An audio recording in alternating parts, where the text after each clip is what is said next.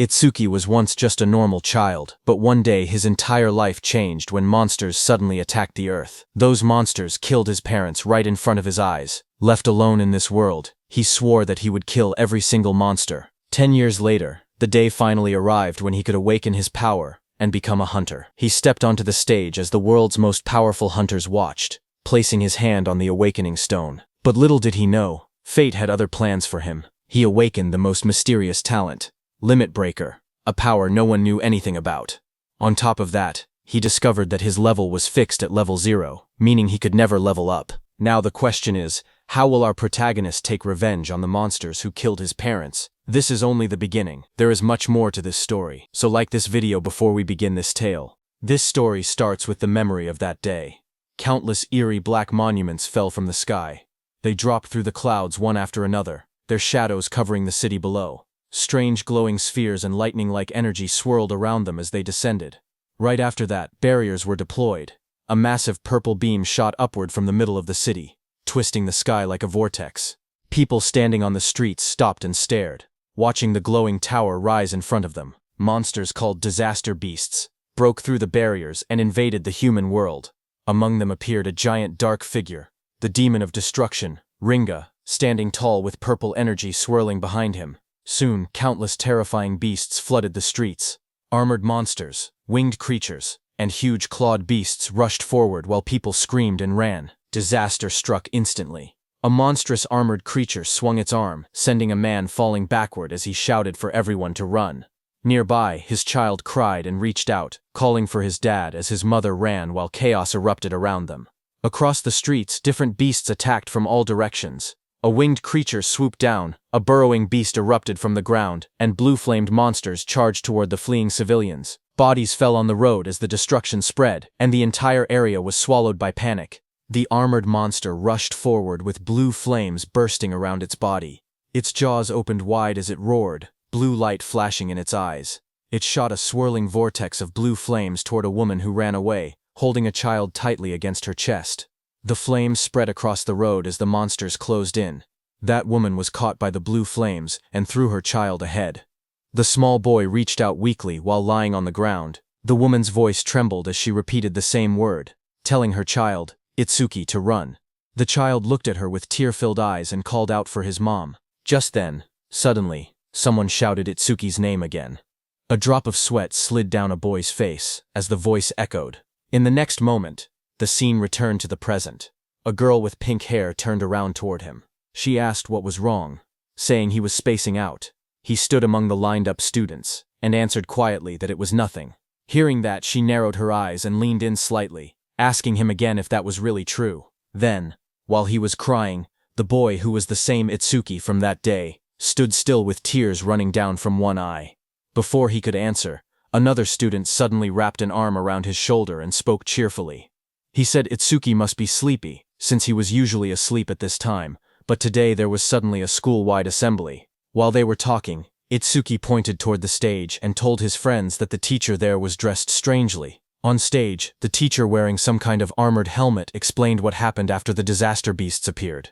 Some humans gained the power to fight back, and they became known as Awakened. The armored man described how, 10 years ago, the largest disaster beast attack happened at the northern shore of the Blue River. Awakened from all over the world crossed the river to repel them in what became known as the River Crossing War.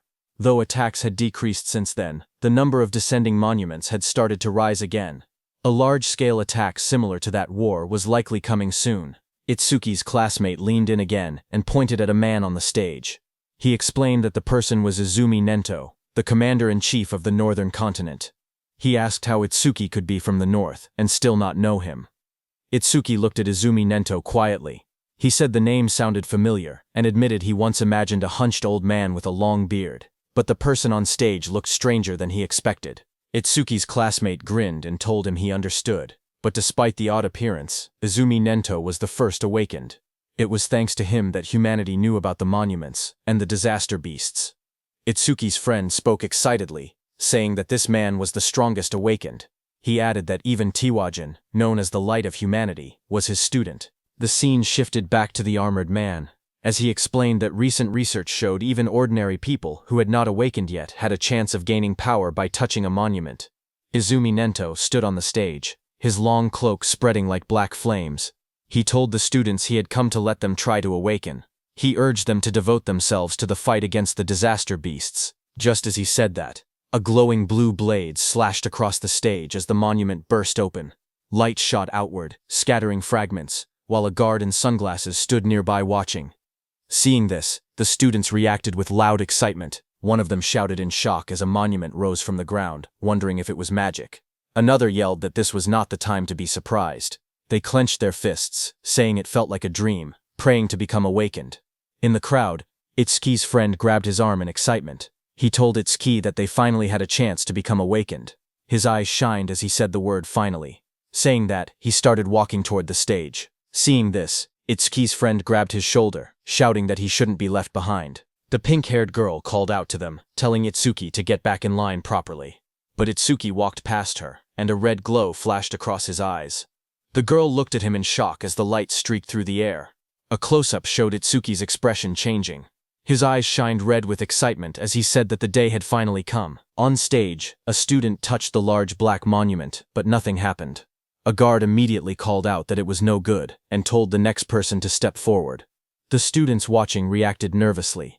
One boy pointed out that the previous student had broken the school's athletic record in his first year. He said that if even someone like that couldn't awaken, then there was no way he could. The girl beside him replied that athletic ability probably wasn't related, and that it was too early to give up. More students reached out to touch the monument one after another.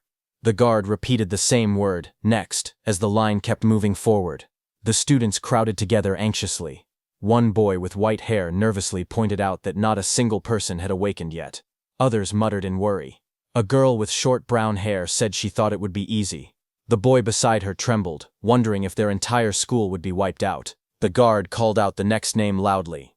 Oishi Hikaru. Nearby, a group of students whispered their concerns. One girl said she didn't want him to awaken. Another explained that he was already a habitual bully, and if he gained powers, they would be in trouble. A boy suddenly pointed toward the monument and shouted that something was happening. Lightning erupted violently from the monument, blasting outward. Oishi Hikaru's body was lifted off the ground as crackling blue electricity surrounded him. The sudden burst drew everyone's attention. A glowing blue screen appeared beside him, showing his information as he grinned excitedly. He thought to himself that both Izumi Nento and the woman beside him would surely recognize him now. The screen displayed, Oishi Hikaru, Human, Level 0, Job Elementalist, Lightning Gift, Grade 2, Undisclosed, Status Attack 3, Agility 4, Defense 2, Magic 3, Total 12 stat points. Watching from beside the monument, the blue-haired woman spoke softly. She told her father that they finally had one. She explained that Level 0 stats usually totaled only 5, but this boy had reached 12. Her father, Izumi Nento, remained calm. The girl said it was still better than nothing. The school courtyard grew silent as Oishi Hikaru raised both arms triumphantly. Confetti sparkled around him while he grinned proudly. He muttered to himself, wondering if the old man Nento had anything to say to the first awakened student. But before he could boast further, someone grabbed his shoulder from behind. He turned sharply, surprised to see Itsuki stepping past him. Oishi spun toward Itsuki angrily, shouting at him. He demanded to know why Itsuki was touching him with dirty hands, yelling if he had a death wish. The watching students whispered among themselves. One girl asked who the boy was, noticing that he had cut the line. Another replied that it was Tenma Itsuki from Class 5. Someone else muttered that he was finished. Once Oishi targeted someone, it was over. From above, the blue-haired woman and Commander Nento observed quietly. The woman narrowed her eyes and said she sensed incredibly intense emotions coming from that student. Itsuki stood before the towering monument, placing his hand on the stone. His eyes glowed red as dark memories flashed through him. He muttered that he refused to forget his hatred for the disaster beasts. He had burned the events of that day deep into his mind. Commander Nento stared forward, as if sensing something unbelievable. Out on the awakening platform, a massive blue apparition rose behind Itsuki. The glowing figure towered over him, holding a sword and radiating overwhelming power. Itsuki stood calmly beneath it. As blue light filled the air, the monument erupted with energy. A sharp glowing structure formed above Itsuki, surrounded by swirling streams of light. The light expanded outward, wrapping around the entire area like a giant lotus blooming in the sky. The crowd below watched as the school grounds were covered in a glowing dome. Students stared upward, speechless. One boy pointed out that the pillar of light reached hundreds of meters into the sky. Another said it looked far more spectacular than Oshi's awakening. Two of Itsuki's classmates watched with excitement. Both of them smiled and cheered proudly, shouting that this was exactly what they expected from Itsuki. The blue-haired officer stared at the sky in shock. She said that this phenomenon only appeared when the rarest job, Order Breaker, was born. She placed a hand near her mouth, unable to hide her surprise. Even Commander Nento said he looked forward to seeing how capable the student would be. Seeing that, Oishi's expression twisted with frustration as he glared at the overwhelming light. Itsuki opened his eyes in confusion. Surrounded by shimmering blue energy, he wondered where he was and asked himself if he had awakened. Looking around, he found himself sitting cross-legged in the center of a massive glowing lotus made of light. Countless petals surrounded him, floating in a calm, otherworldly space. Suddenly, a blue system screen appeared before him. Itsuki stared at it in shock as it displayed Tenma Itsuki's stats. He was a human at level 0, which was fixed. His job was Order Breaker, Nirvana. His gift was Nirvana, a special grade. His level was fixed. His stats increased when acquiring skills. It removed all debuffs and fully healed injuries. Just then, another blue window appeared, showing his skill, Over Mimesis, which was Z rank. It analyzed enemy attacks and allowed the acquisition of counter skills. Then another screen showed Itsuki's stats. His were Attack 0, Agility 0, Defense 0, Magic 0, Total 0. Itsuki's face went pale as he stared at the results. His jaw dropped, and he exclaimed silently that everything was at 0. But then, two blue system windows appeared in front of Itsuki. The first announced that the Z-rank skill Over Mimesis had been acquired. The second stated that the special grade gift, Nirvana, had activated, increasing all of his stats by 200. Another screen displayed the changes. Attack went from 0 to 200. Agility went from 0 to 200. Defense went from 0 to 200. Seeing this, Itsuki's expression brightened. He looked at the glowing screen with excitement and said he understood. He realized that whenever he gained new skills through Over Mimesis, Nirvana would raise his stats. Even if he couldn't level up like others, he could still grow stronger in his own way. He clenched his fist and smiled confidently. He admitted he didn't know what level this power compared to, but he had no doubt he had become an awakened. With determination in his eyes, he declared that he would annihilate the disaster beasts. A massive burst of blue light exploded from the monument. Students around him shielded their faces and shouted that the light was too bright. Some grabbed their eyes in pain. Through the blinding radiance, Itsuki's silhouette stood tall within the monument's glow. Lightning and energy swirled around him in a powerful display. Oishi stared at the scene, trembling with disbelief. His face twisted as he shouted that such a thing was impossible. The blue-haired officer gasped as she looked at the glowing monitor. She covered her mouth in shock and said that these stats were unbelievable for a rookie awakened. Even Commander Nento admitted that it was hard to believe, but stated that Itsuki was undoubtedly among the strongest of all new awakened in history. Outside, Itsuki stepped out of the light, petals of blue energy swirling around him, watching his silhouette shine with power. Just one word left Commander Nento's mouth: the strongest. A system window displayed his public information. Tenma Itsuki Human, Level 0 Fixed. Job Order Breaker. Gift Special Grade. Undisclosed. Skill undisclosed. Status, Attack 200, Agility 200, Defense 200, Magic 200, Total 800. In the crowd, students and teachers erupted in cheers. They shouted that Tenma's stats had shot up all at once. Someone cried out in disbelief, saying they never imagined their school would have someone this amazing. An older teacher yelled that this feat would go down in school history. But among the cheering crowd, Oishi trembled with rage. Lightning crackled around him as his eyes glowed red. He clenched his teeth and glared at Itsuki, furious that the cheers he believed should have been his were now stolen away. Oishi's rage exploded as lightning surged across his body. He shouted that a loser like Itsuki should stay a loser. Students around him backed away as sparks crackled through the air, their faces tense with shock. Electricity flooded the entire hall, and Oishi stepped forward with a crazed expression. He declared that he would eliminate Itsuki using his newly acquired skill. Above the crowd, Itsuki stood calmly, staring down from the top of the monument as lightning scattered below him. Itsuki clenched his fist as a blue system window appeared. The screen displayed: C-rank skill, Silver Serpent, detected. Over Mimesis activated, Itsuki's eyes sharpened as multiple blue panels began processing. The analysis started at 27%, then climbed quickly, 57%, 69%, and rising, while lightning flickered around him. Itsuki made his move and jumped with lightning speed. The floor cracked under the impact as the lightning slammed down. Students gasped when they looked up and realized something was wrong. One girl asked where Itsuki had gone. Another student said they saw a flash of electricity. And then Itsuki suddenly vanished. Oishi looked around in confusion, wondering where Itsuki was. A glowing blue window reached 88% as Itsuki appeared behind Oishi like a shadow wrapped in lightning. His eyes shone with a blinding horizontal beam. Oishi froze in terror. Sweat poured down his face as he realized Itsuki was behind him. He panicked, unable to move. Itsuki placed a hand on Oishi's shoulder. His voice was cold as he told Oishi to consider himself lucky for being born human. He added that if Oishi were a disaster beast, he would have killed him about 100 times already. Oishi trembled uncontrollably, fear tightening his entire body. Moments later, Itsuki casually stepped forward while Oishi collapsed onto the ground. Another student shouted in shock, asking when Itsuki had moved behind him. Someone else laughed nervously, saying Oishi must have been so scared his legs gave out.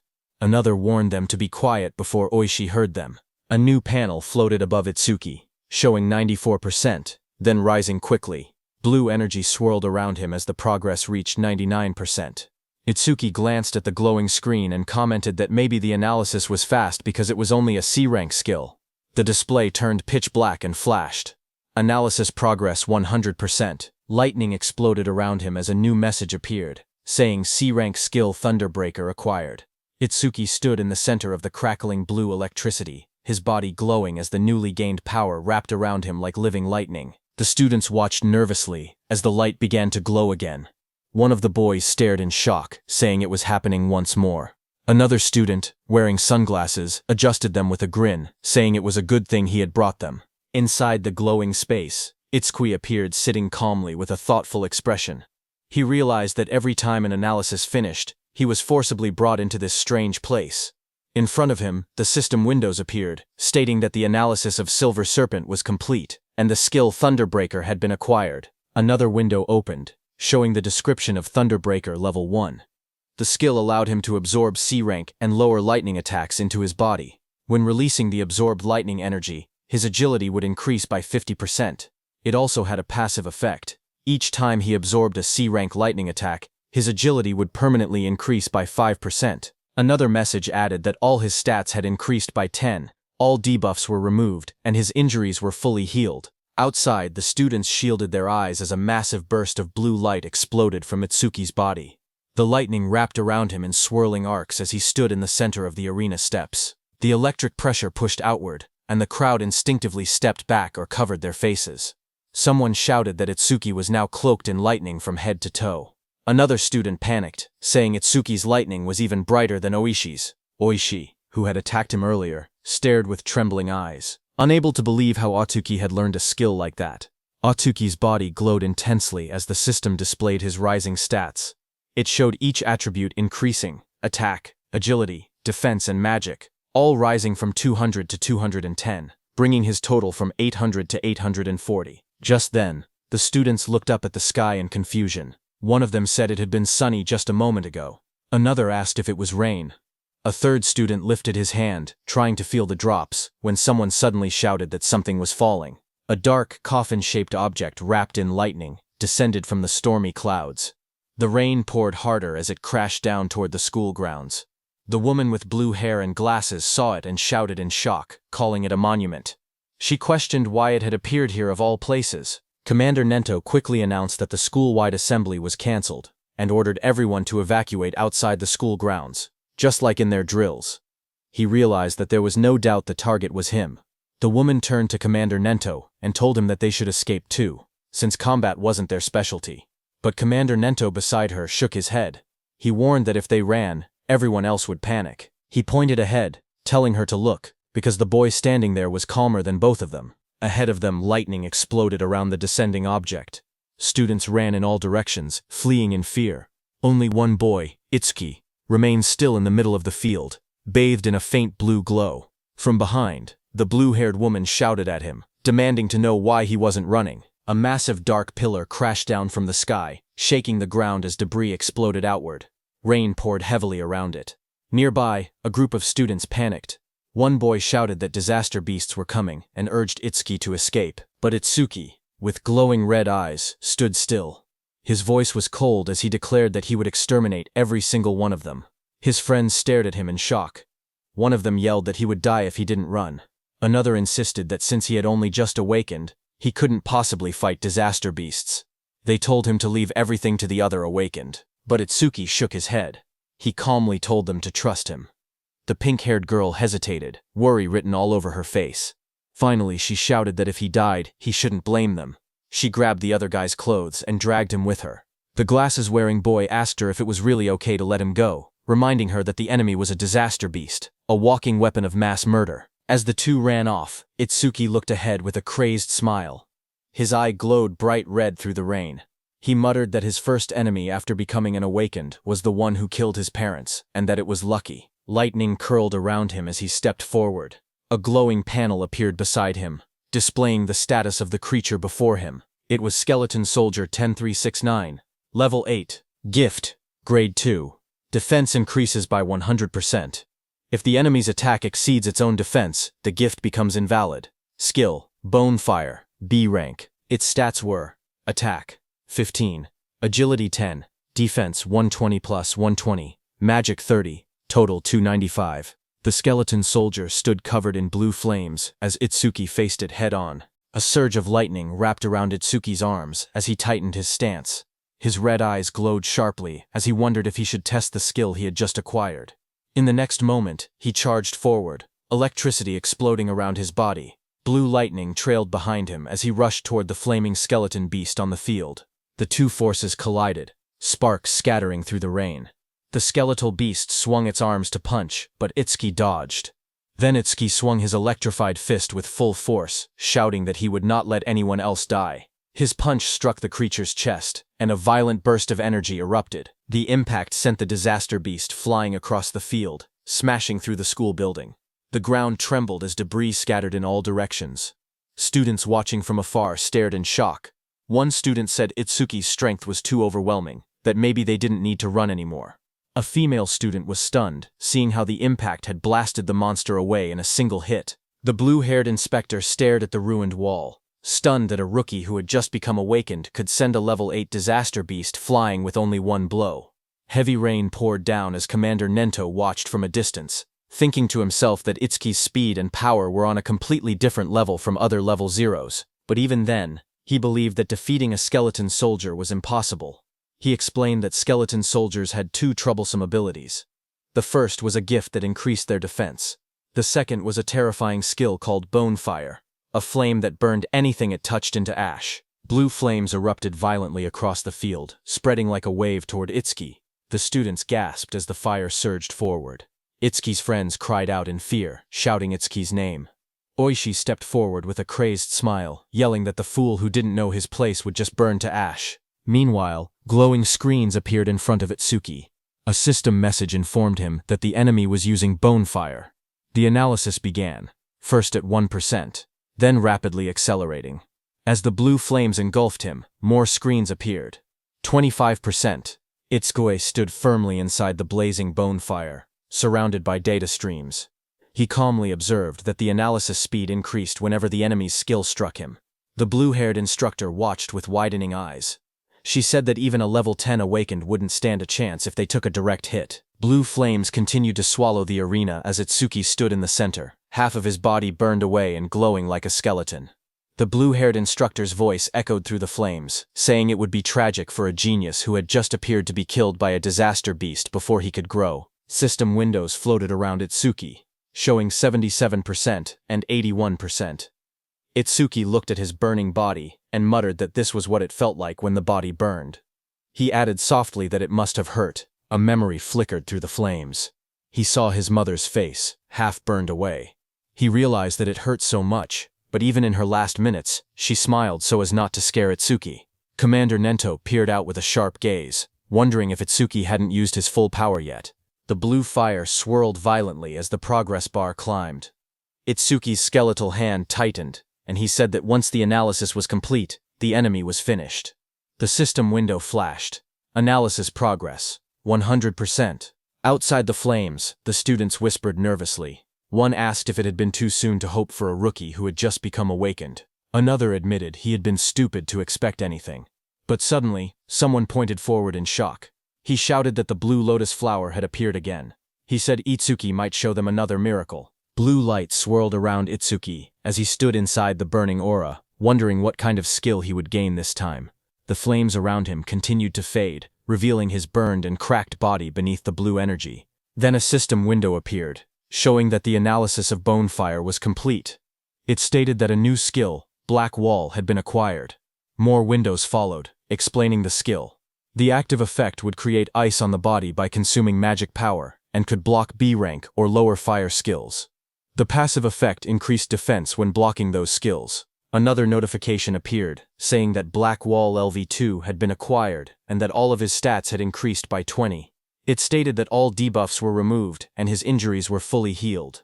A new window showed his updated status. Attack, agility, defense, and magic had all risen from 210 to 230, bringing his total from 820. Itsuki looked at the glowing screen calmly. He remembered how even his strongest attack earlier couldn't break the skeleton soldier's defense. Now, with this new increase, he believed he should be able to do it. Suddenly, blue lotus petals unfolded around him, blooming like a massive light flower. Itsuki stood at the center, his body surrounded by shining energy. The students watching gasped in shock. One of them cried out in relief, saying Itsuki was alive. Others cheered loudly, convinced that he would succeed. Someone pointed out that a full recovery like this was practically a miracle. The blue-haired instructor stared in shock as she watched the scene unfold. She wondered aloud if Itsuki had a self-healing skill. She had seen him use a lightning element skill earlier, so she couldn't understand how he was recovering. Commander Nento was also shocked. He remembered that order breakers were considered the most mysterious job, but even among them, Itsuki seemed uniquely strange. Meanwhile, Itsuki stood in the center of the glowing lotus petals. His body had recovered completely, not a single injury left. Blue fragments drifted around him as he looked down at his restored form. Itsuki whispered in disbelief, saying it was a perfect recovery. He wondered whether he would heal even if his limbs were cut off, or if his brain was destroyed. He admitted he was curious about the limits of his self-healing. Suddenly, the skeleton soldier roared, its armor burning with blue bone fire. The flames surged violently as the monster charged forward. Itsuki turned calmly, raising his arm as black spikes spread across his skin. The blue flames rushed toward him. His entire body became engulfed in the fire, but he stood unmoving within it. Moments later, his silhouette appeared again through the blaze. Thick layers of black spikes covered him completely, and his red eyes glowed coldly behind the cracked ice armor. Itsuki cracked through the air as he shot upward. The explosion of blue flames shook the area when he crashed down. Itsuki's armored body glowed with electricity as he readied another strike.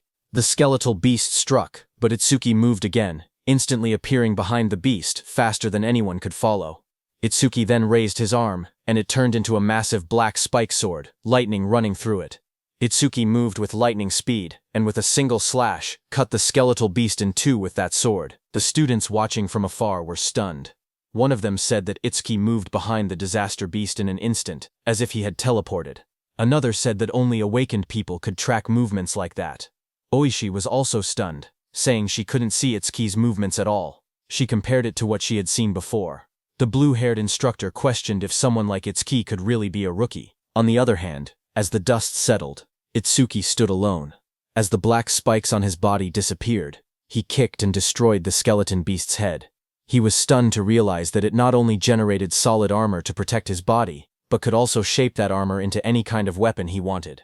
A divine skill that combined both offense and defense. Suddenly, someone shouted his name.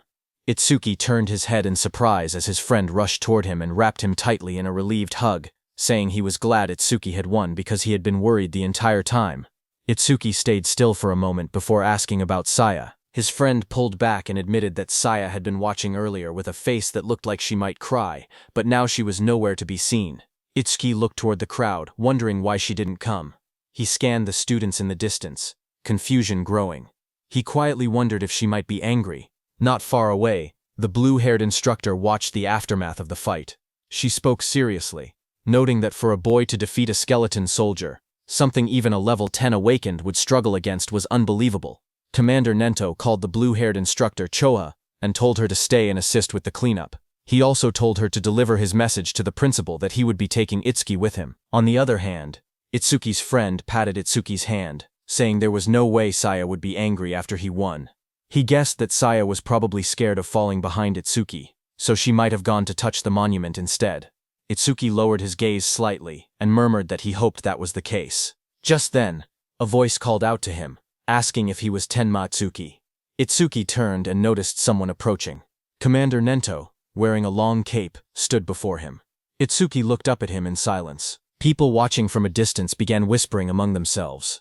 They saw that Izumi Nento, a famous figure, was talking directly to Itsuki. Some wondered if he intended to take Itsuki as a student. Others doubted it, saying the only person Commander Nento had ever accepted as a student was Tiwajin, humanity's strongest. They insisted that no matter how strong Itsuki seemed, something like that wouldn't happen. Itsuki's friend stepped away nervously and said he would go look for Saya. Commander Nento then looked down at Itsuki and spoke calmly. He told Itsuki that he was quite special. Itsuki looked at Commander Nento and repeated the word softly, asking what he meant by calling him special. Commander Nento observed Utsuki closely and saw dark energy gathering around Utsuki. He told Utsuki that his heart seemed filled with anger and hatred. Utsuki stood in the darkness, a glowing light shining across his eyes. Commander Nento then stepped forward and said that he wanted to know the reason behind that hatred. Itsuki finally spoke, explaining that 10 years ago, his parents were killed by disaster beasts while trying to protect him. A scene from his childhood flashed before his eyes, his younger self crying helplessly as danger closed in. He remembered how he had nearly been killed as well, but an awakened appeared at the last moment and saved him. The powerful figure struck the beast right in front of the frightened Itsuki. Itsuki told Commander Nento that, right before his eyes, he had watched his mother die. A glowing blue flame slowly consumed his mother's body. Even as half her face vanished into bone and ash, she smiled gently at Itsuki and told him that he must walk the rest of the path on his own. Young Itsuki stared at her with trembling eyes, unable to understand. His voice cracked as he cried out for his mother. Anger raged inside him as he looked at the beast. Words echoed in his mind, reminding him that both his mother and father had died because of beings like this. Tears streamed down his face as he shouted in denial. Before him, a towering monstrous figure rose from the darkness, an enormous being surrounded by raging purple flames. Its shadow loomed over Itsuki as he realized the horrifying truth. The creature before him was the root of all evil. Shaking with rage, Itsuki glared upward. His eyes burned red as hatred filled his heart. On that day, he swore a vow. He would kill that demon, and every last creature of its kind. In the present, Itsuki clenched his jaw, a tear slipping down his cheek as he shouted that he would kill all of its kind. Commander Nento looked at him and commented that even with a heart consumed by hatred, Itsuki still shed tears. Itsuki raised a hand to his face and explained calmly. Ever since he witnessed the tragedy of his mother's death, his left eye had stopped producing tears, but his right eye had begun crying on its own. Thanks to that, he said, he never forgot his hatred for the disaster beasts. Commander Nento then asked if Itsuki would become his student. He promised to get him into the Salvation League and help him gain the immense power needed to take revenge on the disaster beasts. Itsuki repeated the words quietly, asking what the Salvation League was. Commander Nento then explained. He told Itsuki that to counter disaster beasts more efficiently and scientifically, the governments of the 5 continents had gathered strong awakened from around the world and created an official organization. The members of this organization were called saviors. He continued, saying that saviors were provided with resources such as dedicated training grounds and powerful weapons. They were also guaranteed high compensation. Even trainee saviors received 10,000 gold per month. Itsuki listened in surprise, realizing that 10,000 gold was enough to buy a car. Commander Nento then warned that such generous treatment was not given for free. Saviors were expected to constantly fight disaster beasts on the front lines and protect people's safety. Itsuki stood shirtless, his expression calm as he spoke. He said that he did not care about high pay or special resources. What mattered most to him was something else. Determination filled his eyes. His gaze sharpened as he clenched his fist. He declared that what mattered most was fighting disaster beasts on the front lines. With unwavering resolve, he announced that he wanted to become a savior as well. Commander Nento then explained the process. He said that the Salvation League held an exam every February, known as the National Salvation League Tournament, with more than 10,000 participants. Each contestant earned points based on performance, but only those who ranked within the top 100 were allowed to become saviors. Hearing this, Itsuki asked what the highest record in history was. Commander Nento told Itsuki that it would not be very useful as a reference. He explained calmly that the record was 115,000 points, set by Tiwajin 11 years ago. He added that passing required only 30% of that score, while securing first place required at least 50%. Itsuki silently recalled the name Tiwajin, the strongest awakened, known as the light of humanity, the one Rakuru had mentioned. Commander Nento told Itsuki that Jin was special, and that comparing himself to Jin would only bring despair. But even so, Itsuki should still have confidence, because he believed Itsuki could one day stand shoulder to shoulder with Jin. Itsuki stood shirtless on the training ground, his expression steady. With unwavering determination, he declared that he would surpass Tiwajin.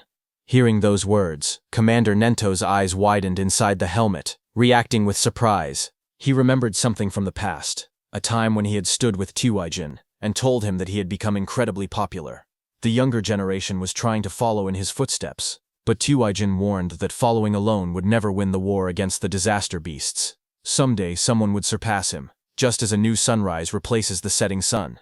Tiwajin said that he looked forward to that day. Seeing Itsuki's resolve, Commander Nento thought that the sunrise Tiwajin had been waiting for had finally appeared. A few hours later, Commander Nento took Itsuki to another place.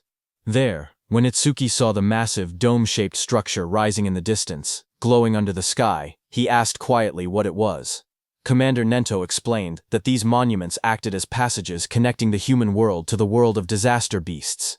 He said that if the beasts were killed but the monuments were left untouched, new beasts would simply appear again. He pointed at the massive dome-shaped building, and explained that this facility was created to isolate monuments that couldn't be destroyed. Awakened individuals periodically entered it to sweep out the disaster beasts that emerged. This kept the danger under control, and also served as training. Itsuki looked at the building and asked if it was a training facility. Commander Nento, standing beside him, confirmed it, saying they called these places stages. He explained that the number and strength of the beasts inside couldn't be controlled, making it extremely dangerous. Commander Nento told Itsuki that the beasts in this specific stage were especially strong. Among all rookie-level stages, this one had the highest mortality rate. Because of that, people called it the rookie's graveyard.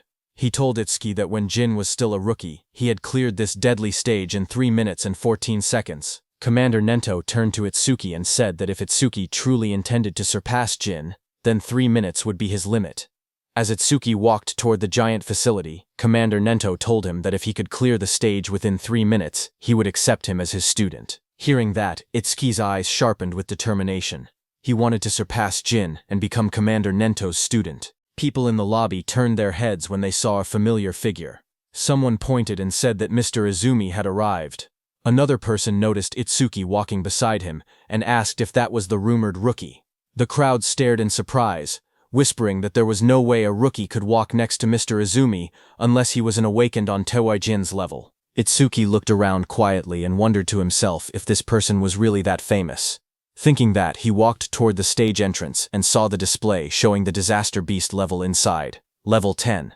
He noted that it was only 2 levels higher than the skeleton soldier he had faced earlier, and wondered how strong that really was. But what surprised him more was that even though several people were gathered nearby, none of them seemed prepared to enter the stage. He wondered why that was. Someone nearby muttered that the rookie looked way too confident, and assumed that a high-level awakened must be accompanying him. Another wished they could be taken along too, while someone else joked that the rookie probably came just to flirt with the receptionist, saying that with a decent face, he was getting cocky. At the counter, the receptionist approached him with a polite smile.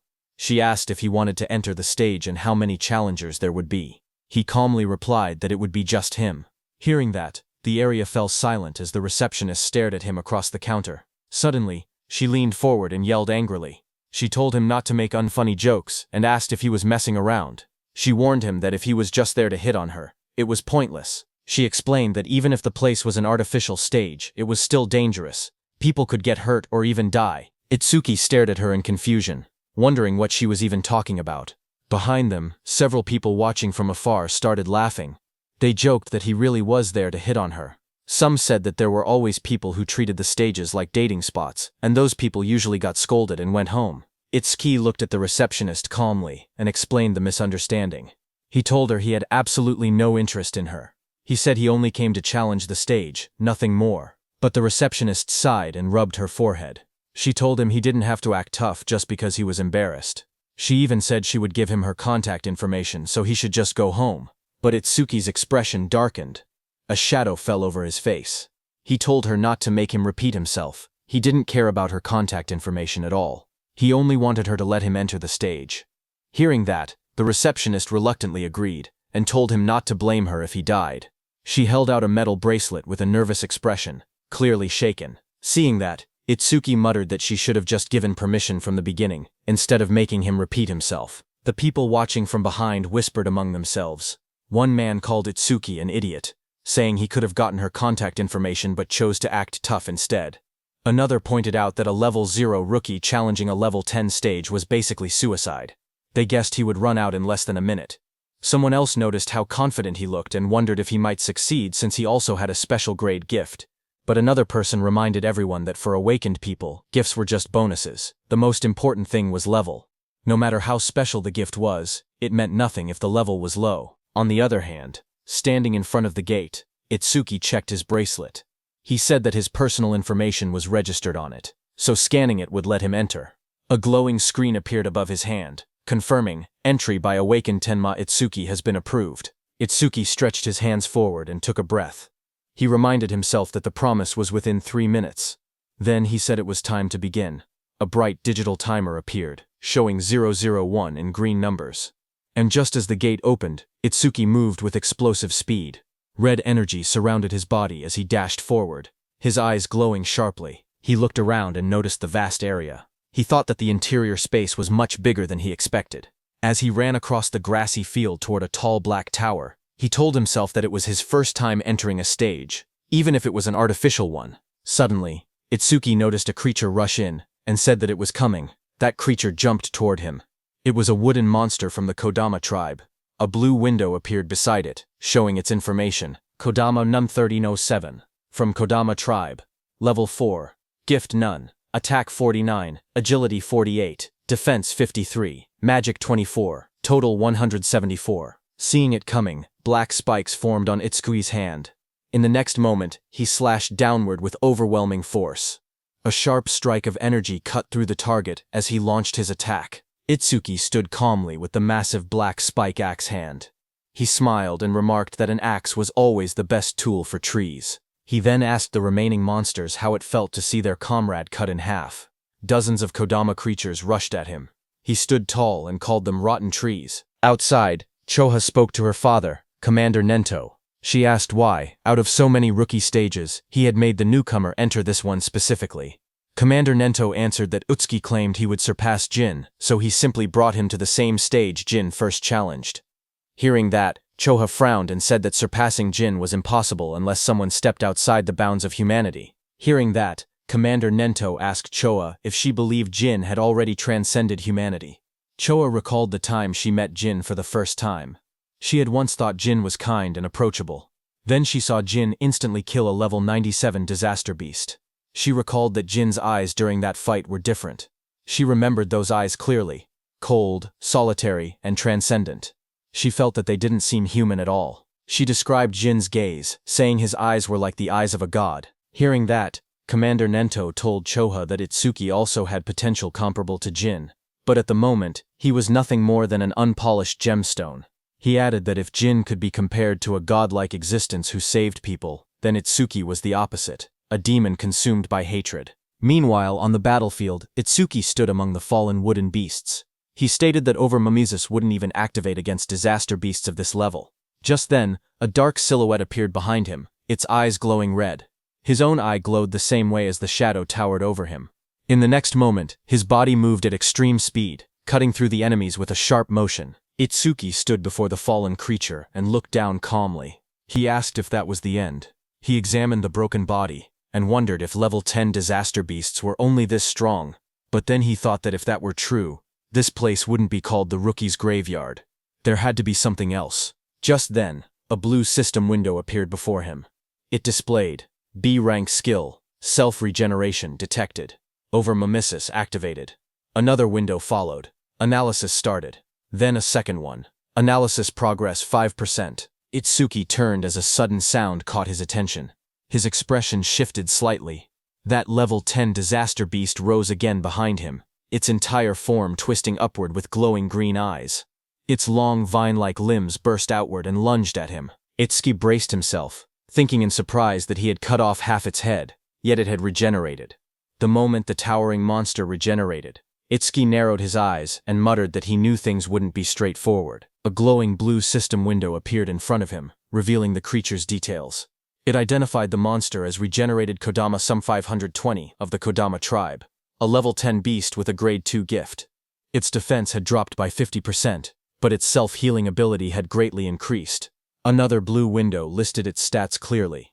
Attack, 110, Agility 100, Defense 60, Magic 180, total 450. As the creature's roots and branches whipped wildly, Itsuki tightened his fist. A system alert flashed. Black wall activated. The next second, his hand was covered by black spikes cutting through the roots. Itsuki jumped at the monster. While dodging the monster's attacks, he quickly analyzed the situation. He realized the beast couldn't regenerate if he damaged it fast enough. He told himself that he had to deal massive damage in a short amount of time. The analysis window appeared beside him. Itsuki smashed forward with his armored arm, splitting through the Kodama's defenses as sparks and debris burst around them. His eyes glowed red as he moved like a shadow, slicing through the forest of wooden limbs. Each step sent shockwaves across the ground, and each strike pushed the progress window higher. Itsuki surged forward again, his blade-like arm shining with a cold blue light. Then he shot upward before crashing down like a falling spear, splitting the monster's giant body in half. Light from his attack cut straight through the Kodama, illuminating the entire battlefield. The towering creature's body split down the middle, a glowing crack running from its head to its torso. Its golden eyes shone through the gaps as its massive frame began to fracture. Itsuki watched with sharp red eyes, a grin forming on his face. He said he wasn't done yet. He said he would mince the creature completely so it wouldn't regenerate. In the next moment, he raised both arms. A blinding vertical slash of light tore downward, cutting the giant monster clean in half. Cuts spread across the creature's body, and the wooden shell shattered into countless pieces. The fragments scattered through the air, glowing faintly before breaking apart completely. As the dust settled, Itsuki lowered his arm and exhaled. He said this should be enough. He added that using Black Wall for so long was draining his magic, but before he could rest, vines and roots twisted together again in front of him. That wooden creature's form surged upward with glowing yellow eyes, rising from the remains and preparing to attack.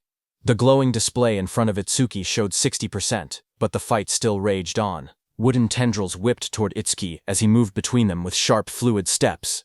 He glanced back with an annoyed expression, thinking that even after all of this, the monster still refused to die. He quietly muttered that it was becoming a real pain. The attacks continued to strike from every angle. As he dodged, he noticed something important. Every time the monster regenerated, Over-Mimes's analysis speed increased. His eyes narrowed. That meant the longer this continued, the faster the analysis would complete. He realized he needed a new approach. He decided to cancel Black Wall to conserve his remaining magic, and instead rely on Thunderbreaker to avoid the attacks while keeping his distance. Continuing this pattern until the analysis finished would be the winning strategy, but there was a problem. He didn't have much time left before the 3-minute limit ran out. Lightning crackled across his arm as the display climbed to 75%. Determination hardened his expression. He activated Thunderbreaker and Black Wall at the same time, pushing his offense to the extreme while forcing the monster to repeatedly regenerate. Doing so, he thought, would increase the analysis speed even further. Power surged around him, arcs of lightning dancing across his arm as he charged forward with a cold, focused expression. The creature's wooden body split down the middle, its golden eyes glowing through the cracks. Electric sparks flashed violently as he fought. If Over-Mimes failed when his magic hit 0, he knew he would die right there. The percentage rose to 80%, then 85%, as he forced his body forward through the storm of wooden strikes.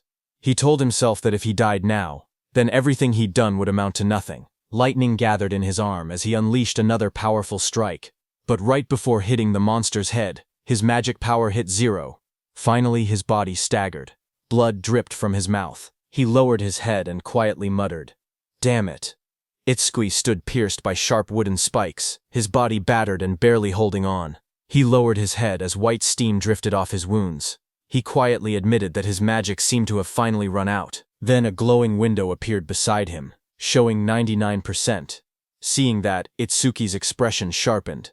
Blood streamed down his chin as his eyes glowed coldly. He declared that, just as he thought, Over-mimesis did not need magic to activate. With a strained smile, he announced that this match was his win. The window in front of him then showed.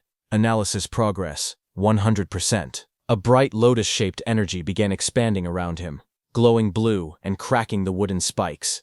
A system window appeared, saying self-regeneration analysis complete. Lotus burst acquired. The lotus continued to bloom outward, pushing everything away as more spikes shattered. Another window displayed the details. Lotus burst, LV2. Active effect consumes magic to deal explosive damage to enemies within a 5-meter diameter. Power scales with magic consumption. Passive effect. Each time Lotus Burst defeats a living creature of level 1 or higher, all skill ranges increase by +1%. The Lotus opened fully. A pink glow surrounded Itsuki as his wounds rapidly healed. Another window appeared. Lotus Burst, LV2, acquired. All stats +20. Remove all debuffs and fully heal injuries. The monster watching him narrowed its glowing yellow eyes. A final window appeared. Lotus Burst activated. Itsuki brought his hands together and clapped. A burst of force erupted instantly, followed by a roaring explosion of flames that engulfed everything in front of him. A blazing wave swept outward, and the monster's shadow shot through the smoke and sparks. When the flames settled, he stood there with blood running down his cheek, his hands still extended from the technique he had just used. With a calm breath, he looked ahead and said that Lotus Burst wasn't bad. Smoke rose around the scorched crater at Itsuki's feet as he examined the destruction. He noted that using only a third of his magic produced this much power, and sweeping away weak disaster beasts would now be far easier. But he admitted he never expected Over-mimesis to restore magic that had already reached 0. As he stepped forward, something on the ground caught his attention. He stopped, staring at a glowing green crystal beside him, and quietly asked what it was. Meanwhile, outside, the receptionist stared anxiously at the bright red screen. She said that almost 3 minutes had passed since the rookie Itsuki went inside, yet there was still no sign of him coming out. She pointed at the display, where the status window showed. Challenge in progress. Stage level 10. Challenger Tenma. Itsuki. Time used 2 minutes 09 seconds. Seeing this, she nervously added that they should call the rescue team quickly. Choa adjusted her glasses and spoke calmly. She said she didn't think Itsuki would lose to level 10 disaster beasts, but clearing the stage within 3 minutes seemed impossible. Her sentence trailed off as silence fell between them. But suddenly, a new message appeared on the large screen, saying new record achieved. Seeing that, everyone in the hall froze. Shocked whispers spread through the crowd. One woman stepped forward, staring at the green screen in disbelief, whispering, "No way." Choha widened her eyes. She asked aloud how Itsuki managed to clear it, unable to believe what she was seeing, and the most shocking thing was that even 3 minutes hadn't passed. A final notification flashed brightly on the monitor. Challenge success. Stage level 10. Challenger Tenma Itsuki. Time used 2 minutes 14 seconds. Stage clear record updated. The room fell silent as everyone stared at the unbelievable result. The leaderboard screen displayed the results. It showed first place belonging to Tenma Itsuki, with a clear time of 2 minutes 14 seconds. Second place belonged to Tiwajin, who cleared it in 3 minutes 14 seconds. Third place was Hiton Sho, with a time of 7 minutes 17 seconds. Just then, Itsuki came out of the gate, his clothes torn and stained with green liquid. Around him, people reacted in shock. One person exclaimed that Itsuki had really survived, asking whether the green liquid on him was disaster beast blood. Another shouted that Itsuki was a full minute faster than Tiwajin. Someone else pointed out that the beasts inside were level 10 disaster beasts, and couldn't understand how a level 0 rookie managed it. Another voice added that there was no way a level 0 rookie should have survived. As Itsuki stepped forward, someone began to speak, saying Mr. Izumi was coming. Izumi Nento turned toward Itsuki, who asked him if he could now officially receive Commander Nento's guidance. Itsuki looked at him with a faint smile, and addressed him as teacher. Commander Nento responded with pride, saying that Itsuki had done well, just as he expected from his student. Standing nearby, Choha watched quietly. She wondered if her father was happy, saying she hadn't seen this expression from him in a long time. In the crowd, people continued whispering. One person shouted in disbelief that Itsuki was actually Izumi Nento's student. Another said it was no wonder he could break Tiwajin's record. But someone else added that even if he truly was Izumi's student, as long as his level didn't increase, there would be no room for growth. Just then, the receptionist came forward nervously with a decorated box in her hands. She explained that it was a gift for breaking the record, and asked Itsuki to accept it. Her expression softened as she apologized for the rude things she had said earlier. Itsuki looked surprised as he received the box, asking if he truly got something for his achievement. He said that it was fine, because a level 0 rookie challenging a stage like that really did seem reckless. He added that he was a complete stranger to them, and it wouldn't have mattered to anyone if he had died, but since she tried to stop him, it proved she was worried. Hearing that, the receptionist blushed deeply. She stuttered as she insisted it wasn't like that.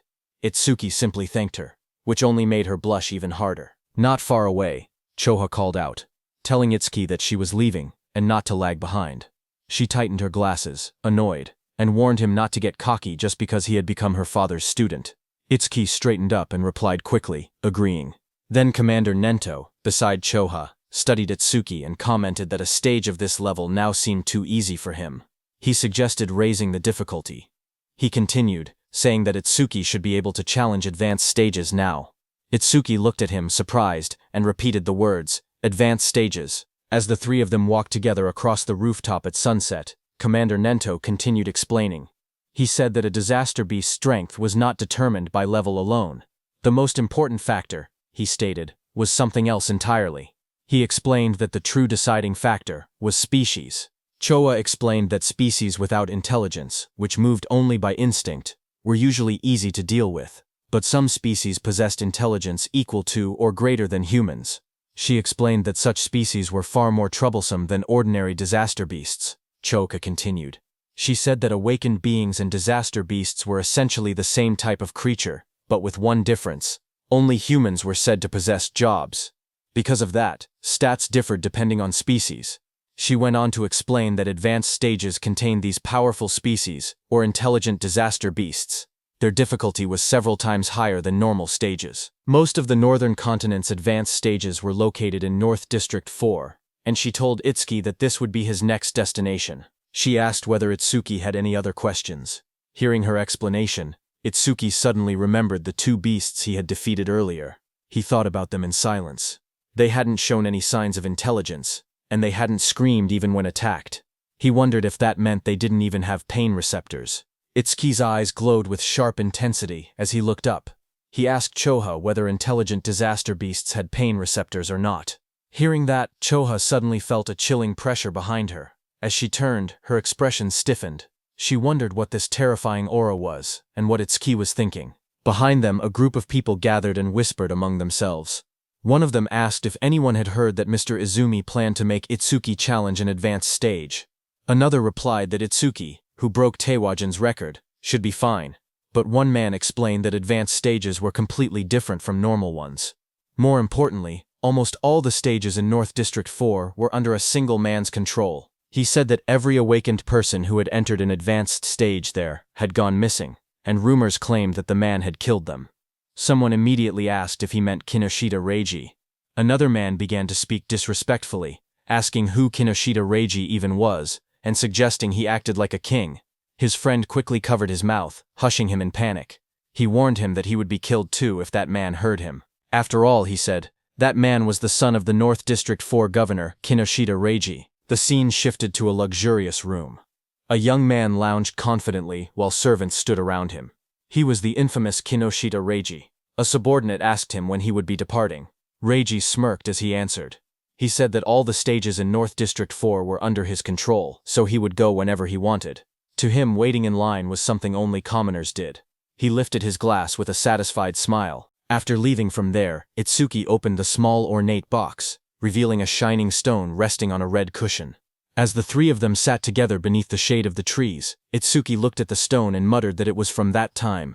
Hearing that, Commander Nento beside him asked if he had seen a karma stone before. Itsuki nodded and explained calmly.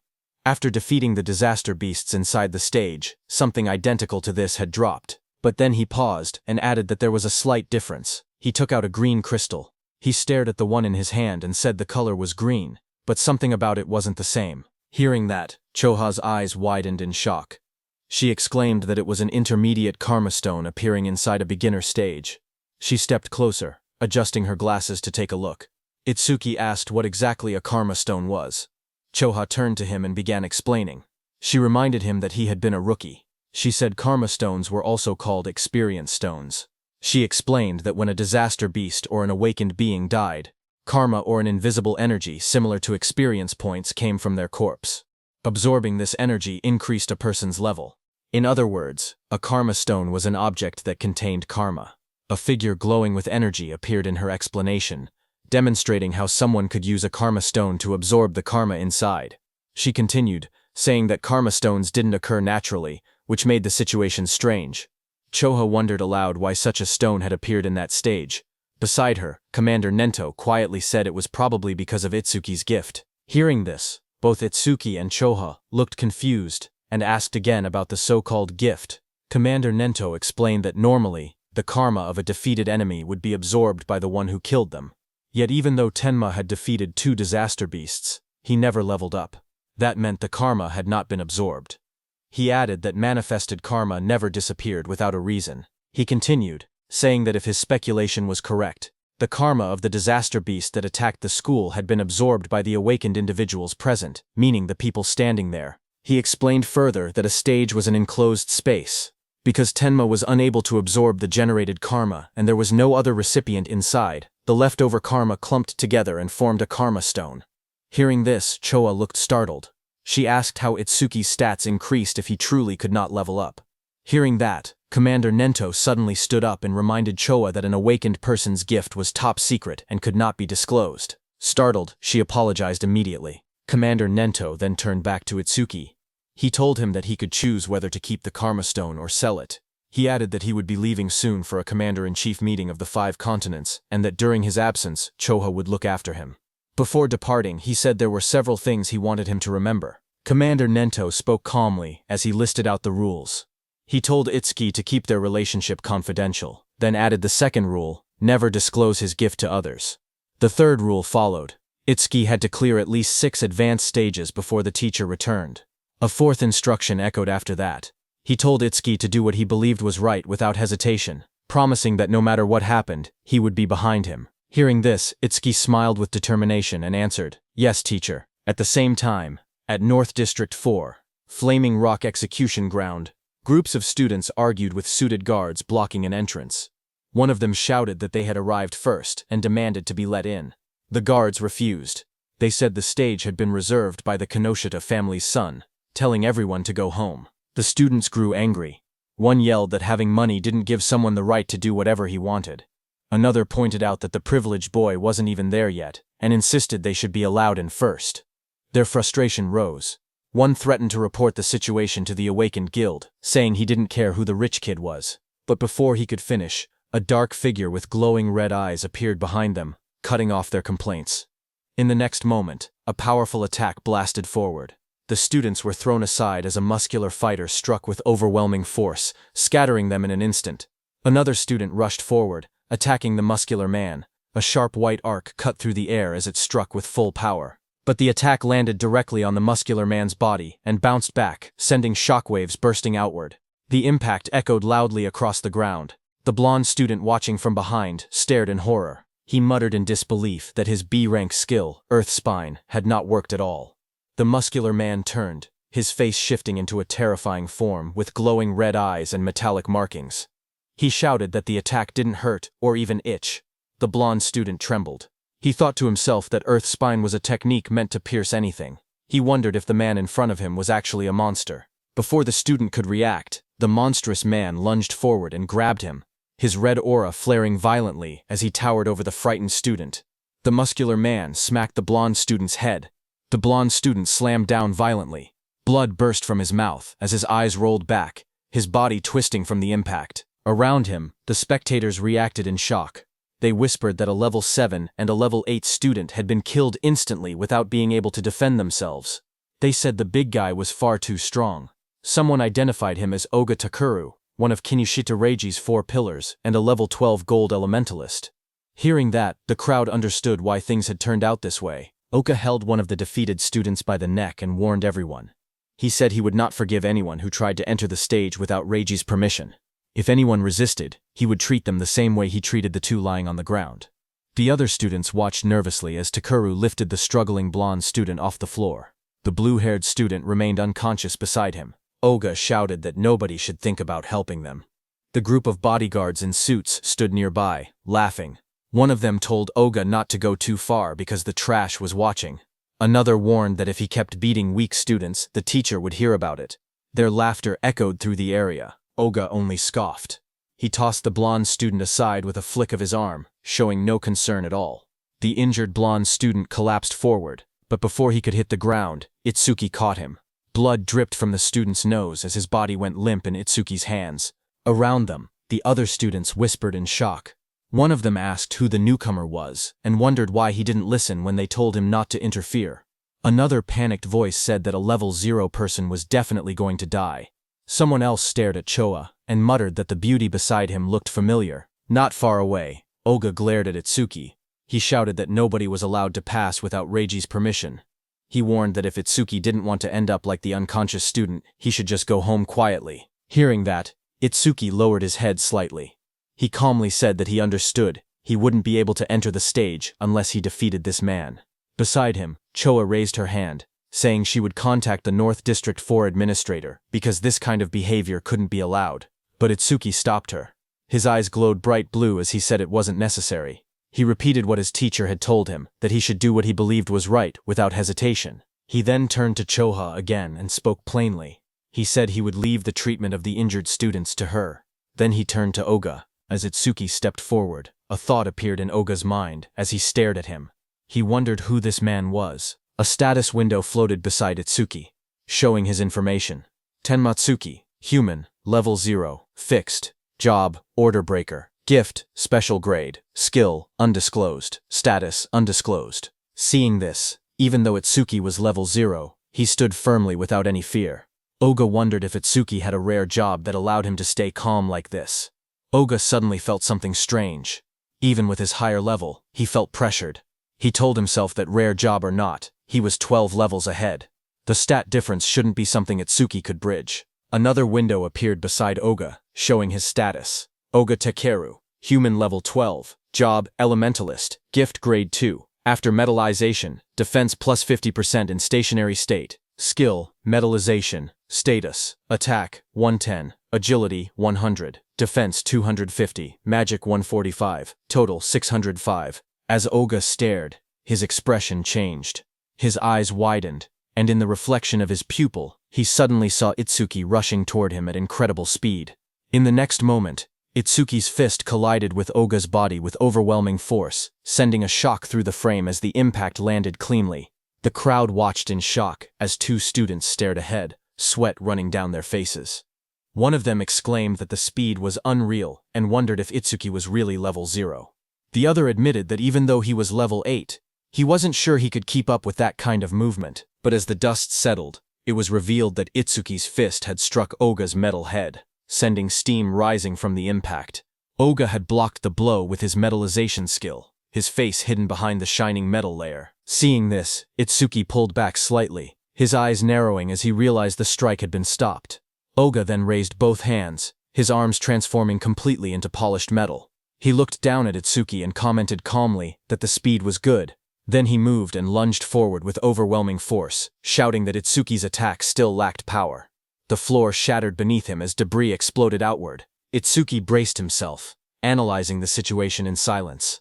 He thought about what it would take to successfully land a surprise attack on an enemy above level 10.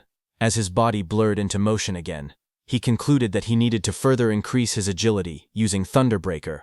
Just then, a system window appeared. The display showed Tenma Itsuki's status. It listed him as a human at level 0, with a fixed job called Order Breaker. Nirvana Gift, a special grade ability. His Nirvana skills were shown. Over Mimesis, Zoo Rank, Thunderbreaker, Love Library Run. Black Wall Love Library 2, on Lotus Burst, Love Library 2. All of his stats, attack, agility, defense and magic, were listed as 250, totaling 1000. Then another screen appeared.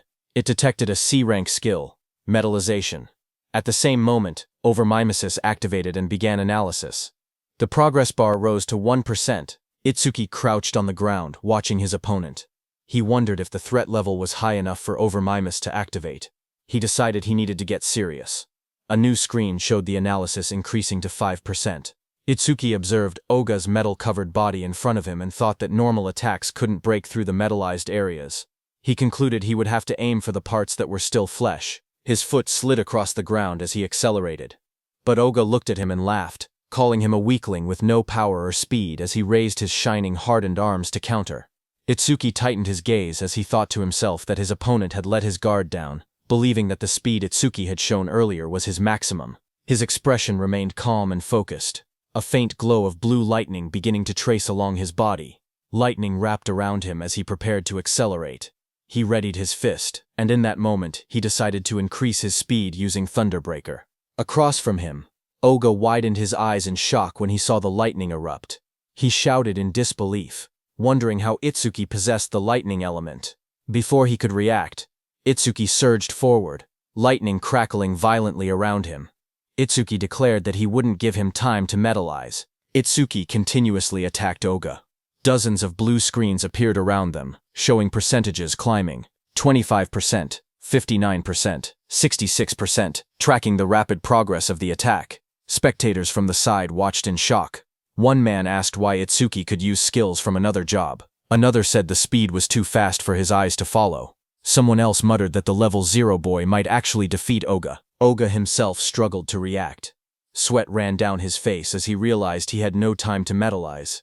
He gritted his teeth, questioning how a level 0 could move so fast. Desperation grew inside him as he admitted that, at this rate, he would lose. Electricity wrapped around his entire body, trapping him. He couldn't even scream. Panic overtook him as he shouted in his thoughts for the others to stop watching and help him. As the lightning surged around him, Oga clenched his teeth. His expression twisted in desperation, and he thought to himself that he had no choice left. He would have to try that technique. With a loud shout, he suddenly tore off his shirt and released a burst of power. Waves of force exploded from his body as he activated his ultimate skill. Before Itsuki, Oga's entire body turned metallic from head to toe. Itsuki stared in shock, realizing that his opponent had managed to metallize his entire body at once. A system window flickered beside him, showing C-rank skill, metallization, analysis progress 88%. Oga glared down at Itsuki with glowing eyes. He said he was grateful he had never managed to metallize his entire body before, but Itsuki had pushed him enough to finally achieve it. He explained that metallized areas increased his defense by 50%, and his personal gift added another 50% whenever he remained still. With both effects combined, his current defense exceeded 500. His face twisted into a cruel grin as he looked at Itsuki.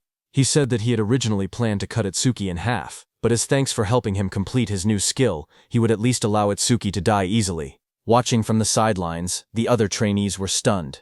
One of them exclaimed that a defense over 500 at level 12 was impossible to break. Another admitted that they had thought the level 0 newcomer would win, but the opponent was too much of a monster. Suddenly, a glowing blue aura wrapped around Itsuki. He looked ahead with calm eyes and said that if his guess was right, a full-body metal transformation required a large amount of magic. The screen beside him showed the analysis reaching 98%. Itsuki continued, saying that if Oga had used most of his stat points on defense, then his magic shouldn't be very high. The percentage rose again, reaching 99%. Across from him, Oga growled and denied it, calling Itsuki's reasoning nonsense. Even while refusing to believe it, he wondered if Itsuki was truly level 0, surprised by his sharp intuition. Itsuki kept his relaxed smile. He said he wouldn't bother using a boring tactic like draining Oga's magic down to 0. Instead, he declared he would finish the fight quickly. At that moment, the blue screen flashed. Analysis progress reached 100%. High above, a blue lotus-shaped aura began to bloom. Choha, watching, whispered that the lotus had appeared again, and realized that Itsuki was about to become even stronger. Others stared at the giant lotus forming around him. One man questioned if this lotus was really a level 0 skill. Another wondered how Itsuki planned to defeat Oga since it didn't look like an offensive technique. A notification window appeared. The analysis of the metallization skill was complete, and a new skill called Clear Orb had been acquired. Another window described the skill, Clear Orb Level 1. Active effect. It shoots a perfect sphere along a fixed path. The sphere travels at 1 meter per second and pierces through every enemy in its path while ignoring all defense. Passive effect. Every time an enemy with higher defense than the user is defeated with clear orb. Seeing that this new skill had defense ignored, Itsuki thought that if he hit with this, he could definitely deal damage. But the problem was flight speed. At 1 men/s, even ordinary people could dodge it, so timing was crucial. But then Itsuki thought that against that sandbag Oga, who wouldn't even move, he didn't even need to think about timing. Itsuki's eyes glowed blue as he looked at Oga and declared that Oga's prized absolute defense would be thoroughly smashed to pieces. Just then, a system window appeared displaying Clear or B, Believe or 1, acquired. All stats plus 10, remove all debuffs and fully heal injuries. Status. Attack went from 250 to 260, agility from 250 to 260, defense from 250 to 260, magic from 250 to 260, total stats from 1000 to 1040. The blue lotus petals opened as Itsuki stood in the middle, pointing his finger at Oga. Right above his finger, a small lotus flower appeared. As the lotus spun and bloomed, Itsuki told Oga to now try to dodge this. A system window displayed that Clear Orb has been activated. The students stared at the glowing sphere and whispered among themselves. One of them said he had never seen that skill before. Another explained that this must be the Order Breaker, the job known as the most mysterious among the four. Someone questioned whether a skill released by a level 0 could break through the defense of a level 12 specialist. Another pointed out the confident look on Itsuki's face, saying that the technique must be incredible. A glowing lotus-like shape opened, revealing a small black orb. The orb floated forward, shining as colors scattered around it. The onlookers watched silently as the orb drifted through the air. Some students stared in confusion. One boy complained, saying it was just a tiny ball. Another asked if they were being serious, and called it disappointing. Oga glared at the orb. He mocked the attack, saying that such a small sphere couldn't make him move or cancel his gift, calling it naive. He stepped forward confidently. He asked if this was Itsuki's trump card. Then, the orb continued floating toward him. With a mocking glare, Oga shouted that Itsuki was going to die pathetically. For a moment he remained certain of his victory, until his expression suddenly shifted. His eyes widened as the orb began to sink into the side of his metal-coated body. A faint crack appeared where it touched him. A heartbeat later, a violent burst of blood exploded from the wound. Oga screamed in agony as the clear orb tore through his arm, ripping it apart in a single clean line. He collapsed to the ground, clutching the bleeding stump, shouting desperately about his arm. Itsuki walked toward him calmly. He told Oga that he had warned him to dodge. Itsuki said that because Oga was human, he had only aimed for the arm. If he had been a disaster beast, the attack would have been aimed at the neck. Itsuki then looked at Oga's men standing frozen nearby. He ordered them to stop staring and take Oga to a hospital, asking if they couldn't hear him. When no one moved, he turned back with cold eyes and repeated sharply that he was telling them to get lost.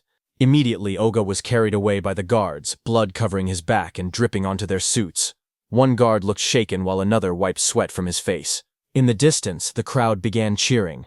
Choha smiled proudly as the students around her celebrated. Someone shouted that Itsuki won. Another yelled, "Well done," and others said it served Oga right. Immediately, 2 students rushed up to Itsuki. One asked if he wanted to team up with them, saying 3 people could clear the mission quickly. The other quickly insisted he should join their team instead, explaining that with only 2 members he would get more experience points. They argued again, asking if he planned to challenge the Flaming Rock execution ground with 3 people. They warned that all the disaster beasts inside had defense equal to Oga's. One of them added that their team had a healer, who could restore his magic and let him fire the orbs endlessly. Itsuki looked ahead calmly. He thought that beasts with defense equal to Oga's were perfect. He reminded himself that Clear Orb's flight speed increased each time he defeated an enemy with higher defense. He decided he would increase the orb's speed inside that stage. The 2 boys leaned forward eagerly, asking Itsuki to let them know which team he would choose. Itsuki lowered his gaze and spoke quietly. He said he was going alone. Around him, the others reacted in shock. One person shouted in disbelief that he was challenging a level 15 advanced stage by himself. Another complained that he had become overconfident just because he defeated Oga. Those 2 students walked away. One of them admitted that Itsuki was strong, but insisted there was a limit to arrogance. The other added that they must not meet his standards, and suggested they look for someone else instead. Choha stepped forward and spoke calmly. She explained that all the disaster beasts in this place had defenses similar to Oga's. She said she understood he had a way to defeat them, but questioned whether his magic would last long enough. Itsuki turned toward her with a small, confident smile and told her not to worry, he would be fine. Hearing that, Choa's face immediately reddened. She replied sharply that she wasn't worried. She said she only asked because her father would blame her if he died. Then she turned away, saying she would go treat the injured and that he could do as he pleased. Before she left, she adjusted her glasses and added one more warning. She explained that the Stone Tribe had no intelligence, but they moved in groups. She told him to be careful about his magic consumption. Itsuki stepped toward the glowing entrance device and raised his hand. A soft beep echoed through the air as the system confirmed him. A notification projected beside the door, stating that entry for the awakened Tenma Itsuki had been approved. Once inside, Itsuki looked ahead with sharp eyes. He muttered that there were more enemies than he had expected. Right in front of him, countless stone beasts filled the rocky canyon, their bodies made of thick boulders and glowing yellow eyes. The ground cracked under their weight as they charged. Itzquant watched them and noted that the disaster beasts in this advanced stage had levels and stats far higher than before. A blue system window appeared in front of him, showing the information of a stone statue from the Stone Tribe, level 9, with its gift converting all magic power into defense. As one of the stone beasts rushed toward him, Itsuki held out his glowing purple orb. He spoke calmly, saying he would test whether these enemies met the clear orb's passive conditions. The purple aura around the orb burst outward as he activated it. The clear orb shone brightly, its power swirling in layers of violet and blue light. The stone beast charged forward, its massive body bursting through the dust as Itsuki raised his hand. The purple orb floated above his palm, swirling with bright light as he aimed it at the incoming monster. The orb shot out instantly, tearing straight through the beast's rocky body. A large hole opened behind it, and Itsuki stepped through the fading purple glow as the system window appeared. The screen displayed the message, Stone Statue, Level 9 defeated. Another line followed, Clear Orb, flight speed increased by 100%. Itsuki watched the notification and nodded. He thought to himself that it was exactly as he expected. More stone beasts roared as they appeared in front of him, their yellow eyes shining from within the broken cliffside. Itsuki stood calmly among them, the purple light reflecting across his silhouette. Lightning began crackling around Itsuki's body, and his eyes glowed red. He looked ahead and said that these slow beasts with poor evasion were perfect prey for the clear orb. System windows continued to appear one after another. Stone Statue, Level 9 defeated. Clear orb flight speed increased by 100%. Pieces of broken stone scattered across the ground as the notifications filled the air. The glowing status window floated above Itsuki, showing magic 1 Tencel, 160 remaining. He stood on top of a mountain of shattered stone beasts. Looking down at the battlefield, he calmly calculated the situation. Using the clear orb once consumed 50 magic points, which meant he only had 2 uses left. Ahead of him, the ground trembled as 2 massive stone beasts charged straight toward him. He noted that the remaining enemies were 3, including a boss that still hadn't revealed itself. Seeing the 2 stone monsters rushing in at full force, he understood what he had to do. He thought that he needed to defeat 2 enemies at once with a single orb. Itsuki lowered his stance and gathered the purple energy swirling from the clear orb. With a powerful jump, Itsuki left the ground and shot upward. Then the beasts crashed with explosive force, shattering the rocky ground. As dust and stone fragments blasted outward, Itsuki leapt forward. Now, he said, moving straight through the debris. His eye glowed blood red as he pushed through the shockwave. A fierce grin formed on his face. Take this, he shouted, preparing the next strike. The purple orb shot downward with blinding speed, its light stretching across the sky as Itsuki hung in the air above it. Immediately, glowing system windows appeared one after another, displaying, Stone Statue, Lever 9, defeated. Clear orb flight speed increased by 100%. After the impact, Itsuki collapsed on the ground, panting heavily. Sweat dripped down his face as he lay flat on the rocky floor. He muttered that the exhaustion he felt right before his magic ran out was rough. He hoped he would someday get a magic recovery skill. He slowly sat up and looked at the glowing screen in front of him. He said that with the orb now flying at 5 meters per second, he could catch up to running enemies. The system window displayed the details of the skill. Clear Orb. Level 1. Active effect. Fires a perfect sphere with a fixed trajectory. The sphere flies at 5 meters and penetrates all enemies in its path, ignoring defense. Passive effect. Each time an enemy with higher defense than yourself is defeated with clear orb. Flight speed plus 100%. Current flight speed increase 500%. While he was checking the details, suddenly the ground shook, and a massive stone arm dropped toward him with a loud crash. Itsuki looked up in surprise as the enormous mass slammed into the earth, sending dust and rock exploding in every direction. A massive stone giant charged forward, its rocky body trembling with each step as dust exploded around it. A system window appeared, detecting a B-rank skill and revealing the monster's details. Giant Stone Man 28, Level 15. Stone Tribe, Grade 2. Gift converts all magic power into defense. Attack 239, Agility 60, Defense 478, Magic 0, Total 777. Itsuki looked up at the towering creature and gasped that it was huge. Lightning wrapped around his body as another window announced. Thunderbreaker activated. Agility plus 50%. Crackling with blue electricity, he sprinted toward the giant. As he dashed below the monster's massive frame, he wondered if he could defeat it with a single clear orb hit. He looked up at the stone giant's head and thought that maybe aiming for the head would work. Lightning trailed behind him as he climbed the monster's rocky body. He spotted a moment of opportunity and shot a clear orb at the monster's head. However, Itsuki soon realized something troubling. He told himself the orb was too small, and even if it penetrated, it wouldn't deal much damage. The massive stone giant swung its enormous arm, and the impact sent wind blasting through the air. Itsuki leaped upward, light and energy swirling around him as he tried to avoid the attack. His eyes widened when he realized he was stuck in the air.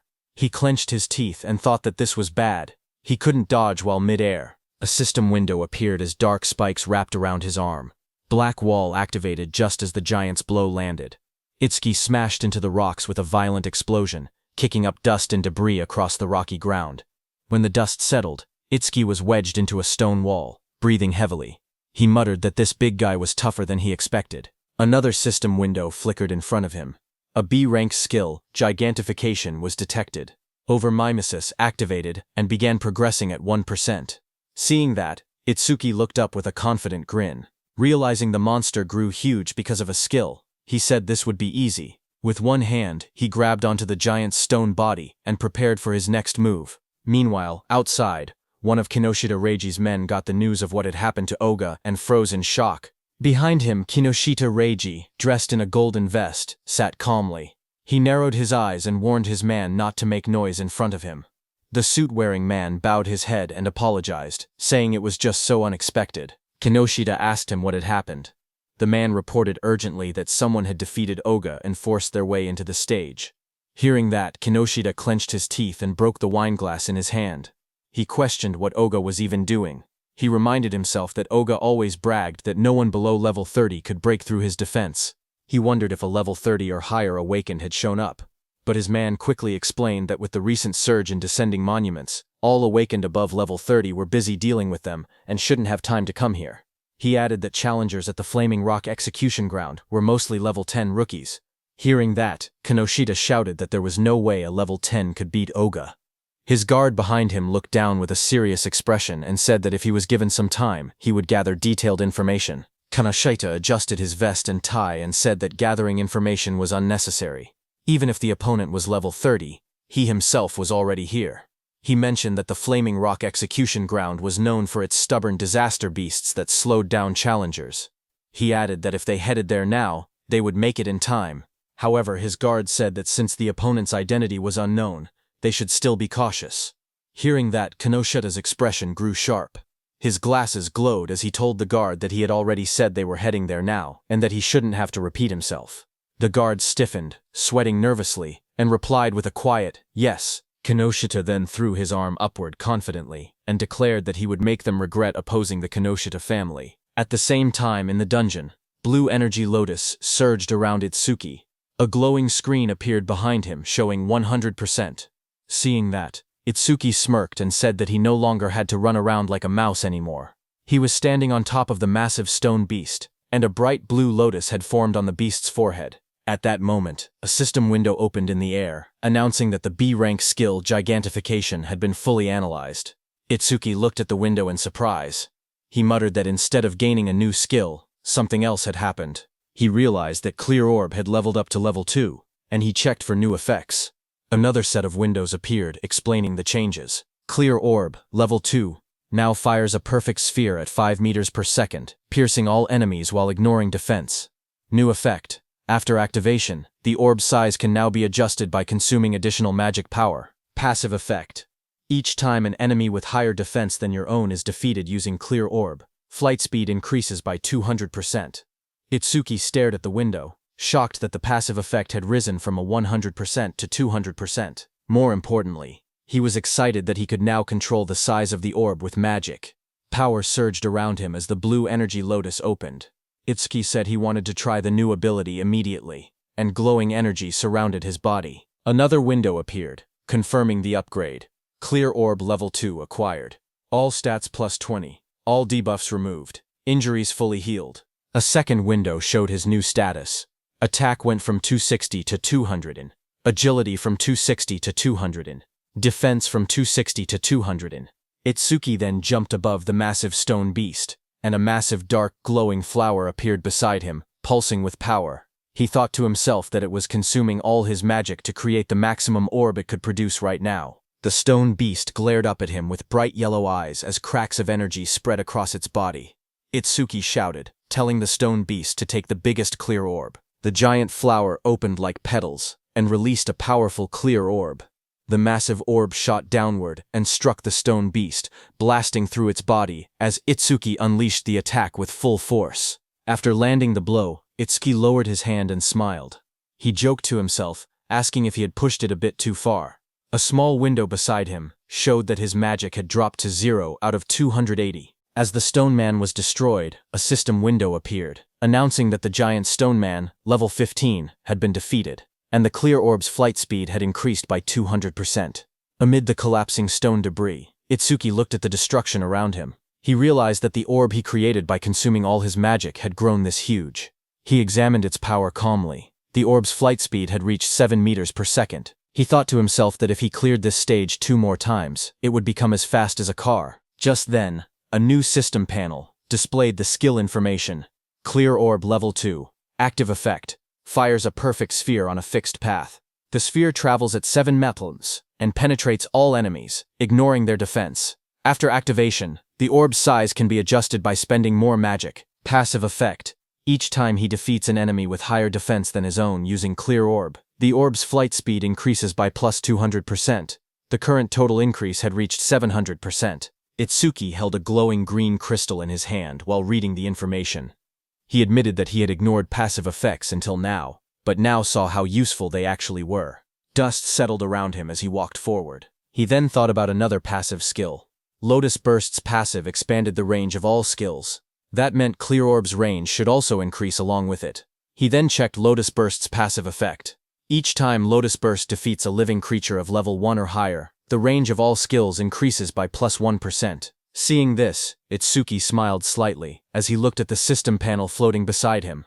Itsuki imagined and thought to himself that if he kept increasing Lotus Burst's passive effect, he could eventually defeat disaster beasts from thousands or even tens of thousands of meters away. Then, outside, a bright green display screen lit up.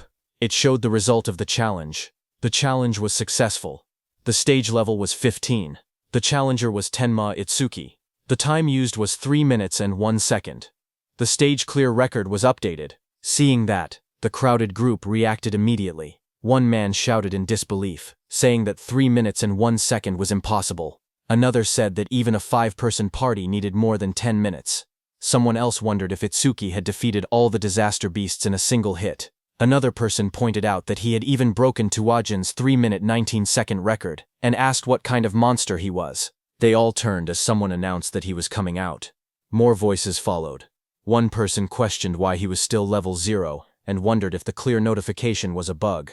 They looked at him and said he wasn't even injured, only a little dirty, so they didn't believe he had cleared it at all. Choa, in armor, stepped forward with a smile as a green butterfly flew around her.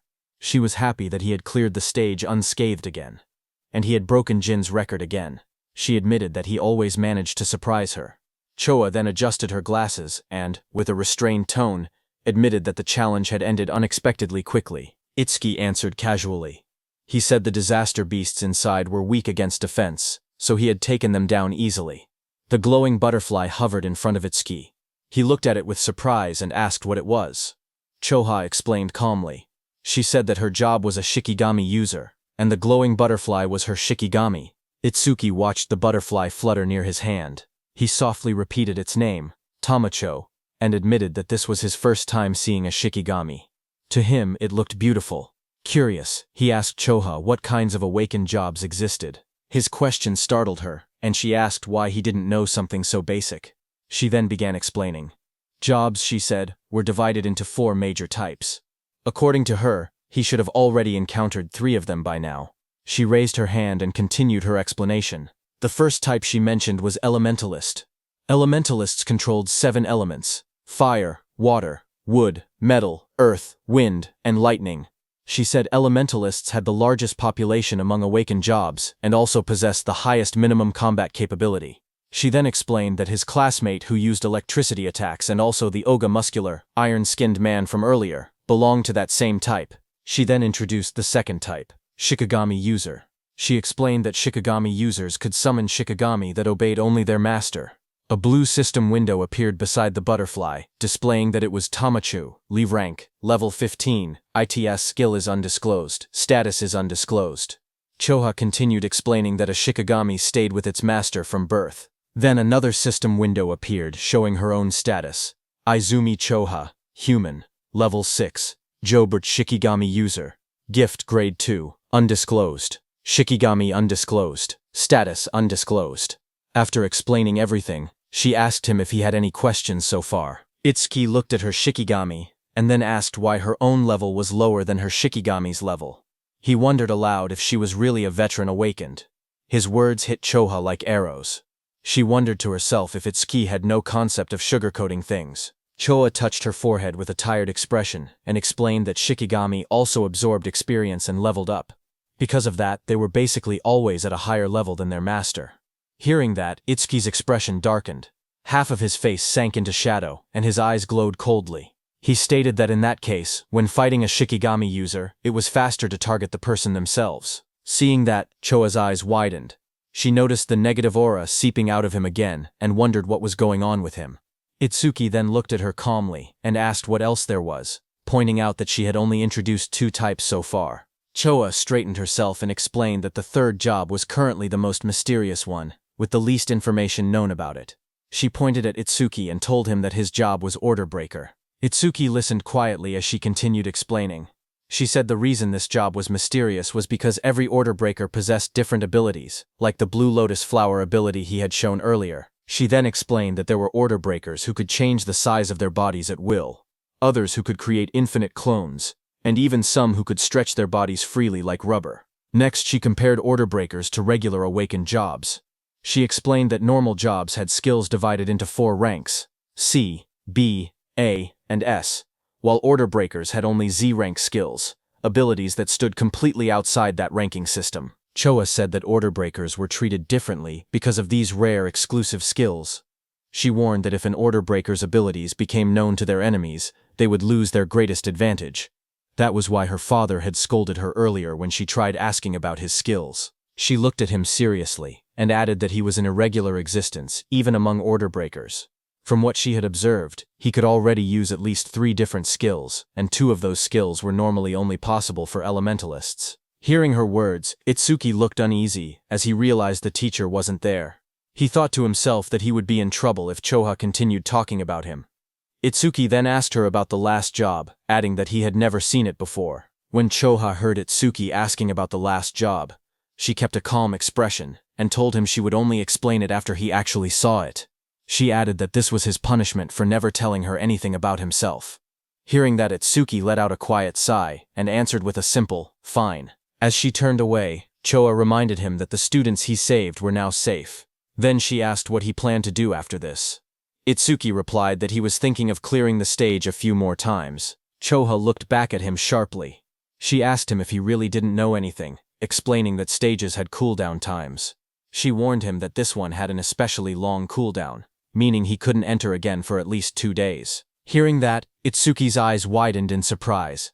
He wondered aloud if cooldown times really existed. He realized that this must be why Kinoshita monopolized the stages.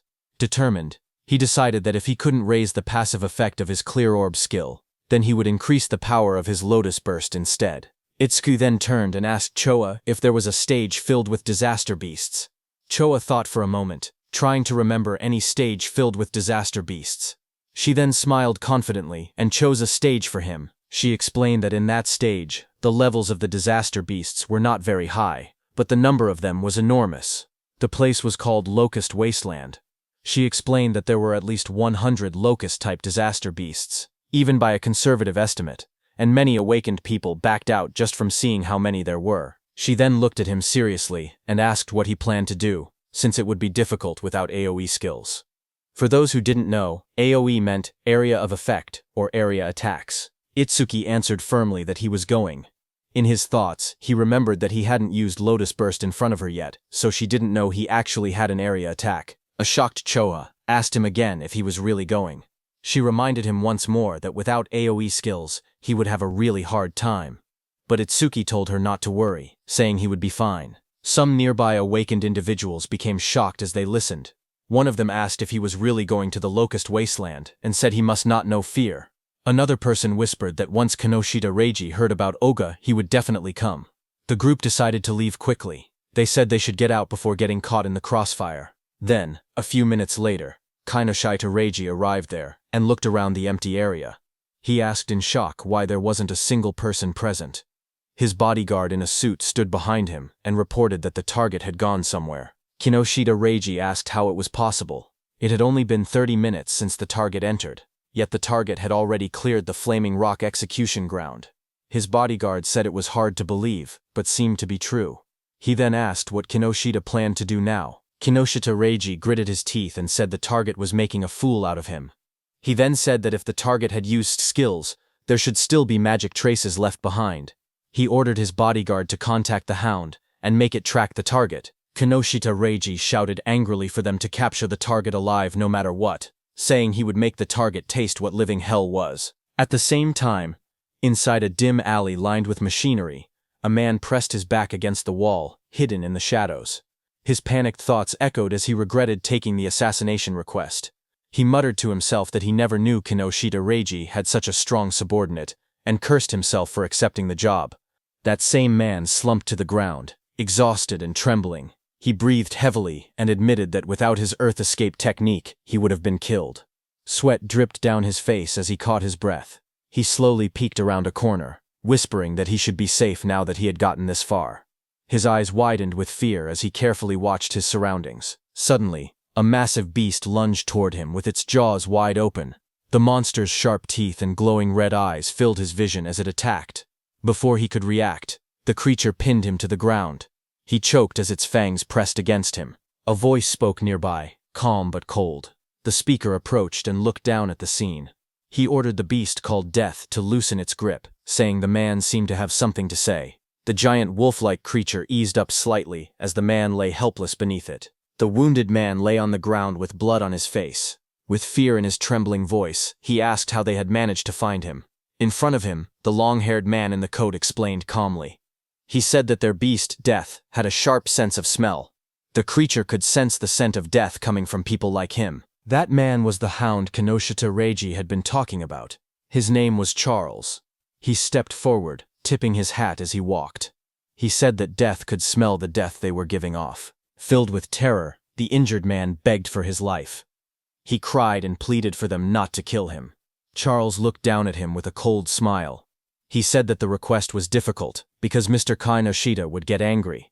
He added that Death had not eaten human flesh in a long time. Then Charles' eyes glowed red. He gave a sharp command, telling Death that it was mealtime. The massive black wolf lunged forward with its jaws wide open, fangs bared as it roared fiercely. A moment later, it ate the man. The wolf stood beside the long-haired man in a trench coat. The man looked at it calmly and said that it had finally leveled up. A glowing blue panel appeared, showing the creature's details. Death Hound, Dwangpriting. Level, 16. Skill, Death Smell, C rank. Detects all magic traces in an area and identifies the magic source. Second skill, Respawn Desire, B rank. After the Shikigami dies, its respawn time is greatly reduced. Status, Attack 250, Agility 250, Magic 150. Just then, the man's phone began vibrating. He glanced at the screen and answered the call. He told the person on the other side that he had finished things there. As he listened, his expression changed. He asked if Oga had been badly injured. He wondered aloud if someone had struck that stubborn Oga's weak point. Finally, he replied that he understood and said he was on his way. He ended the call and turned back toward the wolf. With a small gesture, he told it that a new prey had appeared and ordered it to move. Sometime later, in a bright golden field labeled as the Locust Wasteland, a dome-shaped building stood in the distance. Itsuki and Choha approached it along a narrow dirt path. Itsuki looked at the structure and asked softly, "Here?" He stared across the endless wheat fields and wondered aloud if there were really that many locusts in a place that looked so quiet and peaceful. Walking beside him, Choa explained calmly. She said that disaster beasts always chose environments that suited them when invading this world. Because of that, predicting the type of beast based on the surrounding terrain was an important skill for awakened individuals. Hearing that, Itsuki nodded. As they moved closer, he noticed there wasn't even a reception desk. Choha touched her forehead and explained that the danger level of this stage was extremely high, so high that it had already reached the point of a dismantlement resolution. Confused, Itsuki compared it to the Flaming Rock execution ground, noting that this stage was actually below level 13. He asked why such a drastic decision was made. Choha replied that in normal stages, people could still escape if they couldn't win. But here, the disaster beasts were unnaturally aggressive and appeared in overwhelming numbers. As they studied the stage's environment, Choha explained the danger. She said that if an awakened person let their guard down even a little, they would quickly be surrounded by countless locusts. She continued, saying that anyone caught like that would be devoured completely, down to the marrow of their bones. Hearing all of this, Itsuki only smirked. He said that it was perfect if there were really so many disaster beasts here. His excitement made Choha stare at him in disbelief. She asked if he was in a rush to die. He calmly replied that he wasn't desperate enough to die by being eaten by bugs. Moments later, he stepped toward the entrance of the glowing stage gate. Choha watched him, noting from his attitude that he seemed confident enough. She reminded herself that he had entered this stage by his own choice, and she had already given him all the advice she could. With a quiet sigh, she accepted the situation. If something happened inside, it would be entirely his own responsibility. But Choha suddenly froze, as worry washed over her face. She wondered what she should do. She realized she had forgotten to tell Itsuki an important detail. Locusts inside the stage would continue spawning endlessly unless the boss was defeated. Panic rose as she decided she had to enter the stage and warn him herself. But suddenly she heard some noise from behind. Just as she turned, her expression stiffened. Someone had appeared behind her. She saw a tall man wearing a hat, with glowing red eyes, standing beside a giant hound. The man looked at her and spoke with a cold smile, saying he was looking for someone. On the other hand, inside the stage, Itsuki stepped across a ruined field. Dirt and trampled crops surrounded him. He looked around and muttered that it was a mess. Then he clapped his hands together lightly and smiled with confidence. He called out to the unseen swarm, telling the pests to wake up. He had come to exterminate them. A lone scarecrow stood in the middle of the dry, cracked wasteland as countless small insects flew around it. Itsuki looked at the scene and noted that the enemy's individual levels were surprisingly low. He said that since they met the requirements for Lotus Burst, there would be no problem. Information windows appeared one after another. Evil Locust 2231, from Insect Tribe, Level 1. Gift, none. Status, undisclosed. There were also some Level 2 evil locusts mixed in. Itsuki stared at the dark sky as an enormous swarm of locusts covered everything. He commented on the incredible number of enemies. But instead of being worried, he said that this worked in his favor. Flames rose around him as he formed a glowing lotus of light in his hands. He explained that the more the locusts clustered together, the less effort he needed. Once they entered the range of Lotus Burst, he said he would crush them all at once. The ground shook as a vortex of locusts formed around him. When the moment was right, he shouted a single command, "Now." A bright red explosion ignited in the air as the system message appeared, stating that Lotus Burst had been activated. Then there was a huge explosion. Right after the blast, notifications flashed one after another. Each one reported that an evil locust had been defeated by Lotus Burst, increasing all of the user's skill ranges by 1%. More messages followed, showing both Level 1 and Level 2 locusts being wiped out instantly. When the smoke cleared, Itsuki stood calmly in the middle of the scorched ground. Sparks drifted around him, while charred insect bodies lay scattered at his feet. Another notification floated beside him, confirming the defeat of a level 2 Locust and awarding another 1% increase. New windows opened, explaining Lotus Burst's abilities. The active effect consumed magic to deal explosive damage within a 10.5-meter range, its power proportional to how much magic was spent. The passive effect stated that every time Lotus Burst killed a living creature of level 1 or higher, all skill ranges increased by 1%. Itsuki glanced at the numbers and made a small comment. He had defeated 110 enemies, which meant a 10% increase, therefore receiving 10% at once. Lotus Burst's range had now expanded to 10.5 meters, which he considered impressive. He analyzed the situation calmly. Against disaster beasts of this level, consuming 10% of his magic to output 10% of his firepower should be enough. Taking his remaining magic and recovery speed into account, he could probably use about 10 more shots. If he gained even 100 kills per use, he could increase his total skill range by 1000%. Another screen displayed his magic level, 252 out of 280. He looked at it and muttered that things would go much more smoothly if stages didn't have cooldown times. But suddenly, Itsuki noticed something. He stared at his bracelet with a confused expression. He noticed that the usual challenge success notification was missing. He muttered that something felt odd. As he frowned, a thought crossed his mind, and he wondered if the reason was something unexpected. Just then, a system window suddenly appeared.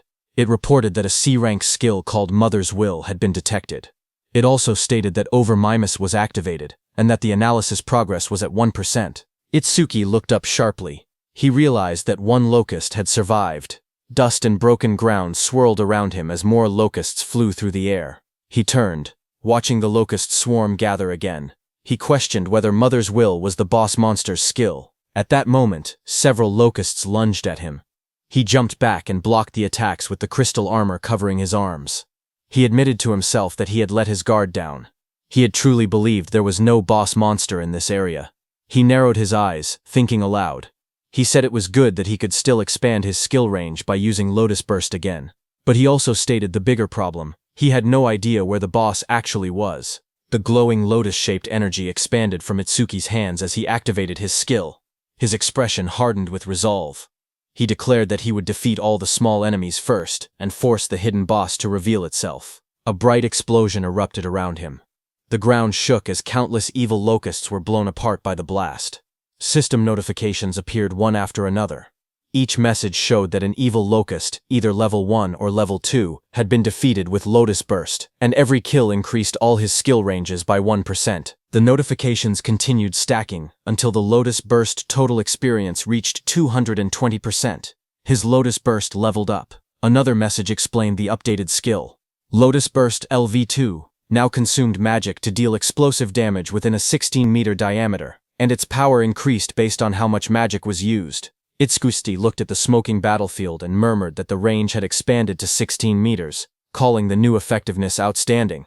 But even after defeating 10 small enemies, the boss still hadn't appeared. Deep underground, inside a dim nest filled with shifting shadows, many insect-like creatures began to crawl and move. Their wings rustled as more of them gathered around a glowing cluster hidden in the darkness. As the locusts crawled out of the cracked ground, a notification floated in front of Itsuki, showing the analysis progress rising to 27%. He looked ahead sharply and muttered that they had spawned again. Another screen appeared, showing his magic at 232 out of 280.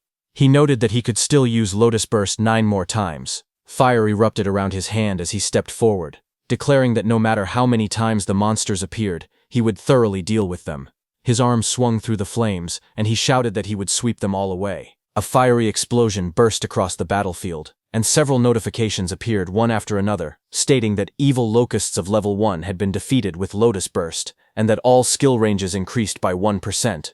More screens stacked up endlessly, showing the same message again and again. A blinding explosion tore through the ground as Lotus Burst activated again, scattering debris in every direction. Bright light flashed across the stage, and the blue notification window appeared with the same message, Lotus Burst.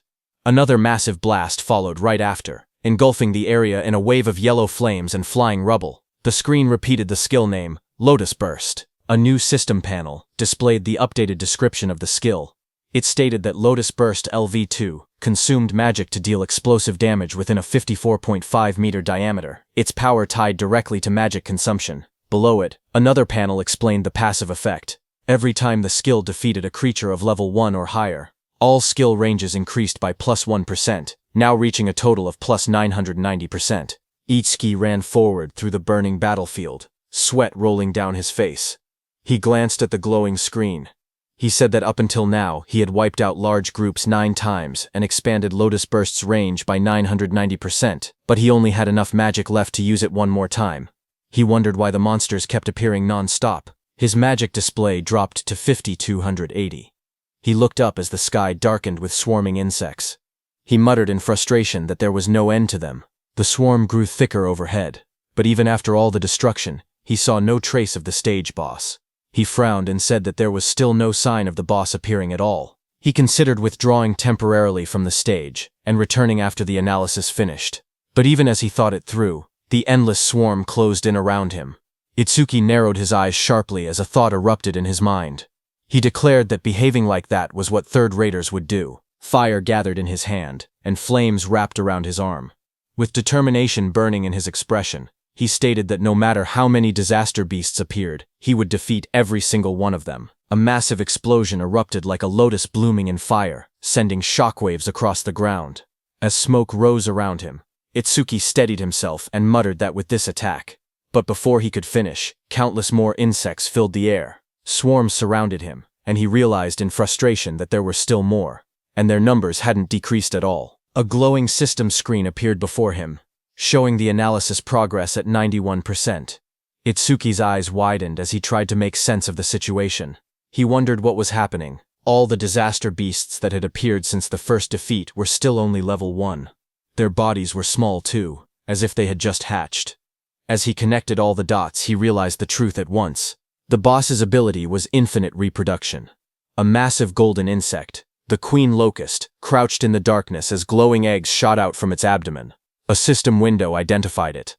Queen locust Sumbro 379, insect tribe, level 13, gift, grade 1, lays large quantities of evil locust eggs, skill, mother's will. Itsuki looked up, sweat trailing down his face. If the queen could reproduce endlessly, then fighting the small ones meant nothing. The only way forward was to defeat the boss itself. His magic was nearly gone.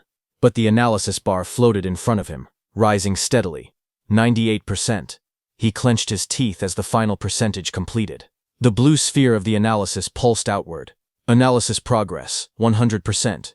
A new message appeared. Mother's will. Analysis complete. Skill acquired. Magic detection LV1. Another window followed. Magic detection LV1. Active effect. After activation, continuously consumes magic to sense magic flow within a 100-meter diameter. Passive effect. Range expanded to 1100 meter because of Lotus Burst's passive effect. Additional passive. Each time one enemy unit is detected, the user's magic recovers by 10%. Seeing this, Itsuki's eyes widened as he read the description. A detection skill. Its effective range now stretching over 1,000 meters, and every enemy detected would restore his magic. A smile curved across his lips. The passive effect was perfect for this stage. Hunting the smaller creatures again and again would now benefit him greatly. He tilted his head slightly, his eyes shining with confidence. He thought that leaving the queen alone for a moment and clearing out more enemies wouldn't be a bad plan at all. As he lowered his gaze, he thought quietly to himself. He realized he had been keeping Choha waiting. For now, he decided to finish clearing the stage before returning. A blue system window appeared before him, announcing that magic detection level 1 had been acquired. All of his stats rose by 10 points. All debuffs were removed, and his injuries were fully healed. Another window displayed the updated numbers. His attack increased from 200 to 290. His agility rose from 200 to 290. His defense moved from 200 to 290. His magic stat climbed from 200 to 290, where Turening his total grew from 120 to 1160. Itsuki then raised his hand to his forehead, as swirling energy surrounded him. He activated the new skill, focusing intently. He began locating the boss using magic detection. Wide ripples of energy spread out from his body, expanding across the entire area like rings on water. The waves traveled far into the distance, lighting up the surroundings as they moved. Down below, the massive golden insect boss lifted its head, its yellow eyes glowing as the waves passed over it. Itsuki's eyes suddenly sharpened. In the next instant, He spotted the reaction in the distance. He slowly raised 2 fingers and pointed them forward, a confident smile forming on his face. A surge of dark, swirling energy formed at his fingertips, twisting the air around him. He was going to use his clear orb skill. Amid the chaos, his steady voice echoed. He said that even if the enemy used its children as shields, it would be useless. The clear orb began to glow, merging with the power of Lotus Burst. A bright lotus-shaped light burst outward, illuminating the battlefield. He declared that with Lotus Burst's passive effect and the clear orb's current flight range, the attack would definitely reach its target. A system window appeared, stating that the clear orb's flight distance was now 120 meters. In the next instant, the glowing orb shot across the field like a streak of purple lightning. Wind burst apart in its wake as the queen locust recoiled in shock, spreading its golden wings wide to escape. But Itsuki was already behind it, surrounded by crackling blue crystal. His transformed figure loomed like a shadow. Lightning surrounded Itsuki as he appeared above the queen. Looking at her, he said, "Checkmate." He slammed his attack down, overpowering the queen with sheer force. He cut down the queen into pieces. Immediately, the whole insect swamp was disturbed. Seeing that, he realized the swarm fell into chaos after losing its queen. Itsuki turned toward them with cold eyes. Flames erupted from his crystal-covered arm as he promised to send the remaining creatures to their mama right away. After the Lotus Burst explosion, all insects fell to the ground. Itsuki stood in the settling dust, looking at the battlefield calmly. He stated that all his skill ranges had increased by 1210%, that Lotus Burst's explosion radius now reached 65.5 meters, and that the clear orb's flight distance had expanded to 131 meters. A system window appeared, describing Lotus Burst at level 2. It explained that the active skill consumed magic to cause explosive damage within a 65.5 meter diameter, its power tied to magic consumption. The passive effect showed that every time Lotus Burst defeated a living creature of level 1 or higher, all skill ranges increased by 1%, now totaling plus 121-10%. A second notification appeared, showing the flight distance of the true ball, 131 meters. Itsuki looked at the result and smiled, saying it had been a good harvest. He held a green leaf in his hand while sitting on the ground, surrounded by rising dust. He then thought to himself that when the cooldown ended, he would challenge it again and raise Lotus Burst's passive effect to 5 digits. As he returned to exit the dungeon, a new notification appeared, stating new record achieved. Another line reported time used, 17 minutes 7 seconds. Standing in front of a glowing blue portal, Itsuki looked at the timer and noted that it had taken 17 minutes. He thought that Choha must be worried. He imagined Choha waiting outside. He believed that when he returned safely, she would probably act aloof again, yet he knew she was actually kind and considerate. He thought her inability to be honest was somewhat cute. Stepping out of the portal, surrounded by a swirl of blue energy, he lifted his hand and greeted her, saying he was back and sorry for worrying, but then his eyes widened sharply, shock filling them. Right in front of him, Choha appeared injured, blood on her lips. A man with glowing red eyes held her up by the collar. He looked down at Itsuki and spoke coldly. He said that going solo and coming out of the stage safely could mean only one thing. Itsuki was the guy Reiji had been looking for. Charles in the wide-brimmed hat looked at Itsuki and spoke calmly. He said the timing was perfect. He had been trying to get information about Itsuki from Choha, whom he had captured, but even in her current condition she refused to talk. Charles added that Choha had more backbone than most men. Across from him, Itsuki stepped forward. His voice was cold as he told Charles to let go of Choha with his filthy hands. He warned that if Charles did not do so now, he would only be half killed. Hearing that, Charles laughed loudly. He mocked Itsuki and told him not to get cocky, calling him just a level 0 rookie. But in the next moment, blue electricity burst from Itsuki's body as he shot forward with incredible speed. His eyes glowed with a sharp red light as he charged toward Charles. Charles flinched in fear, shouting that he was fast, then called out to Death. Before Itsuki's blow could land, Death, a giant black beast, suddenly leapt between them. Itsuki's lightning-covered punch slammed into Death instead, sending sparks and force blasting outward as Death roared.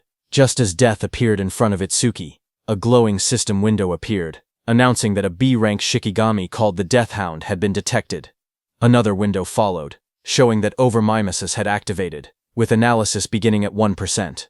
When Itsuki saw the notification, he realized the truth.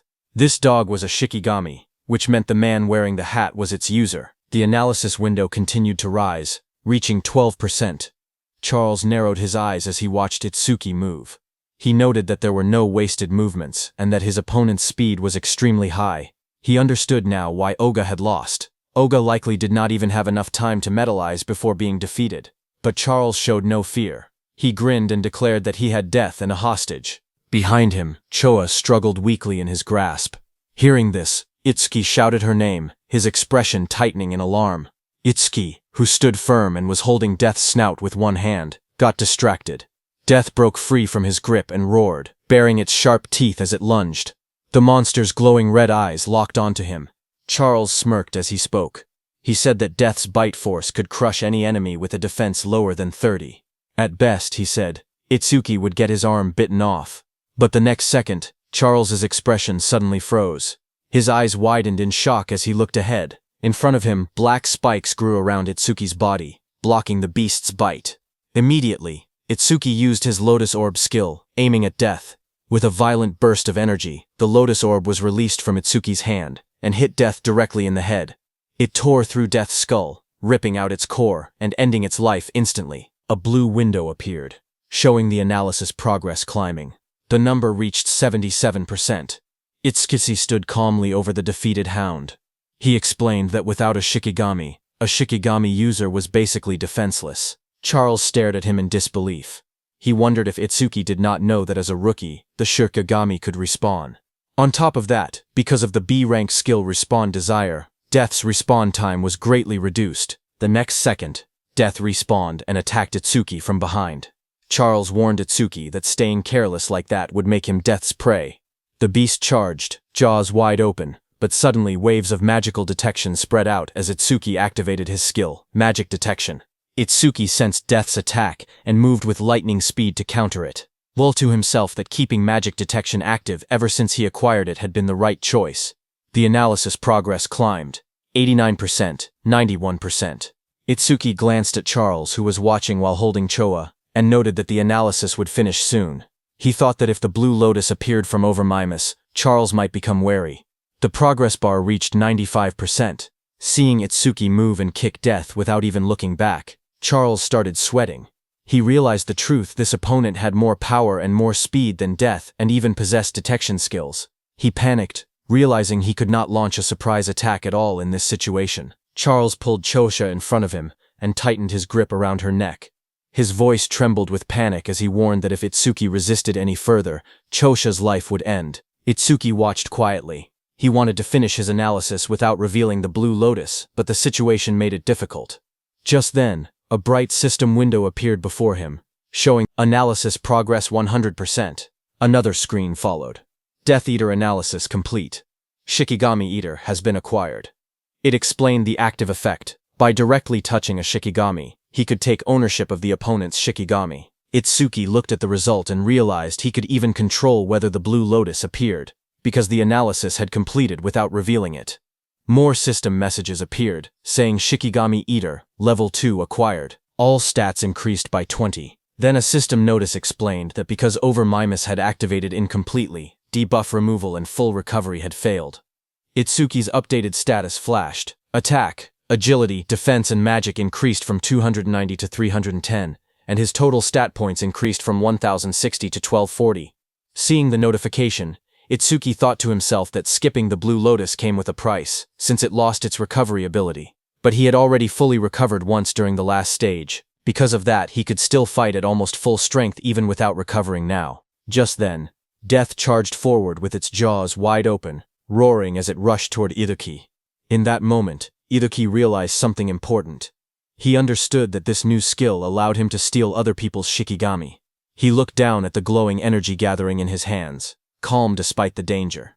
He thought to himself that if that was the case, then he already knew what he should do. Blue energy burst around him as he raised his hand. With sharp determination, he placed his hand on top of Death's head, deciding that he would take Charles's dog. Blue flower petals erupted like a storm. Death's body was wrapped in swirling petals of energy as the power pulled it away. The next second, Itsuki stepped forward with overwhelming speed and kicked Death, sending it blasting across the field. Death went flying and fell behind Charles. Seeing that, Charles panicked. He stared at the scene and cursed angrily, calling Death a useless mutt. He shouted in frustration, demanding to know what he had fed it all that experience for. Charles tightened his grip on the injured Choka and shouted in rage. He warned that if Itsuki resisted any further, he would snap her neck. Choka, battered and barely conscious, forced her eyes open. With a trembling voice, she told Itsuki not to worry about her. Across from them, Itsuki slowly raised both his hands in surrender. He called out, telling Charles not to touch her. Seeing that, Charles smirked coldly. He said that if Itsuki had been obedient from the beginning, Choa wouldn't have had to suffer like this. Itsuki glared at Charles and asked why he was being targeted, saying he didn't remember doing anything to earn such a grudge. Hearing that, Charles sneered, accusing him of still trying to probe for information. He then explained that it didn't matter, because Itsuki would meet him soon anyway. He told Itsuki that Kinoshita Reiji was furious that Itsuki had entered a North District 4 stage without permission. He introduced himself, saying he was Charles the Hound, sent under Reiji's orders to capture him. Hearing that name again, Itsuki muttered that he needed to meet Kinoshita directly and talk things out. Charles grinned and said that Itsuki would meet him soon, but only in a battered body. He then announced that death would bite off his legs next and warned that if Itsuki wanted Choa to stay alive, he was forbidden from using that strange ice again. Charles pointed at Itsuki and gave the command, telling Death to bite off both of Itsuki's legs. Hearing that, Itsuki narrowed his eyes. Instead of fear, a cold determination filled them. He told Death to prove it was worthy of being his Shikigami. In the next instant, Death turned and lunged, not at Itsuki, but at Charles, sinking its teeth into its former master. Taking advantage of the moment, Itsuki moved at lightning speed, appearing behind Choha. Blue sparks burst around him as he caught her gently in his arms, pulling her away from danger. Charles screamed as he stared in shock. Sweat ran down his face as he shouted, asking why Death was attacking him. Its own master. Shikigami Death stood beside Itsuki with glowing red eyes. Death growled quietly as Itsuki praised it, telling it that it did well. Itsuki then held the injured Chotra in his arms. Blue energy surrounded him as he spoke coldly. He said he would return the pain Chocha suffered 10 times, no, 100 times over. He warned that Charles would regret laying hands on them, crying and wailing. Hearing that, Charles fell back, terrified. He begged for a chance to speak, claiming he had only followed Reiji's orders. His voice shook as he suggested they team up instead. He said he would lure out Reiji for him. Itsuki's eyes glowed red. He looked down at him and said that it was a good proposal. Seeing this, Charles's expression changed. A sharp grin spread across his face as he muttered that he had found an opening. He threw a blade toward Itsuki and shouted for him to die.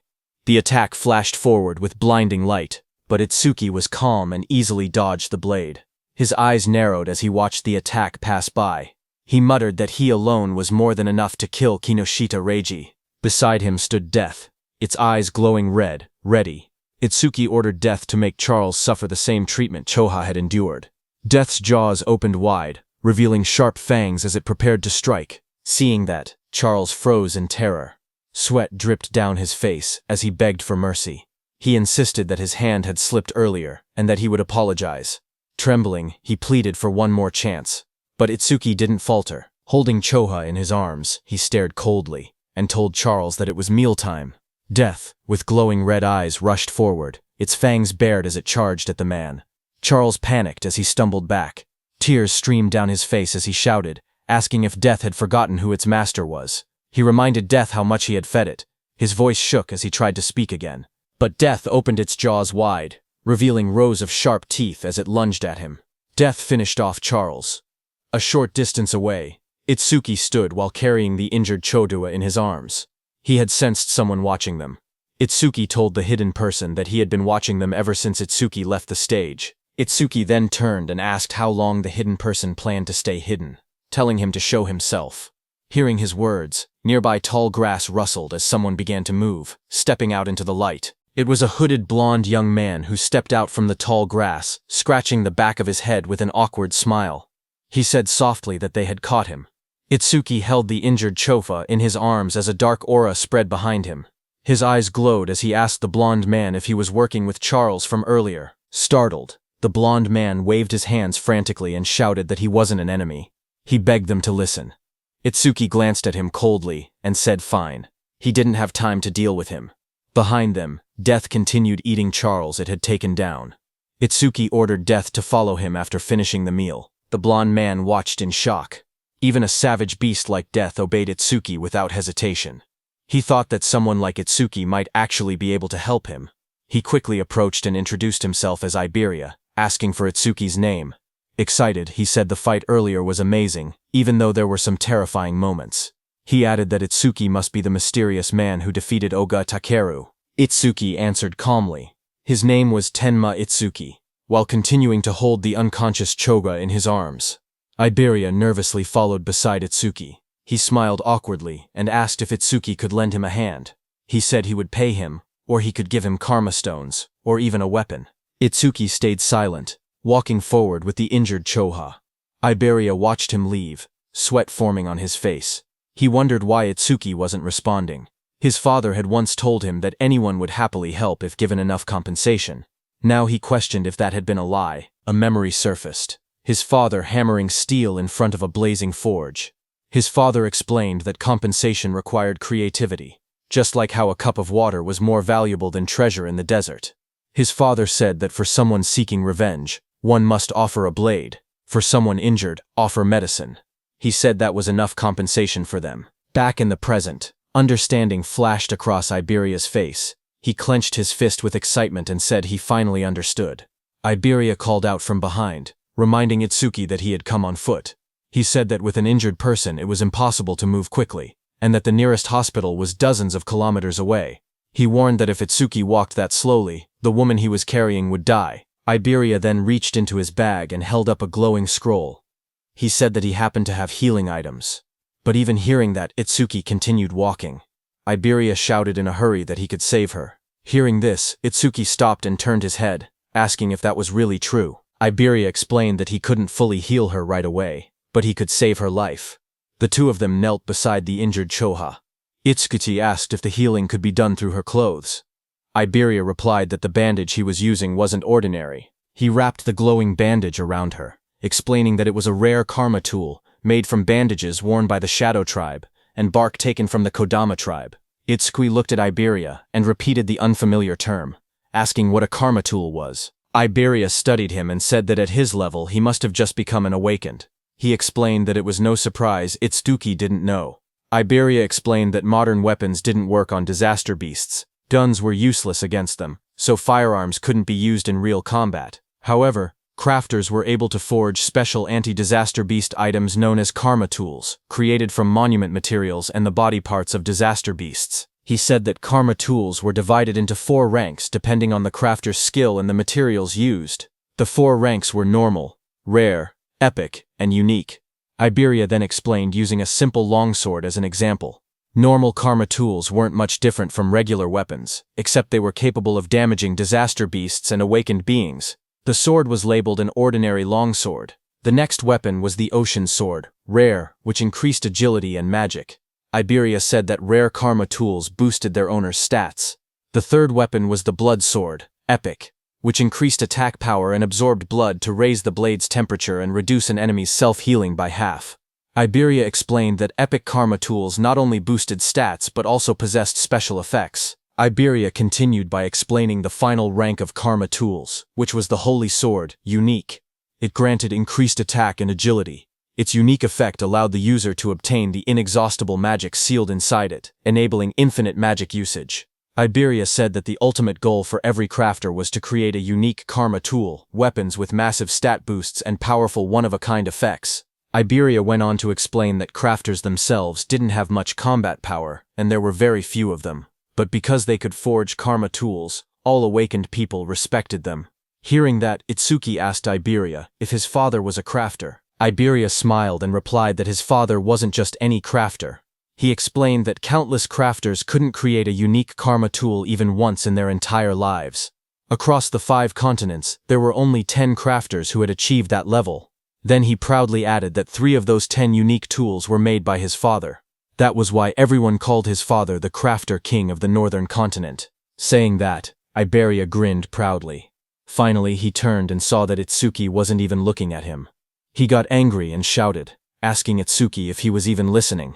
He complained loudly that he was explaining everything kindly, while Itsuki was being rude. He shouted at him not to ignore him, but Itsuki didn't respond. Instead, he quietly examined the crossbow in his hands and said that it was the same crossbow Charles had been using. Iberia was shocked, seeing that even after hearing about his father, Itsuki didn't look surprised at all. He muttered that any normal awakened person would have already been flattering him. Meanwhile, Itsuki kept studying the weapon, and thought that having it would let him reduce how often he needed to use the clear orb, and also lower the risk of exposing his abilities. Iberia looked at it and told Itsuki that this weapon was a rare karma tool. Hearing that, Itsuki commented that it was unfortunate there were no arrows left. Iberia explained that projectile karma tools didn't need normal arrows. Any ordinary ammunition could be assimilated into karma tool ammunition, so there was nothing to worry about. Just then, a screen appeared showing the name Hunter's Crossbow Rare, with an agility increase of +50. Then the crossbow vanished. Itsuki looked surprised and asked why it disappeared. Iberia told him that this was another feature of karma tools. Once a karma tool linked with its owner, it would be stored away and reappear whenever the owner wished to use it. Hearing that, Itsuki said it was convenient. He thanked Iberia for the treatment, and told him to let him know if he ever needed help. He added that once he finished his own business, he needed to go find Kinoshita Reiji. Hearing that name, Iberia reacted and said he thought he had misheard earlier. He said Itsuki must be incredibly bold to go against someone like Kinoshita Reiji in North District 4. Hearing his words, Itsuki looked at him calmly and asked if he was also going to tell him to give up. Iberia told Itsuki that if his target was Kinoshita Reiji, then they were after the same person. Itsuki asked calmly if Iberia had angered Reiji as well. Iberia said it wasn't exactly like that, and explained that he wanted the two of them to team up for the Salvation League National Tournament preliminaries happening the day after tomorrow.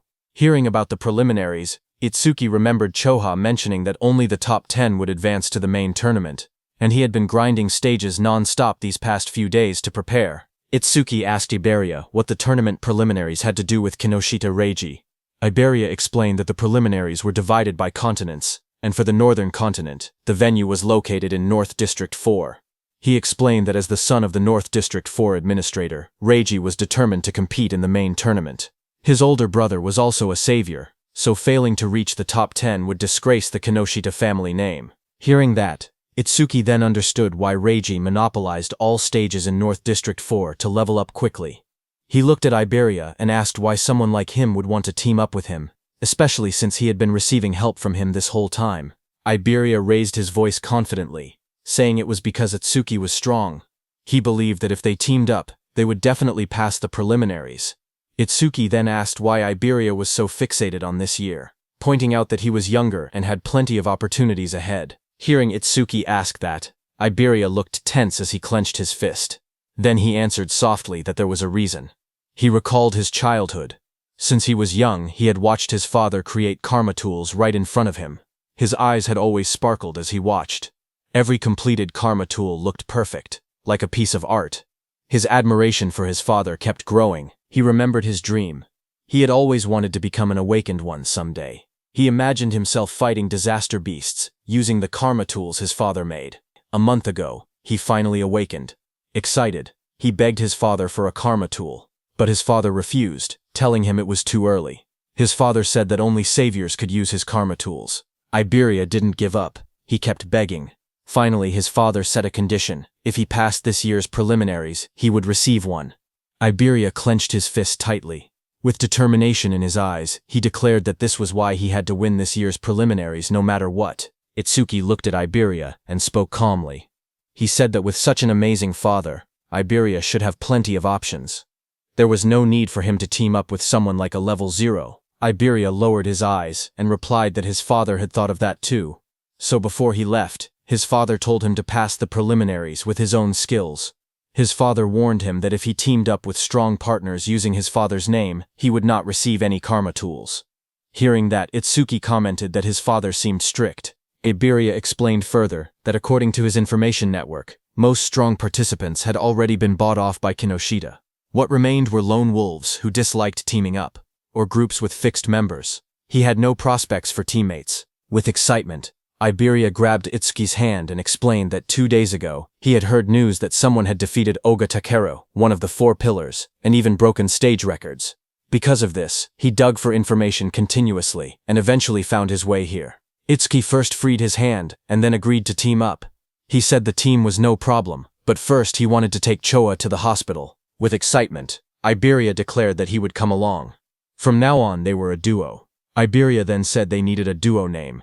He brought up possibilities, combining Tenma Itsuki and Iberia. He suggested Iba-ten, but rejected it because it sounded like a store name. He tried Ibeitsu, then Tenmaria, then Tenibe, changing ideas one after another. Nearby, Itsuki carried the unconscious Choha in his arms.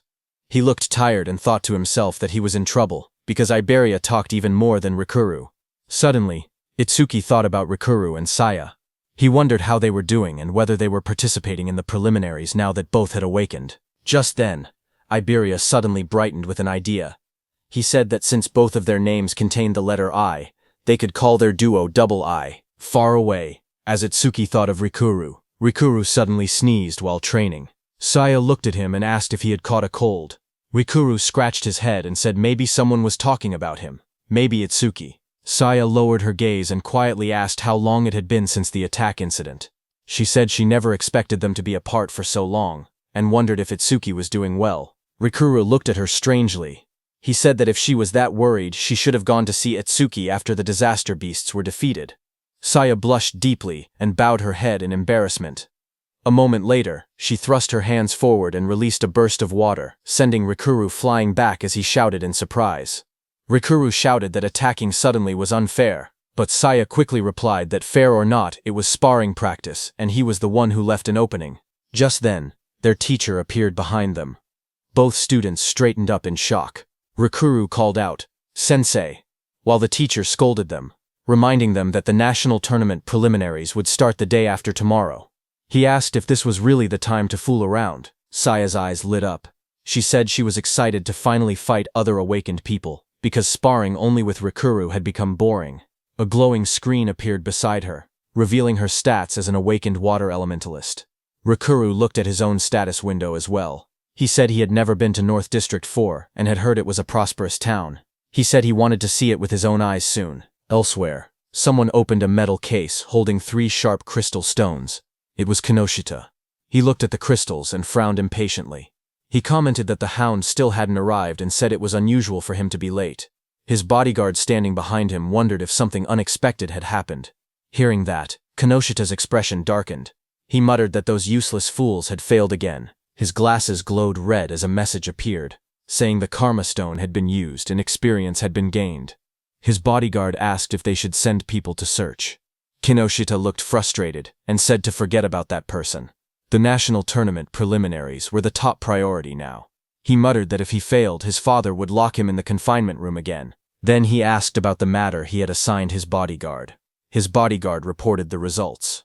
Out of the 3,113 participants in the northern continent, he had persuaded 87 to cooperate. All of them were level 5 or above, just as ordered. Hearing that, Kinoshita smiled and said his subordinate had done well, and that he was the only one he could rely on. He then took another glowing stone. His bodyguard told him that it was the last Karma Stone. Light surrounded Kinoshita as he broke it. The experience was absorbed, and his level went up. Power surged around Kinoshita as lightning burst from his body.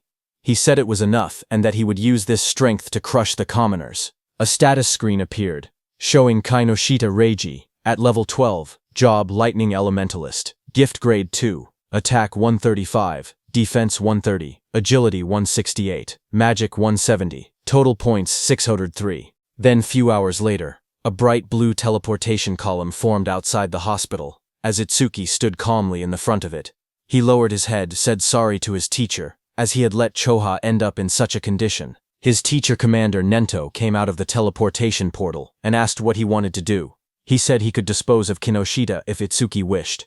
Itsuki looked up and answered firmly, telling his teacher to leave Kinoshita to him. His teacher agreed. He told Itsuki to explain the details of what happened later. Nearby, Iberia watched in amazement. He realized that the Northern Continent Commander-in-Chief had been Itsuki's teacher. Iberia understood why Itsuki wasn't surprised even after hearing who Iberia's father was. Iberia thought that Izumi Nento was truly a mysterious person. He even wondered if he should ask for his autograph later. Then, in the hospital room, Itsuki calmly explained what had happened and told his teacher that that was why he chose to participate in the Salvation League National Tournament preliminaries. His teacher said he understood and turned toward Choha, asking how she was feeling. Choa smiled softly. She said Tamacho had treated her, so she had fully recovered. A glowing green butterfly floated near her hand. She added that Iberia's rare karma tool had also helped in her healing.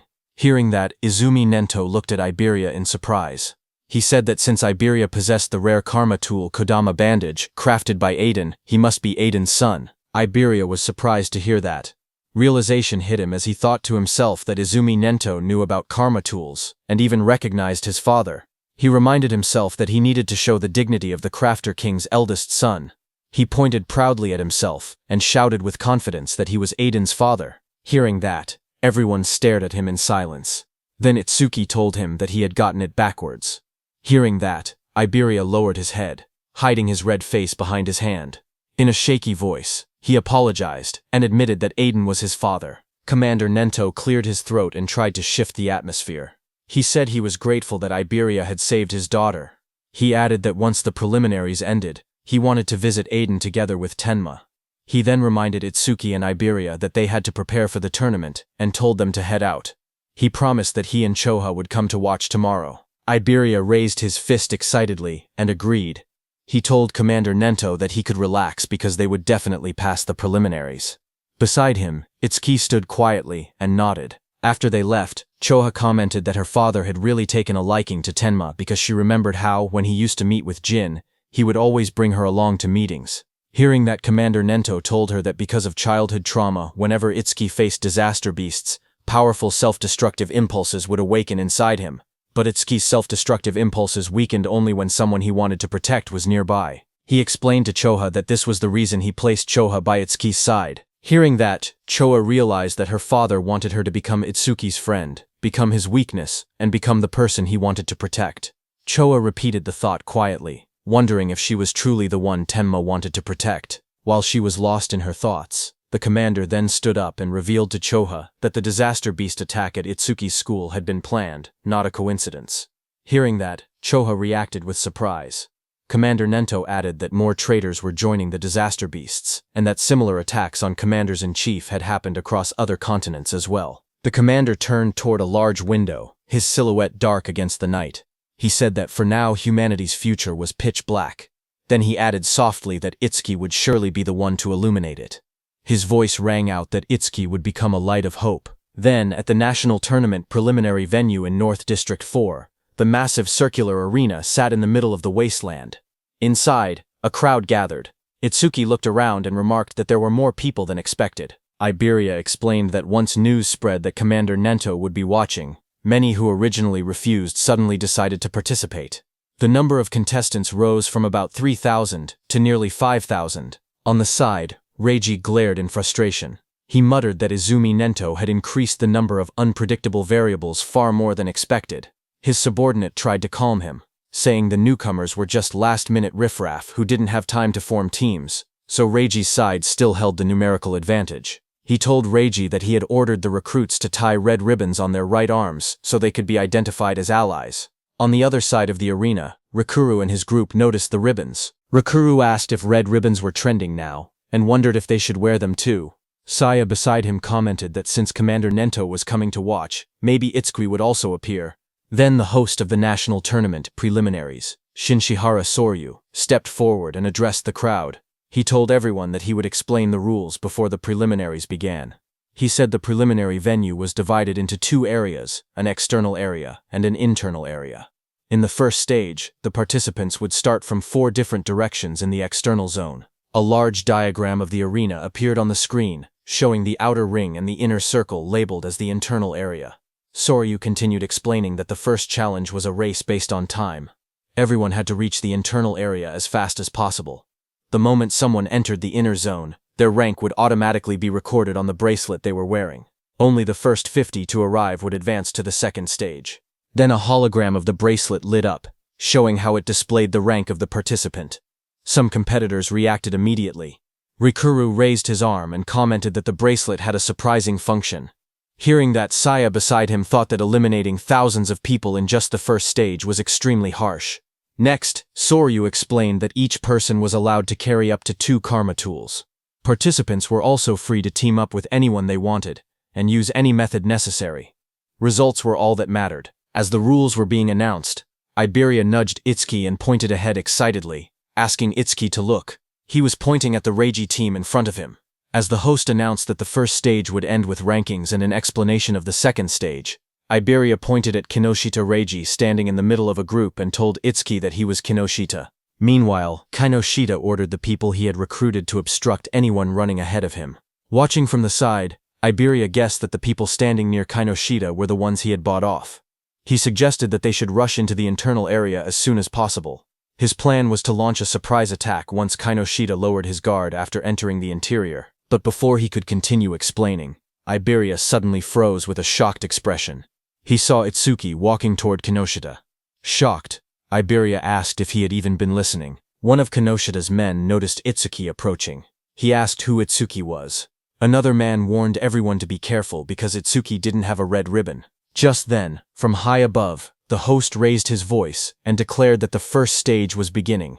The host looked at the students and commented that more and more young people wanted to join the Salvation League, which he found reassuring. But suddenly, a voice told him that having numbers without quality was meaningless. It was a black-haired man.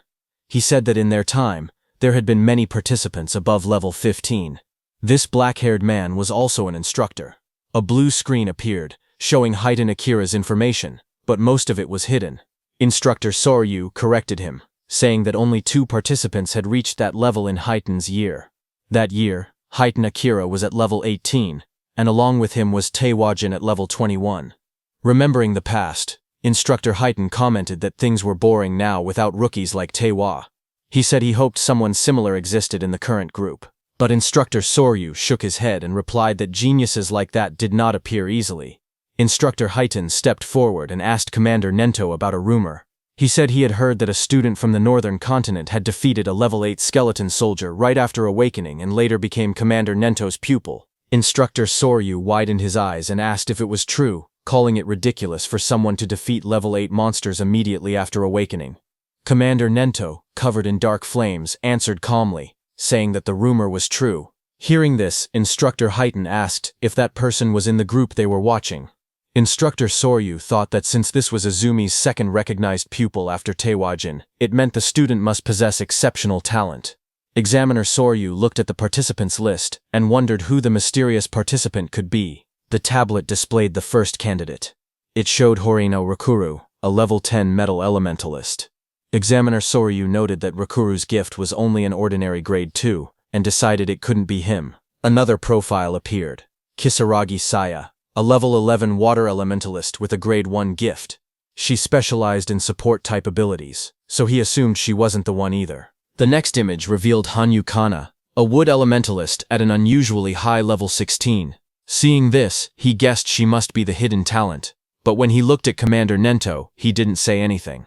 Seeing that, Instructor Soryu realized that his guesses seemed incorrect, even though Hanyu had the highest level among all participants. Just then, Instructor Heitan pointed out that among this year's participants, there was even someone at level 0, but Instructor Sorya didn't think much of it, and remarked that there was always one person every year who joined the tournament out of curiosity, only to get beaten badly and withdraw soon after. On the other hand, Kinoshita's group burst into laughter as Kinoshita pointed toward Itsuki, shouting in disbelief that a level 0 had really joined the competition. His team laughed loudly, mocking Itsuki and asking if he had gotten lost. Hearing them, Itsuki stepped forward silently and raised his hand, showing the mechanical glove of Charles on his hand. Kinoshita froze when he saw the glove. He stuttered, recognizing it as something belonging to Charles. Fear spread across his face as he demanded to know who Itsuki was. Itsuki stared directly at Kinoshita and asked if Kinoshita was the one who had been looking for him this whole time.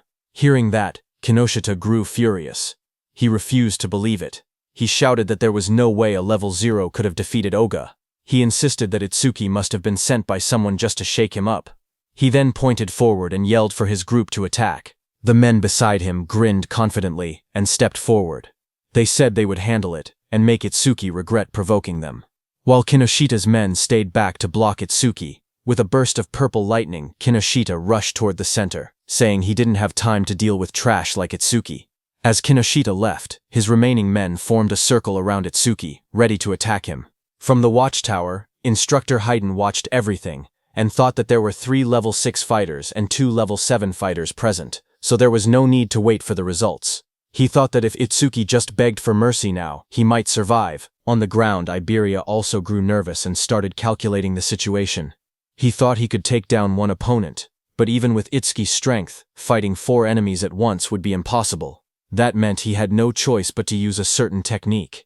Thinking that, he stepped forward slowly while reaching toward the item at his side. Suddenly, one of Kanoshida's men, a red-haired man, smirked as he looked at Itsuki. He said he had expected a strong opponent to appear, but the first one they encountered was just level 0 trash. Hearing that, Itsuki lowered his head slightly, his face hidden in shadow as he told the man in front of him to move. The red-haired man widened his eyes in surprise on hearing that. He hadn't expected such blunt words. For a moment, he froze, then burst into loud laughter, throwing his head back. He mocked Itsuki's attitude, but Instructor Hiton smirked instead when he heard Itsuki. He said he liked that attitude, and offered to step in later, claiming he would save Itsuki when things got bad.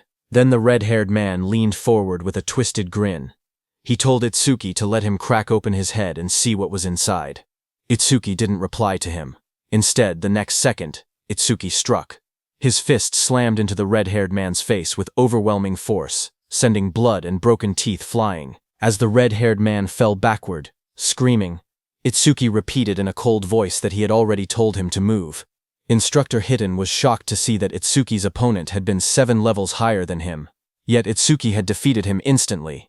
He couldn't believe that Itsuki had instantly killed the red-haired man. Kinoshida's other fighters stared in shock. One man shouted that Honda was level 7 and couldn't understand how a rookie defeated him. Another tried to calm him, saying the rookie must have caught Honda off guard. Flames swirled violently in the hands of that fighter as he growled that he would burn the rookie to a crisp. A system window appeared beside him, showing that he was using the B-rank skill flamethrower at full output. A massive wave of fire shot out.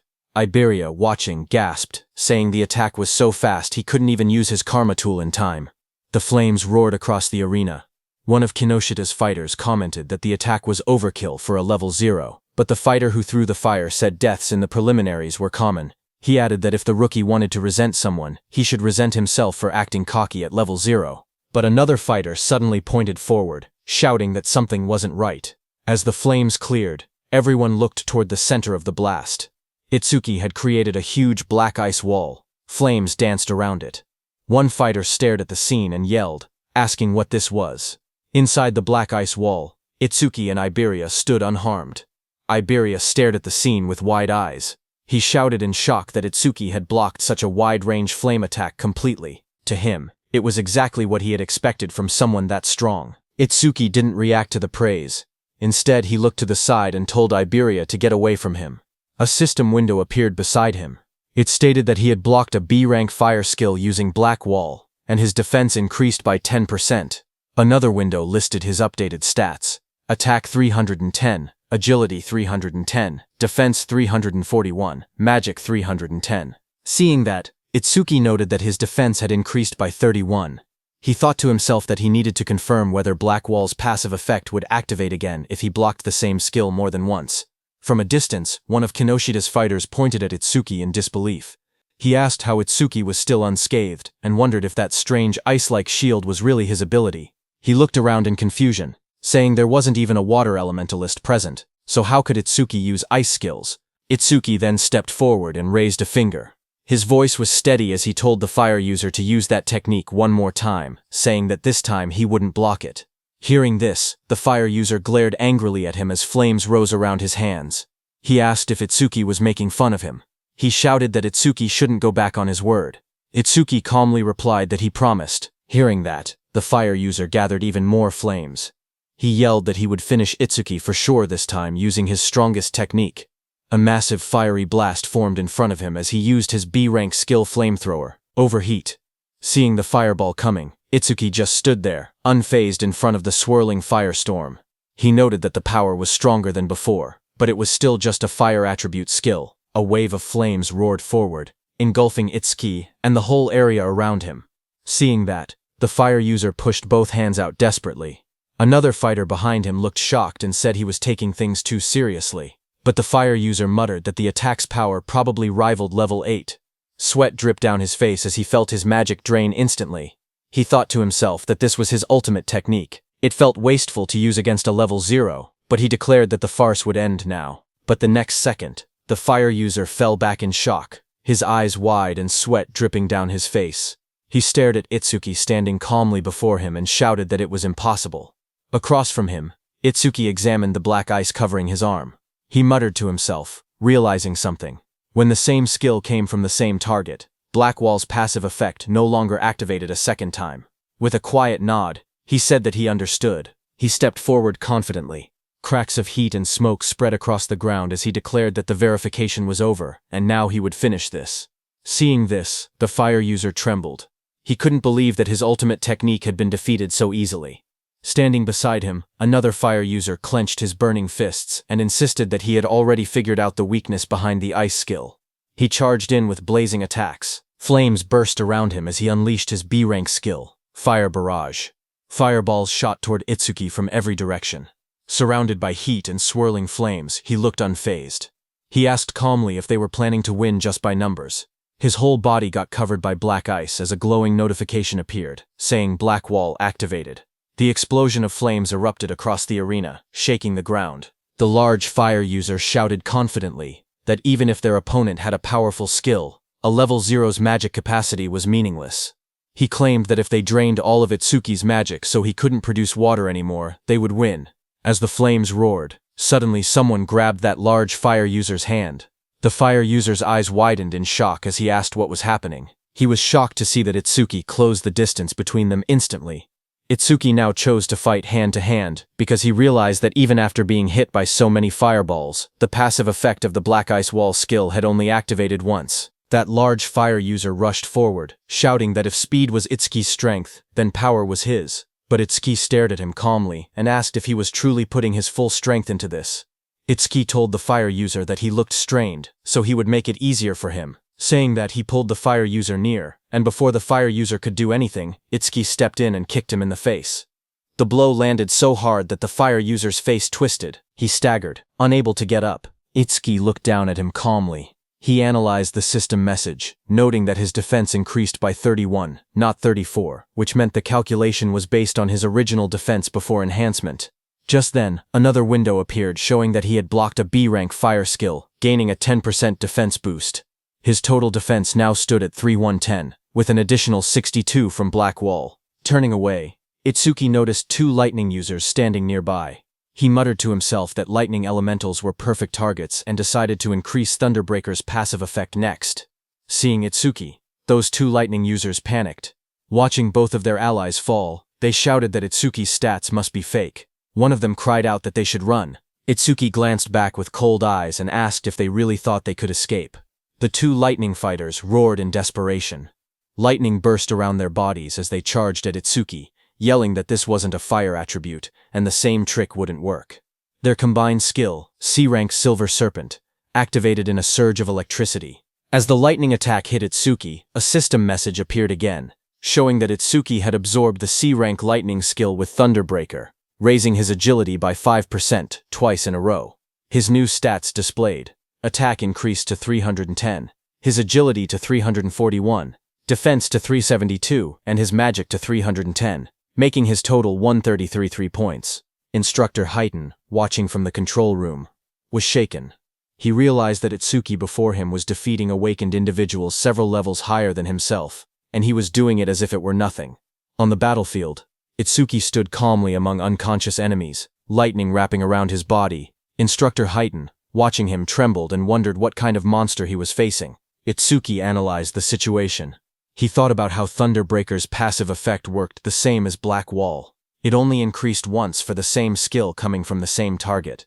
Nearby, Iberia checked the fallen enemies and was surprised to see that everyone had been knocked out. He admitted that he expected a difficult battle, but never imagined Itsuki would be this strong. Just then, one of the fire users who was badly injured asked from behind what ability Itsuki was using. His voice shook as he shouted, insisting that Itsuki wasn't level 0 at all. Hearing the fire user ask who they were, Iberia stepped forward with a grin. Seeing that, Itsuki realized that Iberia was going to do something. Iberia looked back as his smile widened. He proudly declared that together they were Double I, and that one day they would become the strongest duo on the northern continent. He told the fire user to remember them. but before he could finish his proud introduction, Itsuki cut him off and said they should stop talking and chase Kinoshita. Iberia flailed in frustration, shouting that what he was going to say next was the good part of his speech. From the side, the fire user whispered, double I to himself in disbelief. He muttered that it sounded lame. On the other hand, Kinoshita, who was running at full speed surrounded by crackling purple energy, noticed the commotion. He assumed that the level 0 participant was probably being beaten badly by now. But then he hesitated. He remembered the crossbow he had seen on Itsuki earlier. It had definitely belonged to Charles. He told himself that he needed to investigate later because he knew that, other than the saviors, there shouldn't be many people on the northern continent capable of capturing Charles.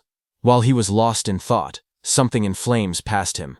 It was another participant who shot into the sky. Kinoshita's eyes widened in surprise as the fiery trail blurred past his face. That brown-haired participant, moving with extreme confidence, smirked as he rushed forward. He thought to himself that he had passed another opponent with ease and had overtaken yet another one. Unlike the brute force types, he considered himself someone who specialized in pure speed. But before he could enjoy that pride, a violent surge of purple lightning hit him from behind. It swallowed him completely. The brown-haired boy screamed as the electricity tore through his body. He crashed onto the ground, coughing out smoke. Still stunned, he muttered in disbelief, wondering how an attack managed to hit him even while he was running at full speed. He struggled to understand who could possibly land such a blow. Just then, a shadow appeared behind him, followed by a sharp kick, smashing that brown-haired boy's head into the ground. It was Kinoshita, wrapped in purple lightning, stepping forward. He looked down coldly and declared that this was what happened when someone dared to run ahead of him. He then turned and shouted at the group he had hired, telling them to get it together. He reminded them that they needed to conserve stamina for the second stage, and ordered them not to waste time on the trash in front of them. Commander Nento, seated in the control room, looked down at Kinoshita and asked Instructor Soryu if that arrogant boy was the son of the North District 4 Administrator Kinoshita Genkyo. Instructor Soryu said yes and wondered what kind of education he had received to act like that. Choha was also there and was very angry, but Instructor Soryu told them that what Kinoshita was doing wasn't against the rules, so they couldn't intervene. Kinoshita stood surrounded by flames and crackling power. He said that thanks to the others clearing obstacles for him, their stamina was almost full. He confidently declared that they could pass the second stage easily like this. He looked at the gigantic blue barrier ahead and said that the internal area was right in front of them. He called the entire process surprisingly easy, but suddenly, lightning burst across the sky and someone shouted, calling Kinoshita's name. Kinoshita's eyes widened in shock. A cold sweat rolled down his cheek as he turned his head sharply, startled by the sudden shout calling his name. He asked who called him by name. The group behind him immediately panicked. Some of them raised their hands in fear, insisting it wasn't them. One man stuttered that he didn't do anything. Another voice said the call came from behind. Just then, someone suddenly pointed, saying it was the level 0 rookie. Whispers spread through the crowd as they cleared the way to look back. From behind, two shadows appeared, moving forward. Hearing that it was level 0, Kinoshita was shocked, thinking it shouldn't be them. But as those two figures came forward, they turned out to be Itsuki and Iberia. Kinoshita recognized Itsuki instantly and shouted that it was that guy. Kinoshita froze. His eyes trembled as he realized that his men had been taken down. He gritted his teeth, saying there had been too many enemies for just a level 0 and level 7 to handle. But then his expression twisted. He convinced himself that Itsuki must have bought them off. Kinoshita leaned forward with a furious glare. His voice dropped into a snarl as he demanded to know how far a level 0 trash planned to follow him. Rain poured heavily as Itsuki and Iberia stood side by side. Itsuki told Kinoshita that he would stay here until the matter was settled. Standing beside him, Iberia admitted that he had made it this far only because of Itsuki. Every enemy they met had been taken down instantly, and without Itsuki he would have been defeated long ago. Ahead of them, Kinoshita turned and raised his hand. He said he was too busy to deal with them himself, but he would prepare some playmates to handle them. Then Kinoshita's eyes glowed red as he shouted for his men to take out Itsuki. Hearing that, his group of armed men stepped forward. One of them mocked Itsuki, saying he was just a level 0 kid. Another said he had guts for calling Kinoshita by name and promised to drill manners into him. Someone else laughed and said he would show them hell. Iberia stared in shock as he counted their numbers. It was no less than 100 people. Fear tightened his voice as he asked what they should do. Itsuki grabbed him by the hood and pulled his head down, telling him to keep it low. Iberia looked up in surprise and confusion. Blue lightning ripped across that group of men before they could understand anything. Itsuki, using his lightning skill, moved very fast. He reached Kinoshita and grabbed him from behind. Kinoshita's expression froze as the lightning wrapped around his collar. Before anyone could react, Itsuki pulled Kinoshita off his feet and slammed him into the ground with overwhelming force. And before Iberia could understand anything, Itsuki threw him toward the blue barrier. Both Iberia and Kinoshita landed on the ground. Shock filled their faces as they didn't understand what had just happened. In front of Kinoshita, Itsukoshi stepped forward and said it seemed he hadn't been clear. Then he corrected himself and told Kinoshita and his men that until everything was settled, no one was going anywhere. His cold gaze made everyone freeze where they stood. Inside the internal area, Saya dropped to her knees, breathing heavily. A screen beside her showed her result. Internal area arrival rank 4th place. She complained that the guys wearing red ribbons had all teamed up and obstructed them again. Beside her, Rikaru lay on the ground, catching his breath. His own screen showed internal area arrival rank 5th place. He said that if they had acted separately, they might have fallen before reaching the area. Rikaru looked up, shocked, saying he thought they were pretty fast. But now he realized there were people even faster. A huge man holding a large hammer stood nearby. He was Ubo Gale, who ranked in 3rd place. He clicked his tongue, annoyed that he only placed 3rd. At his feet, a cat-eared girl stretched lazily. She was Akagami Shion in 2nd place. There was a cat on her back that yawned. Akagami Shion told her she had just eaten and was already hungry again. Then the two looked toward another girl across the room. She was Hanyu Kana in 1st place. She sat calmly on the ground, a cloak draped around her. They whispered that she was already level 16. Looking at all of them, Saya thought about Itsuki. She said he would definitely act alone, and if he was obstructed like they were. But suddenly Rikuru pointed upward, panicked, saying someone was flying toward them. She slowly lifted her head, eyes widening as she looked up at the sky. A man was thrown across the ground, landing hard as the notice showed, internal area arrival rank 6th place. That was Iberia, who pushed himself up and shouted desperately, calling out Itsuki's name. Saya and Rikuru both heard it. Rikuru stared in surprise and asked if that boy had really said Itsuki. Saya looked over and confirmed that she heard the same thing. As they looked out into the arena, they saw a silhouette standing in the rain. Saya recognized the posture and muttered that there was no doubt. They realized the truth, it was Utsuki. The scene then shifted to Itsuki himself. He stood firm under the falling rain, and repeated his earlier words that until they settled this, he wasn't letting anyone go anywhere. From inside the control room, Instructor Soria watched the scene unfold. He noted that the rookie was only 1 step away from entering the internal area. He wondered why he was so focused on Kinoshita Reiji. Choha watched Itsuki with a worried expression. Sweat slid down her cheek as she looked toward the scene in front of her. Instructor Soria then turned to Instructor Heiton beside him and told him calmly to help Itsuki if things became dangerous. But Instructor Heiton's eyes widened slightly as he looked at Itsuki. He muttered the name Tenma Itsuki, remembering how, just moments earlier, Itsuki had moved with incredible speed. He admitted to himself that he wasn't sure he could have done something like that at the same age. Far away, under the rain, Kinoshita was furious. He spoke with frustration, saying that Itsuki kept interfering again and again, so he warned Itsuki to prepare himself. He lifted his gaze, and his voice grew heavier. He said that what was about to begin wasn't just a battle, it was complete subjugation.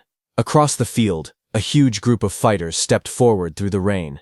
Their eyes glowed red as they surrounded Itsuki. Kinoshita's voice explained what it meant, a 100-on-1 group attack. The moment rain slid down his face, Itsuki's eyes narrowed with cold determination. Passing the preliminaries didn't matter anymore. Right now, his top priority was avenging Choka. Across the field, Kinoshita screamed with bloodshot eyes. He pointed forward and yelled for everyone to kill Itsuki. In an instant, dozens of fighters charged toward him, lightning and flames clashing as the battlefield erupted into chaos. One man, covered in blazing fire, rushed ahead of the others.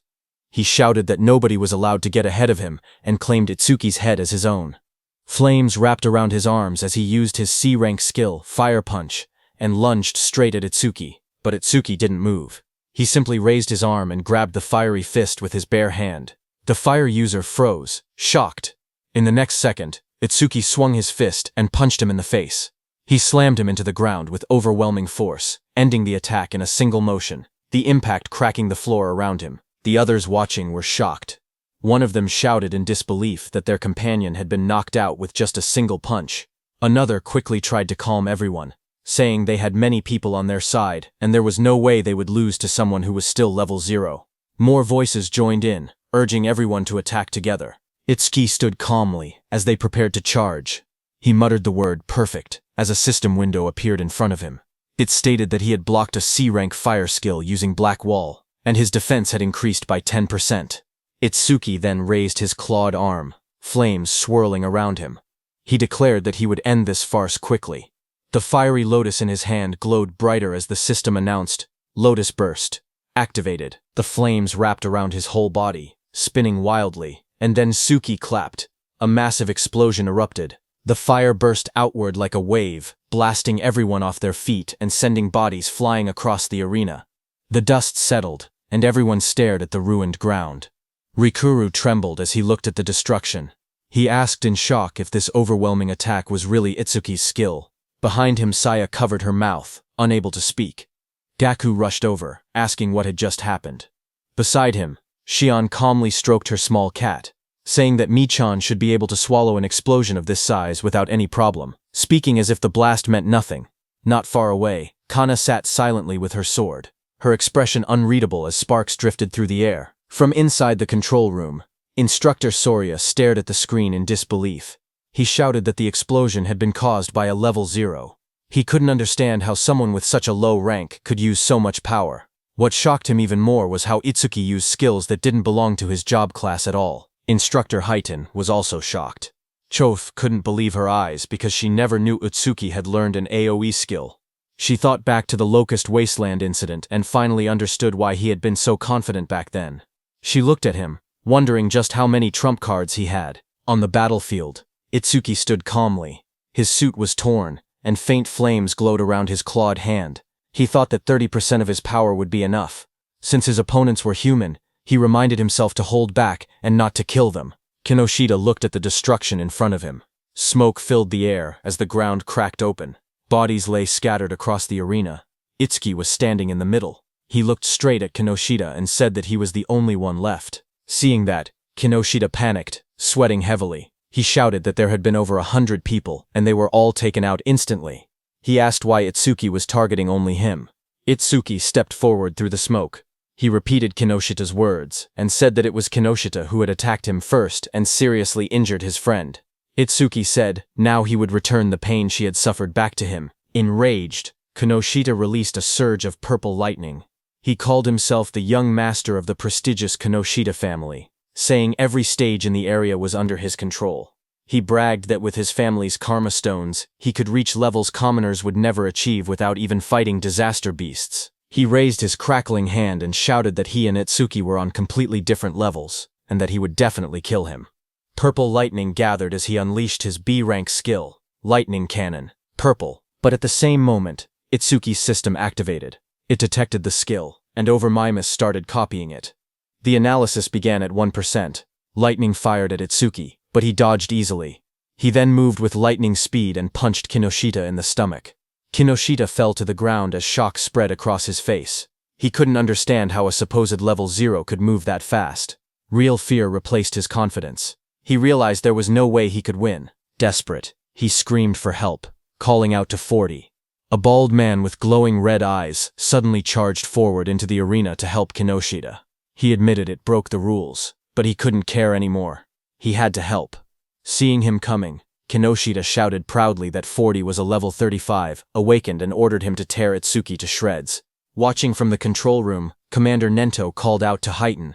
Haiten, who stood in front with a sharp grin, nodded and answered that he understood. Rain poured over the arena as Itsuki's magic detection flared.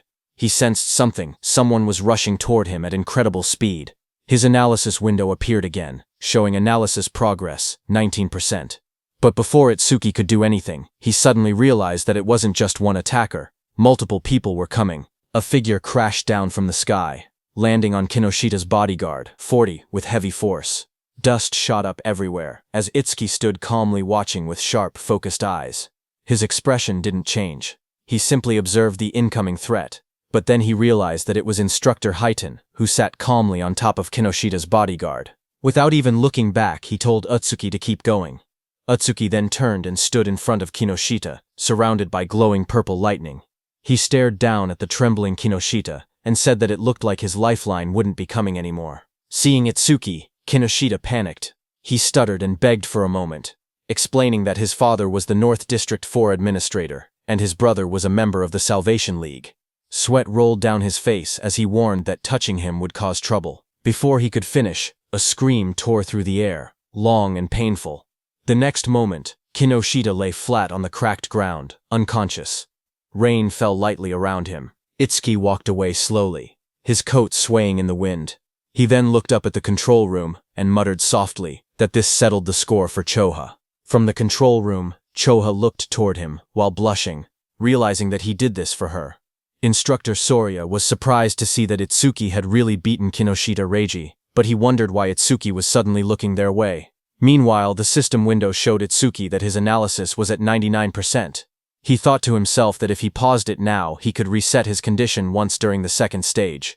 He stopped the analysis just before completion. Just then, from the internal area, Saya shouted Itsuki's name.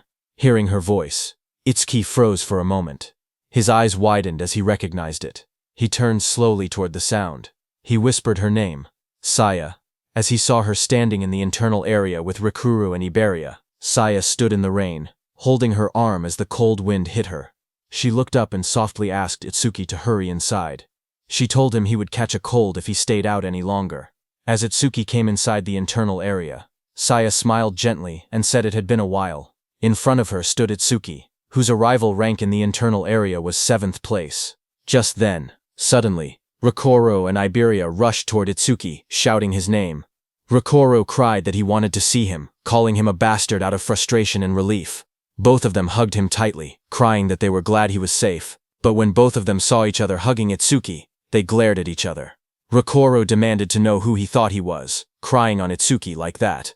Iberia pointed at himself in confusion, asking who he was. With a proud grin, Iberia raised his fist and declared that he was Itsuki's partner. Hearing that, Rikuru shouted angrily at Itsuki, saying he never heard about him teaming up with someone else. He called him a traitor. Saya looked at them with surprise, while Itsuki stood quietly beside them. Soria thought it was rare for Itsuki to make friends. Iberia and Rikuru started arguing. Iberia asked how Itsuki was a traitor and whether Rikuru had been in a duo with him. He demanded to know their duo name. Rikuru yelled back, asking why a duo name even mattered, and saying they weren't kids. He then asked if they themselves had a duo name. Iberia immediately puffed up with confidence and said, "Of course." Hearing that, Rikuru asked him to say it. Itsuki, watching from the side, quietly whispered for Iberia not to say it, but Iberia's eyes shone dramatically as he proudly announced the duo name, Double I. He insisted it took a lot of effort to come up with it. Hearing that, Rikuru fell to the ground laughing, saying Double I sounded lame. Iberia became frustrated and shouted that it was a good duo name. Just then, Instructor Soria walked out onto the high platform. He announced that 500 people had reached the internal area, and those who had not arrived were eliminated. He said the second stage would begin shortly. He told them that in the second stage they would fight disaster beasts alone in the trial grounds for 1 hour. Hearing that, Rikuru got very excited, saying finally it was the second stage. But Iberia was shocked when he heard that he had to be alone in the second level. A wide smile appeared on Instructor Heighten's face when he heard that the second stage was finally here. He had been looking forward to it. He looked at the top 7 participants, wondering what they had got. These 7 participants were Kana at first stage rank 1st, Shion at first stage rank 2nd, Gaku at first stage rank 3rd, Saya at first stage rank 4th, Rikuru at first stage rank 5th, Iberia at first stage rank 6th, and Itsuki at first stage rank 7th. Then sometime later, as the large metal structure stood in the center, countless participants gathered around it from all sides. Itsuki and the others walked toward the entrance. Rikuru looked up and asked if the second stage venue was inside the building. Iberia said that this place felt gloomy and scary. Rikuru asked Itsuki that it had been a while, and he was still at level 0. He asked if his level was still fixed at level 0. Itsuki quietly answered yes. He then asked how Itsuki became stronger if his stats never increased. Iberia agreed, saying he was also curious why Okuki was so strong despite being level 0. Okuki looked away awkwardly and said his teacher told him not to tell people. Saya reminded them that they learned in class that order breaker skills were state secret level. She told Ikuki he didn't have to deal with the questions. Then suddenly, far ahead, the instructors and Commander Nento, along with Choha, appeared. They walked forward with serious expressions. Instructor Soria asked if everyone was ready. Hearing that, Iberia suddenly stiffened in shock, turning his head sharply. Up on the raised platform stood several well-known figures. Someone in the crowd whispered that the man in front was Fujiwara Soryu, the one who oversaw the national tournament every year. Another person explained that the muscular man beside him was Hitin Akira, a war veteran known for having the strongest physique. They also pointed out the masked individual, and called him the legendary Izumi Nento. The murmurs spread as people recognized them as all legends. Instructor Soria then stepped forward and began speaking. He announced that he would now explain the second stage rules, and told everyone to listen carefully. He continued, saying that various disaster beasts would appear in the trial grounds and kill points would differ based on difficulty. A screen appeared showing the values. A hard-class disaster beast gave 1,000 kill points. Another screen listed the full chart. Beginner class, 100. Normal class, 500. Hard class, 1,000. And nightmare class, 5,000 points. He explained that after defeating each disaster beast, participants would receive a 1-minute break before being forced to advance to the next difficulty. Hearing that, Gaku, holding a long staff, smirked confidently. He declared that he would go straight to nightmare class. A status window appeared beside him displaying his information. He was the Gaku, human. Level 13, Job at Elementalist, Earth Gift. Grade 2. Status, undisclosed. Just then, Itsuki stepped forward slowly, his voice low as he said that he had a question. Seeing that, from around him, several contestants whispered among themselves. They pointed at him and mocked him, saying he was only level 0. Some wondered how he even passed the first stage. Others laughed, claiming he must have been carried. They joked that now that he knew the second stage involved individual combat, he was probably scared and thinking about withdrawing. Up on the platform, Instructor Soria looked down and told him not to hesitate. He could ask anything. Itsuki raised his head and asked calmly if Nightmare class was the highest difficulty. His question made several people freeze. Instructor Soria and Instructor Heiton both looked surprised. Heiton even grinned with interest. But in the crowd, the mocking continued. Some said he was acting tough. They whispered that if a level 0 encountered a Nightmare class disaster beast, he wouldn't stand a chance. Others scoffed, saying he couldn't even beat a beginner class beast. One of them clicked his tongue, calling him trash who only talked big. Instructor Soria then explained further. He said that theoretically, there was no upper limit to disaster beast difficulty. He told them they would understand once they actually defeated a Nightmare class beast. Hearing this, Itsuki's expression darkened as he repeated that there was no upper limit. Rikuru told Itsuki that thinking about such things was pointless, because Nightmare class required at least level 10, and defeating a hard class would already be amazing for them. Instructor Soria continued explaining the rules. He said that points earned in the preliminaries carried over to the main tournament. In other words, today's performance would greatly affect whether they could join the Salvation League in the future. Down below, hearing that the points earned here would also become points in the main tournament, Rikuru got very excited, but Iberia got nervous, thinking he had no choice but to use that thing. Itsuki watched silently. He thought about Tiwajin's record of 115,000 points, which included what he earned in the preliminaries.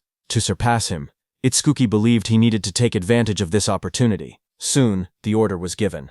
The instructor announced loudly for everyone to enter the trial grounds. The announcement echoed through the dome, declaring that the second stage of the preliminaries had begun.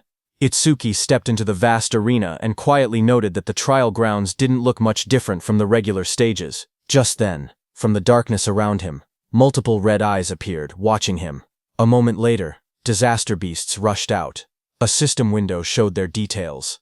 Beginner class disaster beasts. Mad dogs of calamity. Level 1. There were 10 of them, and killing them gave 100 kill points. Seeing them, Itsuki tightened his stance, saying he could finally fight disaster beasts.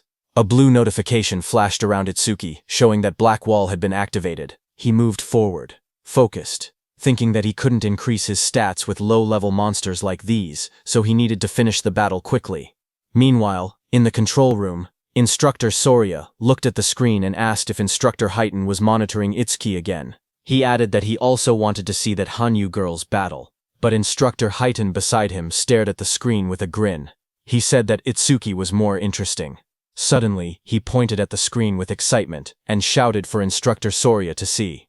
Instructor Soria beside him looked confused and asked calmly if it was really so surprising every single time. On the battlefield, Itsuki moved like a flash.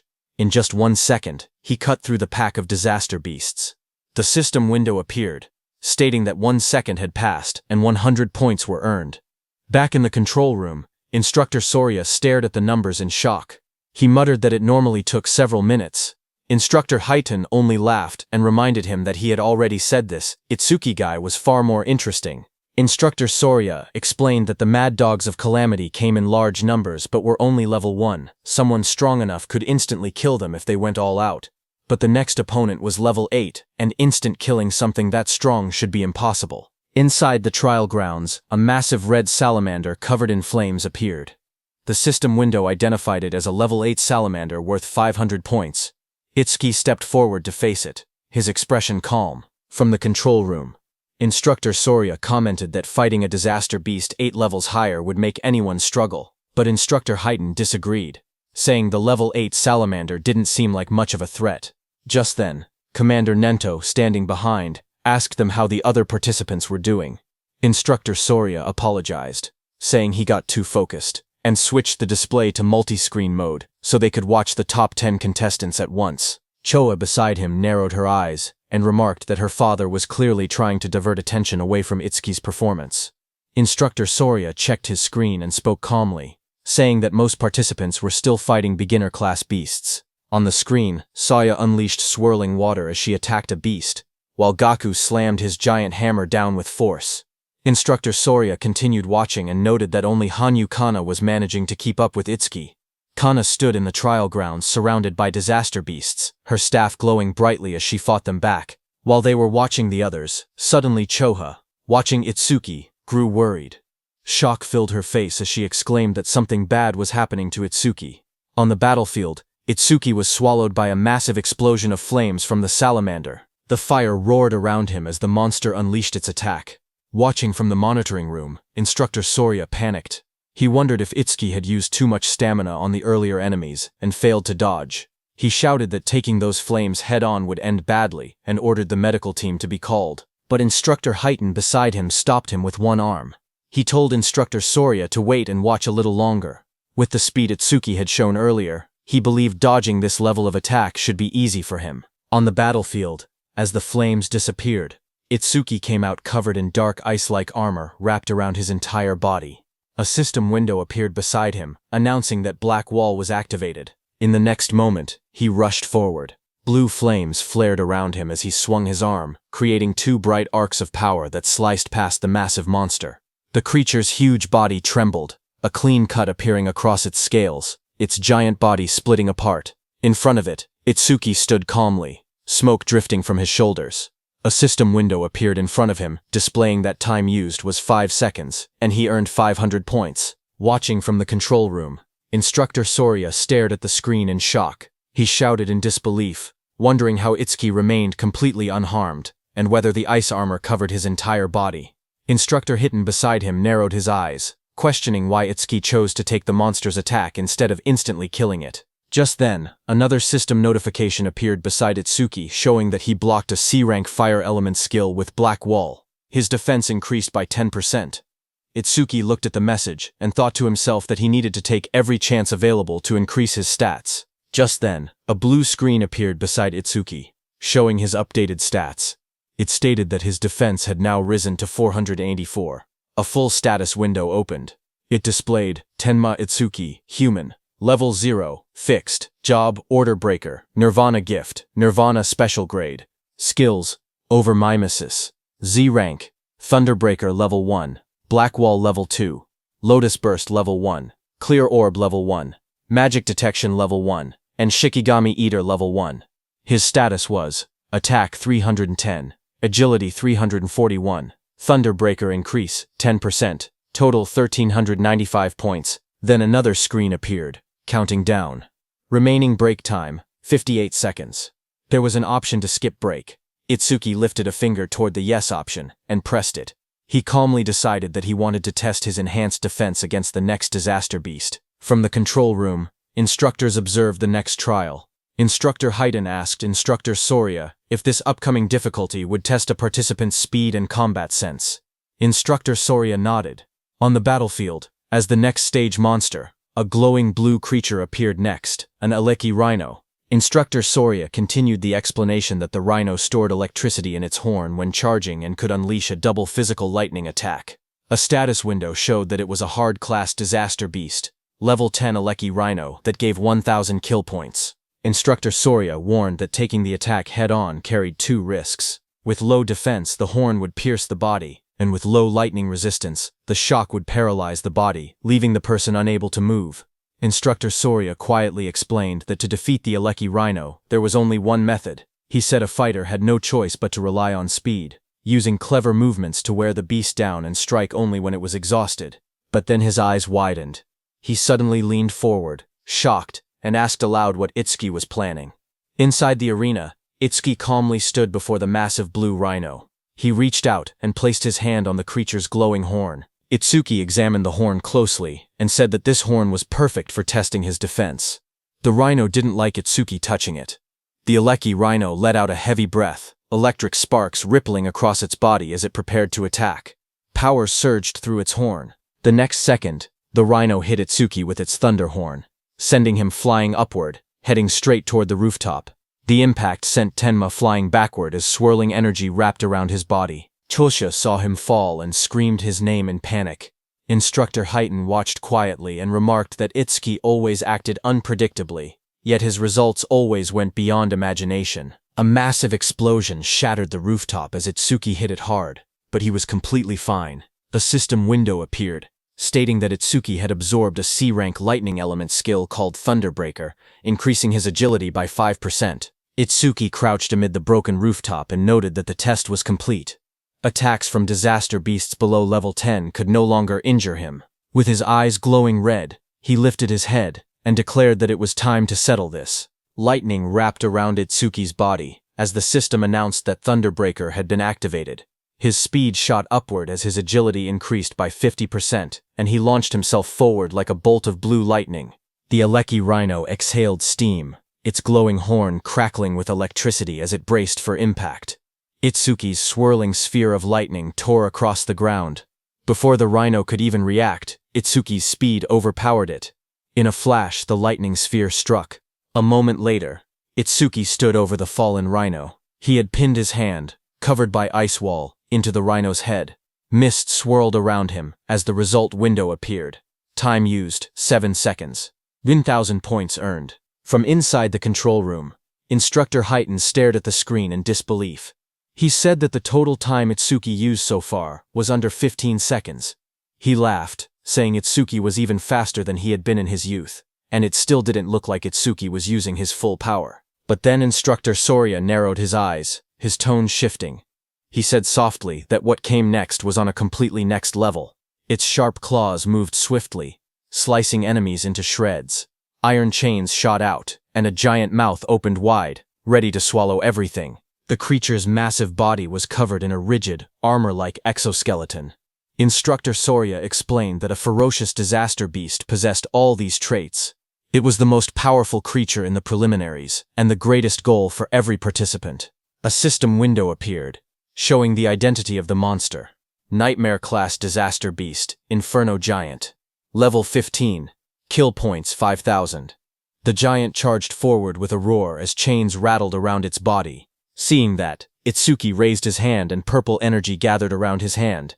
A system notification came, saying his skill Clear Orb activated. The next second, a beam of dark purple energy shot forward, striking the giant. The impact tore through its body.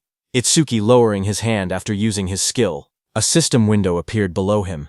It announced that the Inferno Giant, level 15, had been defeated, and the Clear Orb's flight speed had increased by 200%. Inside the control room, both instructors and Commander Nento stood frozen. Their eyes widened in shock as they stared at the screen. The remains of the Inferno Giant lay on the ground as Itsuki stood beside it. A system window appeared soon, saying that Clear Orb flight speed was 9 meters per second, and its flight speed increase was 900%. On the giant display screen, Itsuki's face appeared, telling the instructors that he would now move on to the next stage. Instructor Soria watched in disbelief that even the Nightmare-class Inferno Giant had been instantly killed. Just then, a new window flashed as Itsuki killed another beast. It showed that time used was 3 seconds, and he earned 5,000 points. On the other hand, a massive beast with glowing red eyes opened its jaws wide to attack, but a torrent of blue energy burst out like a violent stream and killed it. A system window appeared, announcing that a C-rank skill, Water Bullet, had been activated. The one who used that skill to kill the beast was Saya. She stepped forward with her fingers pointed like a gun, as water swirled around her hand. She told herself that if she defeated the remaining 2 monsters, she could advance to normal class. Another window displayed her current status. Beginner class clear progress, 80%. On the other side, Gaku faced a giant monster. Flames burned beside him as he spoke confidently. He said that since the other person skipped the break time, he would definitely reach normal class first. His panel showed, normal class clear progress, 0%. Meanwhile, Hanyu Kana stood atop a defeated creature, surrounded by bright green magic. She said she needed to recover the magic she used before moving on. Her window displayed, normal class clear progress, 100%. Just then, there was an announcement saying, Nightmare class clear confirmed. Time used, 21 seconds. Rank first. Hearing the notification, Saya reacted first. She said the one who finished must be Itsukoi. Gaku was shocked, shouting that someone finished faster than him and wondering if it was Hanyu. Hanyu remained silent, only staring calmly ahead. On the other hand, Itsuki stood on the cracked ground and pointed forward. In a calm voice, he told the inspectors to move on. Inside the control room, Instructor Soria stared at the screen in shock. He couldn't believe that the level 15 Inferno Giant had been instant killed. He questioned how something could pierce through its armor and wondered what that black sphere was. Instructor Heighten grinned and told Instructor Soria to raise the difficulty, saying he wanted to see how far Itsuki could go. A new system message appeared, showing Nightmare Class Phase 2 starting. Now, 2 level 15 Inferno Giants would appear, and they would give 10,000 kill points. Itsuki looked up as the 2 giant monsters appeared. He said he had been expecting something, but the challenge had only increased in number. Both Inferno Giants roared as they charged. Their bodies blurred as they rushed forward. Itsuki watched them calmly. He lifted his hand again, and said that while one of them was still roaring, he might as well take care of one first. Purple energy wrapped around his arm as he prepared to attack. The clear orb activated, glowing as one Inferno Giant was struck down. The system window appeared, announcing that the level 15 Inferno Giant had been defeated, and the clear orb's flight speed had increased by 200%. Another window followed, showing the orb's speed, 11 meters per second, with its total increase reaching 1100%. From the control room, Instructor Soria stared in shock. He shouted that it was another one-hit kill, and questioned what that strange sphere was. He wondered aloud if there was no limit to how many of those spheres could exist. Instructor Heighten stepped forward, watching the screen closely. He admitted that Itsuki's skill was extremely powerful, but warned that it carried a fatal flaw. Instructor Soria beside him turned slightly and asked what flaw he meant. Back inside the battlefield, the remaining Inferno Giant crashed down in front of Itsuki. Dust exploded upward as the huge creature roared with glowing red eyes. Itsuki looked at the charging beast and muttered that its speed was faster than any disaster beast he had ever encountered. Watching from the control room, Instructor Heighten explained that Inferno Giants were often mistaken for being slow because of their large bodies. But that assumption was wrong. Instructor Soria asked what he was trying to say. At that moment, Itsuki moved forward. Purple energy wrapped around Itsuki's arm as he aimed. His eyes glowed sharply, and dark cracks of power spread around him. A system window appeared, announcing that the clear orby skill was activated. Itsuki shot, and at the same moment, the Inferno Giant rushed toward him with chains rattling and red light burning in its skull. At the same time, Instructor Heighten explained the Inferno Giant's traits. He said that as a racial trait, the Giants had no magic power, but their other stats were greatly enhanced. Despite their huge bodies, they were technically a speed-type race. Just as he said that, on the battlefield the Inferno Giant moved to the side with lightning speed and dodged Itsuki's clear orb. A glowing window displayed its information. Inferno Giant of the Giant Tribe, level 15, unable to use magic, but all other stats raised by 25%. Its attack, agility, and defense numbers flashed on the screen. Itsuki stared in shock. He couldn't believe that such a big monster moved that fast and dodged his attack. Back in the control room, Instructor Heaton analyzed the situation. He said Itsuki's black ball caused massive damage but wasn't actually very fast. Itsuki had taken advantage of the giant's habit of roaring before fighting to catch the first ones off guard. He added that Itsuki clearly had good combat sense, but if he couldn't increase the black ball's flight speed, he wouldn't be able to advance any further. As he said that, the Inferno Beast charged at Itsuki with overwhelming force to punch. The Inferno Giant hit Itsuki with so much power that Itsuki's body shot forward like a cannonball, tearing across the battlefield and smashing into the ground with explosive impact. Dust and shockwaves rippled outward as the ground cracked under the force. Through the cloud of debris, Itsuki pulled himself up from the crater. He calmly noted that from mid-range, this Inferno Beast's attack could still be dodged. In the control room, Instructor Soria commented that even knowing the attack wouldn't land, Itsuki still used it, meaning he probably had no other moves left. But Instructor Heaton didn't believe it. He wondered if that were the case, then why was Itsuki smiling? Lightning flickered around Itsuki's face as he grinned, blood running down his cheek. He admitted that the monster's speed wasn't bad at all. Then he said he would simply close the distance and finish the fight his own way. Saying that, Itsuki moved. A blue notification appeared in the air, stating that Thunderbreaker had activated. Lightning burst across the ground as the shockwave exploded. He shot upward like a streak of blue light, electricity trailing behind him. The giant monster looked up as he rose through the air. The monster swung its massive fist, wrapped in spinning force, aiming straight toward him. Its punch landed hard, crashing into the ground as the impact spread in wide circular shockwaves. From the control room, Choa covered her mouth in shock, her eyes trembling as she watched. Instructor Soria stared at the screen, panic rising in his voice. He said this attack was nothing like the Aleki rhinos. If Itsuki took a direct hit, even he wouldn't survive unharmed. He ordered the rescue team to be called immediately, but Commander Nento told Instructor Soria to wait. Instructor Soria was shocked to hear that. Instructor Heaton watched the battlefield and spoke calmly. He said the monster's strike had tremendous power, but power meant nothing if the attack didn't land. Down below, the monster raised its massive metal fist, but there was no blood. The monster looked at the crater, its red eyes glowing and its chains rattling. It looked around for Itsuki in confusion. Then a voice called out from behind, telling the monster he was here. The monster turned, its jaw opening wide in surprise. Its glowing eyes widened even more when it realized Itsuki had slipped behind it without it noticing. Before the Inferno monster could react, Itsuki's powerful clear orb tore through its neck, purple energy spraying out violently. High above, Itsuki hovered in the air, lightning and violet aura swirling around him.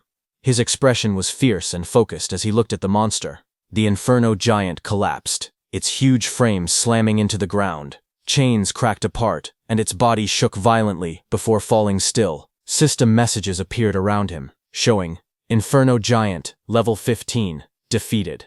Clear orb, flight speed increased by 200%.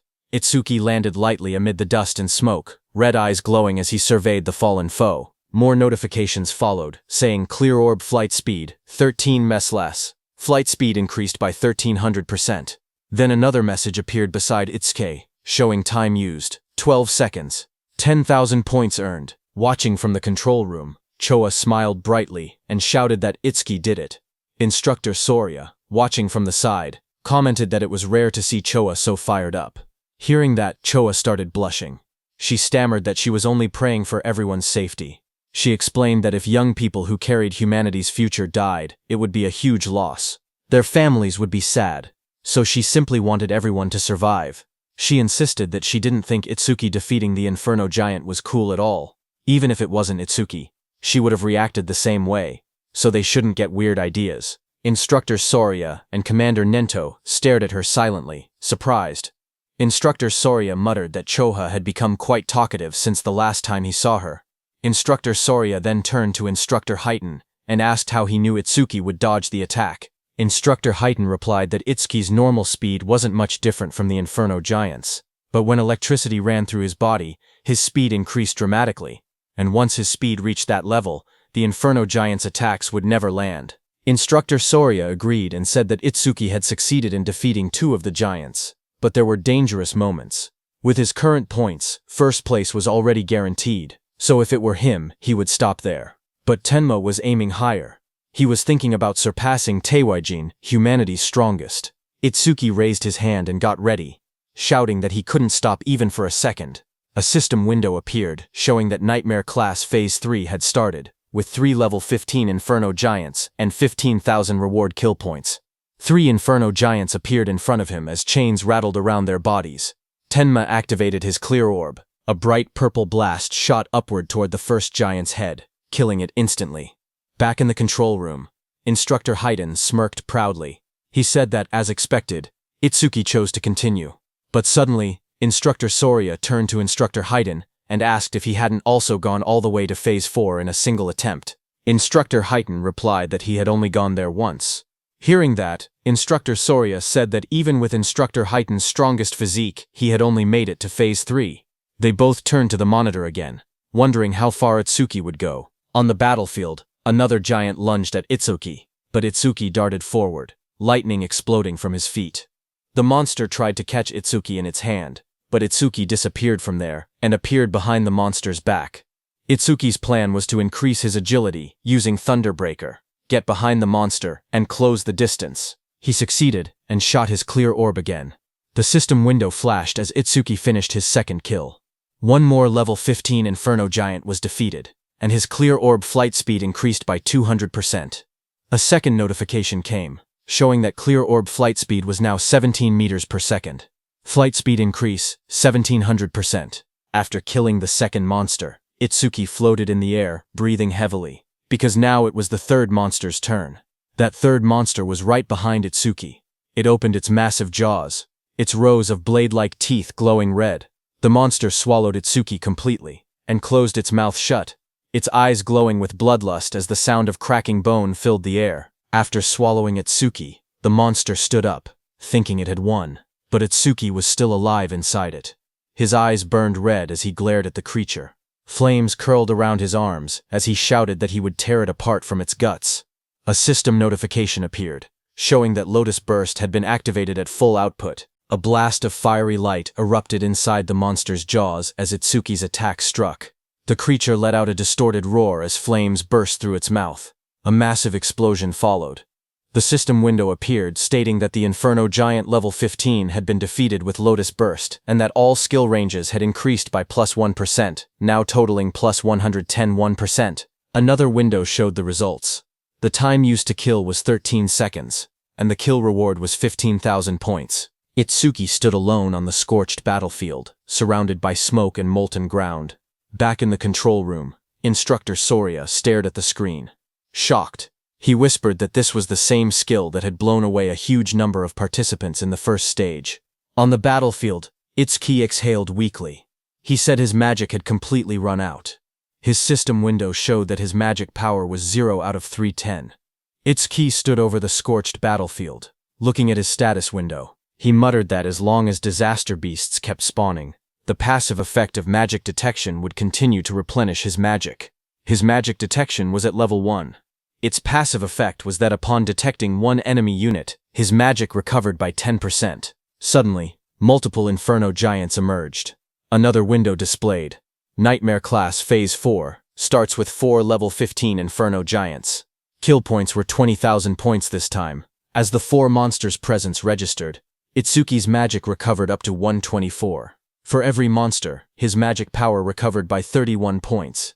As 4 enemy units were detected, Itsuki's magic recovered by 40%. Back in the control room, the instructors watched the screen.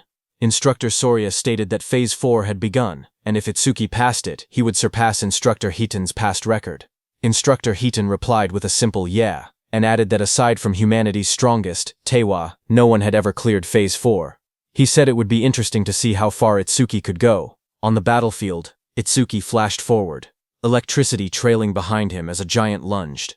He noted that every time the clear orb's flight speed increased, its accuracy also improved. He realized that if he raised the flight speed a few more times, he wouldn't need to get close to point-blank range anymore. Another giant swung through the storm, purple lightning on Itsuki's hand as he stared ahead and reminded himself that his magic was limited. He couldn't afford to waste even a single clear orb. Itsuki rushed forward through swirling purple energy. Dark lightning wrapped around his arm as he threw his hand out, aiming the spinning orb in his palm. But before he could shoot, one inferno beast with red glowing eyes lunged toward him, its metal-like jaws wide open, Chains rattled around its body as it shot forward and grabbed Itsuki's hand. Another similar monster crawled beside it, both of them towering over him.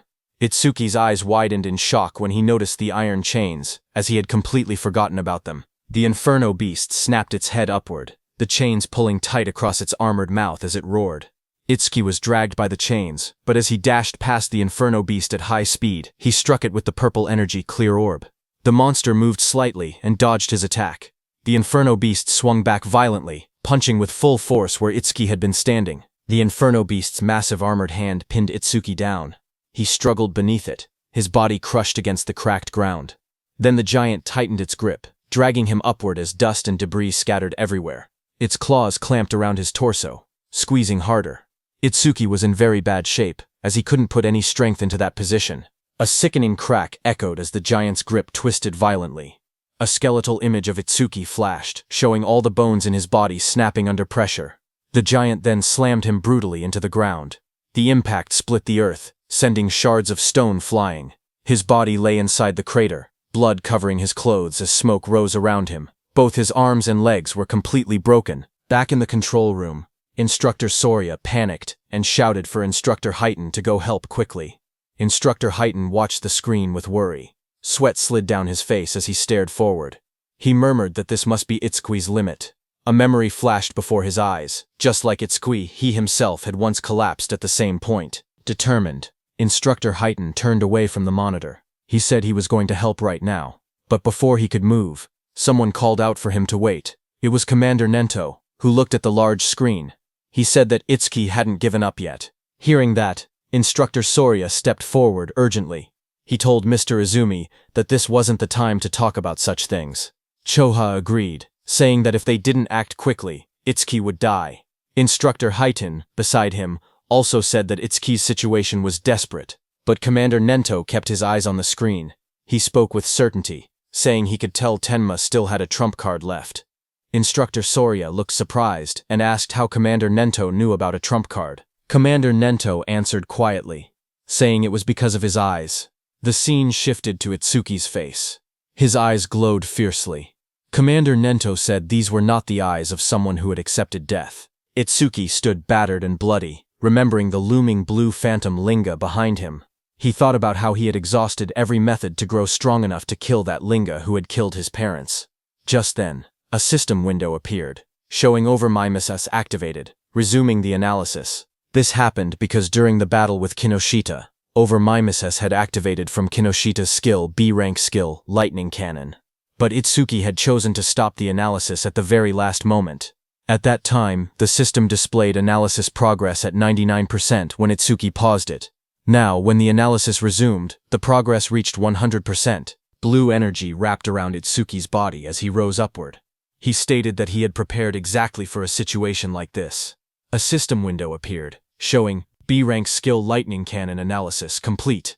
Thunderbreaker, level 2, acquired. Choka suddenly pointed at the screen with excitement. She said that the usual blue lotus had appeared again. Beside her, Instructor Soria stared in shock and asked if that blue lotus was also one of Itsuki's skills. But he wondered aloud what use it could possibly have in Itsuki's current condition. Instructor Hiden looked toward Choha. He noticed how happy she seemed, and wondered whether she knew something they didn't. A system window appeared, explaining Tenma's new power. It showed the details of Thunderbreaker level 2, active effect. He could absorb B-rank and lower lightning attacks into his body. When releasing the absorbed lightning energy, his agility would increase by 100%. Absorption count, 0.5. Passive effect. Each time a B-rank lightning attack was absorbed, his agility increased by 10%, currently increased by 15%. Blue energy swirled around Itsuki's body. His legs lit up first, then his hands slowly clenched as the power surged. Another window appeared, showing that Thunderbreaker level 2 had been acquired. All stats plus 20. All debuffs removed and injuries fully healed. Just then, the Inferno Beasts attacked the blue energy lotus, as lightning burst outward. But Itsuki pushed himself up from the shattered ground, covered in swirling energy, and blocked their attacks. He declared that his warm-up was over. From that moment on, he said he would be going all out. A status screen appeared beneath him, showing that his attack, agility, defense, and magic had increased from 310 to 330 points each. The total rose from 1240 to 1320 points. Instructor Soria stared in shock. He said that Itsuki had been brutally beaten, yet had recovered completely in just a few seconds. He shouted that the healing was stronger than what a dedicated healer could do. He continued, saying that along with that absurd area attack, he couldn't understand how many abnormal skills Itsuki actually had. On the battlefield, Itsuki moved with lightning speed and attacked the Inferno beasts with his clear orb before they could even react. A notification appeared. It showed that an Inferno giant, level 15, had been defeated, and the clear orb's flight speed had increased by 200%. More flashes filled the scene as another giant fell. Again, the display said Inferno giant, level 15, defeated, and the clear orb flight speed increased by 200%. As all the Inferno beasts fell, another pop-up appeared above the arena. It said that Nightmare Class Phase 4 had been cleared successfully. The time used was 31 seconds, and 20,000 points were earned. Itsuki stood confidently as two large Inferno giants fell down. He shouted that the current him would not lose, no matter how many Inferno giants attacked. As time passed, another giant was pierced by Itsuki's purple beam of clear orb. The system message repeated the same result. Inferno giant, level 15, defeated, with another 200% boost. Another notification followed, showing that the clear orb's flight speed was now 27 mets, flight speed increase 2700%. Itsuki killed another Inferno beast. The Nightmare Class Phase 5 message appeared. The system stated that Phase 5 had been cleared in 57 seconds, earning 25,000 points.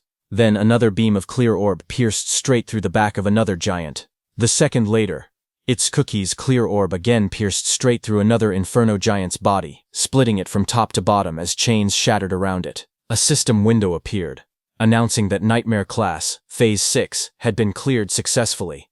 The time used was 1 minute and 34 seconds, and 30,000 points were earned. From the control room, the instructors, Commander Nento, and Choha, watched the results in shock. Instructor Soria's eyes went wide, and his mouth hung open.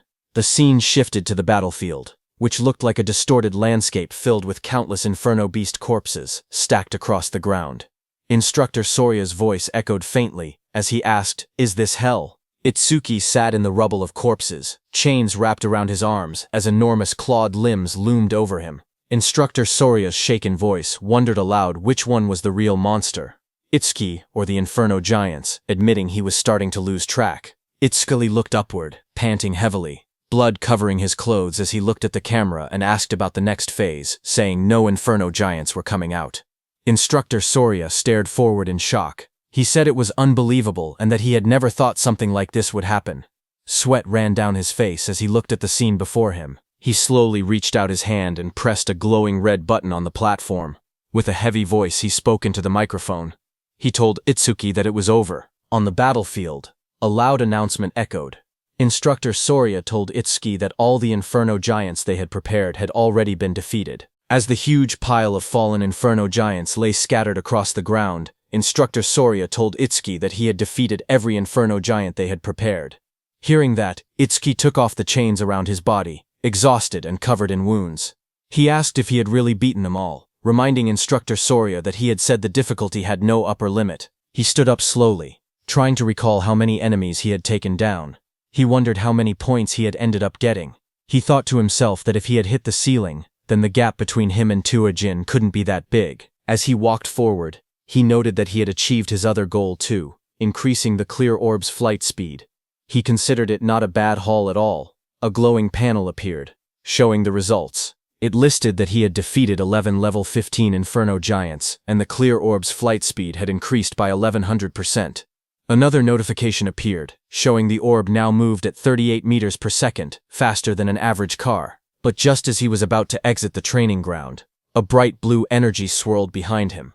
Itsuki froze in place, staring ahead as the light rose around his body. A sharp glow flashed in Itsuki's eye as he turned his head, his expression tense and alert. But seeing what it was, he exhaled a moment later, realizing there was no threat. He muttered that he had mistaken it for another enemy for a second, because he had totally forgotten about it. Behind Itsuki, a huge glowing crystal had formed.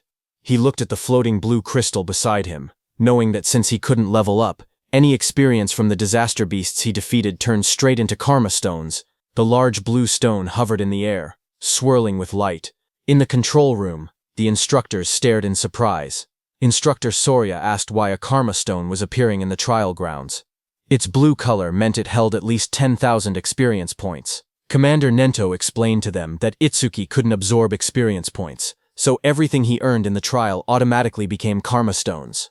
Hearing that, Instructor Heaton said that he had thought Itsuki's level being fixed meant he was just faking it, but now he understood Itsuki truly couldn't level up.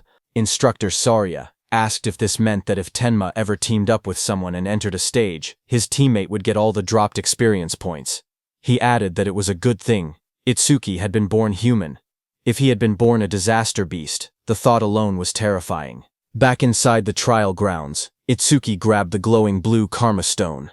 He held it close, the light reflecting in his eyes as he looked at it calmly. He then placed his hand on the large metal door, saying he had done what he came to do, and that it was time to head out. The heavy door slowly slid open. Outside, Instructor Soria leaned forward in excitement, telling the others that Itsuki had come out. A bright panel appeared above Itsuki as he stepped through the exit. It displayed his results. Tenma Itsuki. Preliminaries, second stage clear. Points earned, 106, 600. Time used, 3 minutes 55 seconds. Rank 1. Itsuki walked forward, still covered in blood and dust. Instructor Soria hurried toward him. He said he had witnessed Itsuki's performance with his own eyes, and called him pure potential. He told Itsuki to come with him, promising to arrange a mentor worthy of him. Itsuki replied that he appreciated the offer, but he already had a teacher who trained him, so he was fine. Hearing that, Instructor Soria grew frustrated, telling Itsuki he didn't get it. He said so what if he had a teacher? He insisted that not just anyone was qualified to guide someone as talented as Itsuki. He said Tenma would be better off following someone like him, someone with connections and resources. Itsuki repeated that he was fine. Instructor Hitten, beside Instructor Soria, leaned in and warned him that if he kept pushing, Itsuki would start disliking him. But Instructor Soria refused to back down. He shouted that he couldn't give up so easily, and told Instructor Hitten to talk some sense into Itsuki. He asked if he was really okay letting someone waste Itsuki's talent. When Itsuki looked toward Instructor Hitten, he recognized him as the one who had handled Kainoshita's lackeys before. Instructor Hitten waved it off, saying he had only judged someone who broke the rules. He then smiled and told Instructor Soria that Itsuki was the disciple of Izumi, so there was no way he wouldn't help him. Hearing that, Instructor Soria froze in shock. He asked Instructor Hitten what he had said, whose disciple was Itsuki. Itsuki thanked Instructor Hitten for what he had done in the past. On the other hand, Instructor Soria stiffened as he repeated the words. Itsuki was Commander Izumi Nento's disciple. Commander Nento, standing behind, confirmed it with a confident smile. Hearing that, Instructor Soria muttered that an out-of-spec youngster had appeared, and of course he had turned out to be Izumi's pupil. Itsuki looked at Commander Nento and called him sensei. Commander Nento stepped forward and praised Itsuki, saying he had watched his performance closely. He asked if he was hurt anywhere and said he could have Choha heal him if needed. Choha, standing behind, blushed and told her father that Itsuki had been fired up about challenging Phase 7, so there was no way he could be hurt. Itsuki smiled weakly. He said he wasn't injured but admitted he was a bit worn out. He added that he would be fine after a short rest. Instructor Soria nodded, and said that if Itsuki was Izumi Nento's disciple, it made sense he could perform at this level. He then mentioned that his disciple had wiped out every disaster beast prepared for the second stage. Itsuki then asked if Tewa had made it to Phase 6 as well. Instructor Soria answered that back then, Phase 4 had been the maximum. Later, they expanded it to Phase 6, but even that no longer seemed enough. He suggested they might need to extend it to Phase 8 next time. Commander Nento then told Itsuki to sit back and watch for now, because, for the other participants, the second stage had only just begun. Inside the exam field, the screen showed Rikuru. A notification appeared beside him, showing hard class progress at 100%. Rikuru then collapsed to the ground, saying his arms wouldn't lift anymore. He muttered that nightmare class was beyond him. The screen displayed his result. Horino Rikuru. Second stage challenge over. Time used, 17 minutes, 17 seconds. Points earned, 1600. The screen then showed Saya, whose hard class progress was also at 100%. Saya held a massive water sphere overhead with a beast trapped inside. She said she didn't have any high firepower skills, so she was trying to suffocate the beast by trapping it in water. She admitted it was taking too long, and she was about to run out of magic. She whispered that the next difficulty might be impossible. A notification appeared beside her, showing her result.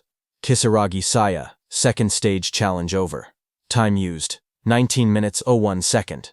Points earned, 1600. From the control room, Itsuki watched their results. He said Rikuru and Saya had both capped out at hard class. He thought they would get a bit further. Instructor Highton told him not to assume everyone was as strong as him. He said most participants couldn't even clear normal class. With how fast Rikuru and Saya defeated the Aleki Rhino, he said both of them were guaranteed to be in the top 10. Itsuki then asked why they hadn't been removed from the field, if their runs had already ended. Instructor Sorya explained that unless someone was seriously injured or a special circumstance occurred, participants weren't allowed to leave the trial grounds. He added that Itsuki was a special exception. At that moment, Instructor Highton then looked up and said someone else had reached Nightmare class. Inside the stage, Uegaku swung a huge hammer down with full force. Instructor Highton explained that with a rare karma tool, Gaku should be able to take down at least one Inferno giant. Another scene showed a silver-haired girl fighting an Inferno beast. Instructor Highton said that the Shikigami user, Akagami Shion, reaching this far was impressive too. Just then, Shion shouted for her cat Michan. Her cat jumped as Shion used its complete form. The cat turned into a massive black creature and moved forward as red light burned in its eyes. The monster rose to its full size, towering over the battlefield. Across from it, Shion stood calmly, watching as the creature roared. The beast then charged and struck down with overwhelming force, fighting the Inferno beast. Their claws crashed with destructive power. Itsuki watched all this from the control room. He asked if Shikigami could change into different forms. He asked Choha if her Tamacho could do the same. She replied with a simple no, explaining that it was her first time seeing one that could transform. She said Shikigami came in many types, and their abilities were still full of mysteries.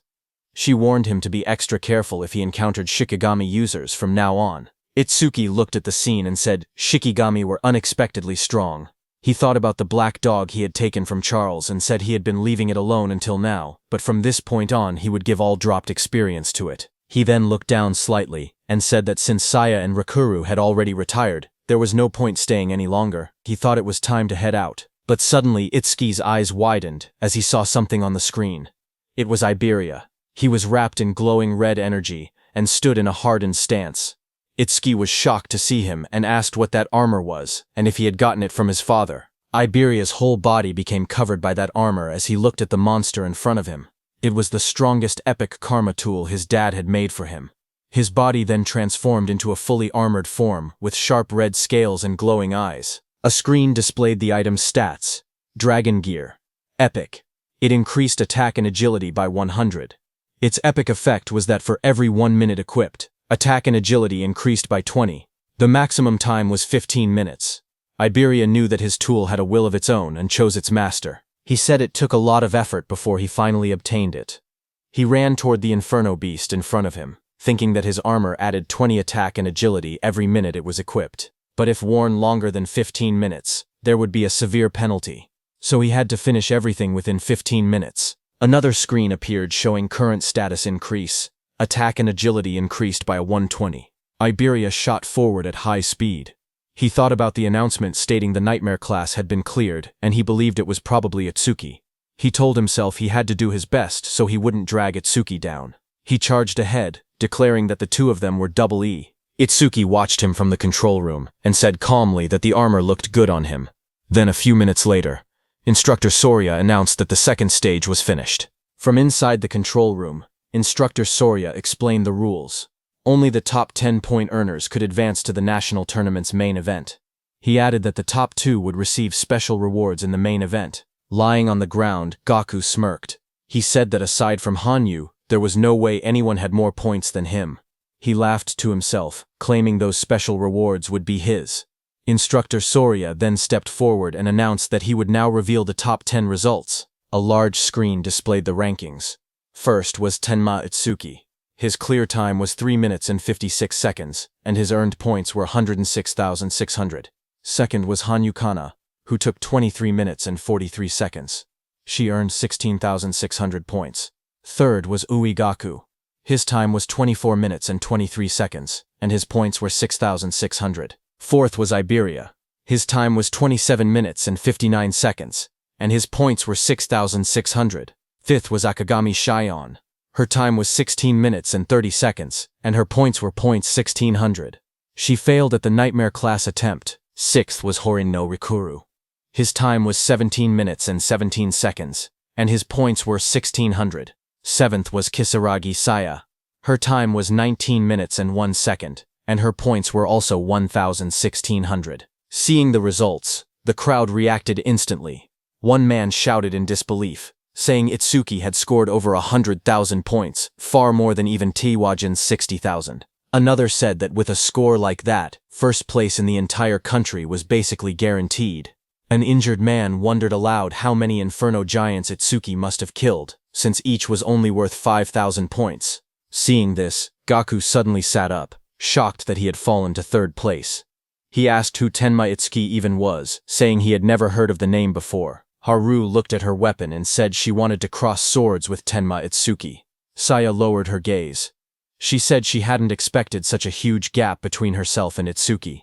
She wondered if a combat job had ever been right for her in the first place. Instructor Soria then reported that all continental trials had ended, and the national rankings were out. He revealed that Itsuki placed first in the entire nation, ahead of second place by a massive 65,000 points. Choa, watching her father, said that she couldn't see her father's face, but she could feel it. Her father was pleased. Commander Nento looked toward the sky and said humanity's new dawn was growing brighter. Meanwhile, on the battlefield, Iberia lay exhausted on the ground. He muttered that over 100,000 points was impressive, but if it was Itsuki, taking first place was expected. He added that he had also done enough not to shame the name of Double E. He was lying next to the defeated giant machine. Itsuki walked up to him and told him he did great, saying Iberia had surprised him. Iberia smiled weakly as he was still dizzy after using that karma tool. The instructors and Commander Nento stood on the platforms watching. Then Instructor Soria announced that the 21st Salvation League National Tournament preliminaries had come to an end. On the battlefield below, Itsuki carried Iberia on his back and walked forward. The view shifted to the South Continent. District 1. A bright city square lay under the sun, with buildings, pools, and statues arranged neatly. At the center, an old man with long white hair and a beard sat quietly, eyes closed. Nearby, soldiers in armor complained. One of them frowned, saying they had been called out at dawn just to watch an old man meditate. Another soldier warned him to watch his mouth. He explained that the old man was the South Continent Commander-in-Chief, someone who could see the future. A prophet. The old man remained still, his hands resting on his stomach. His name was Balgar, South Continent Commander-in-Chief. One soldier then questioned why, if Balgar could truly see the future, they always received warnings after the barrier had already been deployed. He said that if Balgar really had foresight, he should be able to tell them the Stella impact points ahead of time. Another soldier spoke calmly. He said it was true that Elder Balgar could only foresee a tiny sliver of the future. Even so, he explained that Balgar still stood on the same level as the North Continent Commander Izumi Nento, and was considered a pillar of humanity. He said the reason he was called a pillar of humanity was because Balgar's prophecies were correct 10% of the time. At that moment, Elder Balgar suddenly lurched forward, shouting in shock. His attendants rushed toward him in panic. Balgar's voice trembled as he tried to speak. The attendants asked if he was all right, but he pushed himself up with urgency. He shouted again that the North Continent was in danger. His eyes widened, filled with terror. He cried out that a massive disaster beast assault would soon strike the North Continent. Among them, he warned, were disaster beasts with levels that exceeded 100. Then sometime later at night, the leaves rustled softly as the scene shifted to Itsuki standing under the trees. Blue system windows appeared beside him, while he looked ahead calmly. He said that his total stats had finally exceeded 1,500. The system display showed his information. Tenma Utsuki, human, level 0, fixed. His job was order breaker. His Nirvana gift was a special grade Nirvana. His skills were listed one by one. Over Mimesis, Thunderbreaker level 2, Black Wall level 2, Lotus Burst level 1, Clear Orb level 2, Magic Detection level 1, and Shikigami Eater level 1. Another window showed his status. Attack 330, Agility 380, Defense 462, Magic 330, with passive increases from his skills. His total stat value was 152. Itsuki knew that when a person leveled up, leveling up normally gave 50 stat points. So looking at his status window, Itsuki realized that having 1500 total stats was the same as being level 30 for a normal awakened person. On top of that, Itsuki's agility and defense could increase infinitely through passive skill effects. He remembered how his agility and defense rose by 10%. Not only that, but even his magic also recovered infinitely with the passive effect of magic detection. However, there was no method to increase attack power. He looked down at his hand and wondered quietly if there was any way to do so. Just then, a voice called out from behind, shouting that the food was ready. Itsuki turned his head slightly at the sound, his expression calm. Behind him, Rikuru and Saya were standing. Rikuru raised a spatula happily and said he had made lots of Itsuki's favorite dishes. Saya stood beside him, smiling gently. Hearing that, Itsuki began walking toward them and said he would think about his problems later. He thought that he might get a new skill that increased attack power through overmimesis anyway. The scene shifted to the dinner table. Dishes were laid out everywhere, filling the table with a large meal. Itsuki sat among the others and remarked that it had been a while since he had eaten Rikuru's home cooking. As he sat down and looked around, he asked where Iberia was and whether he was still sleeping. Choha said yes, and told him that she had healed all his wounds and they had fully recovered, but he still seemed extremely exhausted and remained asleep. While eating, Rikuru said he was surprised that the nightmare-class dungeon that he and Saya couldn't beat was cleared by someone who was only level 7. Hearing that, Saya gasped in shock and covered her mouth. Rikuru looked at her and asked what was wrong, wondering if she was so moved by how delicious his cooking was that she had to cry out. But Saya pointed nervously and stuttered, telling him that something was behind him. Rikuru turned his head slightly and asked what she meant. Behind him, a dark figure with glowing red eyes stood silently. The shadowy figure suddenly spoke in a low voice, saying it wanted food. Seeing that, Rikuru fell back in surprise, shouting as the shadowy figure moved toward the table. Immediately, the shadow figure started eating. It was none other than Iberia, who sat down and stuffed food into his mouth. Seeing that, Rikuru stood up and scolded him, saying that sneaking up quietly like that was bad for the heart.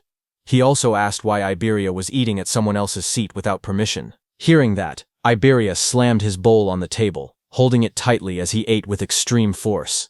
Seeing that, Rikuru backed up slightly, sweating as he asked what Iberia was getting angry for.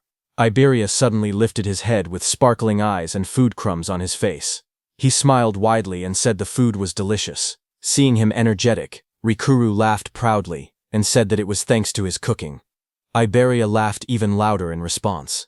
Iberia then pointed at the plate and asked if Rikuru had made the food. He told him that he should quit being an awakened and become a chef instead, because he had way more talent for cooking. Hearing that, Saya covered her mouth, trying not to laugh, while Rikuru stood there with an annoyed expression, asking if that was supposed to be a compliment. Across the table, Commander Nento leaned forward with folded hands. He said that since all of them were aiming to become saviors, he had one question for them. Everyone looked at Commander Nento as he asked what they feared the most. Hearing that, everyone paused. Rokuru thought for a moment and said that the thing they feared was probably the opposite of what they looked forward to. He explained his own dream to become a savior, earn money, and enjoy gourmet food while traveling the world while he was still young. He then imagined the opposite of that dream. In his mind, he pictured himself as an old man with a cane. He said that aging would definitely be the opposite. When people get old, he explained, they lose the stamina to travel the world, and their sense of taste might deteriorate so much that they cannot even tell flavors apart. The thought made him shiver, and he said the idea alone gave him chills. Commander Nento then asked Saya how she felt. She looked down slightly and said she was born into a medical family and grew up in a hospital. She explained that ever since she was little, she had seen many people suffering from different illnesses. A memory flashed in her eyes of hospital staff rushing a patient on a stretcher past her. A sick elderly patient lay on the stretcher, his face covered with dark spots. His weak voice escaped as he looked toward Saya. Standing there, Saya had been frozen in fear. The sight had become a deep trauma for her. She explained that even a simple cold or fever now filled her with overwhelming fear. Hearing that, Itsuki remembered something. He wondered if that was why she ran away the other day after he let out just a small sneeze. Memories from the past flashed in his mind, where Saya jumped back in shock every time Itsuki sneezed loudly. Hearing her, Commander Nento told them that an awakened person's lifespan was nearly twice that of a normal human, and awakened ones almost never got sick. He told her that she could finally say goodbye to the thing she feared most. Then he turned his gaze to Iberia beside him. Iberia blinked in surprise and asked if it was his turn next. Iberia admitted that what he feared most before was failing the preliminaries. But now his fear had changed. He smiled brightly and said he was afraid of not being able to fight alongside Itsuki. He turned to Itsuki with excitement and asked what he feared most. Itsuki looked surprised and asked why the question was directed at him. But the others wondered the same. Saya asked if Itsuki even had anything he was afraid of. Iberia told him to answer, saying it couldn't be possible that he feared nothing. They tried to imagine it, but none of them could guess what Itsuki might fear. Itsuki finally spoke. He said that after his parents died, he didn't know how to keep living. He explained that he had been overwhelmed with anxiety. Iberia stared at him, shocked, whispering his name. A dark scene appeared, showing Itsuki curled up alone. Helplessness, anger, sadness, hunger. He explained that all of those negative emotions had taken over his body. Itsuki remembered the moment everything changed. He had been sitting alone in the dark, tears running down his face, until Saya and Rikuru appeared before him. Rikuru's gentle voice asked why he was crying alone in a place like that. Saya told him the sky was beautiful and that it was a waste to look down. Young Saya leaned forward, asking if he had caught a cold and whether they should take him to the hospital. Rikuru held out a lunchbox with a bright smile, telling him they should eat something delicious so all his worries would blow away. Itsuki looked up, his eyes filled with tears. He said the warmth the two of them gave him pulled him out of that negative world. He continued speaking. He said that after that day, he met Sensei, met Choha, and even Iberia. Itsuki looked around the table and said they had become comrades. No, more than that. It felt like his family had grown. A soft smile formed on his face. He said that this sense of security was something he hadn't felt in a long time. Sometimes, he thought, he wished this moment could last forever. Itsuki continued speaking while everyone listened. He said the thing he had feared the most was living alone. Across the table, Saya, Rikuru, and Iberia watched him quietly as he shared his thoughts. Choha observed him with gentle eyes. She noted that the atmosphere around Itsuki felt calm and peaceful, completely different from the unsettling feeling she had sensed before. Suddenly, Iberia rushed forward. He called out Itsuki's name and threw his arms around him, shouting that he would never leave his side, not even a single step. Itsuki stumbled back in surprise, trying to explain that this wasn't what he meant. Commander Nento told them that he had asked earlier to confirm whether they might one day regret choosing their path. When they became saviors and faced true danger, regret would be the most unforgivable thing. He told them to remember that a savior's goal was to reach death without regrets. Everyone stood firmly and answered that they would engrave those words in their hearts. Commander Nento nodded and stood up. He told everyone to hurry and finish eating and then rest. He reminded them that Rikuru and Saya needed to return to North District 6 by tomorrow. The next morning, it was time for Rikuru and Saya to go back. Iberia waved excitedly as he called out to Rikuru, asking him to make home-cooked food again next time. Rikuru shouted back that he would as long as Iberia didn't cause trouble for Itsuki. Their voices echoed as they walked ahead, promising to meet again at the national tournament. Seeing that, Itsuki walked up to Iberia, who wiped his tears. Itsuki asked when Iberia and Rikuru had gotten so close. Commander Nento soon gathered them and told them they should head back as well. Itsuki nodded, but his mind wandered. There was something he wanted to ask Saya. He thought he could ask her during the main tournament. As he walked, Itsuki suddenly paused in shock when he noticed Choha. Choha sprinted across the courtyard with urgency. Itsuki wondered why she was in such a rush. A moment later, Chosha reached Commander Nento, slightly out of breath. Commander Nento asked her what had happened. Chosha replied in a serious tone that top-secret information had just arrived from the South Continent. Commander Nento asked Choha what the secret message contained. Choha explained that the information carried an extremely high clearance level. It was something only saviors above level 50 and continent commanders were allowed to know. Commander Nento then looked at Itsuki and Iberia and said that the two of them were also permitted to hear it. Iberia lit up with surprise, asking if he trusted him that much. Chosha began delivering the message. A new prophecy had come from Elder Balgar, the commander of the South Continent. According to him, within the next 3 days, a large-scale disaster beast assault would strike the North Continent. Hearing that, Itsuki asked whether Elder Balgar's prophecies were reliable. Iberia confirmed that they were. Elder Balgar was the most renowned prophet across all 5 continents. His prophecies were as good as confirmed futures. Choa turned to her father and urged him to leave the North Continent immediately. But Commander Nento believed there had to be a reason the disaster beasts were launching an assault. This time, he said, the target was most likely him, the commander of the North Continent. The commander thought for a moment. He said that if that were true, then staying here would make him good bait. Choga stepped forward, insisting there was no reason for her father to remain in the North Continent. She reminded him that combat wasn't even his specialty, and if he already knew he was the target, then remaining here was far too risky. She urged him to evacuate to the Central Continent immediately. Tenma agreed with her. He said that if they lacked manpower, he would remain behind and fight. But the commander raised a hand, stopping them. He told them he had already made his decision and warned them not to argue further. Then he turned to Itsuka, saying there was something else he needed him to do. Itsuka protested, insisting that nothing could be more important than protecting his sensei. Commander Nento explained his request. Iberia's father, Aiden, was the greatest crafter across all 5 continents, and they couldn't allow anything to happen to him. He wanted Itsuki to guard Aiden together with Iberia. Additional awakened fighters would also be dispatched to support them. Hearing that, Iberia looked troubled. He wondered aloud why their forces had to be split just to protect his father.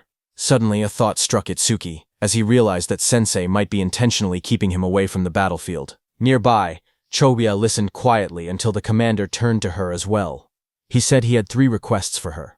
First, she had to announce the coming assault to the residents of the North Continent and help evacuate everyone below level 50 safely. Next, she needed to notify all awakened individuals, level 50 and above, to prepare for combat at any moment. Finally, she had to summon Haiten to this location. Since North District 1 had a low population, there would be no danger of civilian casualties. Commander Nento's eyes glowed fiercely as he declared that they would face the disaster beasts head-on right there. Choa returned to her father and reported that she had completed every arrangement he instructed. She told him Haiten would be arriving soon. Commander Nento thanked her for the trouble and told her she could rest for now. Choa hesitated, her expression softening as she looked at him in silence. Her father noticed her worry. He asked whether she was anxious about Itsui, even though Aiden already had skilled guards accompanying him. He added that if that was the case, then as her father, he simply needed to defeat all the smaller threats and lure out the main enemy. Choha lowered her gaze, her cheeks slightly flushed. She admitted that, as expected of her father, he saw through everything. Commander Nento continued speaking. He said a prophecy had revealed that a disaster beast of level 100 or higher would appear this time. In a battle of that scale, someone would be forced to reveal all their trump cards. That was the real reason he sent Itsuki away. Hearing that, Choha nodded slowly as the meaning became clear to her. If Itsuki fought such a beast using his unusual methods, his abilities would be exposed, and the enemy would try to eliminate him at any cost. Commander Nento said yes, but added that there was another reason as well. Based on Itsuki's past battles, it seemed Itsuki lacked raw attack power. Rumors said that Aiden possessed an artifact capable of increasing attack power, and sending Itsuki there might allow him to obtain it. Commander Nento explained that if Itsuki obtained the rumored artifact, everything would change. Attack, defense, mana, agility. He could become a perfect awakener who possessed every attribute. The prophecy began to unfold soon after. On day 1 of the prophecy, at 8 p.m., the northern continent was struck. In every district, stone monuments began falling from the sky like rain, crashing into the ground and signaling the start of the disaster beast assault. In North District 2, the skies were dark as Utsuki and Iberia sprinted through the cold winds. Utsuki asked how much farther Iberia's home was. Iberia estimated another 100 kilometers. Hearing that, Itsuki narrowed his eyes, thinking that a disaster beast could appear at any moment. They had to reach Iberia's father as fast as possible. Suddenly, from behind, Iberia shouted for Itsuki to look, pointing ahead in shock. Hearing that, Itsuki stopped and looked forward. Iberia's trembling voice barely formed the words. A blazing object was falling from the sky. It was a stone monument. Itsuki realized that the attack had already begun, and the monument had landed right in the middle of a populated area. The two watched as the fiery structure crashed straight into the city. The impact sent a massive explosion of light through the skyline. Itsuki's expression tightened. The warning had only been released moments ago. Civilians were still evacuating. If a disaster beast appeared now, the situation would become catastrophic. Elsewhere in the city, awakened warriors stared at the monument that had descended. Chaos erupted as they shouted that massive casualties were unavoidable, and that a disaster beast was already approaching. Someone recognized the scene. It was exactly as Elder Vargar had foretold. They cursed at how early the event had arrived. Back with Itsuki and Iberia, a glowing barrier began forming around the impact zone. Iberia panicked as he watched it rise. Itsuki was also panicking inside, thinking that if they left the citizens behind, many would die, but if they stepped in to help, their main mission would be delayed. Itsuki glanced at Iberia and thought quietly to himself. Iberia had traveled a long distance, yet he hadn't asked for a single break. He must have been that worried about his father. If he suggested stopping to save citizens now, Iberia would surely hate it. But before he could decide, Iberia suddenly pointed forward, shouting for them to go help. The barrier had trapped a disaster beast inside the city, and he insisted they couldn't ignore it. The creature inside was at least level 20. If no high-level awakeners were present, countless people could die. Hearing that, Itsuki's worries vanished. Then, with a firm voice, he agreed to change the plan. They would take care of the disaster beast in the city first. Just then, the ground shook violently as the stone monument split open. Flames burst out, and a massive creature emerged from within. It was a flame golem, level 21, its entire body wrapped in blazing fire. Nearby, the awakened fighters assessed the situation. They counted their strength, 3 level 15s and 1 level 16. It would be difficult, but against a level 20 disaster beast, they believed they still had a chance to win. A defender stepped forward and activated his C-rank skill, Rock Shield. Jagged stone shot up around his arms as he braced himself against the incoming flames. He shouted for the others not to break formation, promising to hold off the monster's attacks. The flame golem roared and hurled fire straight at him. Through the heat and sparks, the defender yelled for his teammates to find an opening and counterattack.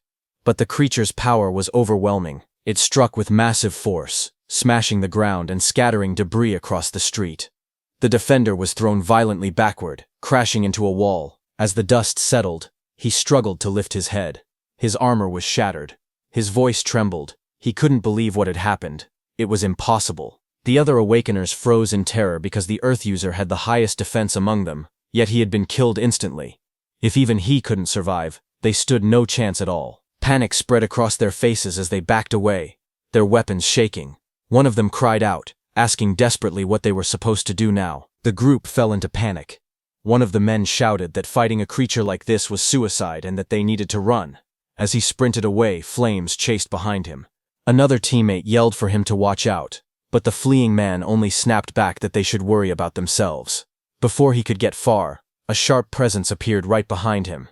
His eyes widened in shock as the fiery monster loomed over his shoulder. Terrified, he begged for his life, promising to do anything as he activated his ability. Water surged around him as he used his B-rank skill, Water Cannon. A massive stream of water blasted toward the creature. For a moment, he caught his breath. He wondered when the beast had gotten behind him, and regretted shouting something so pathetic.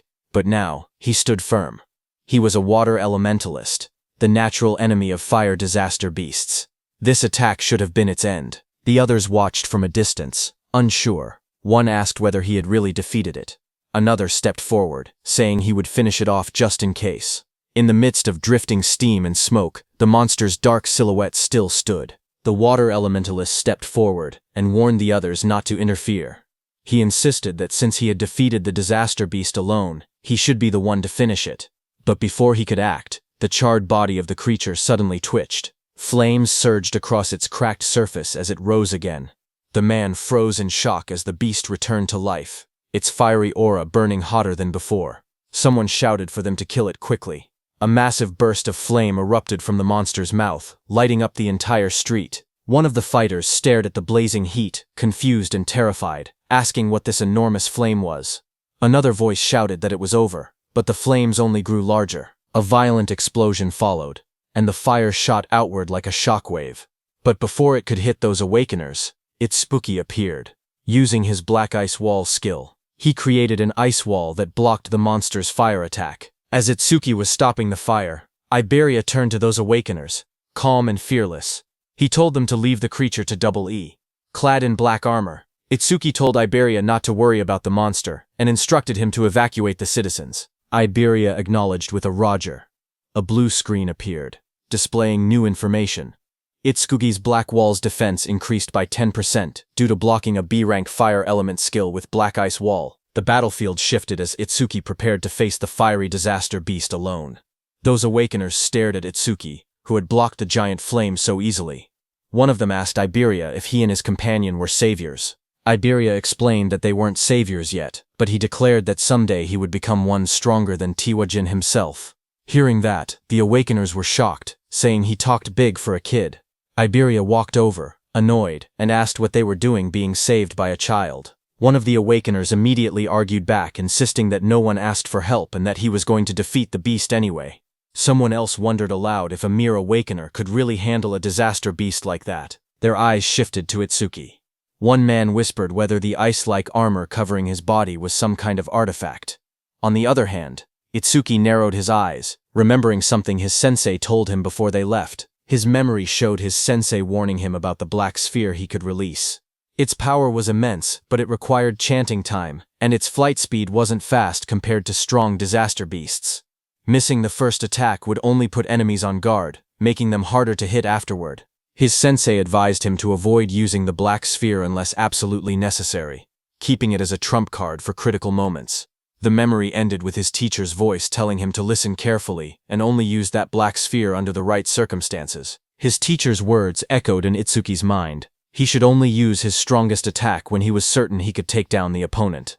Looking at the crowded battlefield below, he realized he couldn't use the penetrating true sphere here. There were too many people around. Down on the streets, civilians stared up at him in shock. Some wondered if he was an awakener who came to help. Others pointed out the equipment he wore, guessing he must be a high-level awakener. High above, the fiery disaster beast roared as it swung its massive body. Itsuki, covered with lightning, shot forward, slamming straight into the creature's rocky surface. He made up his mind. If he couldn't use his special skill, he would suppress the beast with brute strength instead. With full power, he punched the beast. Explosive impacts echoed through the buildings as he drove the monster backward. His movements blurred with speed as burning fragments scattered everywhere. A bright system window flashed, showing that Itsuki's Thunderbreaker activated Thunderclap Wave. Lightning surged across his entire body as he appeared above the beast. The beast raised its head, its eyes glowing red, fire swirling around it. Itsuki struck again, driving the massive creature through the ground with overwhelming force.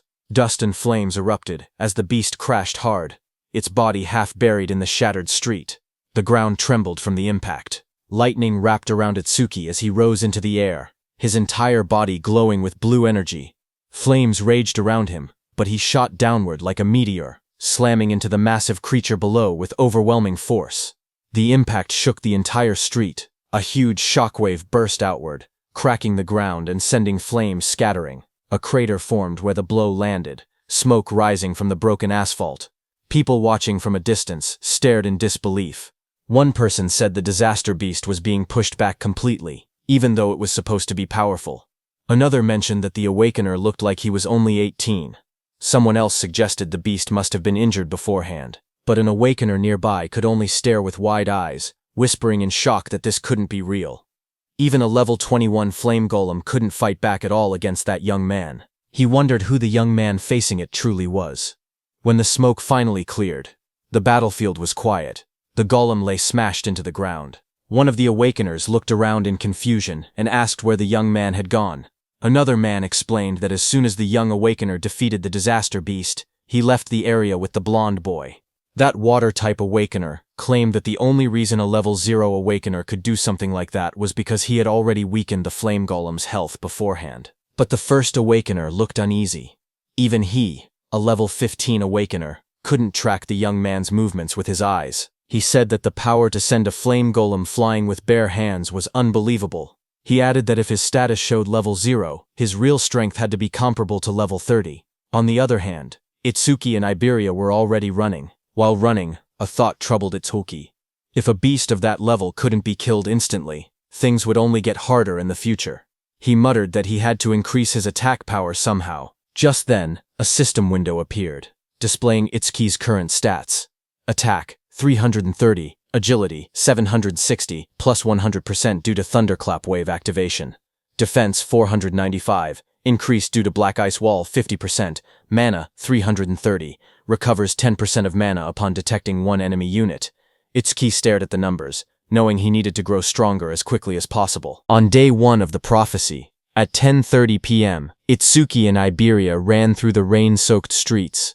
Iberia stared in awe, saying Itsuki's speed was so incredible that he couldn't even track him with his eyes. Itsuki replied calmly that speed meant nothing without power.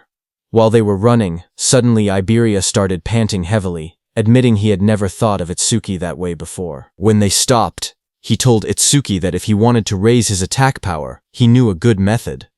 Itsuki looked at him and asked what he meant. Iberia explained that his dad's warehouse contained tons of artifacts, and there had to be one that boosted attack. He said Itsuki was strong and was also Sensei Izumi's student, so his dad would definitely be happy to let him have one. As he spoke, he imagined Itsuki wearing a powerful artifact, standing tall in a dark, glowing armored suit. The thought made him laugh to himself in a strange way. But Itsuki looked unimpressed and asked what that creepy laugh was about and what exactly he was imagining. Iberia cheered excitedly and told Itsuki to follow him. Once they arrived, he said he would ask his father to prepare a useful artifact for Itsuki. Itsuki watched him struggle to stand straight and thought to himself that he had already slowed down on the way. But even with all that agility, Iberia must have had trouble keeping up. Itsuki then stepped forward and grabbed Iberia by the arm. Iberia panicked and shouted, asking what Itsuki was doing. Itsuki told him not to push himself if he was tired. If they ran into a calamity, he wouldn't be able to fight properly in that condition. Before Iberia could answer, Itsuki lifted him and dashed forward at full speed.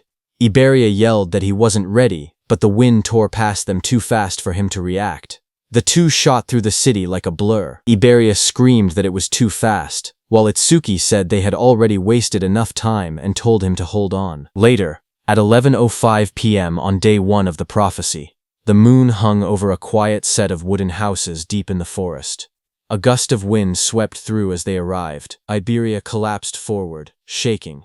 He gasped that they finally made it and complained that he thought his arms were going to rip off. As they walked deeper into the woods, Itsuki asked why his father chose to live so far from town when the town was much safer. Iberia replied that his father said the town was too noisy for him to focus on his crafting. Ahead of them stood an old wooden house. Iberia explained that the place might look run down, but its defenses were strong. His father had traps set all around the perimeter. Itsuki nodded, saying he thought he felt a faint magical fluctuation. A system window appeared as he activated magic detection. Iberia told him not to worry. As long as Itsuki followed him closely, he wouldn't trigger anything. Itsuki silently thought that with his detection ability, he could avoid them on his own. Iberia walked ahead proudly as Itsuki asked him to watch his step. But Iberia grinned to himself, happy that it was finally his turn to take the lead. But the next second, a small trap placed on the ground clicked under Iberia's foot. Iberia froze. He started sweating as he realized he had stepped right on one of the traps. He shouted that he got carried away and forgot about it. Itsuki stared at him blankly and asked if he was sure this was really his own house. Iberia froze the moment the trap activated. He shouted that this was bad, because he had stepped on the nastiest trap of all. Itsuki focused for a moment and noticed the magical fluctuation around them growing stronger. A loud mechanical roar echoed through the forest as the ground shook. From the dust rose a massive humanoid construct, an iron golem, glowing with red eyes and a core embedded in its chest. A system window appeared, listing its stats: Attack 500, Defense 500, Agility 300, Magic 200. Itsuki's eyes widened in surprise. He couldn't believe Iberia's father even owned humanoid artifacts. Before Iberia could react, the iron golem swung a giant arm toward him. The blow came crashing down with tremendous force. In the next instant, Itsuki dashed forward and pushed Iberia out of the attack's path. As the iron golem's punch came down, Itsuki also punched it with full power. Their attacks smashed into each other, creating a massive shockwave that cracked the earth and sent debris flying everywhere. Itsuki slid backward across the ground, shocked that even a mere artifact had higher attack power than he did. As he steadied himself, he realized another problem. Because the iron golem was created to protect Iberia's father, he couldn't simply destroy it with his piercing sphere. That made the situation more complicated. Itsuki quickly called out to Iberia, asking if there was any way to stop the golem. Iberia, panicking, shouted back that the key was the karmic stone embedded in its chest. If that stone was destroyed, the golem would shut down. The iron golem's eyes glowed red as its chest stone pulsed with green light. Iberia yelled that the stone was its power source, and taking it out would end everything. A system window appeared as Itsuki activated Thunderwave. Lightning surged around his body, crackling across his arms and shoulders. He smirked, realizing that knowing the golem's weak point made the fight much simpler. The golem had strength, but he had speed. He dashed forward, lightning trailing behind him as the iron golem slammed its massive arm into the ground. Stone shattered everywhere, but Itsuki slipped past the attack, aiming straight for the glowing stone. The golem swung again with both arms, trying to crush him, but Itsuki moved in a blur of thunder. Multiple afterimages flickered around the battlefield as he closed the distance, electricity lighting up the entire area. Lightning wrapped around Itsuki's body as he dashed straight toward the iron golem's chest. The golem swung a massive arm down at him, but he slipped underneath the attack, closing the distance in one quick burst. He reached out and grabbed the glowing green karmic stone embedded in the golem's chest. The moment his hand made contact, the stone cracked and came free from its socket. The iron golem's body froze. Its red eyes dimmed, and its raised arms stopped mid-movement as all power left its frame. Itsuki stepped back, holding the fractured stone in his hand. Just then, a shadow loomed behind him, raising a sword to attack, as Itsuki calmly asked if that was enough. Iberia rushed forward in panic, shouting for Josuke to stop. But before he could reach him, that figure suddenly blurred into motion. A fierce strike came swinging toward Itsuki from the side, his eyes glowing red at the moment of impact. But the blade stopped inches from his chest. Itsuki froze in shock. He wondered when his opponent had even moved. Josuke stood in front of him, lowering the heavy sword. He looked confused as he recognized Iberia behind the stranger. He admitted that he had thought the intruder was just a group of lost bandits. Smoke drifted from the sword as Josuke introduced himself. Itsuki stepped forward calmly, but confusion rose in his eyes. He questioned why he hadn't sensed any magic until the moment of the attack. Josuke's gaze moved between Iberia and the newcomer as he asked who this person was. Just then, Itsuki glanced down, startled to see that the massive sword in Josuke's hand had vanished without a trace. Iberia quickly jumped in, explaining that the stranger was his friend, Itsuki Tenma. He boasted that Itsuki was level 0 but incredibly strong. He added that they had formed a duo and were trying to decide on a team name. Before Iberia could continue, Itsuki told him to never mind that, and instead asked where Iberia's father was. Josuke told them that his master was in the back and warned Iberia to be careful. Just then, an older man with a white beard stepped out from the back of the forge. Iberia recognized that man as his dad. The old man stepped forward, his expression dark and heavy. Even Josuke quietly noted that he didn't seem to be in a good mood. Iberia ran up to him excitedly, waving his arms. He shouted that he had passed the qualifiers. The old man remained silent. Iberia proudly continued. He explained that he had ranked 4th in the region on nightmare difficulty and demanded the reward he was promised, being allowed to choose any artifact he wanted. But before he could finish boasting, a sharp slap struck his cheek.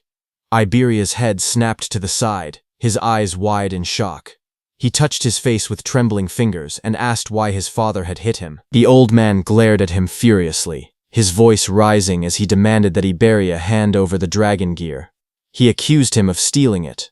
Iberia staggered back, clutching his cheek. He shouted that he had only borrowed an epic artifact, and complained that there was no need to hit him. His father pointed angrily at him from the ground. He warned that the dragon gear caused irreversible damage if worn for too long. He added that if Iberia ever took it without permission again, he would not be so lenient next time. Frustrated, Iberia turned and ran off into the forest, yelling that he would never use his father's crappy artifacts again. The dragon gear dropped from his shoulder and landed on the ground behind him. The old man then turned toward Itsuki and asked if he was Izumi's second student. Itsuki nodded politely. He introduced himself as Itsuki Tenma and explained that his sensei had sent him to protect Mr. Aiden because of a prophecy about a massive calamity approaching from the north. Mr. Aiden responded that he already knew.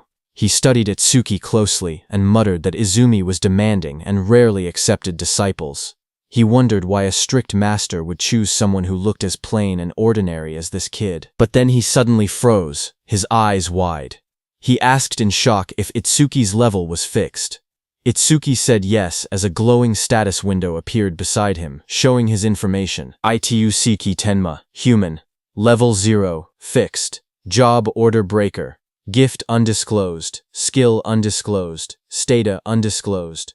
Itsuki stood calmly, the blue display shining around him. Mr. Aiden narrowed his eyes and stared at Itsuki carefully.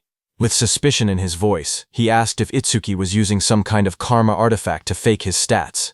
Itsuki calmly replied that he was not. Mr. Aiden looked at him again and finally seemed to understand something. He muttered that now it made sense why Nento Izumi had specifically requested that particular item. Walking slowly with his hands behind his back, Mr. Aiden explained that Itsuki's master was someone who carefully calculated gains and losses. According to him, Commander Nento always demanded something in return. Itsuki responded honestly. He said that his master had only asked him to guard Aiden, and that he had not heard anything about a reward. Mr. Aiden then explained the truth.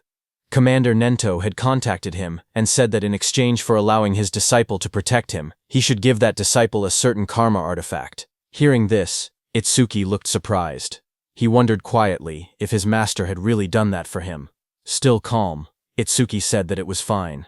Even without an artifact, he would properly protect Aiden. Mr. Aiden shook his head and said that was unnecessary. He had plenty of artifacts, so he did not mind giving one away. However, he admitted that he had simply been curious about why Commander Nento had specifically chosen something he considered a failure.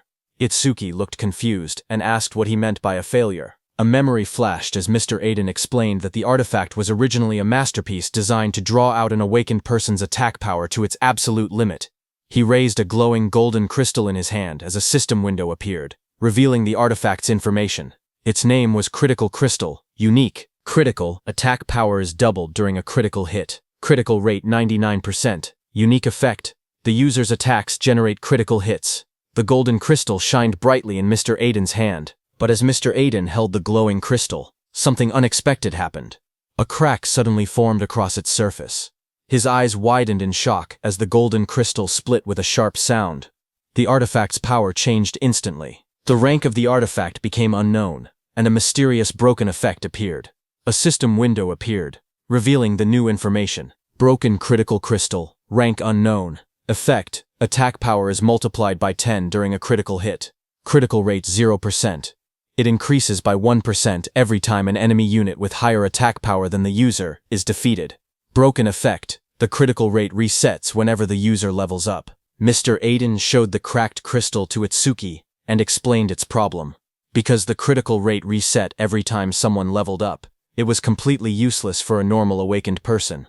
Anyone who trained hard to increase their critical rate would lose it the moment they gained a level. He said that was exactly why he had been confused when Commander Nento specifically requested this artifact.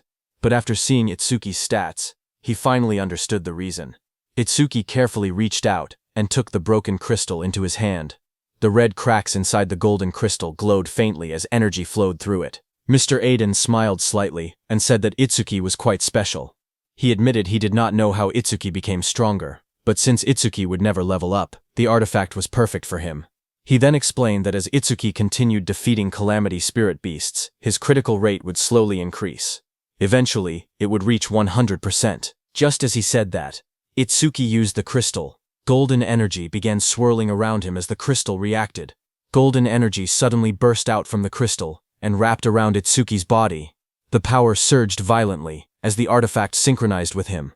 As Itsuki struggled, Mr. Aiden told him that in the future every single attack Itsuki made would be buffed 10 times. Hearing that, Itsuki clenched his fist as the golden aura intensified around him. With the power flowing through his body, he unleashed a technique, Iron Fist of Destruction. A system window appeared, confirming that the artifact had been equipped. Equipped. Broken critical crystal. Itsuki looked at the information and thought about the conditions of the artifact. His critical rate would only increase when he defeated enemies with higher attack power than him. He quietly admitted that the condition was a bit harsh. However, he decided not to worry about it for now. He would think about a counter-strategy after they finished this raid. Just then, another system notification appeared, showing the crystal's information. Its effect was that it increased attack power 10 times on critical hits. Its current critical rate was 0%, but it would increase by 1% for every kill of a stronger enemy. The broken effect was that it reset upon leveling up. After observing the artifact's reaction, Mr. Aiden spoke again. He said the artifact seemed to be equipped properly, and that it was truly compatible with Itsuki. Itsuki then admitted that he had actually been struggling because his attack power was low. He thanked Aiden, saying the artifact helped him a lot. Aiden waved his hand dismissively. He explained that he created the artifacts, while others used them to fight the Calamity Spirit beasts. Both of them were simply doing their part for the survival of humanity, so no thanks were necessary. As he spoke, Aiden turned and began walking away. He added that unless someone already knew his location in advance, there was no reason for beasts to attack such a remote place. For now, he told Itsuki to rest. Just as Aiden finished speaking, something strange suddenly appeared in the sky above the forest. Aiden's eyes widened in shock as he noticed a massive pillar of energy descending from the sky. The atmosphere trembled as the force rushed downward. A loud impact followed, as the energy slammed into the forest. The force spread outward like a shockwave. Nearby, Itsuki and Josuke instinctively raised their arms to shield themselves as the powerful energy burst through the air. Iberia, who was inside the house, opened his window and stared in disbelief, shouting in confusion and asking what had just happened. He looked toward the sky with wide eyes and realized something unexpected. A barrier had appeared. Looking up, they saw a massive green dome covering the entire area. The strange barrier surrounded the forest, glowing with an eerie green light. Seeing the enormous dome above them, Iberia shouted in shock, wondering why there was a green barrier there. Mr. Aiden looked toward the sky with a serious expression. In his mind, a troubling thought appeared. Only the commanders-in-chief of the 5 continents should know his location. He wondered if it was truly a coincidence that a stone monument had fallen here, or if something else was happening behind the scenes. Before he could think further, Josuke suddenly shouted loudly. He quickly warned everyone to get back. The Calamity Spirit beasts were coming, and they were already heading straight toward them. Itsuki stood quietly and focused his senses. His eyes sharpened as he felt a powerful presence approaching. He calmly said that he could feel it. Something was moving toward them at an incredible speed. Moments later, the ground began shaking as multiple creatures rushed forward through the forest. At first, Itsuki counted 6 of them. Then they realized there were even more. The monsters burst out of the trees, charging straight toward them. One of the creatures revealed itself clearly. A system window appeared, identifying it, one horned demon from the Horned Demon tribe, level 14. Seeing the monster rush forward, Itsuki shouted that they were here. The demon lunged toward Itsuki with its massive arm raised, aiming a brutal strike at him, but Itsuki stopped its attack with his bare hands. The next second, Itsuki pierced the monster's body with his black ice wall. Blood burst out as the blade tore through its flesh. At the same moment, a system notification appeared. Activating Black Ice Wall. More monsters rushed forward from different directions, opening their jaws wide as they attacked together. Electricity crackled around Itsuki's body as he moved calmly through the battlefield. Inside his mind, he thought that enemies at this level were not a problem. No matter how many came, he could finish them instantly with Lotus Explosion. However, he hesitated, thinking that Josuke might not be able to withstand the shock of a Lotus Explosion, and it was still risky. Itsuki glanced behind him and remembered that Aiden and Iberia were hiding in the shed right behind him. If he used Lotus Explosion recklessly, the blast might catch them as well. Because of that, he held back his power and continued fighting the monsters directly instead. After defeating the surrounding monsters, Itsuki stood quietly among the fallen enemies. Looking at the battlefield, he calmly admitted to himself that he was probably more suited for fighting alone. Just then, he suddenly paused. He sensed something unusual. Itsuki frowned slightly as he felt another surge of mana spreading through the area. This new wave of power felt far stronger and more intense than the ones that had appeared before. Moments later, a massive creature revealed itself. A system window appeared, identifying the monster. 2-horned guardian beast of the Horned Demon tribe. Level 24. At the same time, far away in a dark and terrifying realm, towering demonic structures stood beneath a crimson sky. Inside a sinister palace, the most powerful demon emperor, Linga, sat on the throne. An orange-haired figure standing in front of him spoke calmly. He reported that the first wave of the advance party had already been teleported to the human realm, consisting of lower-class slave demons. Then he asked another question. Among the 8 demon kings, which one should be entrusted with leading the main force? At that moment, Demon Emperor Linga said that thanks to the eye he had left behind during the last descent into the human realm, the demon race had already discovered the existence of a certain important person.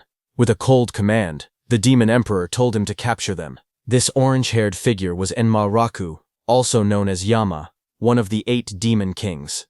He asked whether the task should also be entrusted to one of the 8 demon kings. However, the demon emperor sitting on the throne calmly refused the idea.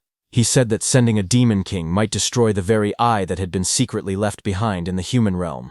Because of that risk, he decided that the matter would instead be handled by a demon general. The order was accepted without hesitation. Demon King Yama simply replied that it would be done as commanded. Then Demon Emperor Linga declared that the command of the main force would be completely handed over to Inshokuma, also known as the ape-eating Demon King. The scene then shifted to a terrifying beast-like demon. This was one of the 8 demon kings, Inshokuma.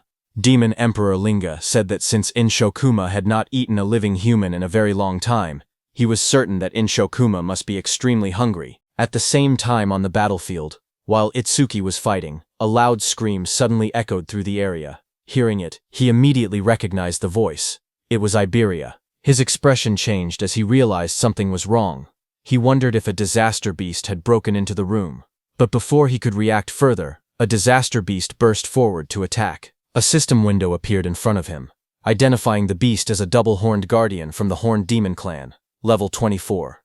The beast attacked with overwhelming force, striking toward him without hesitation. Seeing the situation, Itsuki's eyes sharpened. He realized that things had reached a critical point, and he had no choice but to use that power. As the attack came crashing down, Itsuki quickly glided on the ground and dodged it. At the same time, he aimed at the beast and used Clear Orb. He judged that the creature's attack power was likely higher than his own. However, if he managed to defeat it, he could increase his critical rate. A system notification appeared, explaining the effect of the broken critical crystal. It stated that attack power would increase tenfold during a critical hit, and the critical rate would increase every time he defeated an enemy stronger than himself. However, the critical rate would reset whenever he leveled up. With determination, Itsuki shot the Clear Orb. A beam of purple energy shot into the sky, cutting through the darkness like a sharp spear as the attack was released. Another system message appeared, saying Clear Orb was activated. After the beast died, another system notification appeared, telling Itsuki that his critical rate had increased by 1%. Looking at the result, he calmly confirmed that it had risen just as he expected. Without wasting time, he turned and spoke to Josuke. He told him that he would take down the disaster beast that had broken into the room, and that everything here would be left to him. Josuke, who was engaged in battle, immediately accepted the responsibility without hesitation. Lightning flashed as Itsuki ran toward the cabin where Iberia and Aiden were. At the same time, inside that cabin, Iberia was pushed back and hit the wall. He stood there, injured and covered in blood. Lowering his head, he admitted that it was useless. Without his dragon gear, he knew he could not win. Pain filled his body as he struggled to stand, realizing how desperate the situation had become. As the disaster beast came toward him, Iberia quietly muttered that if it had come to this, then there was only one option left.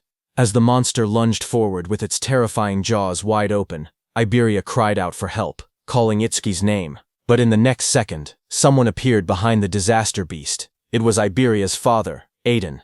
He swung his massive weapon down with overwhelming force, hitting the beast on the head. Watching this, Iberia was shocked. He wondered how his dad, who was a non-combat class, could face a disaster beast without any fear. Seeing that nothing happened to the beast, Aiden remained calm and called it stubborn. Aiden's attack made the beast furious, and it turned around in anger. It immediately charged at Aiden at full speed. Seeing it coming, Aiden stood firmly and declared that he would leave the rest to him. He was saying that to Itsuki, who appeared there just before the monster's attack could hit Aiden. Itsuki moved instantly, his body wrapped in crackling electricity as he intercepted the attack. The beast tried to strike again, but Itsuki stepped in from behind, and using his black ice spike, pierced through the monster's body. A system message appeared, announcing that his black ice wall had activated. Blood splattered as the creature's massive frame was struck down. After the clash ended, Itsuki apologized to Aiden for being late. He explained that it had taken a little time to deal with the lookouts.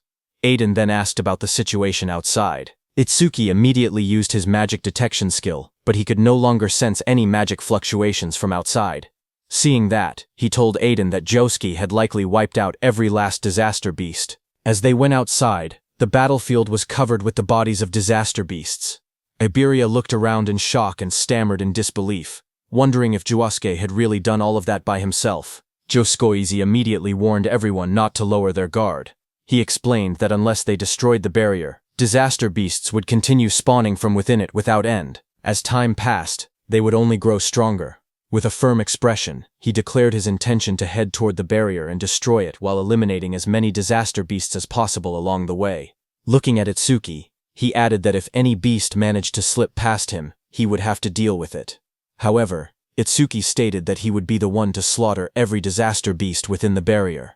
His eyes were filled with hatred as he instructed Josuke to remain there and protect Aiden and Iberia. Seeing Itsuki's expression, Aiden narrowed his eyes. He muttered that those eyes showed no trace of fear. Instead, they were filled with a burning thirst for battle. Finally, with firm resolve, Aiden declared that they would leave the destruction of the barrier to Itsuki. Josuke warned Itsuki seriously. He explained that if the barrier was green, then the disaster beasts inside would be at least level 250. He asked if he was truly prepared for something like that. Without hesitation, Itsuki answered calmly that he was sure. Lightning crackled violently around Itsuki as he ran toward that green barrier. A sharp smile formed on his face as he admitted that finally, he could fight to his heart's content. Seeing him go, Iberia immediately spoke up. He declared that if Itsuki was going, then he would go too. He told Josuke to look after his old man. But his father, Aiden, stopped him. Iberia protested, asking why not. He reminded them that they were a team. Aiden answered bluntly, telling him to stop pretending they were a team. He said it was pathetic. He added that he and Itsuki lived in two completely different worlds. Iberia clenched his fist, anger rising in his voice. He argued that they had walked this path together all this way and demanded to know what he meant by different worlds. Aiden also shouted, telling Iberia that a team was meant to support one another and cover for each other's weaknesses. Aiden's eyes widened with anger as he spoke harshly. He told Iberia that he was not supporting Itsuki at all. Instead, he said he was only dead weight at this rate. His voice grew even colder as he warned that he would end up getting Itsuki killed. Hearing that, Iberia froze, shock spreading across his injured face. Aiden continued, saying that he was not just talking about him alone. He explained that Itsuki was special. No one else from his generation could even stand on the same stage as him. Then he asked Iberia if he had ever truly seen the look in Itsuki's eyes when he faced a disaster beast. He told Iberia that those were the eyes of someone drowning in hatred. At the same time, while Itsuki was running toward the barrier, a system window appeared showing, "Mana 5 enemy units have been detected. 50% of Itsuki's mana recovered." Itsuki noticed it immediately. He realized that 5 disaster beasts must have just come out of the barrier. He calmly acknowledged that this had brought his mana back to full. Ahead of him, massive disaster beasts with sharp purple spikes and rows of jagged teeth emerged, blocking his path as lightning continued to crackle around his body. Lightning surged wildly around Itsuki as he faced them. His eyes burned with determination as he shouted for them to get out of his way. A system window suddenly appeared, showing Lotus Blast had activated. In the next instant, a massive explosion erupted in the forest, flames bursting outward with overwhelming force. Another system message appeared showing, 5 enemies defeated with Lotus Blast. Range of all skills increased by 5%. His critical hit rate increased by 1%. Now his broken critical critical rate was 2%. Itsuki moved forward through the fading flames, his expression calm but focused. He admitted to himself that the double-horned guardian's defense had been far too high. It had taken 80% of his mana just to bring it down with Lotus Blast. Even so, he firmly decided that he would not allow a single one of them to reach Iberia or the others. In the distance, smoke and fire from Lotus Blast rose above the trees. Josuke turned toward the explosion in shock and demanded to know where it had come from. Iberia immediately realized and stated that it was Itsuki's skill and that he must have run into disaster beasts in the forest. Josuke stared toward the forest, his expression serious. He thought that an explosion of that scale was not something a mere level 0 should be able to trigger. A troubling thought crossed his mind. He wondered if the reason Itsuki could not level up was because of a debuff from his gift. Meanwhile, Itsuki reached and stood before that glowing green barrier. He quietly acknowledged that this was the green barrier. He realized that the disaster beasts inside seemed to be on a completely different level from the ones he had faced so far. He immediately activated his mana detection. However, Itsuki was shocked to see that his mana detection could be blocked. Because of that, he could not judge the number or strength of the disaster beasts inside. Then he remembered something his teacher once said. The level of disaster beasts inside a barrier could be determined by its color. Gray barriers contained disaster beasts from level 1 to 25. Green barriers contained disaster beasts from level 26 to 50. Blue barriers held level 51 to 75. Purple barriers held level 76 to 100. Red barriers contained level 101 and above. Since this barrier was green, the disaster beasts inside were between level 26 and 50. Itsuki looked at his hand calmly and concluded that if he killed them all, they would drop a massive amount of experience. Itsuki then summoned his Shikigami, Death Hound. White petals of light swirled around him as a massive spectral hound formed at his side, its sharp teeth glowing in the darkness. Just as the Death Hound appeared, a system window displayed its information. Death Hound B rank, level 16. Skill, Death Smell, C rank, detects all traces of mana within the area to locate and track the source. Respawn design, Death's Craving, B rank, drastically reduces respawn time after the Shikigami dies. Its attack stat was 250, agility was 250, defense was 150, and mana was 150. The Death Hound's glowing eyes shone in the darkness as it stood beside Itsuki. Itsuki placed his hand on the hound's head and told it that it would receive all the experience that dropped later. However, he made one thing clear. Until he gave the order, it was not allowed to lay a single finger on them. The green barrier loomed in front of him as the hound crouched low, teeth bared and ready. Before entering the barrier, Itsuki's eyes sharpened. He declared that every disaster beast inside the barrier was his prey. Meanwhile, on Prediction Day 1 at 11:30 p.m., Commander Nento was seated in a garden when Choha arrived there with a man. She informed her father that the awakened guards had arrived. A young man stepped forward confidently. He introduced himself politely, saying that from that moment on, he, a first-class savior, would serve as Commander Nento's protector. This man was level 63 Wind Elementalist, first-class savior, Kei Chirajima. Commander Nento thanked him for coming. Choha then explained that besides him, 5 third-class saviors and 3 second-class saviors had also arrived. Commander Nento asked her if Akira Hiton had not arrived yet, saying he had assigned Hiton to guard the perimeter. Choha frowned slightly and explained that when they spoke 6 hours ago, he had said he was already on his way. However, when she tried calling again 3 hours later, she could not get through. She added that massive stelas had been falling across the northern province since 8 p.m. that night. Because of that, she thought he might have run into trouble along the way. Still, she remained confident. Commander Nento stated that a normal disaster beast would not be a threat to him. After all, he was one of the 6 pillars among the special class saviors. He asked her to keep trying to contact him, adding that only a special class savior could stand against the disaster beasts appearing there. Choha quietly responded that she understood, but hearing all that, the Wind Elementalist spoke up, questioning whether they were overestimating the special class saviors a bit. He argued that no matter how strong Wajin Tei and Akira Hiton were, they were still only human. He continued confidently, saying he did not believe there was such a vast gap between the special class saviors and those in the first class. They might struggle a little, but there was no way they could not defeat a disaster beast that a special class savior could. Commander Nento told the Wind Elementalist that it was good to be confident, but thinking one could stand on the same level as a special class savior was another matter entirely. He added that such thinking likely came from never having fought a truly powerful disaster beast before. Just as he said that, suddenly there was a blast in the sky as a huge pillar fell down.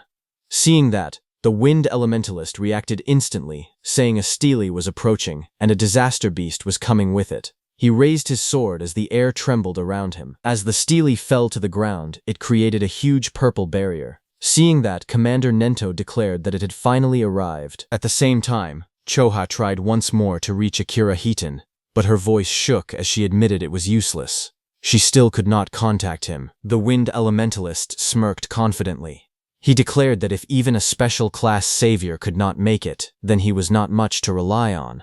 He told Commander Nento there was no need to worry. They would finish every last one of them off. His expression then turned serious as he looked toward the purple barrier. He boldly stated that he would prove right now that a first class was just as capable as a special class. On the other hand, at Itsuki's side, he entered the green barrier with his Death Hound.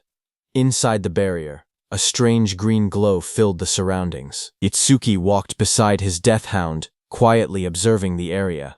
He noted that the scenery inside the barrier was not any different from the outside. However, he admitted that there was an aura in the air that made him feel uneasy. A system notification appeared, saying mana detection activated. Itsuki focused and sensed the fluctuations of mana inside the barrier from where he stood.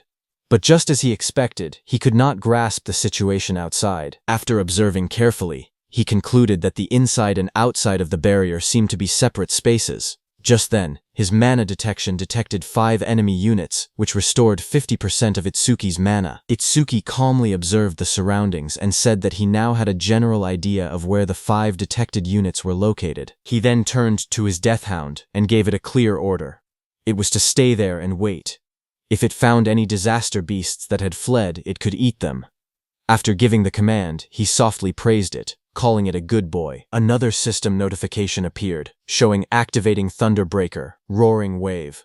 Blue lightning began to crackle around his body as his eyes sharpened with focus. He decided that he should start moving as well. At that moment, 2 muscular disaster beasts charged forward at high speed, their claws digging into the ground as they rushed toward him. Suddenly, electric energy surged through the air as one of the beasts reacted in surprise. It was Itsuki. He activated his Black Wall skill and struck the 2 disaster beasts. With a single attack, he killed both of them by piercing their bodies with Black Wall. Just then, 2 more beasts appeared.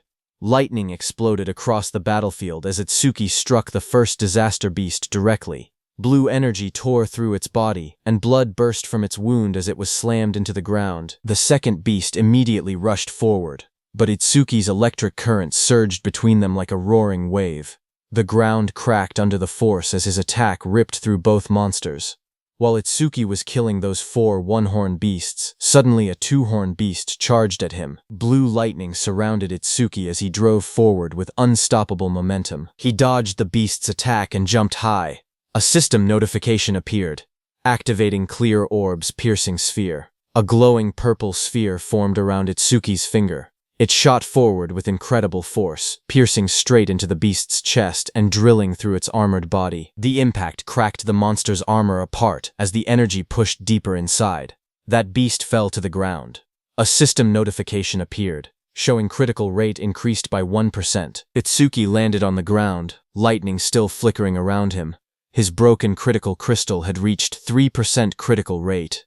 After killing those 5 beasts, Itsuki immediately moved forward. Seeing that his critical rate had gone up again to 3%, he calculated that statistically, this meant about 3 critical hits for every 100 attacks. He thought maybe he would get to see his first real critical attack soon. While moving, something else caught his attention. This was the first time he had seen a stele from this close. He narrowed his eyes and thought that if he broke the stele, then the barrier should disappear. He thought 1 hit should be enough. But at that moment, a system notification appeared, showing 1 enemy unit detected and 10% of his mana restored. Itsuki's eyes widened as he realized that there was still 1 left. Immediately, he used all the force in his body to stop himself. Lightning cracked violently around his legs as he stopped. Just as he stopped, many sharp spikes came toward him at full speed. He immediately jumped back and dodged those spikes. A sharp thought crossed his mind. If he had not sensed the mana fluctuation and stayed on high alert, he would have already been impaled. He fell back, crouching low as debris scattered around him. His eyes narrowed as he saw those spikes coming from behind the stele. Itsuki realized that this 6th monster was hiding behind the stele. He stared at the disaster beast's shadow carefully, realizing it was a different kind of disaster beast than the ones before. Meanwhile, from far away, Iberia watched the large green barrier curve over the forest like a dome, glowing faintly in the night. Worried, Jusuke told Iberia that even Itsuki might not be able to stop all the disaster beasts, so he told Iberia that it was dangerous outside and that he should wait inside the room. Iberia, who was still shaken by his father's words, lowered his gaze and asked Josuke if he would really end up letting Itsuki die someday. Josuke told him that Master Aiden had a habit of exaggerating, so he should not worry too much about it. But Iberia admitted that, looking back, he felt like he had really just been dead weight. Josuke then explained that the level of disaster beasts inside a green barrier usually ranged between 20 and 50. He asked Iberia honestly whether he had the confidence to defeat even a level 26 disaster beast. Iberia quietly answered that he did not. Not at all. Seeing his discouraged expression, Josuke told him not to be so down. He clarified that he was not saying Iberia was useless. When he himself had been about that age, he had not even had the courage to step into a green barrier and fight a disaster beast. Iberia looked at him in surprise and asked if that was true, even for Josuke. Josuke's expression turned serious as he explained that the difference between gray barrier disaster beasts and green barrier disaster beasts was not simply a matter of levels. Iberia asked him if there was something else. Josuke told him that the disaster beasts inside gray barriers had no intelligence. They were merely creatures that endlessly repeated cycles of slaughter and destruction. They were strong, yes, but with a proper plan, there were many ways to defeat them. Then, with a serious tone, he explained that inside a green barrier, things were different. Inside a green barrier, just like humans, there could be disaster beasts with intelligence. At the same time, on Itsuki's side, from behind the green stele, a towering armored beast surrounded by crackling blue lightning appeared. This was a level 34 square general beast. The beast wondered if it had made a mistake, as it realized that Itsuki possessed a detection-type skill. Seeing that square general beast, Itsuki's face darkened. He said that, as expected, the disaster beasts inside this barrier were different from any he had encountered before. At that moment, Josuke told Iberia that among the youth of the same generation as Itsuki, only a few could stand against a disaster beast of that level. And the reason Iberia seemed like a burden to Itsuki was not because of immaturity, it was simply because Itsuki was too strong. On the other hand, when Itsuki saw that the creature had seen through his skill within seconds, and on top of that, it could even speak the human tongue, a smile formed on his face. He said that he had finally met the intelligent disaster beasts he had only heard rumors about. The beast looked down at Itsuki and asked what he was muttering about. Was he begging for his life? The beast sneered, saying it had thought Itsuki was strong, but he was only level 0. To it, Itsuki was nothing more than a coward who could not stop trembling just from looking at it. Hearing that, Itsuki smiled faintly and admitted that he was simply excited. He revealed that he had wanted to ask their kind something for a long time, and since the creature could speak, he asked it to give him an answer. The disaster beast looked down at him and agreed. It declared that if this was his final wish, it would grant it. Flames suddenly flared around Itsuki as his expression changed. His eyes glowed red, and a dangerous smile spread across his face. Then, with burning intensity in his gaze, he asked the creature a single question. Do he feel pain? Hearing this, the disaster beast sneered at him and mocked him. It declared that a mere human thinking he could make it feel pain was ridiculous. It warned him not to get cocky. With arrogance in its voice, it proclaimed that inflicting pain was their exclusive privilege. In the next moment, the disaster beast launched itself into the air.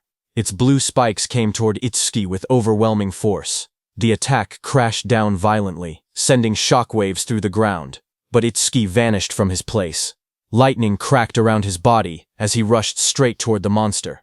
In an instant, he closed the distance and drove his fist into the creature's chest. The impact echoed loudly as his strike connected, sending the beast flying. It hit the ground, sending dust and debris flying everywhere. Itsuki watched with wide eyes, wondering if he had gotten him, but then realization struck him. The beast's magic was swelling even more. From the smoke, the beast attacked again with its spikes. Itsuki jumped and dodged, but noticed that even the beast's antenna had grown faster. Still, he remained confident, because when it came to speed, he believed he still had the edge. Itsuki used his black ice skill, creating a blade on his hand, but when he struck the beast with it, frustration crept into his thoughts. He cursed under his breath, realizing his power was too low. He could not even cut off the monster's head, and his attacks barely did any damage. The disaster beast stared at him in disbelief. At that level, it said, he should not be able to move that fast. It demanded to know his real level. Then it dismissed the thought entirely, saying that no matter how fast Itsuki was, he was still nothing more than an insect. The beast lashed out again, its massive tendrils slicing through the air and crashing down repeatedly. It roared arrogantly that even if Tuki struck it 100 times with that weak power, it would not hurt or even make it itch. But it warned him that if he took even one of its hits, it would be over. As the beast said that, its massive tendrils slammed down with terrifying force. But suddenly, Itsuki made a move. Blue lightning wrapped around his body as he leaped behind the beast. He twisted mid-air and struck down hard, his attack crashing against the monster's armored head, but the next second, the beast's tendril whipped toward him again at full speed. Sweat rolled down his cheek, but he used his black ice wall skill to defend. The tendril smashed into him and sent him flying backward. His body crashed violently into a tree, splinters and debris exploding into the air as the force drove him deep against the trunk. The disaster beast didn't stop there. It immediately attacked Itsuki with its tendrils again, but Itsuki quickly steadied himself. Lightning flickered around him as he jumped into the air to dodge. Standing firmly against the tree, he looked forward and told the creature to try it if it could. From a distance, the armored disaster beast watched him coldly. It remarked that the lightning surrounding Itsuki was nothing more than a skill that boosted his speed. It declared that it would see how long Itsuki's magic could hold out. Saying that, it continued attacking with its tendrils. Itsuki observed the creature carefully and came to a realization. Those antennae were not a skill, they were part of the monster's body. That was why Overmimus would not trigger against them. He got near the beast and struck again as lightning flickered around his body.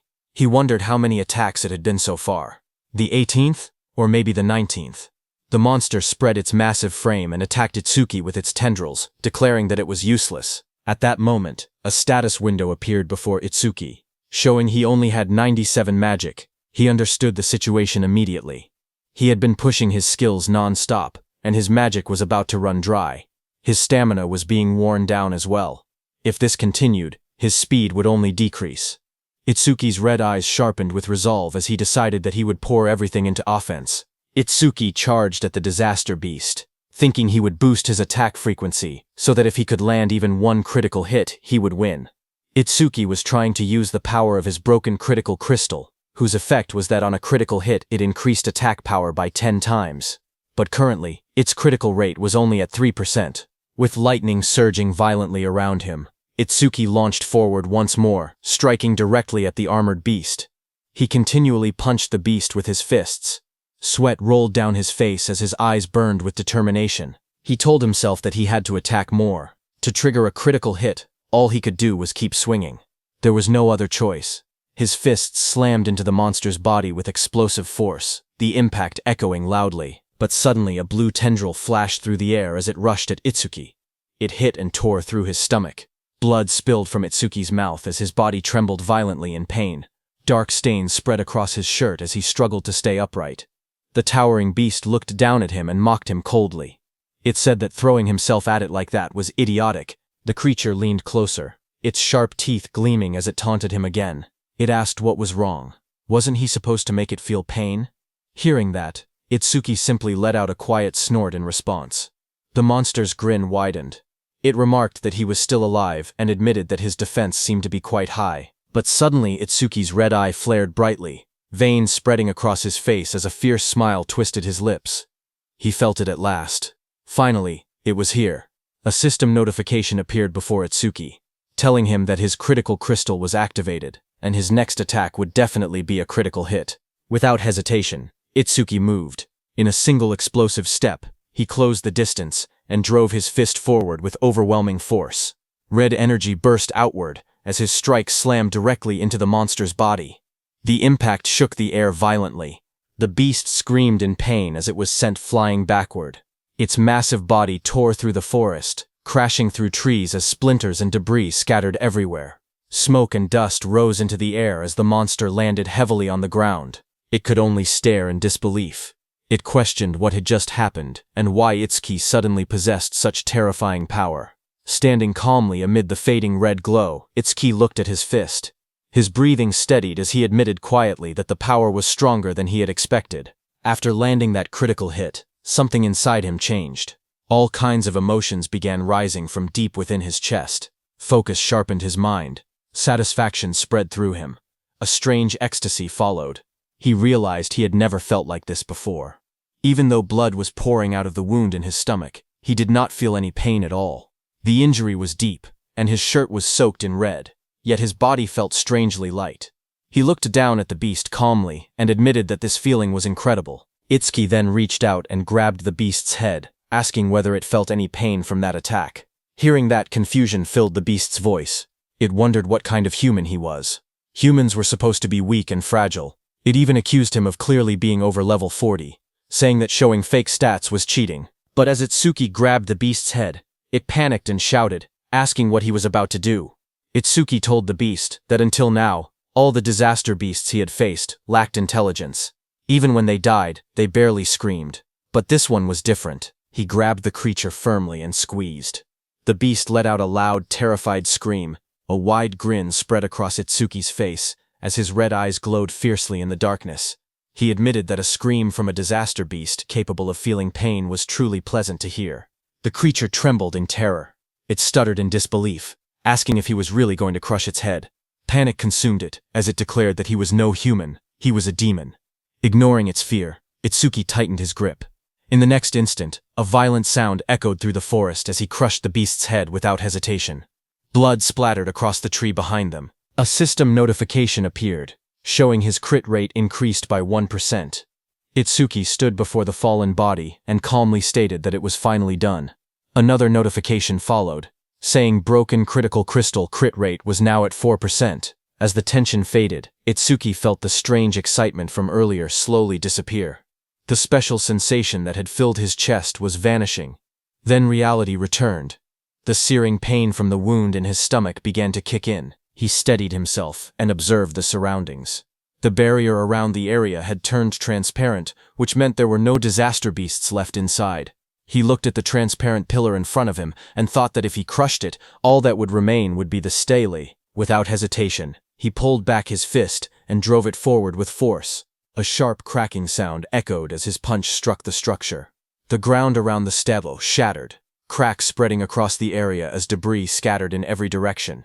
Itsuki calmly admitted that it was weaker than he had expected. Exhaustion finally caught up to him. He leaned back against the broken structure, blood still staining his clothes. Before returning to Iberia, he reminded himself that there was something he needed to check. His expression turned serious as he quietly called his death hound. A dark figure rushed overhead. Itsuki lifted his head slightly and ordered it to show its face. Death stepped forward, its red eyes glowing fiercely in the darkness. It looked larger than before, its claws digging into the ground as it growled. Itsuki, sitting on the ground nearby, looked up at it calmly and noted that it seemed bigger than before. Then he paused for a moment and continued observing it carefully. Then he realized the reason.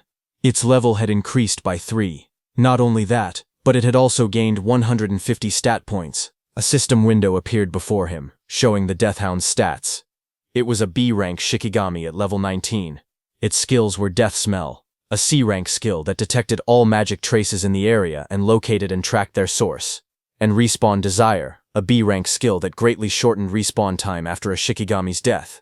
It had 250 attack points, 250 agility, 150 defense, and 150 magic. It also had 150 unassigned stat points. After reading the information, Itsuki understood that as its level increased, its body also grew larger. He realized that it had not been his imagination. This meant that if it gained dozens more levels, it would grow even bigger. He imagined an enormous beast towering over him and calmly admitted that he could not wait to see how large it would become. It was 11:35 p.m. on Prophecy Day 1 when Itsuki destroyed that stellar. Just as he destroyed it, from above the forest, the dark green barrier vanished, leaving the crescent moon shining clearly in the night sky. Iberia and Josuke stood among the trees, staring upward in shock. Iberia pointed toward the sky and shouted that the barrier had disappeared. He declared that Itsuki had done it. Seeing that Itsuki had destroyed the green barrier in about 10 minutes, Josuke admitted that there were probably no intelligent disaster beasts inside, but even so, that speed was incredible. He acknowledged that Itsuki was already far stronger than he himself had been back then. Meanwhile, Itsuki leaned against Death's large body. Blood stained his clothes as he struggled to remain steady. With long-distance travel and continuous battles, Itsuki's stamina was almost gone. On top of that, the blood loss had pushed his body to its limit. Itsuki looked at Death and spoke weakly. He told Death that since it could track magic, he instructed it to follow his magic trail and carry him to Iberia. Death lifted its head and let out a low howl into the night, ready to obey. Its loud, echoing cry rang out across the dark forest. The sound tore through the night, heavy and ominous, making the air feel tense.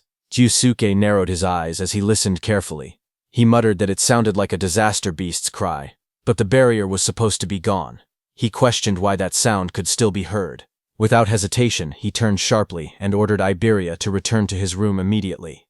Iberia, while leaving, listened closely and said that the cry felt familiar, as if he had heard it somewhere before. On the other hand, Death's heavy claws slammed onto the ground as it came toward them. Josuke instantly drew his sword and took a defensive stance. His expression turned serious as he sensed the presence moving closer. He shouted that it was getting closer and closer. Then, with firm resolve, he declared that wherever it had come from, if it truly was a disaster beast. The next second, the massive Death came out of the forest with its jaws wide open, sharp teeth glinting under the moonlight. Josuke gripped his sword tightly and swung it with full force. With firm determination, he declared that he would cut it down. Before the blade could land, Iberia's eyes widened in shock.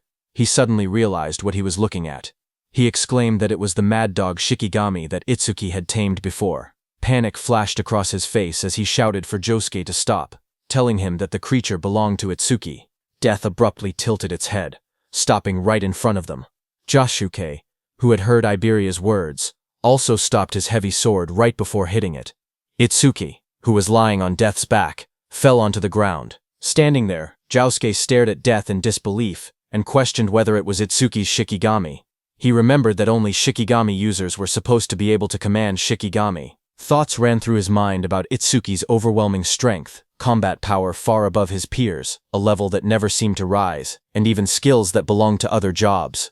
Iberia rushed forward in panic, calling out loudly and asking if Itsuki was okay.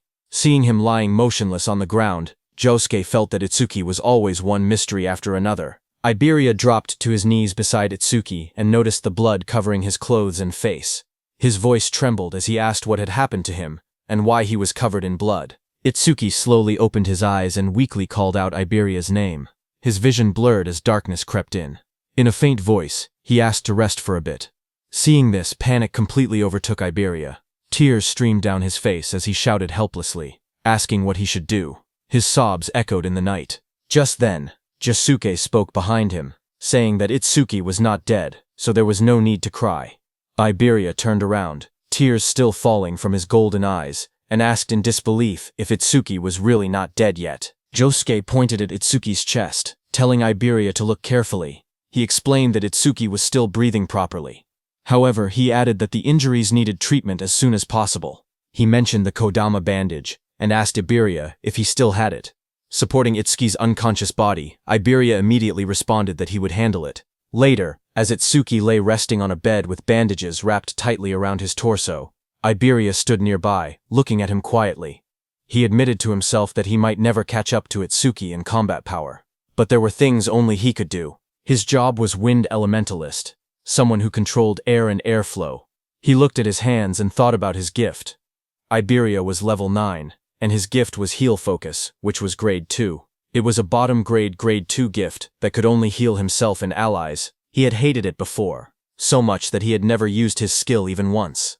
But for Double E, and for Itsuki, he resolved that he would use it as many times as it took. A system message appeared before Iberia, as he used his C-rank skill Heal Wind. Green wind energy began to gather around his body, swirling like soft flames as he activated the skill. Standing beside the bed, he stretched out his hand toward Itsuki. Bright green light wrapped around Itsuki's body, floating gently in the air along with glowing symbols of healing. Iberia quietly urged him to get better soon, for the sake of their duo. Sweat rolled down Itsuki's face as the healing wind surrounded him.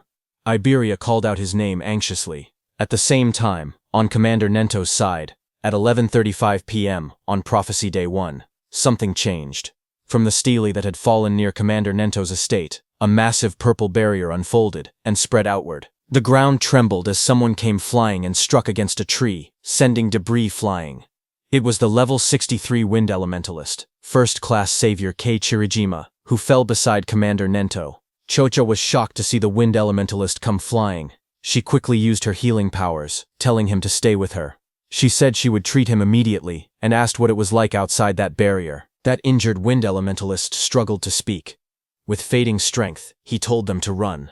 Breathing heavily, the Wind Elementalist explained that the creature's build, defense, power, and speed were all off the charts. He said that not even special-grade saviors could stand against it. He concluded grimly that humanity could never possibly defeat a monster like that. Just then, that powerful beast descended through the smoke. A system window appeared, showing that it was a level 81 Minotaur warrior of the Bull tribe. The injured Wind Elementalist told Commander Nento that he must flee. The enormous Minotaur stared down at Commander Nento and remarked on his strange outfit. It asked if he was Izumi Nento. The monster grinned and swung its massive fist toward Commander Nento, saying it was lucky to run into the target so quickly.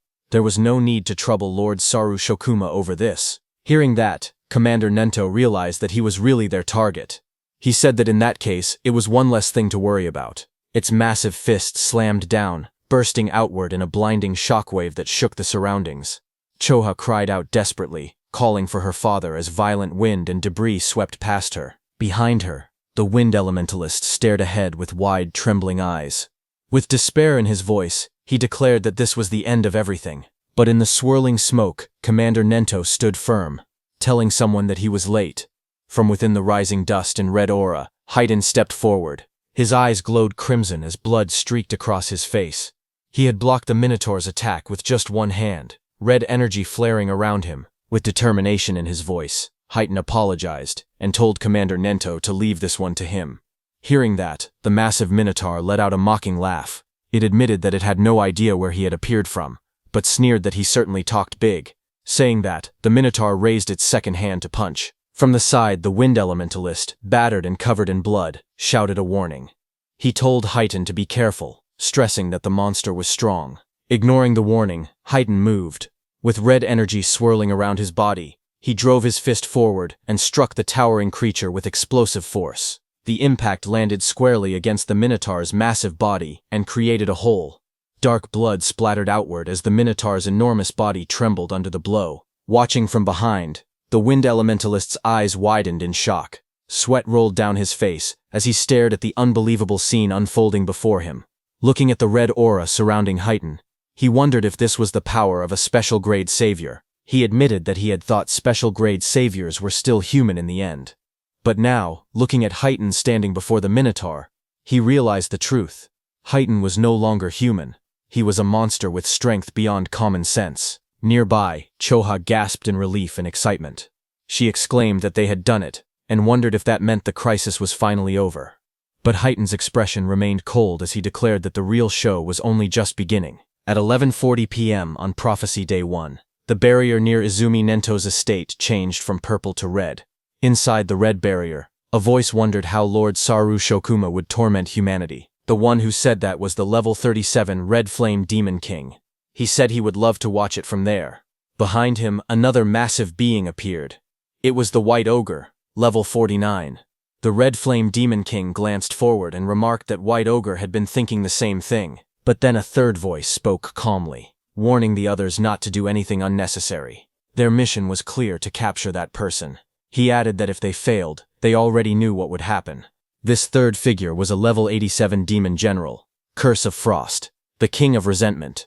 The Red Flame Demon King asked the Demon General why they had not been sent directly to the target's location, but instead into the same barrier as Lord Saru Shokuma. The Demon General explained that if all three of them were inside the same barrier, it would glow purple and stand out too much.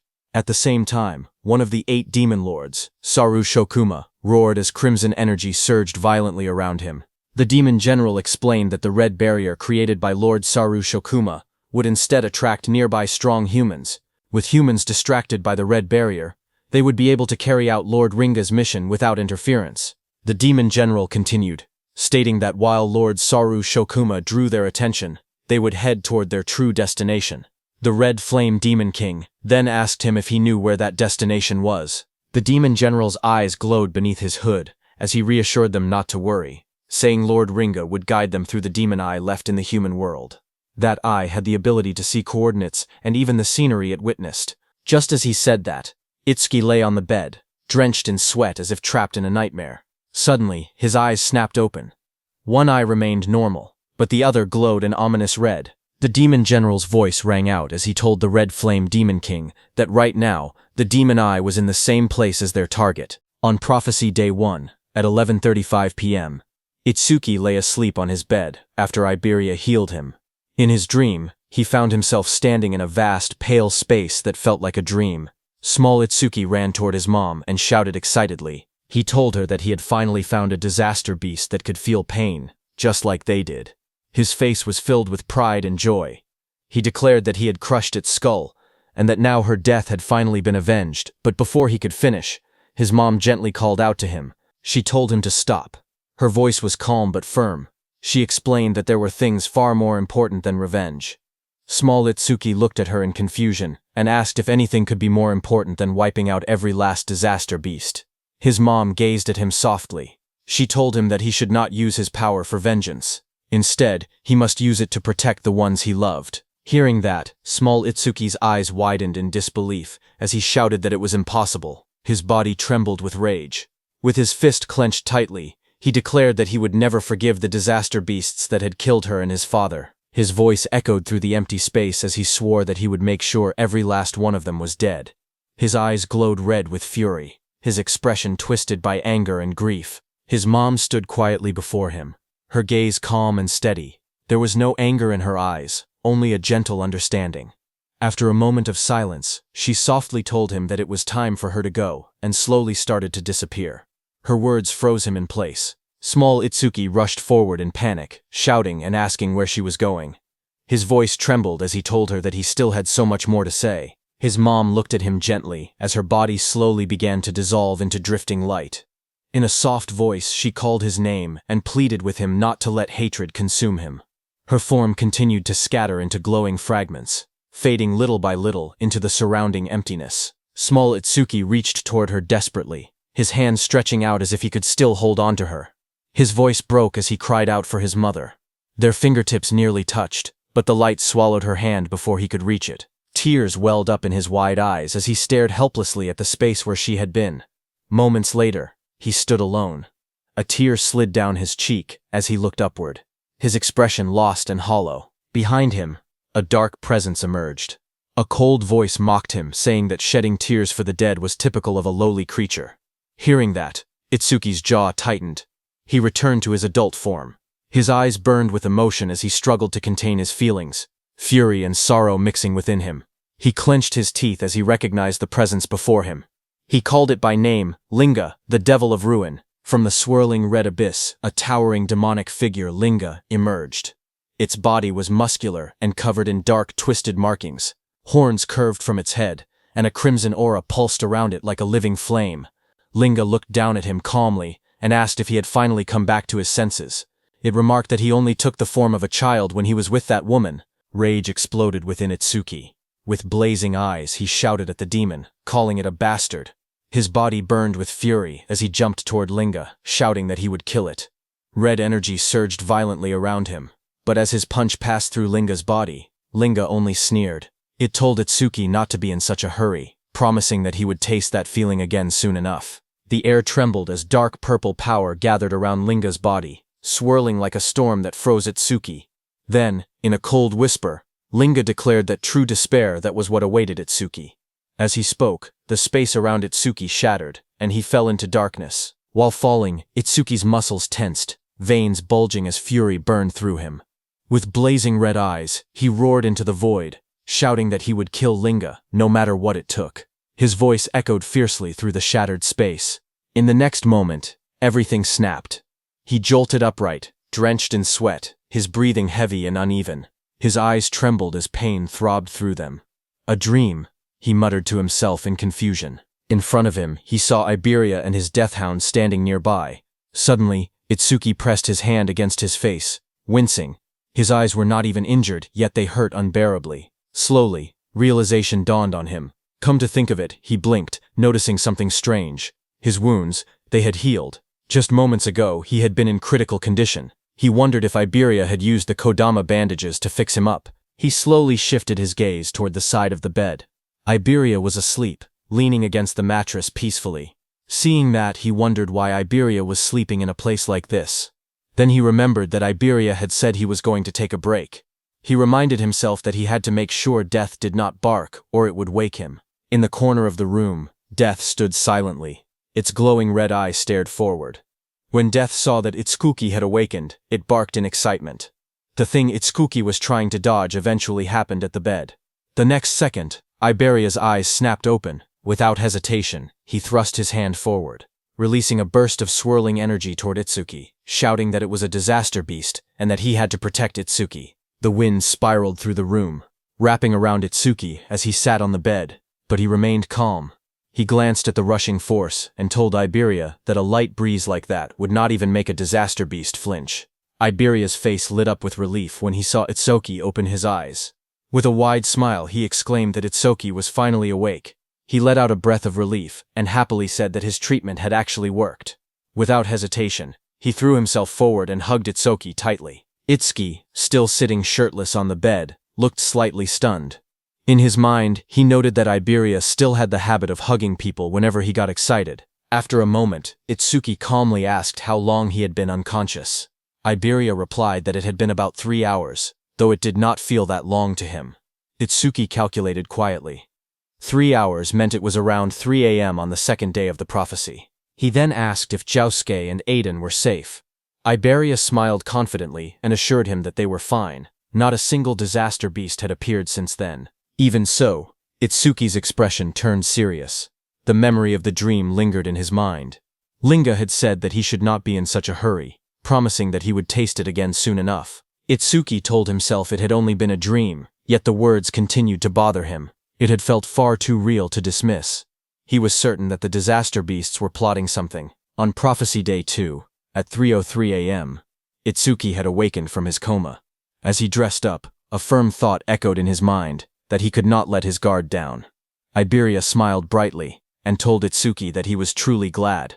It really looked like Itsuki had made a full recovery. Itsuki stood in the room, thinking that the reinforcements the teacher had mentioned should be arriving at any moment. He moved toward the door and said that, for now, he would go check the situation with Josuke. As they walked outside under the night sky, Iberia suddenly asked Itsuki what the name of that dog Shikigami was. Itsuki told him that it was just Deathhound. Hearing that, Iberia reminded Itsuki that a Shikigami user was free to give their Shikigami any name they wanted. He even offered to pick one himself, confidently claiming that he had great naming skills. Itsuki calmly replied that he was not a Shikigami user. Hearing that, Iberia blinked in surprise. He admitted that it was a shame, since he had really wanted to name it. Hearing that, Itsuki silently resolved that he was definitely not going to let Iberia name that thing. As they continued walking, Josuke, who was casting magic on that mechanical golem, noticed Itsuki and said that Kodama bandages alone would not have been enough for someone to recover this quickly. He concluded that it looked like Iberia had finally used his actual ability. Hearing that, Itsuki looked at Iberia and admitted that he had not seen him using any skills earlier. He asked if Iberia was a healer type. Iberia hesitated slightly and replied that he could use offensive skills too. However, he added honestly that they did not really do much damage. After that, Itsuki turned to Josuke and asked if any other saviors had arrived since he had been knocked out. Josuke answered with uncertainty, saying no. He then asked why Itsuki was asking. Itsuki explained that the teacher had said they were dispatching nearby saviors. It had already been a full day, so they should be arriving soon. Josuke reminded Itsuki that they were deep in the forest. Even Itsuki would not have arrived so quickly without Iberia's guidance. Itsuki listened carefully. He admitted to himself that Josuke had a point, but he could not shake the uneasy feeling inside him. Something about the situation felt wrong. As the night grew quieter, the forest seemed to change. It felt as if something malevolent was slowly drawing closer. High above the forest, several saviors moved quickly through the dense trees. Their path curved sharply as they advanced deeper into the woods under the cover of night. As they ran, one of them called out to his teammate, Kobayashi, and asked how much farther it was to their destination. Kobayashi replied that it should only be a few more kilometers, and told them to bear with it a little longer. Another member shouted excitedly that once they finished this mission, they would finally be promoted from apprentices to third-class saviors. Even so, he could not help but comment that the place was far too remote. It was hard to believe that the greatest crafter in the northern province lived this deep in the woods. Suddenly, a sharp voice cut through the air as a woman ordered everyone to stop. The group reacted instantly, skidding to a halt on the forest path. One of them quickly asked what was wrong and whether she had picked up a strange vibe. The woman answered that something was approaching from the front. From the darkness ahead, a deep voice spoke calmly, asking if they had noticed him. Hearing that, one of the saviors shouted in alarm. He recognized it immediately and yelled that it was a disaster beast. He ordered everyone to take their battle stations. The group quickly drew their weapons, readying themselves for combat. Out of the shadows stepped the Red Flame Demon King. Behind him stood the White Oni. The air around them felt heavy and threatening. The Red Flame Demon King looked at the group with a faint smile and asked where they were all going in such a rush. His red eyes glowed brightly in the darkness as he asked if they were headed to the same destination as him. Fight broke out, and one of the saviors was engulfed in roaring flames, radiating intense heat and destruction. The one who killed him was the Red Flame Demon King. He stood calmly in a long robe, observing the aftermath of the devastation. He remarked with cold indifference that it was astonishing how a single fireball could cause such destruction, concluding that humans were truly fragile creatures. Turning his attention to his companion, he called out and asked White Oni if he had finished on his side. At that moment, White Oni completed his attack and struck another savior with overwhelming strength. He slammed his fist down, crushing his target into the ground with a violent impact. Blood splattered across the cracked earth as White Oni lifted his hand, looking at the flattened savior embedded in the crater. The Red Flame Demon King commented mockingly that his body was as flat as a pancake, adding that White Oni was certainly a cruel one. A red-haired savior stood on a slanted tree trunk, watching them in fear. She pointed out that there wasn't even a barrier nearby, and demanded to know where they had come from. The Red Flame Demon King smirked as he raised a blazing fireball in his hand. With a confident and casual tone, he remarked that they had traveled quite a long distance to get there. Seeing the fireball in his hand, the red-haired woman became terrified, tears streaming down her face as she closed her eyes and accepted her death. At that moment, a demon general appeared in the distance. His presence was overwhelming as he told the Red Flame Demon King that he must not kill them. The Red Flame Demon King frowned in annoyance and replied that he had been bored for ages, warning the demon general not to interfere now that he was finally having some fun. Before he could act further, a sharp, chilling sound cut through the air. In an instant, jagged ice crystals erupted around the Red Flame Demon King, encasing his body in thick, glittering frost. The demon general advanced steadily, asserting his authority, and warning that if the order was ignored again, the consequences would not be so light. Frozen and struggling within the ice, the Red Flame Demon King's expression shifted from arrogance to alarm. Realizing the danger, he hurriedly admitted that he understood and pleaded for the spell to be released, fearing that his body would not be able to withstand the freezing power any longer. The demon general released his spell, and the ice around the Red Flame Demon King shattered and fell to the ground. The Red Flame Demon King exhaled heavily, steam rising from his blazing body as he recovered from the freezing attack. With lingering unease in his voice, he admitted that he had thought he was going to freeze to death. Watching the demon general stop the Red Flame Demon King, sweat rolled down the red-haired girl's face as a fragile hope surfaced in her mind. She wondered if they were going to let her go. The Red Flame Demon King crossed his arms, his fiery aura flaring as he spoke with a curious tone. He recalled the order that they were not allowed to kill the target, and the owner of the magic eye. So he questioned the demon general whether this red-haired girl possessed some kind of special power as well. With glowing blue eyes, the demon general responded calmly that she had nothing like that. He explained that his actions were not about her. Instead, he stated that he simply wanted to test the new ability bestowed upon him by Lord Linga. Saying that, he raised his hand toward the red-haired girl. Seeing this, the red-haired woman became extremely frightened, and before she could do anything, dark energy surged around her.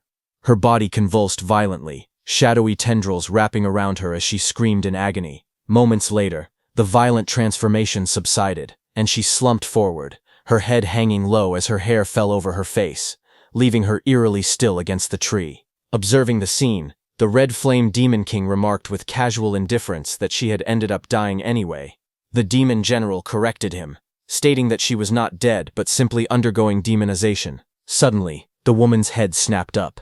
A glowing sigil ignited on her forehead, and her eyes turned bright and unnatural as dark energy pulsed around her transformed face. The oppressive aura signaled that the change was complete. The Red Flame Demon King, intrigued, repeated the term demonization, waiting for an explanation. The demon general told him that humans who undergo demonization become completely subservient to Lord Linga. In other words, this red-haired woman was now on their side. As the transformation finished, the woman dropped to her knees and bowed deeply before the demons. In a submissive and obedient tone, she addressed him as the Wrath King and asked for his orders. The demon general issued his command in a cold, authoritative tone.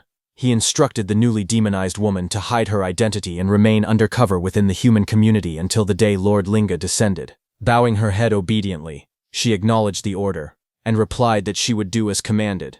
The demon general continued, outlining her cover story. He told her that when the time came, she would report that her team had been attacked by disaster beasts in the forest, and that she was the only survivor, saved by the sacrifice of her comrades. With her head still lowered in submission, she answered simply that she understood. Satisfied, the demon general ordered her to get going. Moments later, the woman's eyes, now shadowed and eerie from demonization, stared forward blankly. But in the next instant, her expression shifted. Shock flashed across her face, as if a fragment of her original will had resurfaced. Startled, she stumbled backward in the forest, her breathing quick and uneven. Realizing the danger and urgency of her situation, she turned and fled at full speed through the trees. The Red Flame Demon King and the Demon General stood watching her departure without concern as she disappeared into the distance. After she left, the Red Flame Demon King questioned the decision with a hint of disdain, stating that while making humans do their bidding was fine, he did not see the point of recruiting such a weakling. In response, the Demon General explained that it was not just about her. He revealed that tens of thousands of humans had already been demonized, including the awakened. He said that when Lord Linga unified the world, these infiltrators would play a crucial role. With the explanation given, the Demon General walked ahead and ordered them to stop dawdling and follow him, emphasizing that the mission was more important than ever. On the other hand, at Prophecy Day 2, at 3:05 a.m., the golem that Otsuki had destroyed before was completely repaired, its glowing eyes and sturdy frame radiating power. Observing it, Josuke explained that the Iron Golem's stats were roughly equivalent to a level 30 awakened, making it a valuable asset to compensate for their labor shortage. However, Iberia remarked that they likely would not even need such assistance if Josuke and Itsuki were present. While discussing their preparations, Josuke suddenly brought up Itsuki, asking where he was. Iberia replied that Itsuki had gone to the workshop. He explained that Itsuki wanted to ask his father something about the critical crystal. Inside the workshop, Itsuki stood beside Eden as they discussed the recent battle. Eden asked if Itsuki had truly landed a critical hit during the fight with the disaster beast, and inquired about his critical rate at the time. Itsuki revealed that his broken critical crystal had originally given him a 3% critical rate, but after defeating the creature, it had increased to 4%. Hearing that, Eden remarked that achieving such a feat with only a 3% critical rate was incredibly lucky. Itsuki agreed that he thought so as well. He then explained that after landing that critical hit, it was not just his concentration that had improved. He described entering a strange state, where he felt as if he were omnipotent, and asked whether this was also an effect of the critical crystal. Hearing this, Eden reacted with surprise. He asked if it was a sensation where a person's senses become sharp enough to perceive everything around them, yet they remain calm and completely unaffected. Itsuki thoughtfully touched his chin, and agreed that the description perfectly matched what he had experienced. Hearing this, Eden expressed his surprise, realizing that Itsuki had entered a flow state. Itsuki repeated the unfamiliar term in confusion, and asked Eden to explain. Eden explained that a flow state occurs when a person becomes completely immersed in a task. In this state, one's sense of time becomes distorted, and both concentration and excitement reach their peak simultaneously. Hearing that, Itsuki became more confused and tried to understand. Eden then simplified the explanation, saying that, in short, it meant being in the zone. To illustrate, he described how a painter might forget to eat because they are so absorbed in their work. He added that an athlete whose body moves instinctively during a match is also in a flow state. Likewise, a student who loses track of time while solving a difficult problem is experiencing the same phenomenon. He concluded by explaining that when an awakened individual enters a flow state, they do not merely gain heightened focus, their senses become extraordinarily sharp. He explained that when someone enters a flow state, their stats and skill effects increase simultaneously to 120% of their original values. Hearing this, Itsuki expressed his surprise. He admitted that he had never heard about such a phenomenon from his teacher or any other awakened individual. He added that he had never met anyone who had actually entered a flow state before. Eden responded with astonishment, emphasizing that only a handful of people were capable of achieving such a state. He went on to explain that entering a flow state requires the awakened individual's own skill, a clear and focused mind, and a great deal of luck. If even one of these elements is missing, entering a flow state becomes impossible. Itsuki, absorbing this information, remarked that he had not realized the requirements were so strict. Eden then stated that it was no exaggeration to say that entering a flow state marks the boundary between a genius and an average person. He added that among the awakened across the 5 continents, including Wajin-Te, there was not a single person who could enter a flow state at will. Itsuki was shocked to hear that not even Wajin-Te could do that. Eden told Itsuki that he had first entered a flow state 2 years after becoming an awakened. He noted that while 2 years was considered quite early, for Itsuki to achieve it after only a month of being awakened was truly extraordinary. But suddenly Eden noticed Itsuki's distracted expression and paused, asking if he was listening. Itsuki snapped back to attention, his gaze sharpening as he sensed something unusual. Turning slightly, he informed Eden that 3 individuals with immense mana were approaching. Eden initially speculated that they were likely awakened sent by Nento Izumi to act as his guards. However, as Itsuki focused more closely on the energy, his expression hardened. The rough and stagnant aura did not feel like that of awakened individuals. It felt more like the presence of disaster beasts. Without hesitation, he decided to investigate just in case. Moving swiftly, he headed for the exit.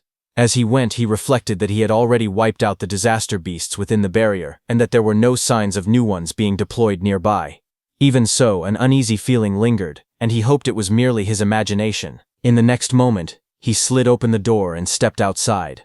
As Itsuki stepped outside, Iberia greeted him with a bright expression, saying that Itsuki was finally out. Noticing Itsuki's tense demeanor, Josuke beside him asked what was wrong and why he seemed so on edge.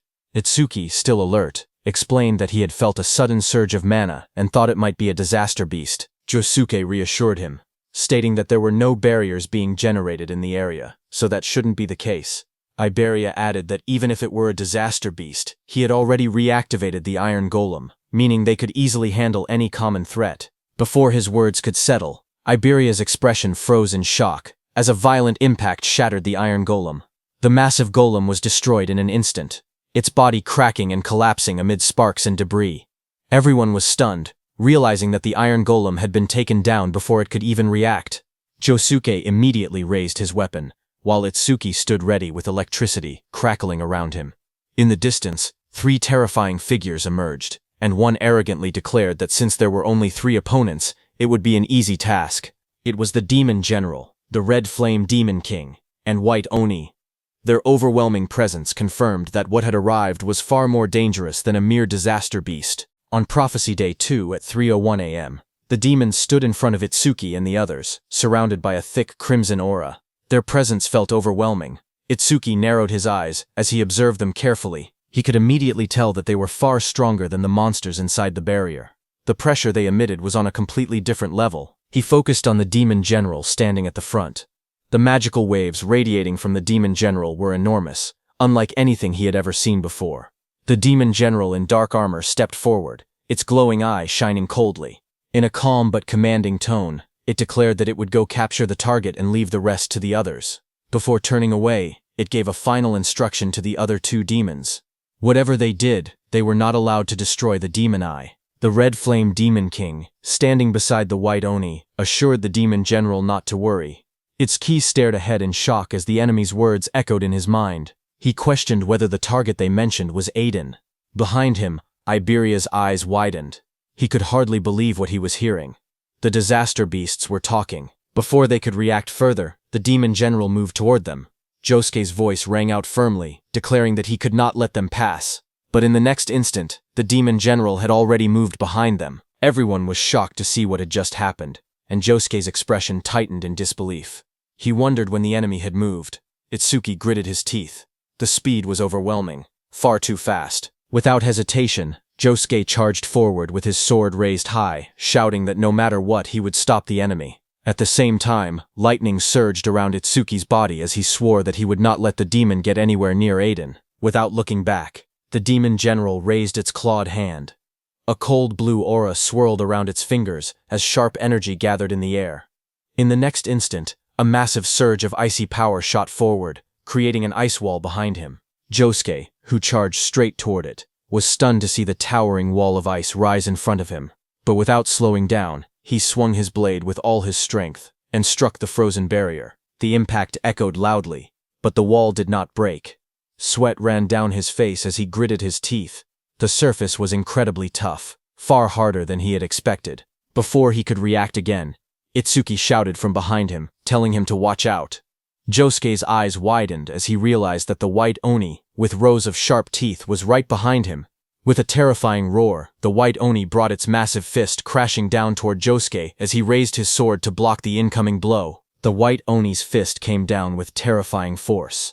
The impact sent a violent shockwave across the ground, and Josuke was thrown back by the sheer pressure of the blow, his body spinning as he struggled to keep hold of his sword. Itsuki called out his name as he tried to go help him, but at that moment, the Red Flame Demon King, surrounded by blazing flames, coldly told Itsuki that he had no time to worry about others. As he said that, a burning sphere of fire gathered in the Red Flame Demon King's hand. With a sharp motion, he launched the attack. The blazing projectile tore through the air at incredible speed. A notification appeared telling Itsuki that this was Red Flame Bullet. That Red Flame Bullet rushed forward like a comet. Seeing the incoming attack, Itsuki shouted for Iberia to get away from there immediately. Iberia, startled and pale, quickly responded that he understood. In that instant, Itsuki also activated his Black Wall skill and formed a shield of black ice around his hand. The Red Flame Bullet struck the ground with explosive force, erupting in a violent blast of fire as Iberia ran toward his house, where his father Aiden was. On Itsuki's side, his hands were completely burned. Flames roared wildly as shards of black ice were blown apart from his hand in the explosion. Just then, a system message appeared, saying it had detected an A-rank skill, Red Flame Bullet. Overmimus activated. Another notification appeared, showing the analysis progress at 1%. Sweat ran down Itsuki's face. Seeing the notification, he realized that the enemy's skill was A-rank. Through the smoke and fire, Itsuki looked at both his arms, which were scorched and wrapped in blackened burns. In his mind, he admitted that if he had used Thunderbreaker, he could have dodged the attack, but he had overestimated Black Wall. Across from him, the Red Flame Demon King grinned wickedly. He mocked Itsuki, asking if he truly believed such weak ice could stop his flames. He called him an idiot, but for a brief moment, doubt crossed the Red Flame Demon King's mind. He wondered if he had overdone it. His red eye narrowed slightly as he considered the possibility that Itsuki might be the Demon Eye Bearer. But when he gazed at Itsuki again and looked at his stats, he found that Itsuki was a human whose level was fixed at 0. The Red Flame Demon King stared at the status window and scoffed. He thought that a level 0, just a lowly human at that, could never be the Demon Eye Bearer. A cruel grin spread across his face. Confident now, he declared that he could burn Itsuki to death without any worry. But at that moment, petals of light scattered through the air as Itsuki stretched out his hand and summoned his Deathhound. Energy gathered around as a large Deathhound materialized beside him. The massive Deathhound stood at his side, its red eyes glowing fiercely. The Red Flame Demon King looked down at them and sneered, asking if he was planning to fight 2-on-1 with his Shikigami. Flames coiled around the Red Flame Demon King's arm as he threw the Red Flame Bullet again. Fire surged forward in a blazing arc. He mocked Itsuki, saying that even if he summoned 10 more Shikigami, he still would not be able to beat him. Standing beside the Deathhound, Itsuki remained calm. Without panic, he told Death that he was counting on him. The Red Flame Bullet crashed down violently, exploding against the ground in a storm of fire and smoke. For a brief moment, the battlefield was swallowed by the blast. But then the Red Flame Demon King saw a shadow and realized that Itsuki had dodged his attack. The Red Flame Demon King's eyes narrowed as he looked for Itsuki's Shikigami. He saw the Deathhound running in the opposite direction from Itsuki. He realized that Itsuki's Shikigami was heading toward their target. He turned toward Itsuki and mocked him, asking if he really thought he could beat him alone. Hearing that, Itsuki realized that this demon was looking down on him. He thought that if he kept acting weak, the demon probably would not kill him right away. At that moment, Overmimus's analysis progress was at 36%. Looking at it, Itsuki thought that he could buy time for the analysis. But then a faint smile slowly formed on his lips, because he could not bring himself to act cowardly against a disaster beast. He lifted his head slightly. With a calm yet defiant tone, he said, "Yeah." He thought that so what? Blue lightning began to crackle faintly around him. Itsuki grinned wickedly, his red eyes glowing as blue lightning wrapped around his body. He stared straight at the demon and told him that it was because he looked weak as hell. Hearing that, the Red Flame Demon King's face darkened instantly. With flames blazing behind him, he called Itsuki a lowly race for acting that arrogantly. Flames spiraled upward as the Red Flame Demon King raised his hand. Fire roared violently around him. He declared that he had been planning to toy with him, but had now changed his mind. He shouted that he would turn him to ash right away. Saying that, he threw a massive red flame bullet at Itsuki.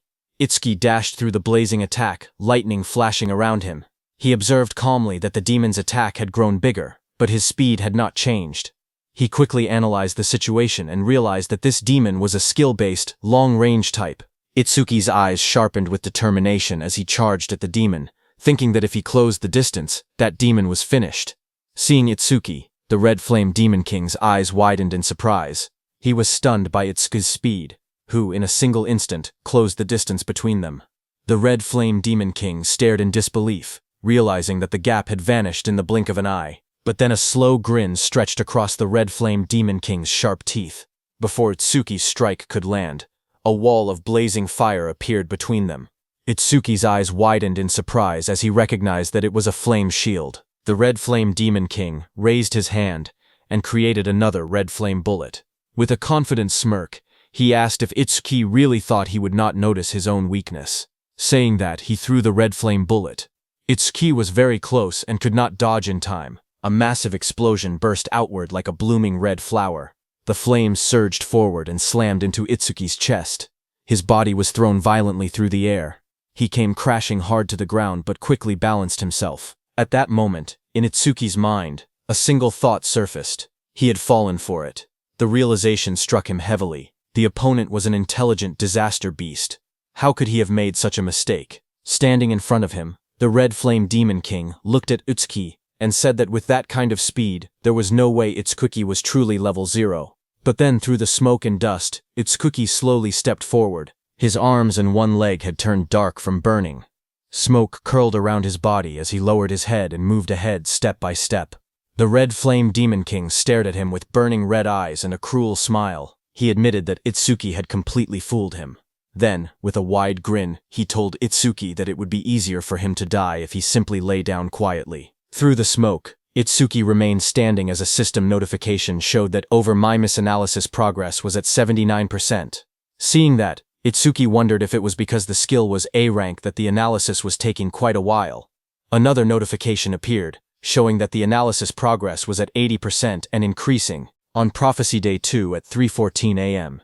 In the quiet darkness of the night, Aiden's wooden workshop building stood under the faint glow of moonlight. From within the shadows, a voice called out Aiden's name. It was the Demon General. He stated that Aiden had created 3 unique grade artifacts, 16 epic grade artifacts, and countless rare grade artifacts. The Demon General declared that Aiden was the most talented crafter among the human race. Aiden, who stood there, responded dryly, asking if summarizing his life's work like that meant that the Demon General was planning to kill him. The Demon General reassured him, saying that as long as he remained useful, there was no reason to kill him. Hearing that, Aiden narrowed his eyes. He said he understood, but unfortunately, he was not the type who enjoyed taking orders. In the next instant, he gripped a blade from the side. His eyes flashed red with fierce determination as he swung the weapon toward himself without hesitation. But in the next instant, a chilling force exploded through the workshop. Ice formed around Aiden's body in a blink. Sharp blue crystals spread across his arms, chest, and beard, locking him in place before he could kill himself. Aiden's eyes widened in shock. He realized that his entire body had been covered in ice in an instant. The skill was at least A rank. The Demon General looked down at him coldly and told him to give up, because whether he lived or died was a decision for him to make. Aiden struggled and tried to resist, but the frost continued to bind him firmly. Hidden nearby, Iberia watched the scene unfold. Sweat rolled down his face as he covered his mouth to keep quiet. He thought that at this rate, his father was going to be kidnapped. He wondered what he should do. Should he launch a surprise attack? Before he could decide, a sudden blur tore through the room. A massive death hound rushed forward at incredible speed. Seeing that, Iberia's eyes widened as he recognized that it was Itsuki Shikigami. The death hound lunged forward with its jaws wide open, red eyes blazing and fangs fully exposed. Its roar shook the workshop as it stretched out a claw toward the Demon General. But the Demon General's figure turned slightly, his glowing blue eye fixed on the charging death hound. In the next instant, jagged pillars of ice erupted violently upward. The freezing energy burst from the ground and engulfed the death hound mid-charge. Ice spread across its body in a split second. The frozen deathhound crashed down hard onto the floor, sending shards of ice scattering across the workshop. The demon general glanced toward the entrance in irritation. He wondered what the two demons outside were doing to let a Shikigami slip past them like that. Behind him, Aiden, still bound in layers of ice, stared in shock. He questioned whether reinforcements had arrived. From the corner of the room, Iberia trembled as he watched that even a Shikigami that strong could not get close to the demon general. His eyes trembled as fear gripped his heart. He realized there was no way he could win this fight. For a moment, he thought about going to get Itsuki. If Itsuki came, then surely things would change. But another thought immediately followed.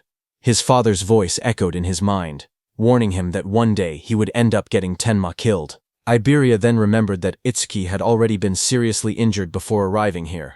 If Itsuki still had any strength left, he would have come himself instead of sending a Shikigami. The truth hit him hard. If he went to get Itsuki now, it might only put him in even more danger.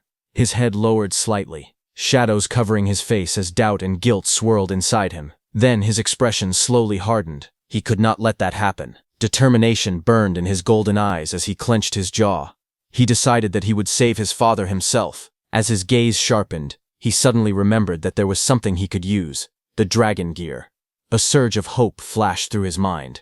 If he had the dragon gear, then even he might stand a chance of winning. Without hesitation, he rushed out of the workshop, remembering that it should be under his father's bed.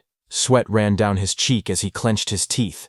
He told his father to hang on, promising that he was coming to save him. Back in the workshop, the demon general let out a cold scoff. He remarked that someone had been hiding nearby, but ran away instead of helping, calling them a pathetic coward. Hearing that, Aiden realized that it was Iberia. He said that was fine, because the demon general was an opponent even Tenma and Josuke might not be able to defeat together. No matter what he did, Iberia must not come back. In the next moment, the demon general declared that he was taking Aiden to their destination now.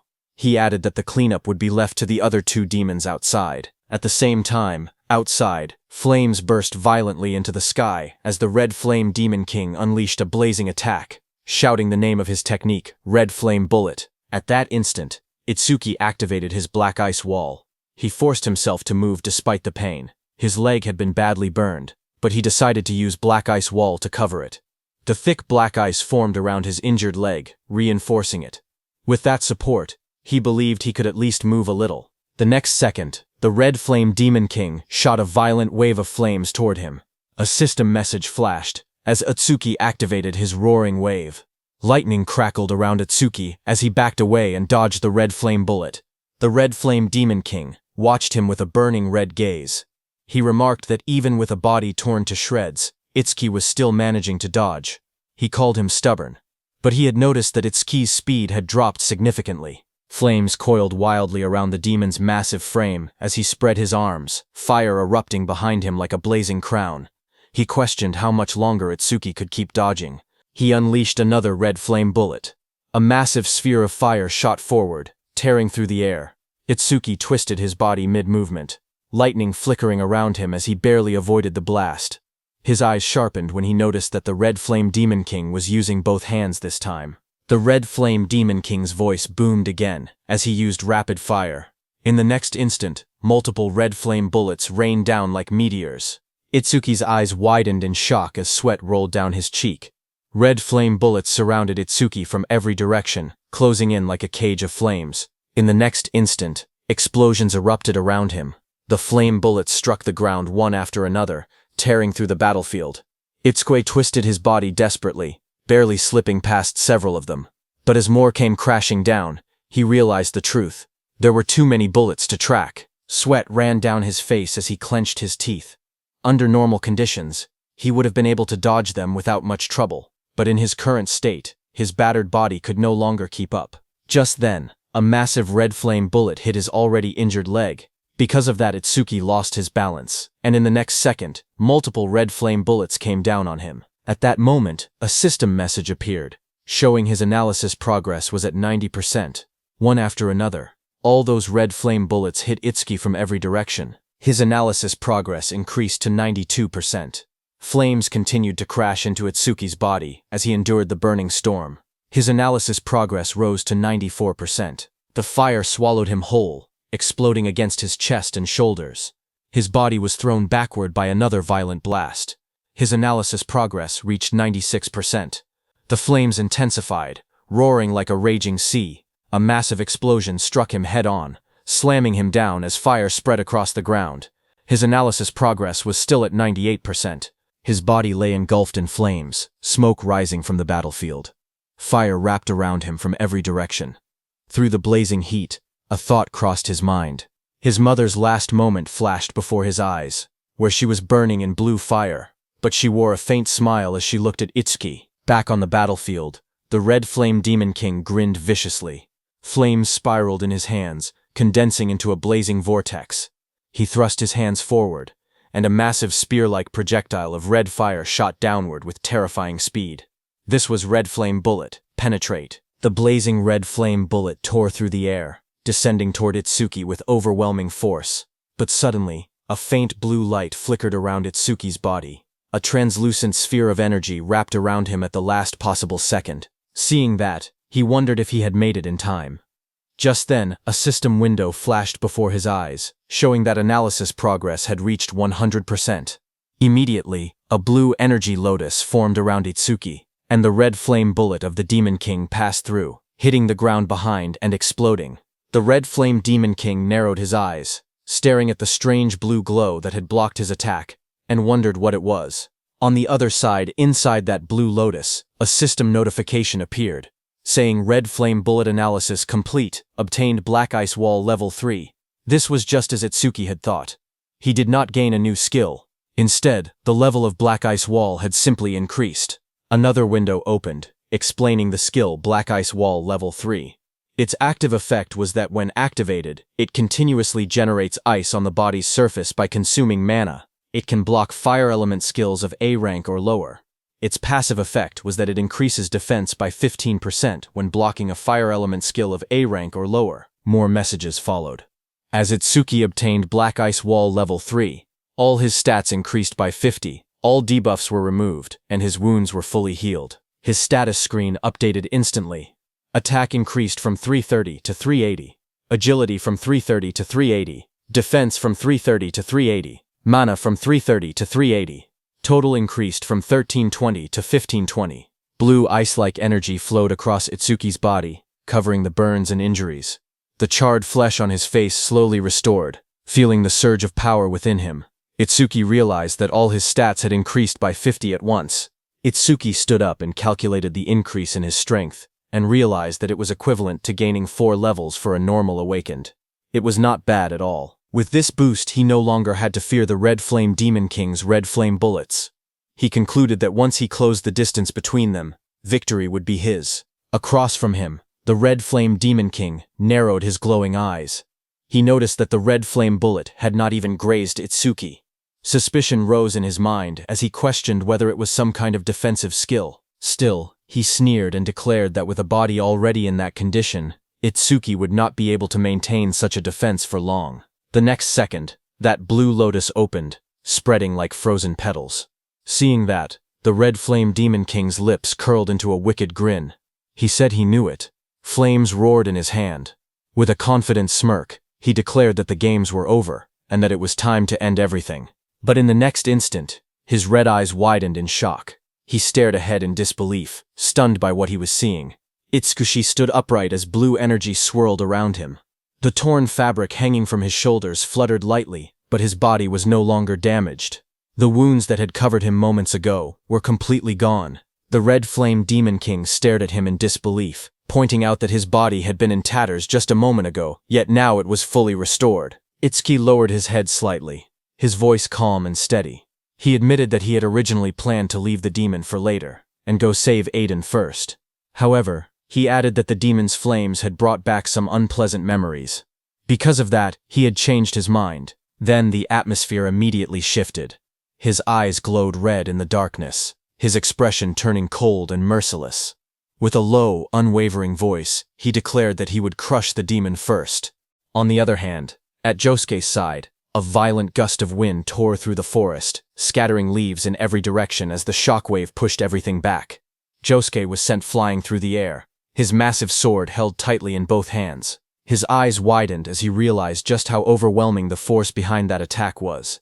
He gritted his teeth as he struggled to stabilize himself mid-air. If he had not blocked White Oni's attack with his karma tool, he knew he would already be dead. His body slammed across the ground. He tried planting his blade into the ground to stop himself from being pushed away. Dust and debris exploded around him before he finally managed to plant his sword down hard, forcing himself to stop. Breathing heavily, he looked around at the distance he had been pushed, wondering how far he had been blown away. His red eyes sharpened with urgency as he steadied himself and rose to his feet. Realizing that none of those guys were ordinary, he tightened his grip on the sword and decided that he had to get back fast. But suddenly the ground in front of him shattered as something massive slammed down, cracking the earth. Yusuke's red eyes narrowed in the darkness as he immediately realized what was happening. The one from before was chasing him. In the next instant, White Oni lunged forward. Its muscular body bulged as its long tongue lashed through the air. Rows of sharp, jagged teeth filled its wide grin as it rushed ahead with terrifying speed. Josuke steadied his massive sword and looked down at White Oni with a calm expression, thinking this was perfect. This would take a lot of pressure off Itsuki. He knew that Itsuki could escape if he truly needed to. The real problem was Master Aiden and Iberia. Blue energy began to crackle around Josuke's blade as he raised the sword. Lightning-like sparks danced along the steel, illuminating half of his face. He made his decision. He would take this one down as fast as possible and return to back them up. In his heart, he silently urged them to hold on until then.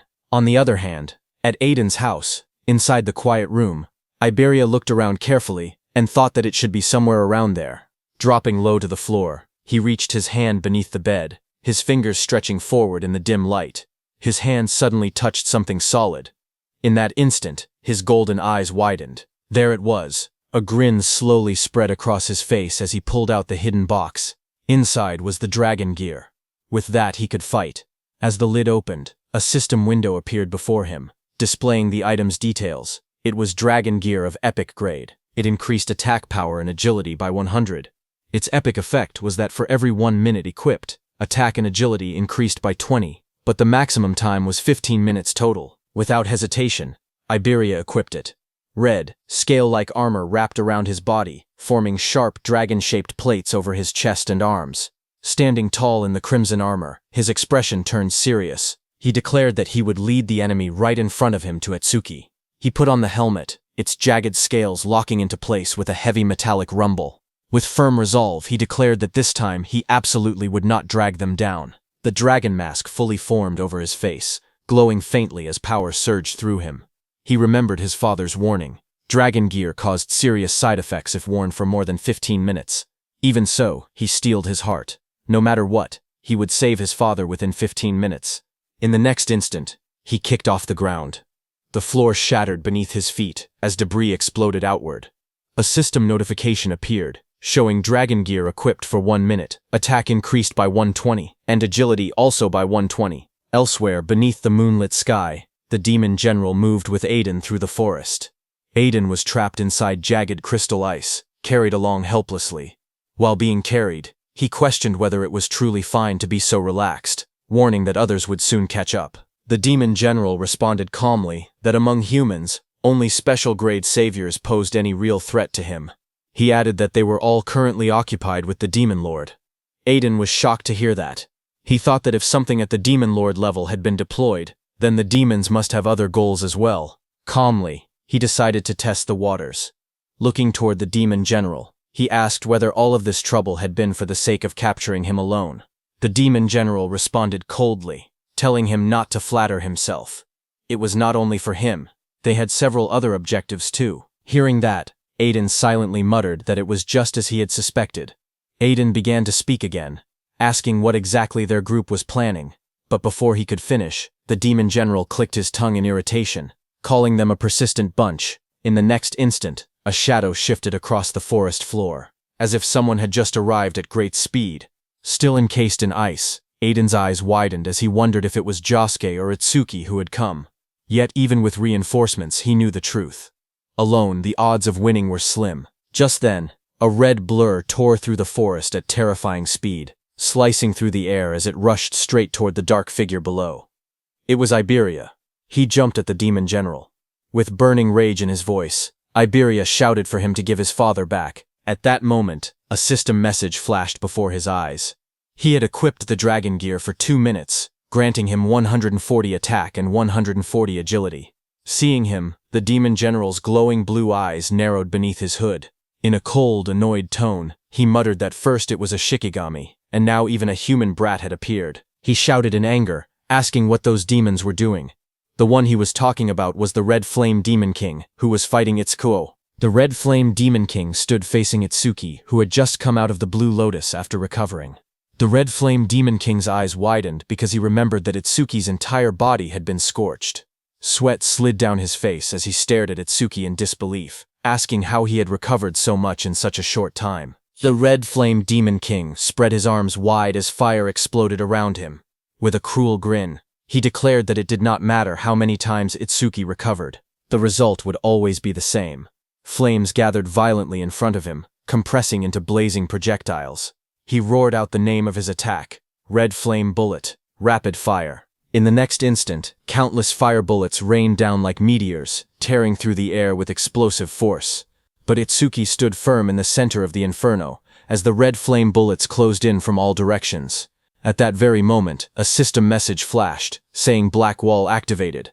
The next second, the fire bullets crashed against Itsuki one after another, detonating in a storm of flames that swallowed the entire area.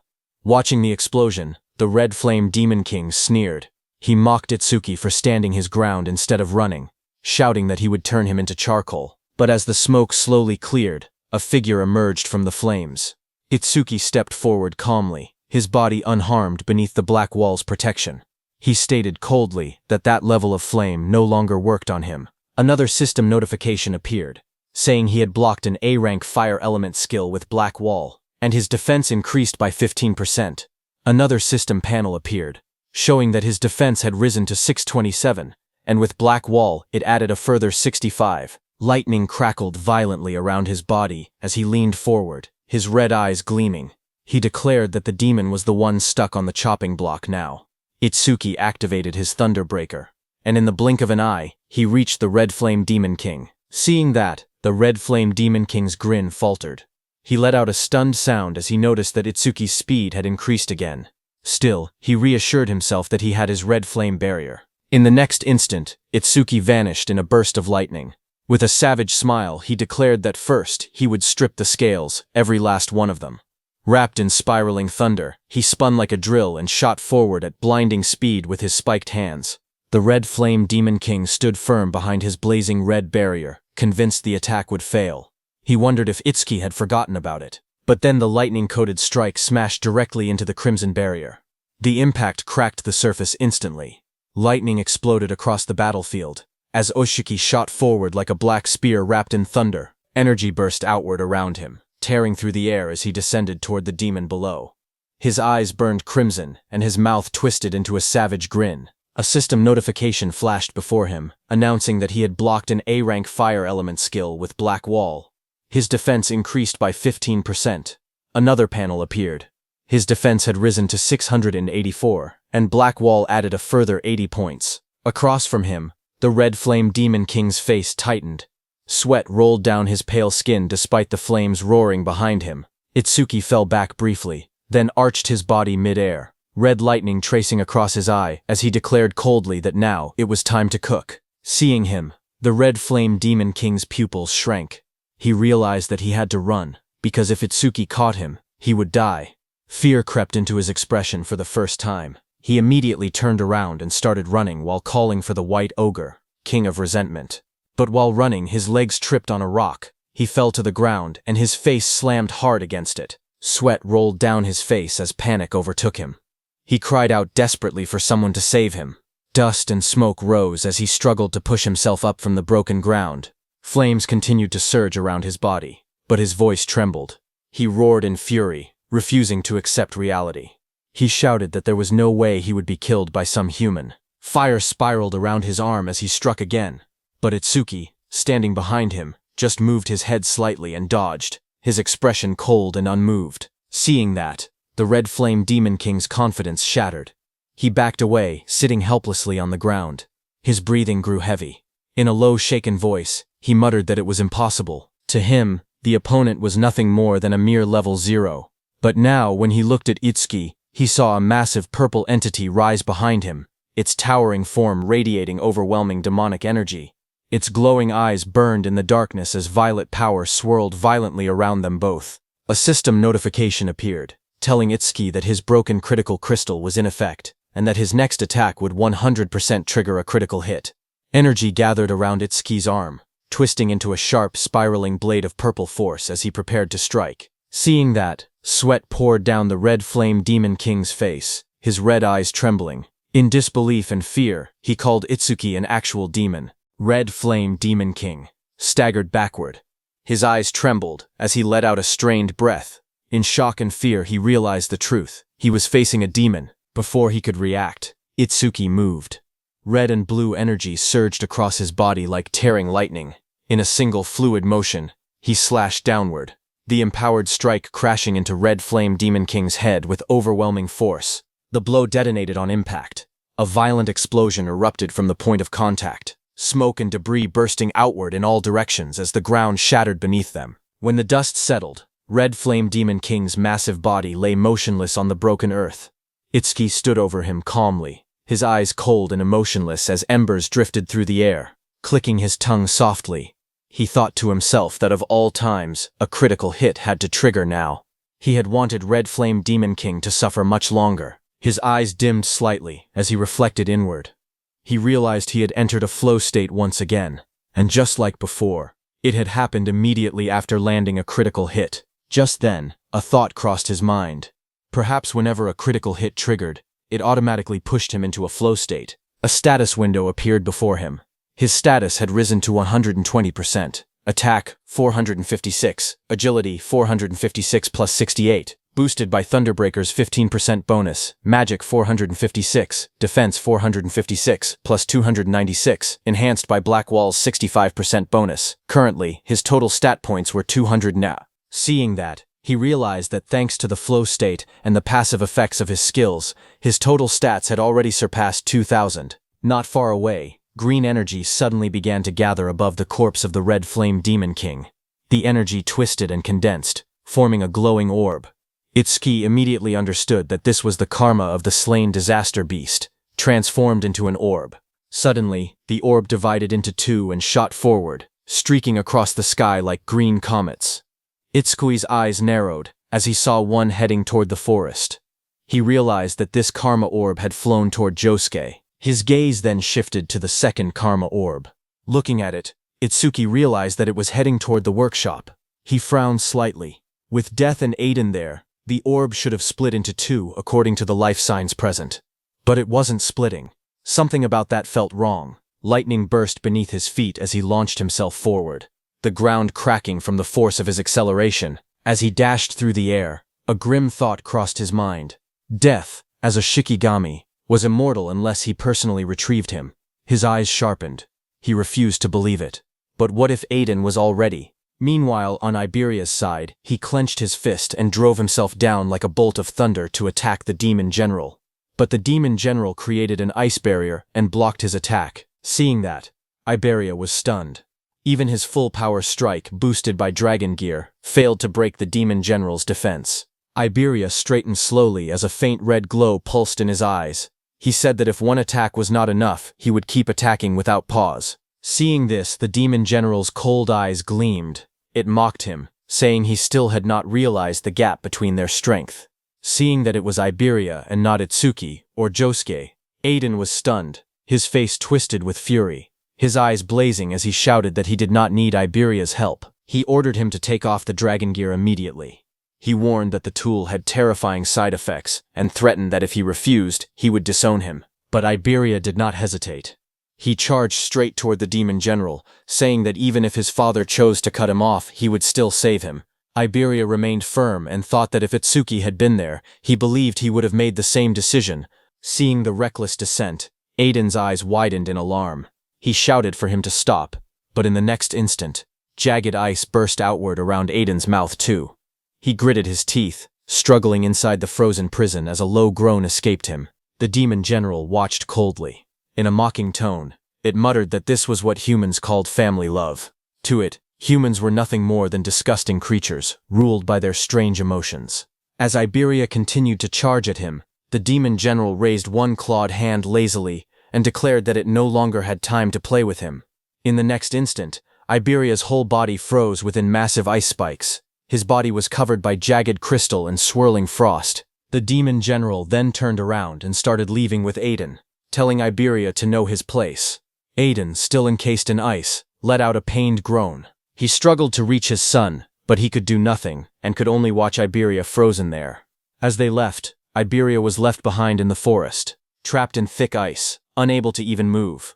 A system message flashed coldly in the darkness, telling him that he had equipped the dragon gear for 3 minutes. On the other hand, on this prophecy day 2 at 3:20 a.m., the second karma orb arrived at the warehouse where Itsuki's Deathhound had been frozen by the demon general. It was absorbed by Deathhound. Immediately, a system notification appeared, saying Deathhound leveled up from level 19 to level 20. With a deafening roar, Deathhound shattered the ice completely, its fur bristling and its red eyes glowing fiercely in the night. Just then, Itsuki also arrived and was surprised to see only his Deathhound there. Seeing Itsuki, Deathhound bared its fangs and let out a furious roar. Itsuki immediately noticed that Deathhound's level had increased. He realized that the karma orb had been absorbed by Death. Deathhound lowered its head slightly, its glowing eyes flickering as it growled. Itsuki turned his gaze toward it and asked what had happened to Aiden and the disaster beast. Deathhound turned its head toward the direction where the demon general had taken Aiden. Seeing that, Itsuki turned his head in that direction, and suddenly his eyes widened in shock. Not far away, there was a huge hole in the wall surrounded by jagged shards of ice. Seeing that, Itsuki was stunned, wondering what on earth had just happened. When Itsuki stood in front of that hole in the wall, a powerful surge of purple energy hit him hard. Itsuki stared at it in shock. He could clearly feel an intense magical wave. Blue lightning crackled violently around Itsuki's body as he dashed forward at lightning speed, knowing that he did not have time to wait for Josuke. On the other hand, on Josuke's side, a crimson slash tore across the battlefield, cutting down one of White Oni's arms. But White Oni did not fall. It twisted its massive body and retaliated instantly. Its muscular frame blurred with speed as it swung a heavy strike downward. Josuke barely managed to block with his sword, the shockwave blasting him backward across the ground. Dust and splinters scattered as he skidded to a halt. White Oni straightened its glossy black body. The next second, the arm that had been cut down by Josuke started regenerating. Josuke's eyes narrowed when he saw that the spot he had cut earlier had already healed. He realized that this was a disaster beast with regeneration, and an opponent like that was his worst matchup. But before he could attack again, suddenly the karma orb from Itsuki's defeat of the Red Flame Demon King hit him. Josuke stared at the swirling green energy in shock, his eyes widening as realization struck him. This was a karma orb. He thought that if that was true, then Itsuki had already taken one demon down. Gritting his teeth, he tightened his grip on his sword, and resolved that he had to hold his own as well. Red energy flared around his blade as his eyes glowed fiercely. He analyzed the situation quickly. White Oni's had regeneration, but whenever he aimed for its head or the nape of its neck, it instinctively blocked with its arms.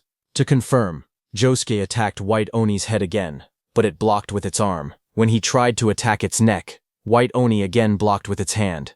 Seeing that, Josuke narrowed his eyes, realizing that the spots it protected so desperately were definitely its weak points. Now that he understood that, he adjusted his stance and steadied his breathing.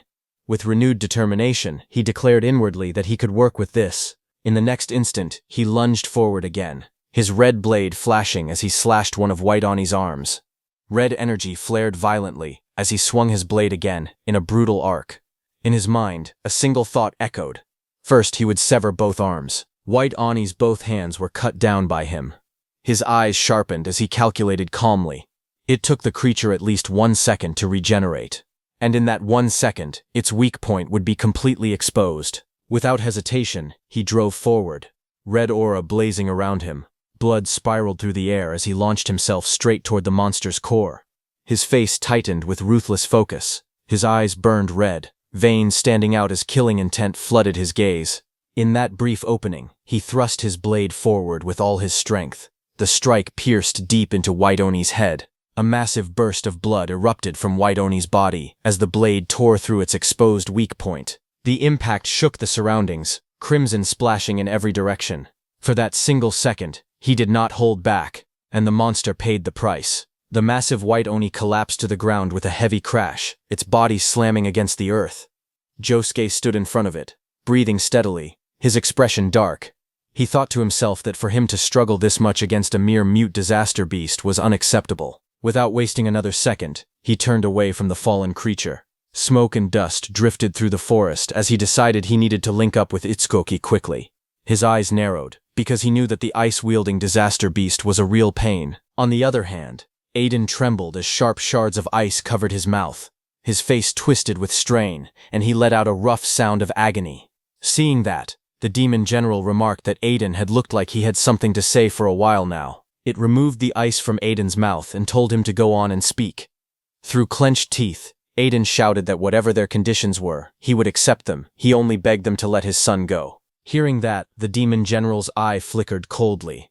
In a low, emotionless tone, it replied that from that distance it could no longer control the ice. Besides, it added, Aiden would soon be completely under their control anyway. The demon general then stared at Aiden and said that, even at a glance, it could tell that the armor the brat was wearing was made from the demon dragon tribe, wasn't it? It explained to Aiden that the demon dragon tribe possessed incredibly strong vitality.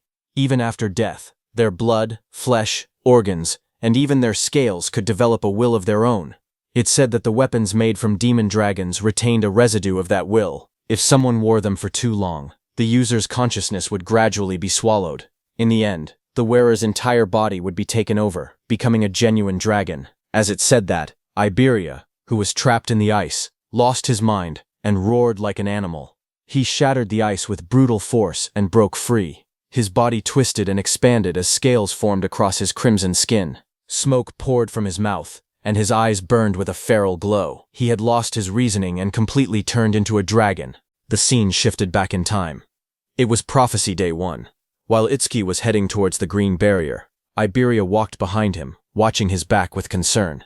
In his heart, he quietly prayed for Itsuki to stay safe. As Itsuki disappeared into the forest, Josuke suddenly asked Iberia if he really looked up to Tenma that much.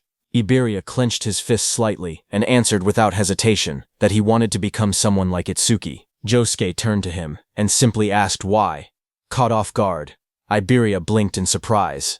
He stammered as he tried to answer.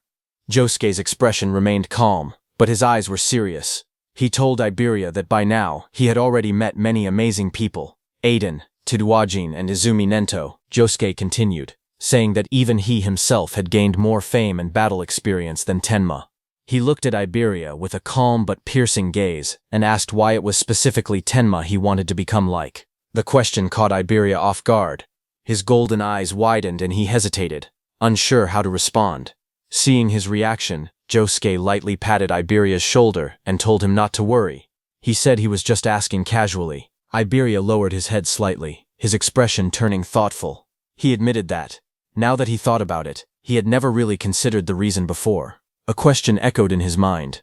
Why did he want to become someone like Itsuki? The scene shifted to the past. 10 years earlier, a young Iberia stood in a bright courtyard, holding up a wooden sword with excitement. He shouted joyfully, full of energy and innocence. Behind him, his mother watched with a warm smile. She asked him if he liked his birthday present. Without hesitation, the young Iberia beamed and answered happily that he did. The young Iberia suddenly raised his wooden sword with excitement and declared that he had made up his mind. With sparkling eyes, he proudly announced that he was naming it the Justice Unbeatable Hero Sword. His mother paused for a moment, slightly surprised by the grand name, but she forced a gentle smile and told him it was a nice name. Young Iberia laughed brightly under the sky, lifting the sword high above his head. He boldly declared that he was an awakened one, and told the disaster beasts to prepare themselves. Without hesitation, he began running across the courtyard, shouting that he was going to show everyone. From the doorway, his mother watched him with worry in her eyes and told him to be careful out there. Behind her stood Aiden with a stern expression. He glanced at her and asked quietly whether Iberia had any friends. Later, Iberia stood proudly with his wooden sword resting against his shoulder. His eyes closed with confidence as several children gathered around him in admiration. But in the next moment, the atmosphere shifted. A faint, unsettling smile appeared on those children's faces. One of the boys stepped forward slowly, stretching out his hand toward the wooden sword. His face was calm, but his eyes carried something dark as he admitted that he felt jealous. He asked to see it for a bit. Young Iberia froze, clutching the sword tightly to his chest. The children began to gather around him. Voices surrounded Iberia from every direction, asking if his dad was a famous crafter. They pointed out that if that were true, then his father could make things like that as much as he wanted. They assured him they would give it right back. Standing alone in the center, young Iberia's body trembled. He stared down at the sword in his arms, thinking that he had just gotten it. It was his. He told himself that he had to refuse clearly. Suddenly, one boy leaned close, his face darkened by shadow. In a low voice, he asked if he was really not going to lend it. Sweat rolled down young Iberia's cheeks. His lips trembled as he forced a stiff smile. After a moment of hesitation, he gave in. With a shaky voice, he said it was okay, and slowly offered the sword forward. That boy took Iberia's sword and shouted proudly that he was an awakened one. He declared that the disaster beasts should prepare themselves as he charged forward. Young Iberia stood there as those boys took his sword, watching from a distance. He lowered his head slightly, his teeth clenched, and a bead of sweat running down his cheek.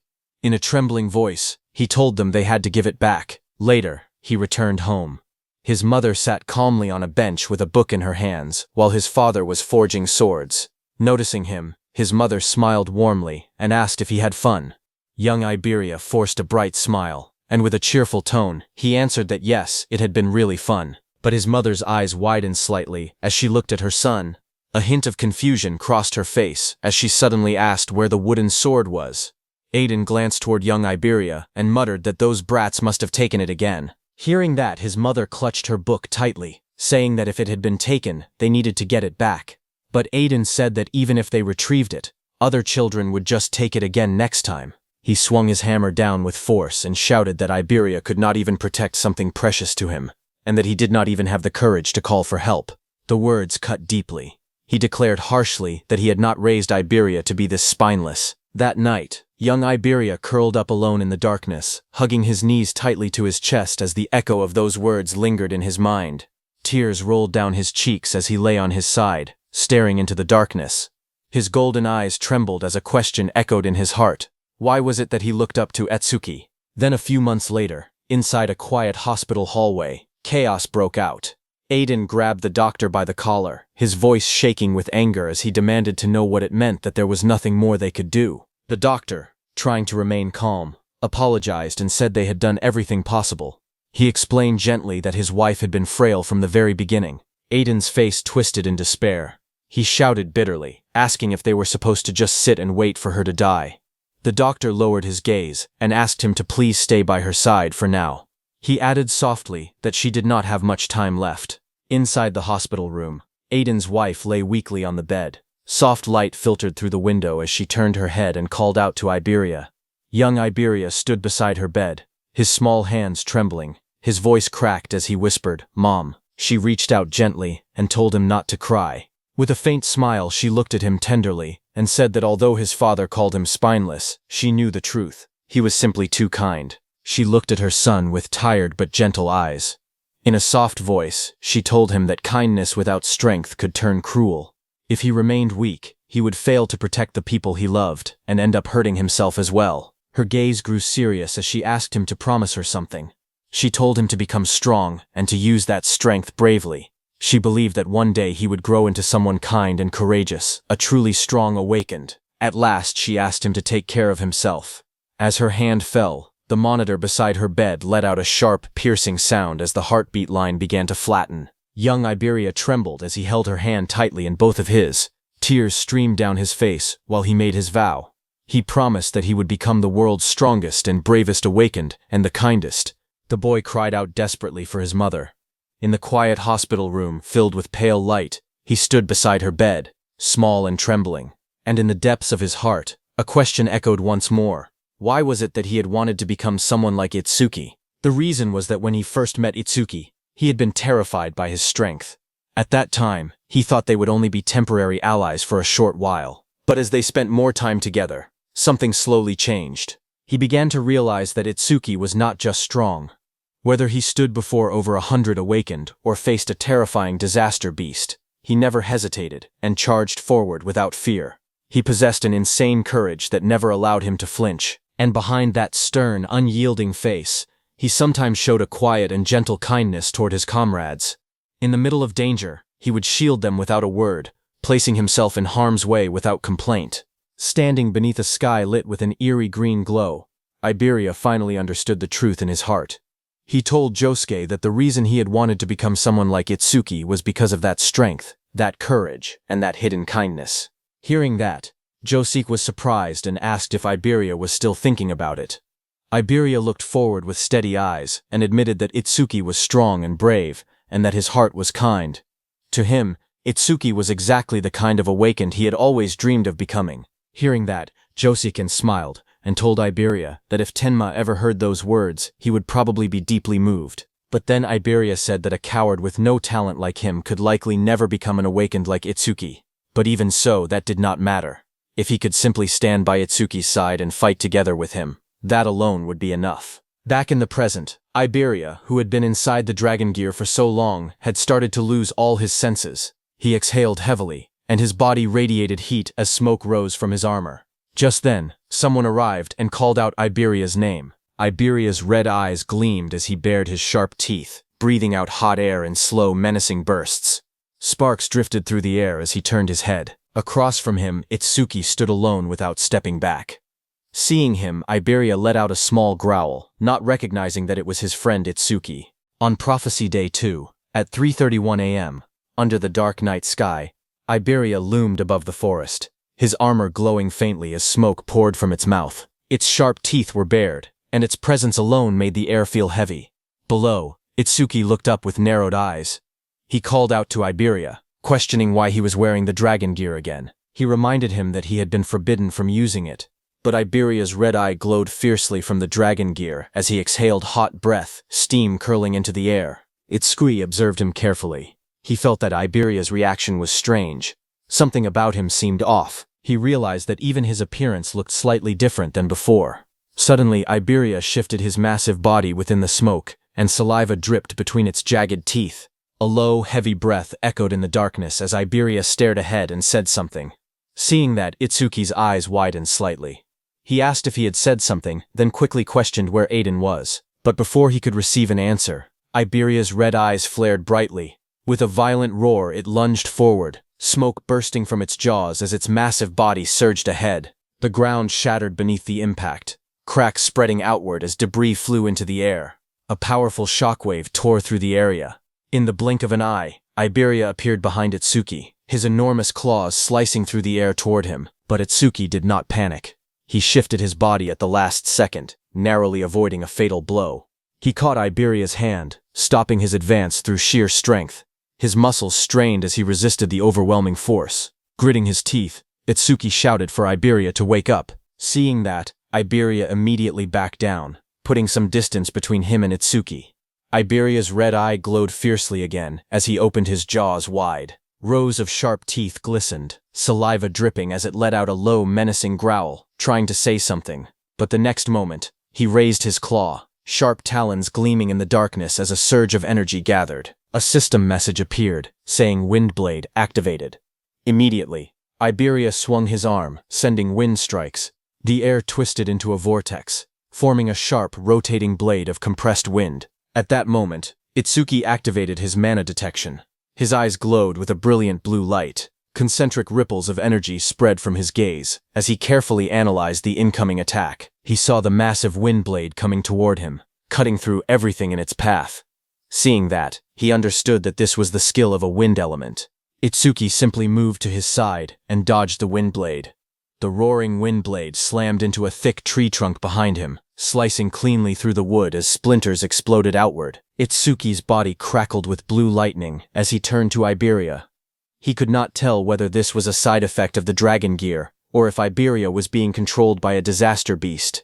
But there was no time to hesitate.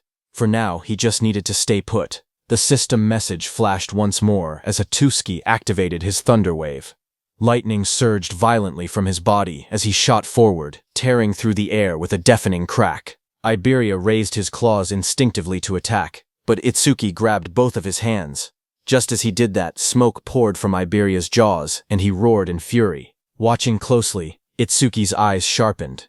He realized that this mana wave was definitely Iberia's, but he could not believe that he was attacking him. Itsuki's eyes trembled violently, his pupils glowing under the shadow that fell across his face. He demanded to know what exactly had just happened. Then, through the smoke and burning air, Iberia lowered his head slightly, and in a strained, almost pleading voice, he called out to Itsuki and begged him to kill him. Hearing that, Itsuki's expression froze. Sweat slid down his cheek as disbelief overtook him. But suddenly Iberia roared, his jaws opening wide as violent shockwaves burst outward. In the next instant, he lunged forward at Itsuki, attacking with his sharp claws. But before his attack could land, a blade flashed through the air. Josuke appeared and blocked Iberia's attack with his blade. He shouted, telling Itsuki to watch out. Josuke then moved. With a powerful twist of his body, he punched Iberia. Iberia was sent flying, crashing onto the ground with a solid impact. The ground shattered where he fell. Itsuki, still catching his breath, told Josuke that Iberia was, but Josuke cut him off, stating calmly that he already knew the worst-case scenario had come to pass. Iberia then moved again at high speed. He started circling them like a storm, his movements forming a complete ring around Itsuki and Josuke, trapping them within a spinning vortex. Itsuki watched carefully and said that at this speed, Iberia had completely lost control. Josuke told him that Iberia had been consumed by the dragon gear. Itsuki's jaw tightened as realization struck him. In a steady but urgent voice, he said that if it truly was the side effect of the dragon gear, they had to take it off him quickly. But Josuke's red eyes narrowed coldly. He told Itsuki it was useless. The gear had already completely fused with Iberia's body. He told Itsuki that he had seen an awakened get taken over by dragon gear before. Once it reached that stage, there was no turning back. Josuke's voice remained calm as he revealed the harsh truth. Dragon gear could not be removed unless the user died. Hearing that, Itsuki's eyes widened in shock. Sweat slid down his cheek as he asked if there was no way. Josuke looked at him firmly and declared that they had no choice but to kill Iberia. Josuke tightened his grip on his blade, his red eyes cold and unwavering. In a firm voice, he declared that he would be the one to finish him off. If Itsuki did not think he could handle it, then he should leave this place. But Itsuki stepped forward and said that he would do it. Shocked, Josuke said that he could not burden Itsuki with such a cruel task. But Itsuki told Josuke that Aiden had been abducted by that ice user disaster beast. He said he would have the Death Hound track them, so Josuke should go and help him instead. Josuke tried to object, but Itsuki cut him off. He quietly pleaded, saying he still had things he wanted to talk to Iberia about. Blue energy gathered around his hand as he summoned his Death Hound. Josuke closed his eyes briefly and exhaled. In a low voice, he said he understood, and that he was counting on him. He then warned that if Iberia got away, Iberia would become even stronger, and his ferocity would increase. Turning his back, he spoke one final time. No matter what, Itsuki had to end his life there. As he said that, Iberia jumped onto a tree and then, at full speed, charged at Josuke, his massive body glowing with blazing orange light. At that very moment, Itsuki moved. Blue lightning crackled around his body as he reached Josuke and created a black ice wall to block Iberia. Josuke shouted for the Death Hound to move, and both of them immediately ran in different directions. As Itsuki blocked him, Iberia backed off again to create distance, and then, at full speed, he charged again and struck with Windblade. The compressed air sliced through the battlefield and slightly touched Itsuki before passing through. Itsuki narrowed his eyes, observing that Iberia had fired a skill but Overmimus had not activated. Seeing that, Itsuki realized that just as he had thought, Iberia did not truly want to hurt him. Across from him, Iberia roared loudly, shaking the air around him. He lunged forward, tearing through the air with explosive force. His glowing red eyes locked onto Itsuki as he activated his 1,000 wind blades. At once, countless streams of compressed wind spiraled into existence. The air twisted violently as wind blades rushed toward Itsuki in waves. But Itsuki did not dodge them and continued walking toward Iberia. Glowing wind blades surrounded him from every direction. For a moment, everything went still. Then blood exploded from all over Itsuki's body as the wind blades tore through him. But even then, Itsuki did not stop and continued walking toward Iberia. Seeing this, Iberia let out a thunderous cry. Tears streamed from his blazing eyes, the sound of his cry echoing across the battlefield. Meanwhile, inside the demon world, one of the Right Demon Kings, Yama, knelt on the ground and reported to Lady Ringa that they had successfully captured Aiden. However, he added that the Red Flame Demon King and the White Oni had both been killed by humans. Lady Ringa remained calm. She stated that there were countless fighters at that level, and as long as Aiden had been captured, that was enough. Yama continued, informing her that Lord Saru Shokuma seemed to be struggling. Lady Ringa replied coldly that it did not matter. They had never expected the elimination of Izumi Ento anyway. His role was simply to hold back most of the special class saviors. Yama then revealed that it seemed Saru Shokuma was fighting only one special class opponent. Hearing that, Lady Ringa's eyes narrowed slightly. She wondered aloud if there was a human besides Tiwajin who could hold Saru Shokuma off alone. She then asked for that man's name. Yama raised his head and told Lady Ringa that according to their insider, that man possessed the strongest body, and his name was Heitan Akira. At the same time, on Commander Nento's side, a massive shockwave tore across the battlefield as Demon King Saru Shokuma and Hiden's fists collided, carving a deep trench through the ground. In the next instant, a streak of red lightning split the sky. Wrapped in violent crimson energy, Demon King Saru Shokuma slammed his fist downward. The impact exploded outward in a thunderous blast, sending debris and dust flying in every direction. The shockwaves continued to ripple across the area, streaks of red electricity tearing through the air like raging serpents. In the distance, Commander Nento, along with Choha and that wind elementalist, watched in disbelief as the destructive force spread without pause. That wind elementalist stared wide-eyed and muttered in shock, wondering how the battle that had started yesterday afternoon was still going. He realized that even his own wounds had almost completely healed during that time. Just then, another explosion erupted, shaking the surroundings once more. Demon King Saru Shokuma and Hiten continued throwing punches at each other. Seeing this, that wind elements trembled, overwhelmed by the sheer intensity. He thought that to witness a battle of this level from such close range was almost unimaginable. Amid the collapsing ground and rising dust, Demon King Saru Shokuma, with blazing red eyes and a savage roar, punched the ground with full force. The earth shattered beneath his hand, the battlefield trembling under the weight of his power. Choha stared at the battlefield with trembling eyes, sweat sliding down her face. She could hardly believe what she was witnessing. Haiten was enduring blows powerful enough to shatter the earth itself. She knew that if Haiten fell, no one would be able to stop that disaster beast. Panic tightened in her chest, and she resolved that she had to do something. But just as she prepared to move, a hand landed firmly on her shoulder. It was her father, Commander Nento. With a calm voice, he reassured her not to worry, saying Haiten was not weak enough to die from attacks like that. In the distance, the battlefield had been torn apart. Saru Shokuma split the land, smoke and debris rising into the sky. Watching the devastation, that wind elementalist stammered in disbelief, unable to comprehend this level of power. Commander Nento beside Choha spoke steadily, saying all special class fighters were monsters standing at the very top of humanity. They were not to be underestimated. Choha steadied herself and looked back toward the battlefield, fully aware that she was witnessing a clash between beings far beyond ordinary limits. Suddenly, Demon King Saru Shokuma's massive fist that had slammed into Hiten slowly started to lift. Demon King Saru Shokuma's eyes widened in surprise. Far below his enormous arm, Hiten stood up again, lifting its massive hand. He was still alive, still full of power. Watching from the side, Commander Nento said it had been a long time since he had seen Haiten's second form. Choha, beside him, turned in surprise. She repeated the words in disbelief, asking what the second form was. Amid swirling dust and a rising crimson aura, Haiten emerged. His body was engulfed in a dark red energy that writhed like flames.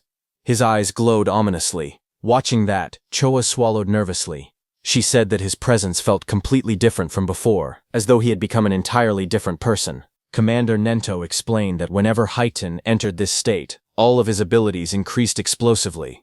But there was a price. In exchange for that overwhelming power, he became extremely aggressive and cruel. Hiten roared in fury, steam bursting from his mouth as his crimson eyes burned even brighter.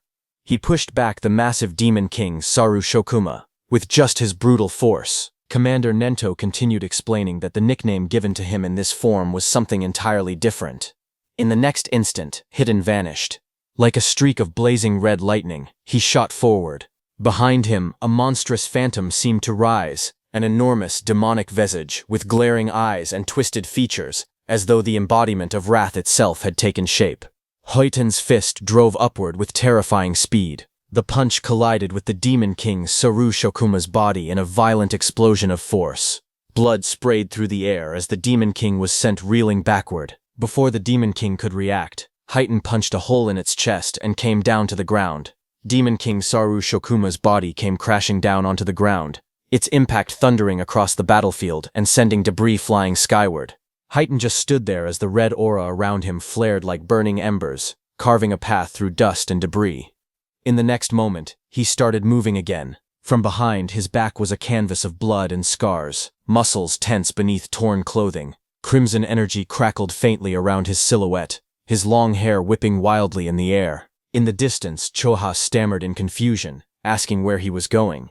Commander Nento answered that he was probably heading to destroy the stone pillar maintaining the barrier. Hearing that, Choha admitted that she had thought Hitten would simply rampage without direction. Yet even in that state, he was still able to keep his reason just as expected. Commander Nento told her that if Heighten had attacked without caring about friend or foe, then even if his power increased, it would only bring disaster. Such recklessness would mean he could never become a true special-class protector of humanity. On the other hand, Heighten reached the stone pillar.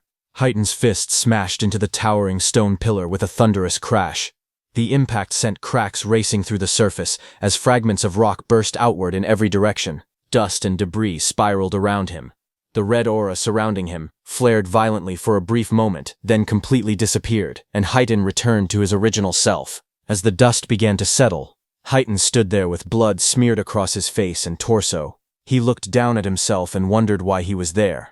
Then his eyes shifted toward the fallen Demon King below. He asked if the enemies had already been dealt with. Seeing all that, Heighten finally realized that his other self had come out again. Heighten sat beside the stone pillar. With a faint, almost exasperated remark, he commented that his other self was still as meddlesome as ever. Far above the battlefield, the massive crimson barrier dome started to disappear after Heighten destroyed the stone pillar. Choha looked up calmly and asked if this time it was finally settled. But then Commander Nento brought up what had happened earlier. He pointed out that she had tried to heal Heighten at the cost of her own life and asked if that was true. Choha answered yes. Commander Nento sighed and said that it was not like her to act that way.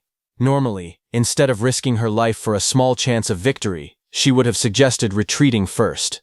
He added that she was becoming more and more like Itsuki. Hearing that, Choha, flustered, quickly denied it, insisting that it was not like that. Trying to change the subject, she wondered aloud how Itsuki was doing. She mentioned that they were also in the forest now, but since there were high-level awakened like Yusuke-san with them, they should be fine. But far away in the dark forest, Itsuki, inside the dragon gear, clutched his head in panic, tears streaming down his face. His glowing eyes trembled as he screamed, asking why he was not dodging. Wind strikes tore through the forest as Itsuki continued walking toward Iberia. Blood trailed down his body while those wind strikes rained toward him from every direction. Yet he did not stop. He declared that physical pain numbed the mind. That was why he would not avoid Iberia's attacks on purpose. The next moment, he stood face to face with Iberia, who was inside the dragon gear. Its jagged jaws snapped open, fangs glinting as it lunged. With one hand, Itsuki reached out and grabbed Iberia's shoulder. Locking eyes with him, he called out his name, Iberia. He pointed his second hand at him. Dark purple energy began to gather around his arm, swirling violently like a vortex. A system message flashed before him, announcing the activation of Black Orb. His voice turned cold as he declared that this was the end. The vortex in his palm expanded into a spinning sphere of destructive energy. With a powerful thrust, he drove it straight into Iberia's body. The concentrated purple energy orb pierced straight through Iberia's massive body, tearing a long, glowing fissure down its torso. Just as it happened, Iberia fell into Itsuki's arms. Itsuki caught him as he fell. Then slowly, the dragon gear's mask fell to the ground, covered in blood. One by one, the entire dragon head started falling apart from Iberia's body. Blood splattered from Iberia's body as he trembled in pain. Tears streamed down his face. His body shook as he forced himself to speak. He apologized weakly, saying that he had messed up again. Through broken sobs, he confessed that he just did not want to be a burden to Itsuki. Blood ran down Itsuki's face, dripping from his eye and chin as he held Iberia close. In a steady, unwavering voice, he told him that he had never once thought of him as a burden. Iberia's tear-filled eyes widened. His lips trembled as he asked if that was really true. Itsuki answered that they were simply good at different things. Iberia's trembling hand clutched weakly at Itsuki's clothes as he forced himself to speak again. He said that he had faintly heard it earlier, that the disaster beast was not going to kill his father but control him. Through tears and blood, he placed his hope in Itsuki. He said that if it was Itsuki, he believed he could surely save his father from it. Itsuki told him to leave it to him. Remembering the face of that demon general that had caused all this tragedy, Itsuki's gaze sharpened, his expression turning cold and resolute. He swore that he would crush it with his own hands. Tears and blood streamed down Iberia's face as his trembling hand slowly loosened its grip. With a faint, fragile smile, he said that he was glad he had gotten to talk to Itsuki at the end. His voice was weak, but sincere. In the fading moment between them, he whispered that he was counting on him, calling him Double E with quiet trust. On Prophecy Day 2, at 3:33 a.m., Iberia was dead. Watching from the demon world, Lady Ringa addressed Itsuki coldly.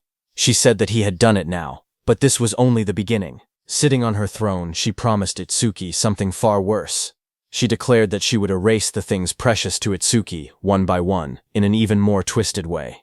Then sometime later, under the dim night sky, Commander Nento, Choha, and that wind elementalist moved quietly through the deep mountains, their presence small against the vast forest. While moving, that wind elementalist admitted that he had believed everything would be solved after defeating the disaster beast, but he had not expected to escort Commander Izumi this far into the mountains. He knew that it had originally been Heighten's job, but his condition made it impossible for him to continue. As they were moving, suddenly Choka's summoned beast stopped. Choka immediately signaled for everyone to stop, saying her Gyokucho seemed to have detected a strange emotional wave. Her eyes narrowed as she added that the source of the wave was just ahead. In the darkness up ahead, two figures stood facing one another in the distance. Seeing this, that wind element duelist stepped forward, drawing his blade in a swift motion and shouting, demanding to know who was there. His grip tightened around the sword as he thought it was a humanoid disaster beast, but Choha's eyes narrowed as she stared ahead into the darkness. She recognized that person's back. She walked ahead and in a weak voice called out to Itsuki. Hearing that voice, Itsuki turned around. His whole face was covered in injuries. Blood streaked across his skin, yet his green eyes were still conscious. He recognized that it was Choha. Seeing him, Choha's expression trembled with shock. She stared at him in disbelief and demanded to know what on earth had happened there. Her eyes dropped to his body, noticing the injuries that covered him. She questioned what had happened to those wounds. Before she could press further, suddenly someone stepped forward from the forest, saying he would explain. Deathhound, with glowing eyes, followed closely behind him, its presence ominous and silent. Seeing him, Chosha and that wind elementix were shocked. He tightened his grip on his blade and asked if someone else was there, but Commander Nento recognized that man as first-class savior Josuke Bakuto. He pointed out that he was Aiden's guard and demanded to know why he was there. Josuke's red eyes lowered as he remembered the battle, his expression heavy and grim. In a calm but bitter tone, he addressed him as Commander Nento and began to speak about the battle, delivering the crushing truth. They had lost. On Prophecy Day 2, at 3:34 a.m., the foretold battle had ended in the worst possible outcome. Half of the North Continent's District 7 had been destroyed. The legendary crafter, Aiden Hiss, had been kidnapped, and his son, Iberia Biss, had died. Later, after his master had been taken, Josuke revealed what he had done next. He told them that he had ordered Deathhound to track the magic traces left behind by the disaster beast. Josuke stated that, in the end, they had only managed to find the disaster beast's clones. He added that the creature was extremely cunning. It had expected to be tracked and deliberately left behind numerous clones, making it impossible for them to pinpoint its true location. Hearing all that, Commander Nento turned to Choha and asked her about Itsuki's condition. She explained that most of his wounds were only scratches, and the bleeding had already stopped. However, she admitted with concern that he stubbornly refused to accept her treatment. A bead of sweat slid down her cheek as she confessed that she could feel the flame of anger inside him burning even stronger than before. Choha's voice grew heavier as she warned that, at this rate, his heart would eventually be swallowed by hatred. On the other hand, Itsuki sat alone on his bed, his head lowered in silence. Deathhound remained nearby, watching over him. He sat quietly in his dim room, his gaze fixed on a framed photograph resting on the shelf. The picture showed a warm family scene. Aiden smiling proudly, his wife beside him, and young Iberia standing between them, laughing brightly. Seeing that, the memory of Iberia stirred something deep within him. He remembered the past, how Iberia had introduced himself with a cheerful grin. Later, when Iberia got injured, he had helped him, carrying him on his shoulder.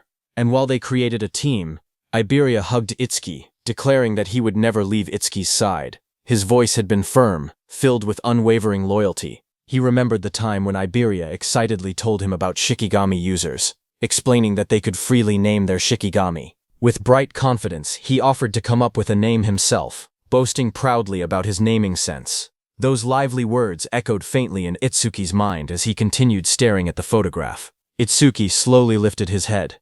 His green eyes were cold and distant, the pain etched across his bruised body no longer drawing even a flicker of hesitation from him. Deathhound stood before him, its glowing eyes fixed on its master. In a steady voice, Itsuki told it to move. Deathhound responded with a low growl, its presence heavy and ominous. A blue system panel appeared, revealing its status.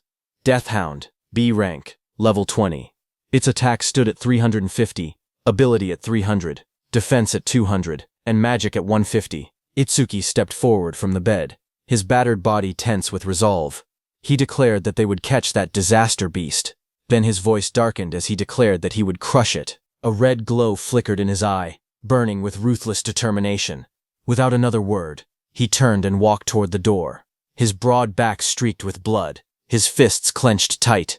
Deathhound silently followed him. But just as he opened the door, he saw Commander Nento standing in front of him. Itsuki was surprised to see him there. He asked why his teacher and everyone else had suddenly come.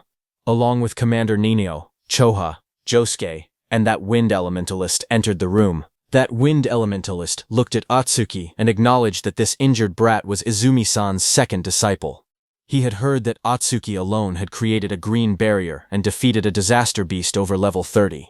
But he had also heard that Atsuki had killed his own friend. That wind element thought that there was no denying Itsuki's strength, but he was certainly cold-hearted. Commander Nento asked Itsuki where he was going. Without hesitation, Itsuki replied that he was going to find the ice attribute disaster beast and save Aiden. But Commander Nento rejected his decision. Hearing that, Itsuki's green eyes flared sharply as he demanded to know why. Commander Nento answered calmly that Itsuki was not a savior yet. The Savior Alliance had already classified the incident as a special class danger. He told Itsuki that, to join the rescue, one had to be at least a second-class savior.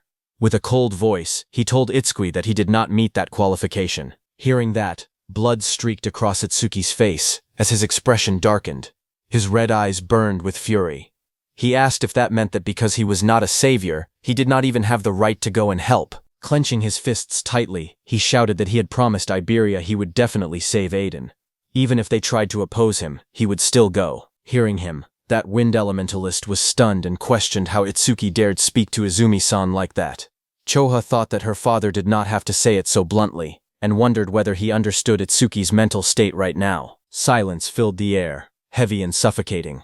Then Commander Nento's voice cut through the tension as he asked Itsuki a single question. Would it truly be acceptable if someone died because of him? The words struck hard. Itsuki's eyes widened, his breath faltering as the weight of that possibility pressed down on him. Commander Nento continued calmly. He said he understood Itsuki's feelings. What had happened was the result of his own mistake. He had believed the disaster beast was only targeting him, and because of that misjudgment, he had neglected Aiden's protection. He told Itsuki that, after going through so much trouble to capture Aiden, the enemy would not kill him so easily. Still, with Itsuki's current strength, challenging that disaster beast would only mean dying for nothing. Hearing that, Itsuki stood there in silence, his fists trembling at his sides. But then Commander Nento told Itsuki that he possessed limitless potential. Surpassing special class was not merely a dream. As he said that, the sun also rose into the sky, casting golden light into the room. In a calm voice, Commander Nento said that, if the time came, he would tell the Alliance to let Itsuki handle Aiden's rescue himself. Hearing that, Itsuki's battered face lifted slightly. His green eyes were filled with frustration and urgency as he asked what he could do right now to surpass special class. The room fell quiet for a moment. Then Commander Nento told him to join the Apex camp. Tenma repeated the words in disbelief, not knowing what that was. Commander Nento explained to him that Awakened who ranked in the top 10 of the Savior Alliance National Tournament preliminaries were invited to attend the Apex camp in Nakasu, hosted by the Savior Alliance. He said that strong humans like T.Y. and Hitan Akira had all endured that brutal training. Those who survived and overcame it became key forces in protecting humanity. His voice lowered as he revealed one final piece of information. This year's summit camp would be held in 3 days. Commander Nento calmly explained that if Itsuki safely overcame the trials of Apex Camp, not only would he rank high in the main tournament, but it would also serve as a shortcut to becoming a special class savior. Hearing that, Itsuki's green eyes steadied. The blood streaked across his face had not yet dried, but his resolve had already hardened. Without hesitation, he declared that he understood, and that he would join Apex Camp. Commander Nento nodded slightly, and added that before anything else, they needed to deal with Itsuki's injured body. Soon after, Choha gathered green energy between her hands and poured the healing light over Itsuki's battered form, wrapping his wounds in a radiant glow. As the pain eased and his strength slowly returned, Itsuki's gaze sharpened. He turned slightly and asked Choha if she knew about Apex Camp. As green healing light flowed from her hands, Choha looked at Itsuki and said that she knew about Apex Camp. However, she asked why he was suddenly bringing it up and told him not to say he was planning to join. Itsuki calmly asked if there was something wrong with that. He added that Sensei had said it was the perfect place to improve one's strength. Chu Hong's expression grew serious. She explained that only the geniuses among geniuses were allowed to join Apex Camp. The green light continued to wrap around Itsuki's body as she went on, saying that was exactly why it was so dangerous. She explained that people who had been praised as geniuses their entire lives often realized, after joining Apex Camp, that they were nothing special. When that happened, their minds broke. She had seen many like that. Her voice turned firm as she finished her warning. Apex Camp was a training ground for geniuses, but it was also their graveyard. Chulaha continued her warning, her voice steady but heavy. More than anything, she explained, the training at Apex Camp was brutal, and the level of each stage was extremely high. Because of that, fatal accidents happened every single year. Itsuki listened without fear. A faint smile curved on his lips as he said that it was actually perfect. The green light around Shoha's hands flickered as she stared at him in shock. Itsuki knew that against half-hearted disaster beasts or mediocre awakened ones, his over-mimicry would not even activate. He admitted that he had once been worried he would not find a worthy opponent, but that concern had been unnecessary. His gaze turned sharp and resolute. He declared that he could only grow stronger by fighting powerful disaster beasts at the very edge between life and death. He told Choha that fighting strong disaster beasts was the duty of the awakened. Hearing that, Choha's eyes widened, her breath catching as she realized he had already made up his mind. Noticing the flush on her cheeks, Itsuki looked at her and asked if her face was red because she had exhausted herself from healing him. Choha froze for a second, then hurriedly denied it. Flustered, she waved her hand and insisted that it was not like that at all. She quickly explained that using a skill for a long time naturally made the body heat up. Then she added, in embarrassment, that he really did not know that. Her heart pounded loudly in her chest. For the first time, she could hear her own heartbeat so clearly. The warmth spreading through her face only made her more confused. She wondered what she was even thinking. After a moment, Itsuki steadied himself and told her that his wounds were almost completely healed. He thanked her, then turned and began walking toward the door. She asked where he was going. Without looking back, he replied quietly that he was going to say goodbye. Under the quiet sky, beneath the shadows of tall trees, Josuke and Itsuki stood before a grave. The gravestone bore the name Iberia Hiss, with the dates 2000.118-2018 carved into the stone. A bouquet of yellow roses rested at its base, and a sword lay carefully placed in front of it. Josuke lowered his gaze and apologized softly, saying he was sorry for making Itsuki do such a cruel thing. Itsuki, standing beside him, replied calmly that it was fine. He had chosen it himself. After a moment of silence, Josuke asked if he was leaving already. Itsuki confirmed it. He said he would join Apex Camp and improve his skills so that one day he could kill that disaster beast with his own hands. He then asked what Josuke would do. Josuke answered quietly that if he had not met his master, he would have been killed by a disaster beast long ago and would never have become an awakened.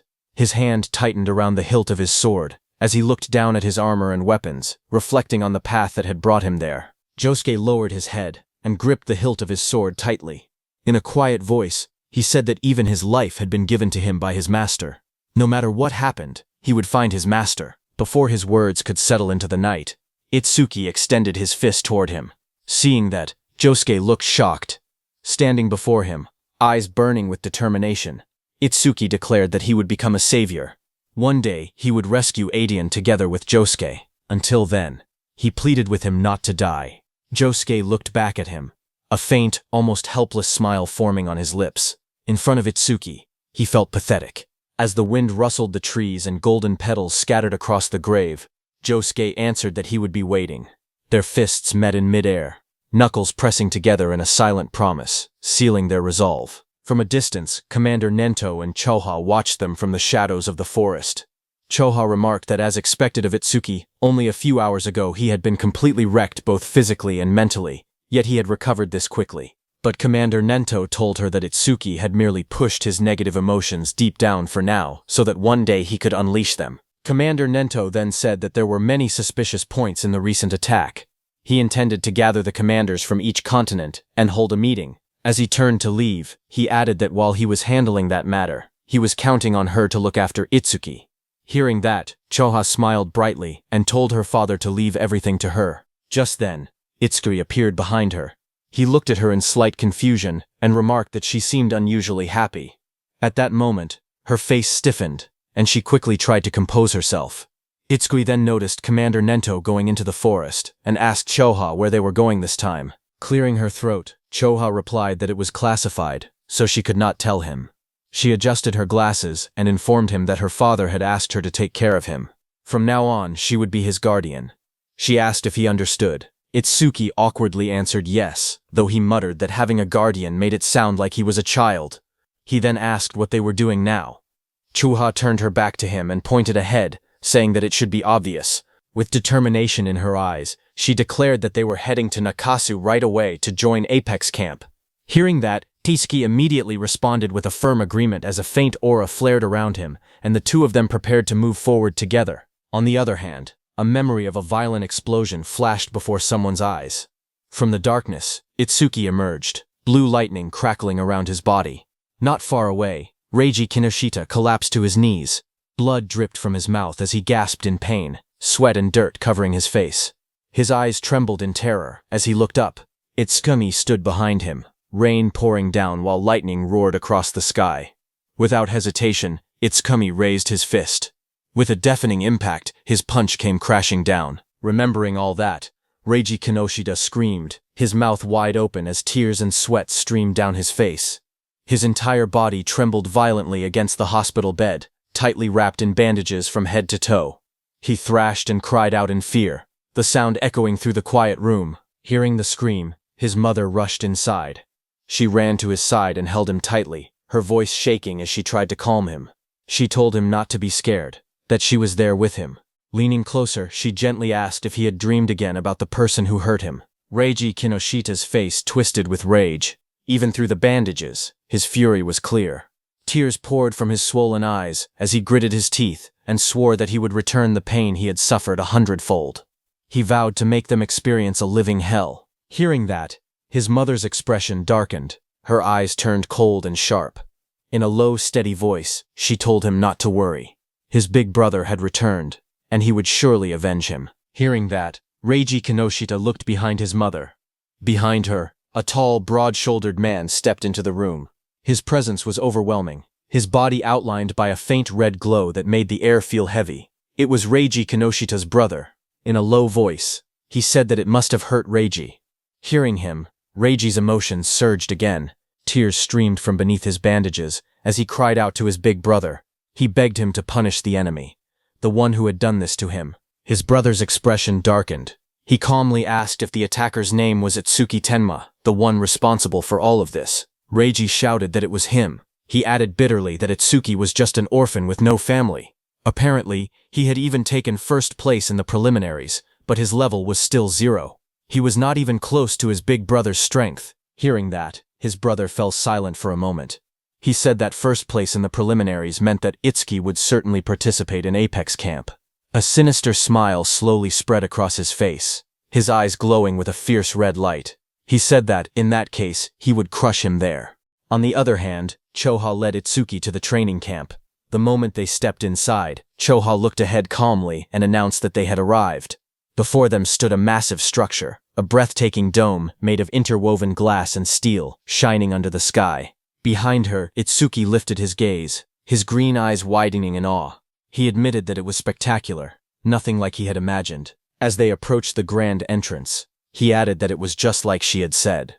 Groups of people walked proudly toward the dome with their heads held high. The atmosphere was filled with confidence and ambition. Everyone looked so proud. Choa adjusted her glasses and spoke again. She told him that she could not go in, so he would be on his own from there. He nodded and replied that he understood. She then handed him a bracelet, saying it was his recording bracelet, and that he would need it for the camp. He accepted it politely and thanked her. As she handed over the bracelet, she gave him one last warning. She told him not to stand out too much. If he did, he would only make himself a target. Without turning back, he raised a hand slightly and replied that he knew. She watched him walk away toward the arched entrance of the dome, her expression tightening as she admitted to herself that, with Itsuki's personality, she could not help but worry. Inside the registration area, he approached the counter calmly and politely said that he would like to register. The staff member behind the desk did not look up from his phone. He simply extended his hand and told him to show his bracelet. Itsuki handed it over without hesitation. Inside the registration room, the staff member placed the bracelet onto a scanning device. Blue energy surged to life, swirling around his body like a current of wind. The machine hummed as light gathered beneath his palm. Watching from behind, Itsuki narrowed his eyes slightly. He quietly noted that even the reception staff were over level 40. That was only natural for a place like this. A screen flickered on, displaying his information in clear letters. Name Itsuki Tenma, Level 0, Job Order Breaker, Gift Special Grade. The staff member's expression darkened as he read the data.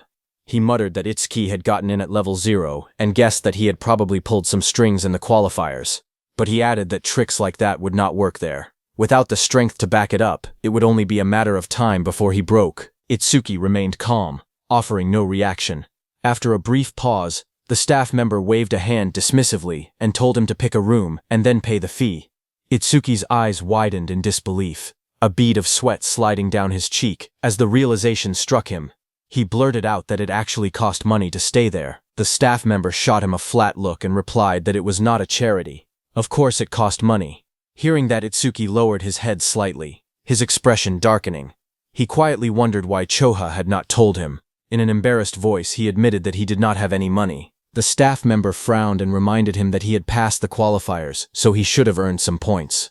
Itsuki blinked in confusion and asked what points were. The staff member raised a finger and began explaining that all resources there were based on the points earned during the qualifiers. For example, if someone earned 1,000 points in the qualifiers, they would have 1,000 points the moment they entered. He continued that participants could also earn more points by completing missions.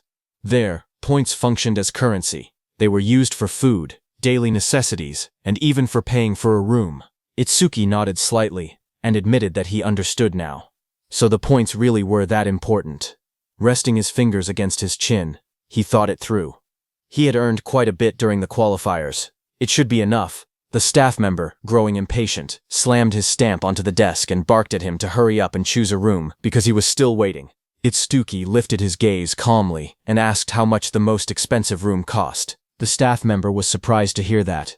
He then told Itsuki that a normal room of 35 square meters cost 100 points per month. A luxury room of 75 square meters required 500 points per month, and a villa of 200 square meters demanded 2,000 points per month. Itsuki considered it carefully. If it were just him, a normal room would have been fine, but he also had Deathhound with him.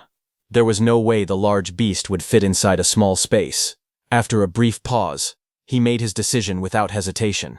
He stated that he would take the villa. The staff member's eyes widened in disbelief. He stammered, asking what Itsuki had just said. Still staring at him, he warned that although Itsuki might have a lot of points right now, he should not waste them. Points would be needed for every little thing in that place. Itsuki remained calm and stated that he had already decided, then asked the staff member to hurry up and process it. Clicking his tongue, the staff member began typing reluctantly. He snorted and muttered that Itsuki was ignorant and should not come crying when he regretted it. After a moment, he took out a metallic wrist device and handed it over, telling him to take it. He then added that once he entered the camp, everyone's status would become private. He would no longer be able to see other people's names or their gift levels. Itsuki accepted the device and replied with a brief acknowledgement, As he walked away toward the camp entrance, the staff member watched his back and muttered to himself that Itsuki had really chosen the villa. He wondered just how many points Itsuki had earned during the qualifiers. The staff member clicked the mouse casually, expecting nothing unusual. A second later, his eyes nearly popped out of their sockets. Sweat rolled down his face as he stared at the screen in disbelief. He muttered to himself, wondering if this was some kind of bug. His gaze trembled as he focused on the number of points displayed. The screen clearly showed points, 106,600. His voice cracked as he shouted that it was over 100,000. He could hardly believe it. He slumped back in his chair, dazed. In a low voice, he admitted that he himself had only managed to earn 1,600 points. Watching Itsuki walk away toward the camp, he could only sigh bitterly. Kids these days were truly terrifying. On the other hand, Itsuki, who was going inside, suddenly came to a halt.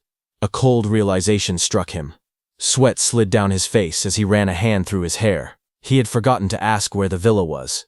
Letting out a quiet sigh, he decided it could not be helped. He would just head back to the reception and ask again. But as he turned to leave, he noticed two figures nearby. Their eyes glowed faintly red as they watched him in silence. He paused, looking at them with his green eyes. He asked if they needed something. The two men immediately broke into wide smiles. They introduced themselves as awakeners from the southern continent, saying they had just arrived the day before. From the looks of it, they said, he seemed to be lost. With exaggerated friendliness, they offered to guide him and asked where he was headed. He calmly told them that he was trying to get to the villa, and asked if they knew where it was. The large armored man stiffened slightly and said the villa was over there, pointing vaguely into the distance. The blond man quickly chimed in, agreeing and repeating that it was over there. But when they understood that Itsuki had asked for a villa, both of their expressions froze. Their eyes widened in shock. Watching their sudden reaction, he looked at them quietly and asked if something was wrong. The blond man immediately waved his hands and forced a laugh, telling him to wait a second because they were just trying to remember exactly where it was. The two of them then stepped aside and began whispering to each other in panic. From a short distance away, Itsuki observed them calmly, wondering why they needed to whisper just to remember a direction. A faint suspicion crossed his mind. Were they up to something? At that moment, a woman with long silver hair and sharp cat ears appeared nearby. A small black cat sat comfortably on her shoulder. She was the North Sector qualifier, 5th place, Shion Akagami, where Itsuki had also qualified from. Xiao Han tilted her head slightly, letting out a soft sound of curiosity. Looking toward the two men, she remarked that those guys were scamming newbies out of their points again, using guiding as an excuse. The black cat on her shoulder let out a small neigh, as if agreeing with her. Xian watched from a distance with a faint, amused smile. She casually wondered which idiot was foolish enough to fall for that obvious scam. Then her eyes shifted toward Itsuki standing calmly before the two swindlers. Her expression changed instantly. Her purple eyes narrowed sharply in recognition, as realization struck her like lightning. She immediately recognized that it was the monster who had scored over 100,000 points in the qualifiers. Meanwhile, the two scammers were still hunched over in panic, whispering to each other without realizing who they were dealing with. Xian slowly brought a finger to her lips, her smile deepening with intrigue. She murmured to herself that this was going to be interesting. The two scammers huddled together, whispering nervously. The armored man muttered that if Itsuki was staying in a villa, then maybe he was the preliminaries' first-place winner from some continent. The blond man quickly shook his head, and replied that even a first-place winner would not waste 2,000 points on lodging. After a brief pause, he smirked, and suggested that Itsuki was probably just a rich, spoiled brat who did not understand how valuable points were. The big man asked what he meant. With narrowed eyes and greedy grins, the blond man concluded that greenhouse-raised rich boys were always weaklings, perfect prey. They decided they would take all the points he had. Meanwhile, Itsuki stood calmly behind them. Seeing them hesitate, he said that if they could not remember the way, then he would just find it himself. The two men immediately broke into wide smiles again. The blond man laughed and claimed he suddenly remembered. He insisted that he would take him there. In the distance, the academy grounds stretched out beneath the setting sun. Large, futuristic dome-shaped buildings surrounded by walkways and groups of awakeners moving about. Some students stood at a distance, watching the scene unfold under the fading light of sunset. One of them recognized the pair leading Itsuki and asked if those were the South Continent outcasts, Fumiya Futaki and Ichitora Asano. The other nodded slightly and remarked that it looked like the kid in the middle had fallen straight into their trap. With a dismissive tone, he added that the boy already looked weak, and now he would probably lose all his points. He even muttered that it was a pity. But Itsuki continued walking calmly between the two swindlers, his hands in his pockets, and his expression remained steady and unreadable. Nearby, a red-haired fighter carrying a massive spear-like weapon over his shoulder passed by, but then he turned and looked back in Itsuki's direction. He wondered aloud if that was not the same boy who had asked strange questions before the preliminaries. Then, with mild disdain, he commented that, of all people, the boy had ended up getting caught by those two. After a brief pause, the red-haired man decided it was none of his concern. He reminded himself that he had only one goal to surpass Itsuki Tenma, the North Continent Preliminaries' first-place winner. This boy was Gaku Oe, the North Continent Preliminaries' third-place finisher, who competed with Itsuki. Meanwhile, the trio arrived before a large modern building. The blonde man announced that this was the villa area. Itsuki stared up at the structure and said it was big. Itsuki stood calmly in front of the two swindlers, his face shadowed and unreadable as they grinned behind him. The blonde man rubbed his hands together and told him it was time to pay the guide fee. He let out a greedy chuckle, clearly expecting resistance or panic. Instead, Itsuki turned his head slightly, and in a calm voice, said that since they had guided him this far, he should at least give them a tip. The two scammers froze. They stared at him in disbelief, wondering if he was really going to hand over the points that easily. Itsuki then asked how much they wanted. The armored man hesitated before blurting out that it should be at least 500, but before he could finish, the blonde man snapped at him and shouted that he was an idiot. They should make it 1,000. They demanded 1,000 points instead. Itsuki calmly agreed that 1,000 points was a bit much, but said it was fine. The two men stared at him in disbelief, as he extended his hand slightly and asked if that amount was acceptable. Then he casually asked how to transfer points to someone else. Hearing that, the blonde man leaned in and whispered that Itsuki was not only weak but dumb too. He could not believe someone would pay 1,000 points just for directions. The armored man then added that, in that case, they should not take it personally. They apologized, saying that it had taken longer than expected, so he would have to pay extra. The armored man quickly changed his tone and shouted that the total should be 5,000 points. Their expressions twisted into something far more sinister as they demanded that, if it was not enough, Itsuki should hand over everything he had. Just as they said that, the atmosphere shifted instantly. Itsuki lowered his head slightly and muttered that he understood. When he lifted his face again, his eyes glowed red in the shadows. In a cold voice, he asked if they were extortionists. Itsuki's body started glowing with a red aura. The blonde man glanced at Itsuki, surrounded by the faint crimson energy, and muttered that something was wrong. It felt as if Itsuki had suddenly changed, but the blonde man gritted his teeth and shouted that it did not matter. If anyone was to blame, it was Itsuki himself for being careless. He demanded that the points be handed over immediately, threatening that he would regret it otherwise. As they said that, the air grew heavier. Itsuki walked toward them and said coldly that he was seriously pissed off right now. No matter what happened next, they were not allowed to complain. The blonde man sneered and boasted that he ranked 6th in the South Continent preliminaries. There was no way he would lose to trash like him. Purple lightning crackled violently around his body as he roared that he would turn him to ash with his lightning punch. A notification flashed as he activated his ability. B-rank skill, Lightning Punch. He lunged forward, his fist blazing with electric power, and drove it straight into Itsuki's body. But Itsuki didn't dodge, and just as he hit him, a notification appeared saying that Itsuki had absorbed the B-rank lightning element skill, Thunder Roar Wave. His agility increased by 10%. Absorption count, 2 out of 5. Then another system window flashed, showing that Itsuki's agility had risen to 475, increased by 25% from Thunder Roar Wave. The blonde man stared in disbelief, sweat running down his face. He muttered that Itsuki had not even moved. In the next instant, Itsuki simply slapped him, and his body was sent flying backward. He crashed hard onto the ground, his vision spinning from the impact. The armored man's eyes widened. Even while focusing his sight, he admitted that he could not keep up with Itsuki's movements at all. He was simply too fast. Gritting his teeth, the armored man decided that against a speed-type opponent, he would end it in one blow. A surge of power flooded into his arm. A notification appeared as he activated his Z-rank skill, Body Enhancement, Right Arm. His right arm swelled grotesquely, muscles bulging and veins protruding as immense strength gathered into a single punch. He swung it down with terrifying force. the air tearing apart from the pressure, but Itsuki raised his own fist and met the massive strike head-on. He blocked the armored man's attack easily. Seeing that the armored man used the ability to alter his own body, Itsuki realized that this armored man possessed the same power as him. He was an order breaker. The armored man threw his head back and roared. Veins bulged across his body as power surged through him. He declared that both arms were enhanced, and demanded to see if his opponent could handle this. In the next instant, countless massive fists rained down like a storm. From every direction, his enlarged arms smashed forward, filling the battlefield with crushing blows. But Itsuki matched his attacks and blocked all of his punches with a continuous barrage of his own. Yet all of this was very easy for Itsuki, and he thought that the armored man was too slow. Before the armored man could react, Itsuki shot forward. The ground cracked beneath his step as he dashed straight toward his opponent. A thunderous impact followed.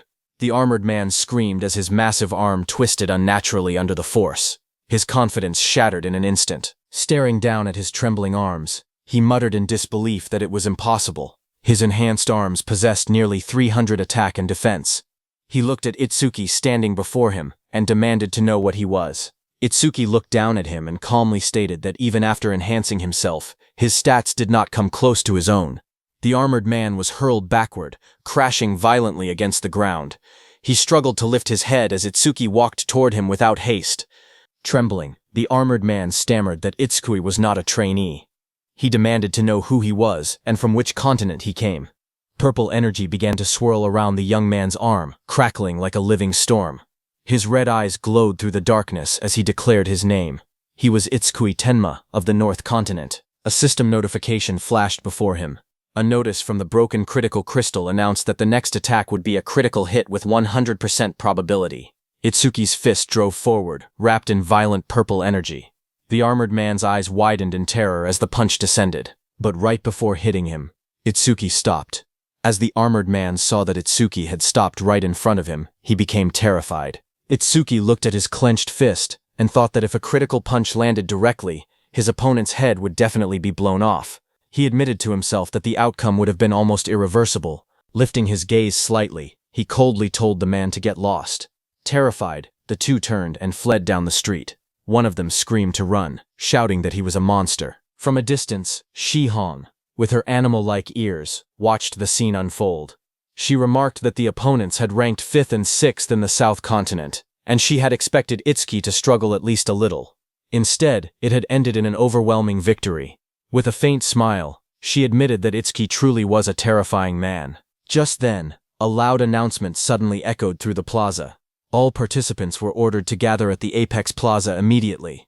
Another message followed, declaring that the Apex Camp entrance test would begin shortly. Shion stretched lazily, as her small black cat let out a soft meow.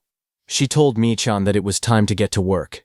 Nearby, Itsuki glanced up at the speaker. He recalled that according to Choha, 50% of participants were eliminated at this stage of the entrance test.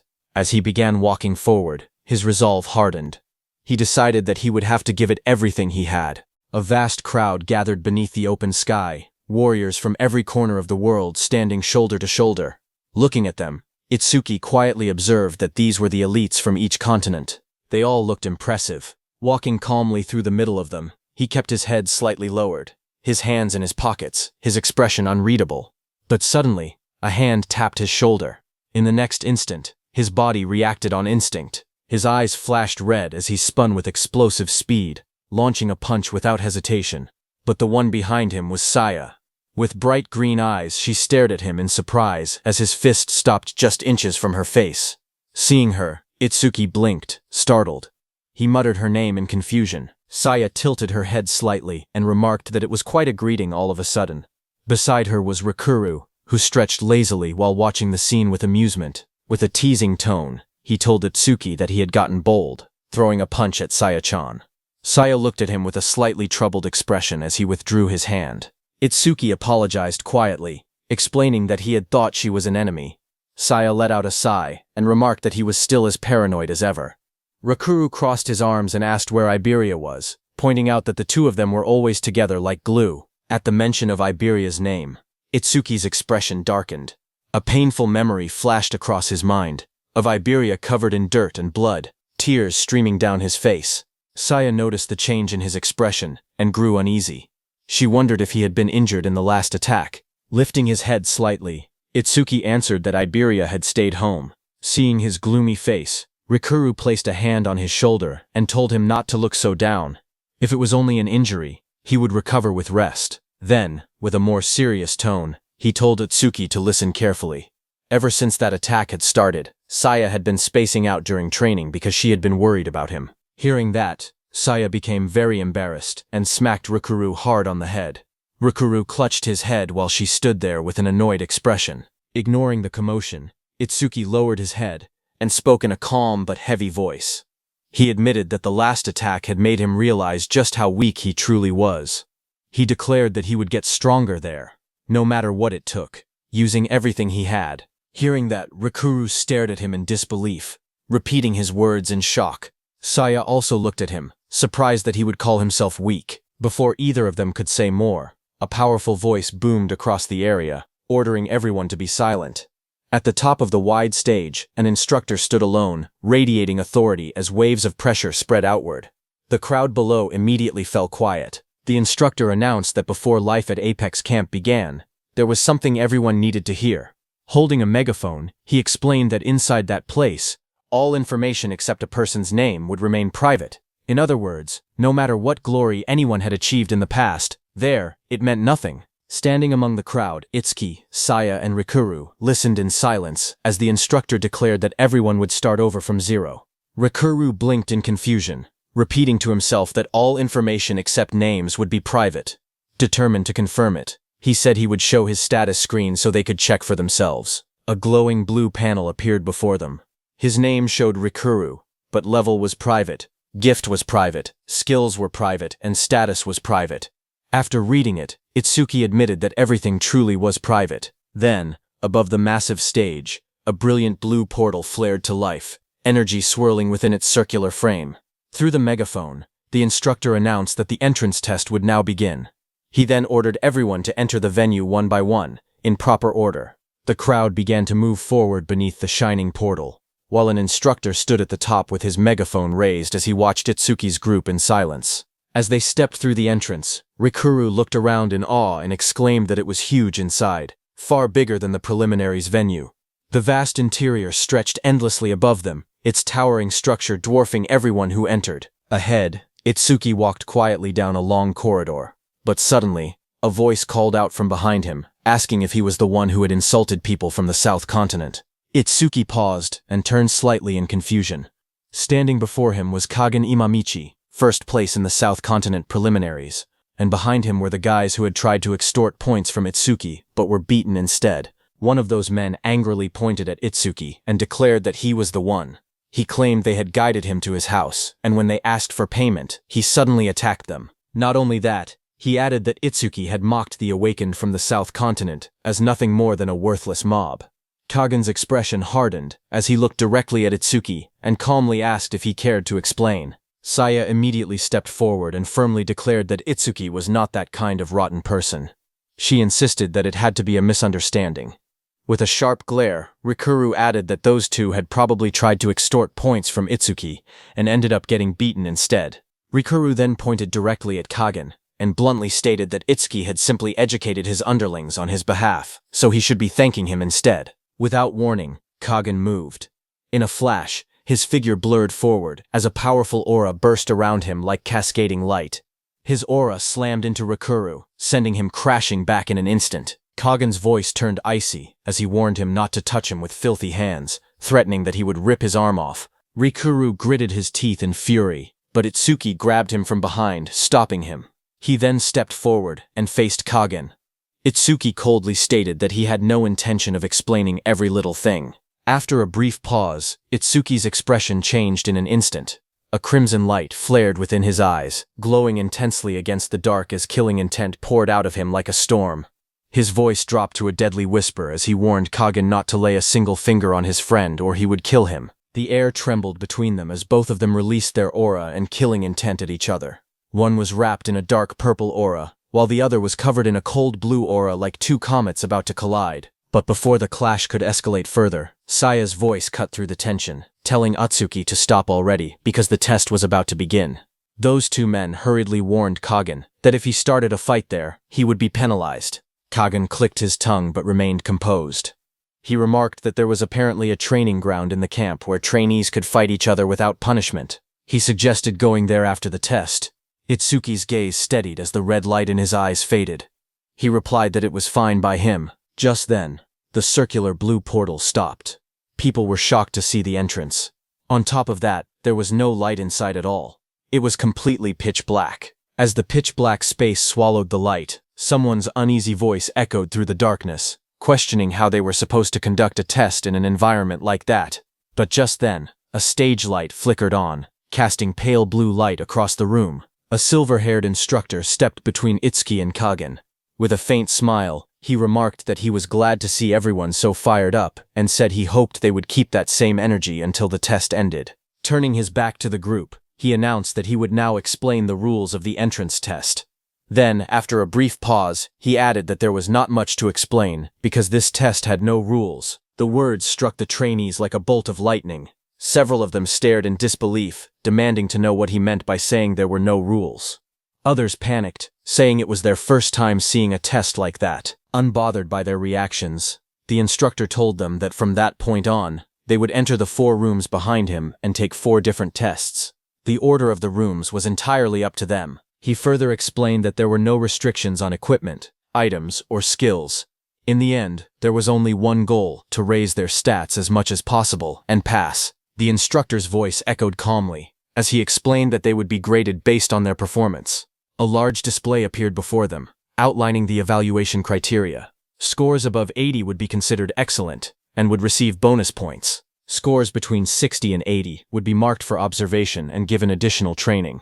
However, scores below 60 would be considered a failure, and those who fell short would be expelled. The trainees quickly reacted to the earlier announcement about having no restrictions on equipment and items.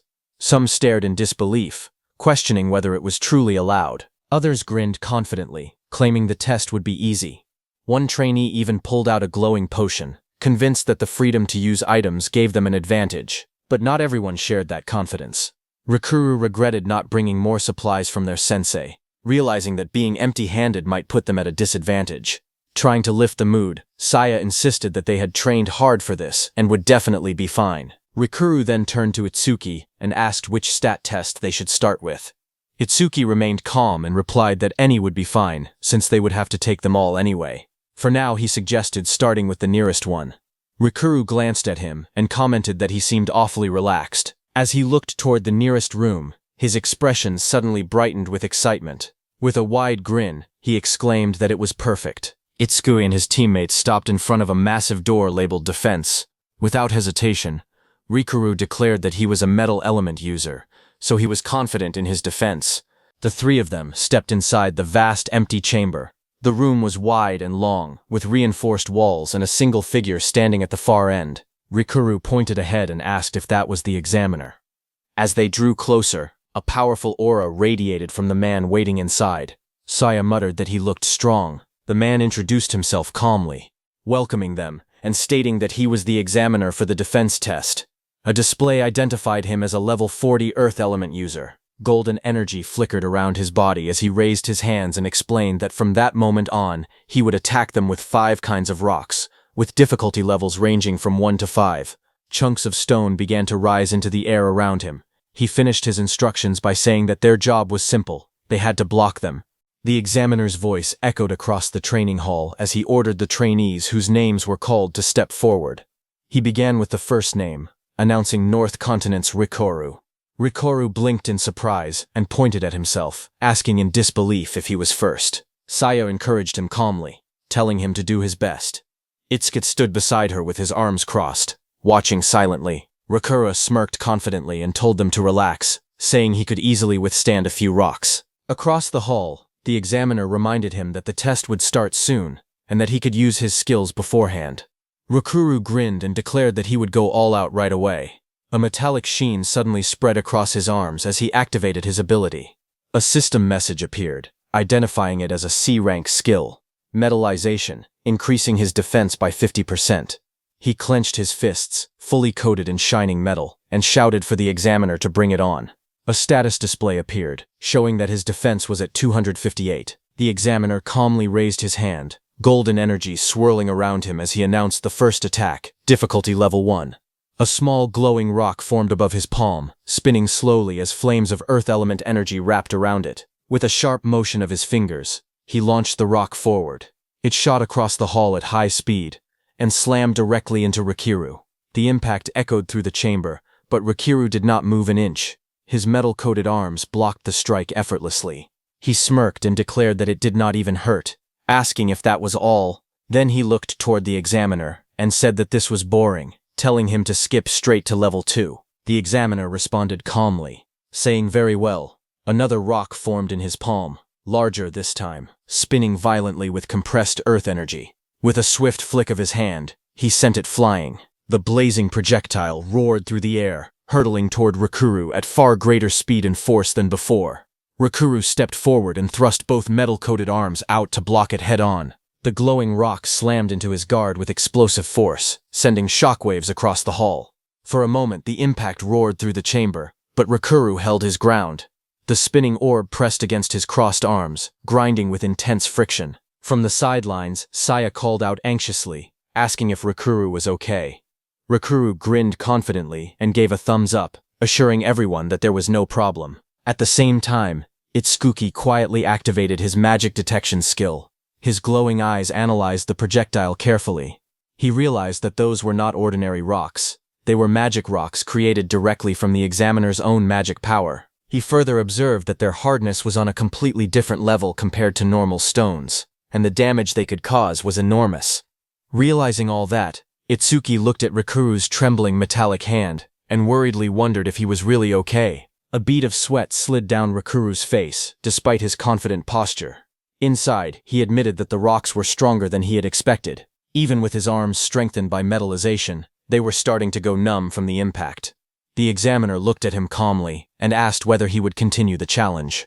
Rikuru did not hesitate. He declared that of course he would continue, and boldly requested the next round to be set at difficulty level 3. As he braced himself, he tried to reassure himself that it was only one level higher and that he would be fine. In response, the examiner raised his hand once more. A much larger golden magic rock began to spin violently above his palm, radiating powerful energy. Facing the enlarged projectile, Rikuru clenched his fists and stepped forward. He shouted that he would not get scared just because it had grown a little bigger. The massive golden magic rock shot forward like a blazing meteor. In the next instant, it slammed into Rikuru with a deafening explosion. The impact burst outward in a violent shockwave, shattering fragments of magic stone in every direction as dust and sparks filled the air. Rikuru was thrown backward brutally. His body crashed into the ground, blood spraying from his mouth as the force overwhelmed even his metallized arms. The reinforced sheen on his limbs flickered, unable to fully withstand the power of the enlarged projectile. From the sidelines, Saya gasped in horror, covering her mouth as she watched him fall. Even Itsuki's expression sharpened slightly at the sight. Rikuru lay in a cloud of dust and debris, his body scraped and battered. For a moment, he did not move. Saya and Itsuki rushed forward through the settling smoke, calling out his name anxiously and asking if he was all right. As the dust slowly cleared, Rikuru weakly raised a trembling hand. In a strained voice, he assured them that he was okay. Rikuru slowly pushed himself up from the rubble, dust swirling around him. A faint smirk appeared on his face despite the bruises covering his body. He muttered that it was pathetic, admitting that he had not expected difficulty 3 to be this powerful. According to him, it was at least 3 times stronger than difficulty 2. The bald examiner looked down at him calmly and stated that taking a direct hit from difficulty 3 without passing out was impressive. He added that Rikuru would probably get a good score. Moments later, the examiner announced the next participant, North Continent's Itsuki Tenma, but Itsuki first crouched down and helped Rikuru to his feet, supporting his arm over his shoulder as they moved aside.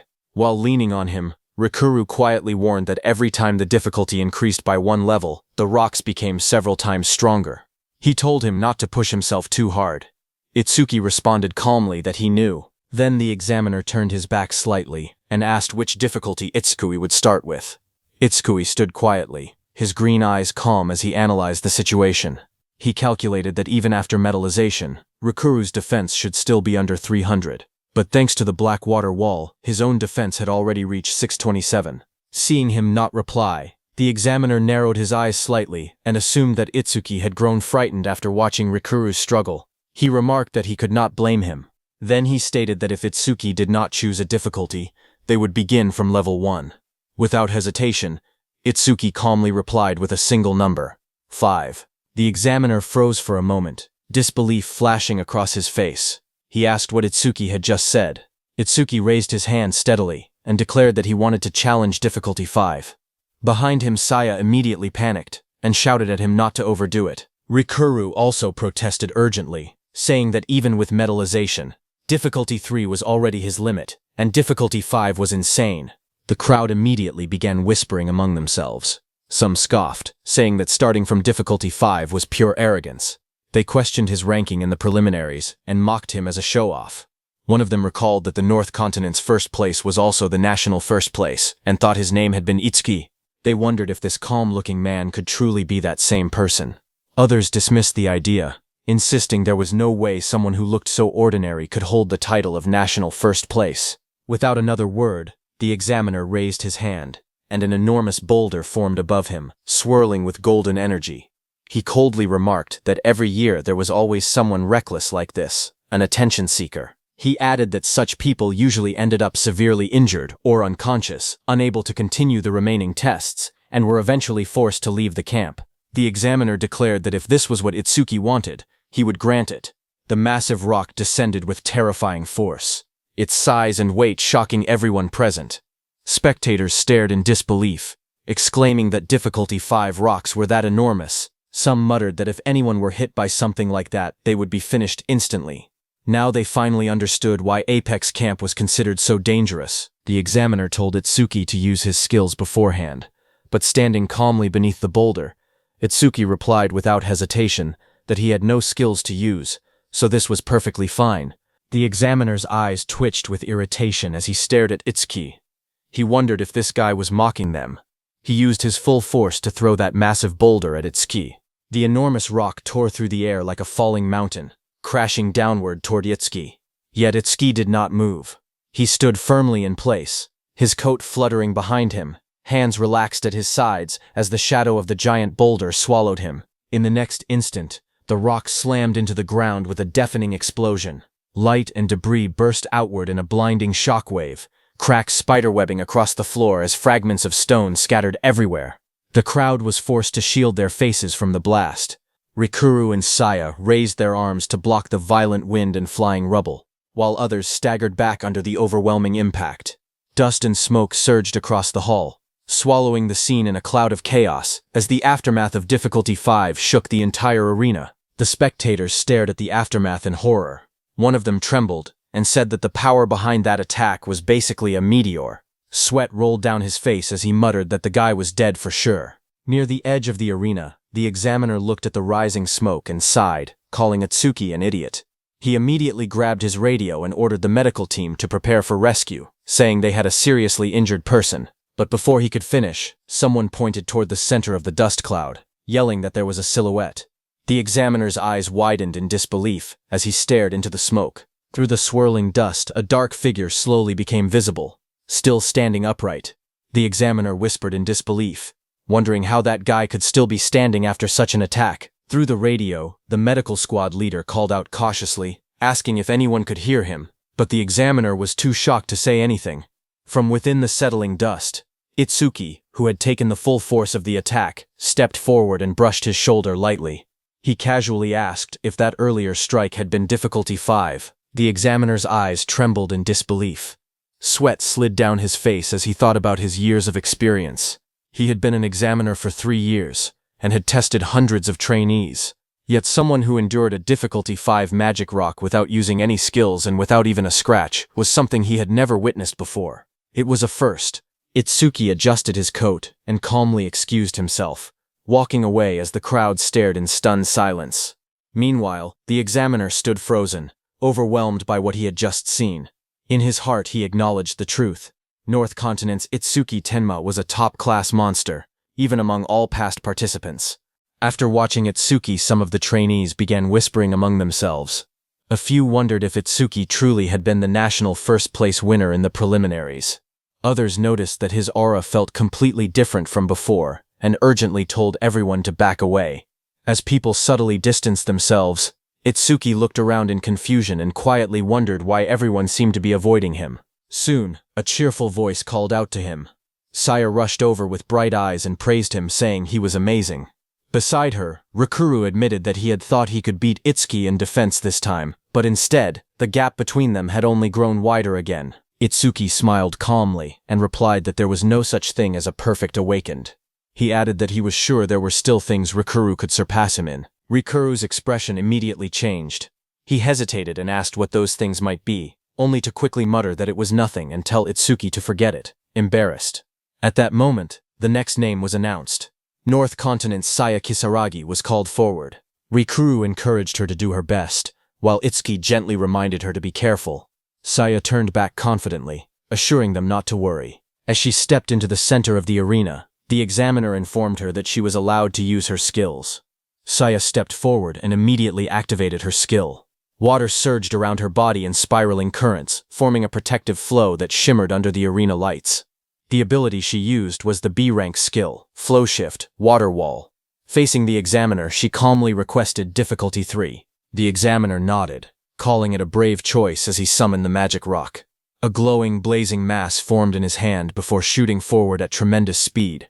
The massive rock tore through the air, crackling with power as it hurtled toward her. Saya narrowed her eyes, sweat forming on her forehead as she focused. The swirling water condensed into a dense barrier, meeting the incoming rock head-on. With a thunderous impact, the fiery projectile slammed into the spinning wall of water. Steam and energy burst outward as the currents twisted and redirected the force.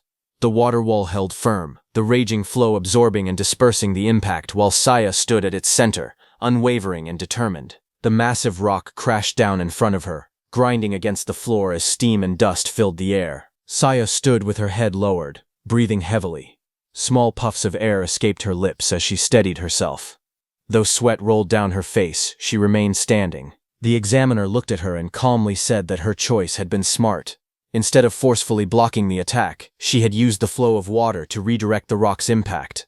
By guiding the force away, rather than resisting it directly, she minimized the damage. He added that such adaptable battle sense was the most important quality for a savior. Saya turned toward him and politely thanked him. Itsuki remarked that her performance had been amazing.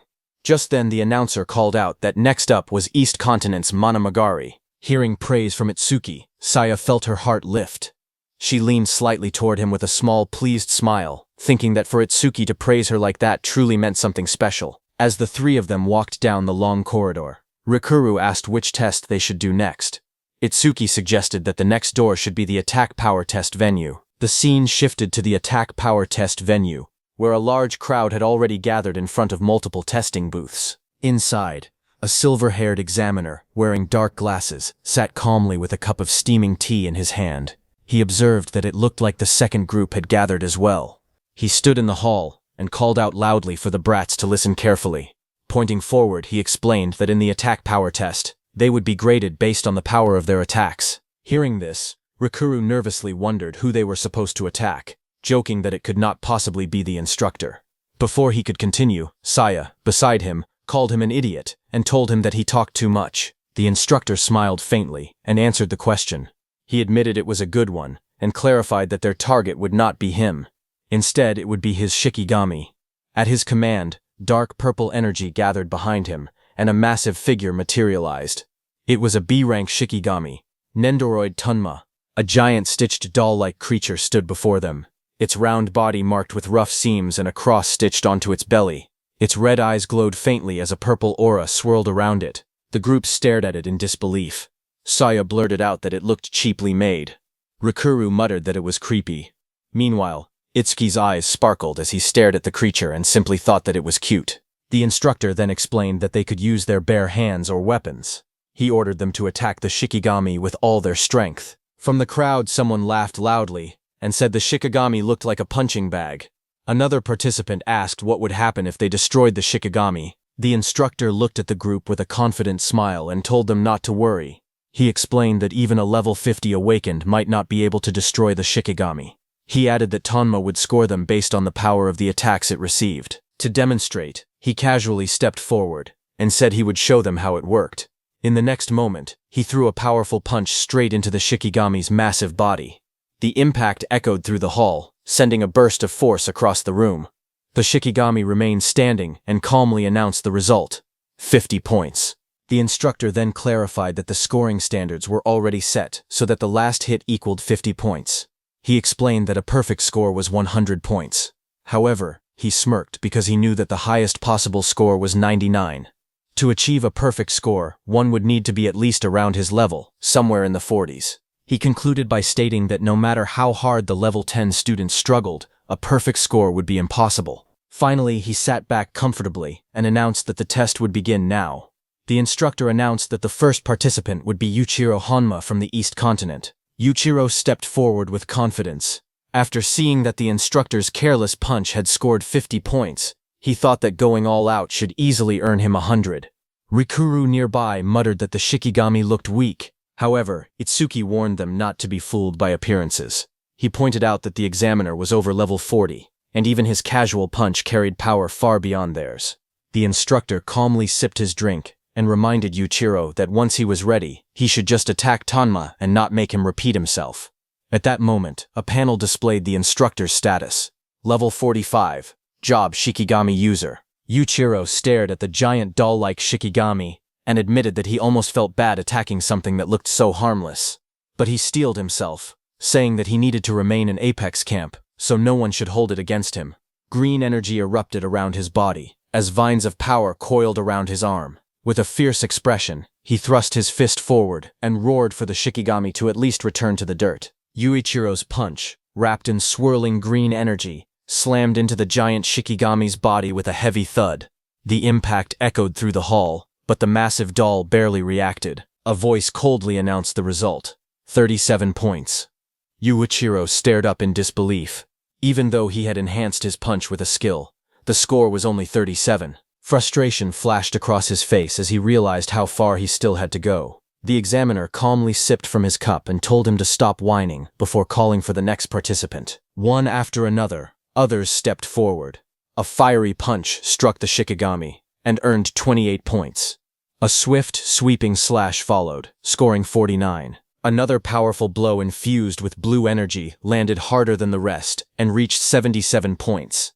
After reviewing the results without much interest, the examiner announced the next name, North Continent's Gaku Oe. As he adjusted his sunglasses and casually flipped through a magazine, Gaku Oe stepped forward and remarked that none of them could even reach 80 points. He called their performance pathetic. He narrowed his eyes as he stared at the massive Shikigami. He admitted to himself that the creature must actually be incredibly tough. But he did not waver. A fierce red aura ignited around his body as he declared that he had absolute confidence in his power. Gripping his weapon tightly, he swung with explosive force. A blazing arc of energy tore through the air and slammed into the Shikigami's enormous body, sparks scattering across the hall as the impact echoed loudly. The examiner lowered his magazine slightly and glanced over the top of his sunglasses, saying, "Not bad." Dust rolled across the floor as the Shikigami's long neck shifted from the blow. After a brief pause, the Shikigami calmly gave its verdict: 91 points. Gaku Oe clicked his tongue in annoyance. He muttered that it was not a perfect score. Still, he reassured himself that no one there could surpass him in raw power. With that thought, he decided that 91 points were good enough. Resting the massive weapon on his shoulder, he walked forward through the hall, wondering where Itsuki Tenma was and how many points he would score. At the front, the examiner lowered his magazine and calmly announced that the next participant would be North Continent's Itsuki Tenma. Hearing that, Gaku stopped walking. His eyes sharpened as he realized that the person he had been waiting for was already there. A fierce grin spread across his face as he declared that now he would finally see Itsuki Tenma's strength with his own eyes. At that moment, Itsuki stepped forward, tall, calm, and unreadable. Gaku Oe was stunned to see who Itsuki Tenma was. Gaku Oe was shocked to see who Itsuki was that had scored 100,000 points in the preliminaries. Then a confident smirk formed on his face. He declared inwardly that no one could surpass him in power while he wielded the 100 hammer. The hammer he was holding was the 100 hammer, a unique rank hammer that increased attack power by 100. Gaku Oe thought that even if Itsuki had taken first place in the preliminaries, their attack power was probably only equal. Ahead, Itsuki stepped forward and stood before the massive Shikigami. He remarked that he would feel bad landing a critical hit on such a cute creature, but there was no helping it. Not far away, the instructor leaned back in his chair, flipping through a swimsuit magazine. Without even looking up, he clicked his tongue and muttered that it was boring to see yet another loser score under 50 points. At that moment, dark red energy began to swirl around Itsuki's hand. The aura twisted violently, gathering into a dense spiral as the air around him trembled. Itsuki's eyes glowed with a fierce crimson light. Thin red veins spread across his face as his gaze sharpened with deadly focus. In the next instant, he punched as dark red energy erupted outward. It streamed from his body like a blazing torrent, wrapping around his arm as he lunged forward. The air split apart with a violent roar as the condensed aura shot straight toward the massive Shikigami. The red energy spiraled violently, forming a crushing vortex that tore through the space between them. The Shikigami's body burst apart as the attack slammed into it. Its stitched skin and jagged teeth were engulfed in the crimson blast, blood spraying outward under the overwhelming force and sending it flying back. Meanwhile, not far away, the instructor continued flipping through his swimsuit magazine. He casually remarked that the lady in the picture had a nice body. At that very moment, a deafening explosion erupted behind him. The shockwave blasted through the hall, scattering debris and sending dust and fragments flying in every direction. The instructor's eyes widened in disbelief as he nearly dropped the magazine from his hands. He stared at the destruction below and stammered in shock, unable to process what he was seeing. Sweat rolled down his face as realization struck him. Itsuki had torn Shikigami Tonma's body apart with his bare hands.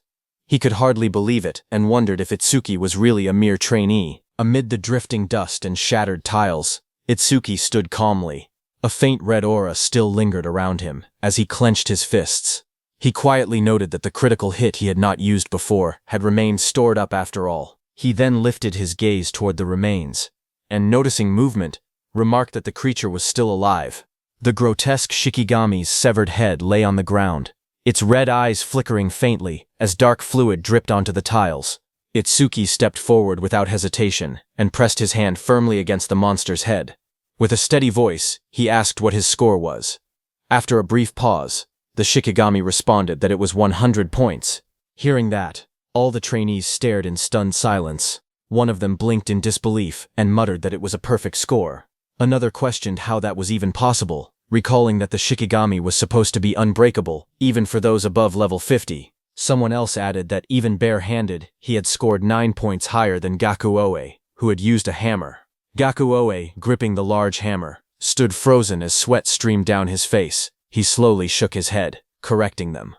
It was not just a 9-point difference. He explained that Itsuki only received 100 points because the scoring system did not allow anything higher. That single casual punch had easily surpassed his own full-powered strike. Regret flickered across his face as he admitted to himself how arrogant he had been. He had boasted that he would not lose in power, but now he realized he had seriously overestimated himself. The instructor stepped closer to the shattered remains, adjusting his glasses with a steady hand. He revealed that he had set the test so that only someone with power above level 50 could achieve a perfect score. His gaze shifted toward Itsuki in the distance. A heavy thought formed in his mind. Could it be that Itsuki had already surpassed that level? Itsuki glanced toward the instructor and felt a bead of sweat slide down his cheek. He wondered if the instructor was angry that the Shikigami had been completely destroyed. A nervous thought crossed his mind that it might be better to run while he still had the chance. Before the instructor could say anything, he immediately turned around and ran away. After a brief pause, the instructor announced that the test was temporarily suspended and instructed everyone to wait 10 minutes. Itsuki returned to Saya and Rikuru. Saya stepped forward with bright eyes, praising Itsuki enthusiastically. She exclaimed that not only his defense, but his power had been incredible as well. Itsuki scratched the back of his head awkwardly and insisted that he had only gotten lucky, claiming he could not produce that kind of power every time. Rikuru, beside him, laughed and told him not to be so modest. Rikuru then raised his arms and shouted to the crowd, asking what had happened to the guy who had said Itsuki would not even score 30 earlier. He pointed out that Itsuki had scored a perfect 100. Saya quickly scolded him, asking why he was acting proud when he was not the one who had scored it. As the noise settled, Itsuki calmly remarked that, at this rate, it would take a while before the test resumed. Saya then suggested that Itsuki should go take another test first, while they remained there. Itsuki gave a faint smile and agreed that they should meet at the plaza after finishing everything. Itsuki passed by Gaku Oe, who was looking at him with a stunned expression, but Itsuki did not even recognize him. He checked and saw that the next test was the magic power test. Soon, Itsuki arrived at the large door with the sign Magic Power written on it. Inside the magic power test venue, a wide circular platform stood at the center, surrounded by a dense crowd of examinees watching from all sides. A tall, red-haired instructor stepped forward confidently. She was level 42, and her job was crafter. After scanning the area, she announced that since everyone had gathered, she would now explain the contents of the test. Among the crowd, several young men stared at her with flushed faces and heart-filled eyes. One of them muttered that the instructor was unbelievably beautiful and that he wanted to date her. Another added dreamily that if he got a good score, maybe she would ask him out to dinner. Akagami Shion was also there. Looking at the boy's behavior, she crossed her arms and muttered that this was exactly how boys were. Her gaze suddenly sharpened as she noticed Itsuki in the crowd and was surprised that he had come too. From her perspective, Itsuki stood among the others, also looking toward the instructor. Seeing him stare in that direction, she thought to herself that he was looking at the instructor as well, and concluded that men really were all the same. The black cat beside her let out a soft meow in agreement. Meanwhile, Itsuki was observing the stage calmly. He noted that the object covered by a red cloth must be the test equipment. The red-haired instructor stepped forward and explained that the tool used to measure magic power had been made by her personally. With a swift motion, she pulled away the red cloth, revealing a glowing sphere mounted on a metallic base. A display identified it clearly. Rare gear, magic storage crystal. The red-haired instructor placed her hand lightly on the glowing crystal and explained that the measurement method was very simple. She told them to place their hand on the crystal ball and pour their magic into it. As the crystal absorbed magic, blue energy swirled inside it like a small storm. She added that the more magic power a person had, the higher their score would be. One of the trainees raised his hand and asked what would happen to the other tests if they poured all their magic into the crystal. With a faint smile, the instructor reassured him not to worry. She explained that the crystal ball could completely absorb their magic and return it as well. The student, flustered and blushing under her gaze, nodded awkwardly and said that he understood. Seeing that there were no further questions, the instructor announced that they would begin the test.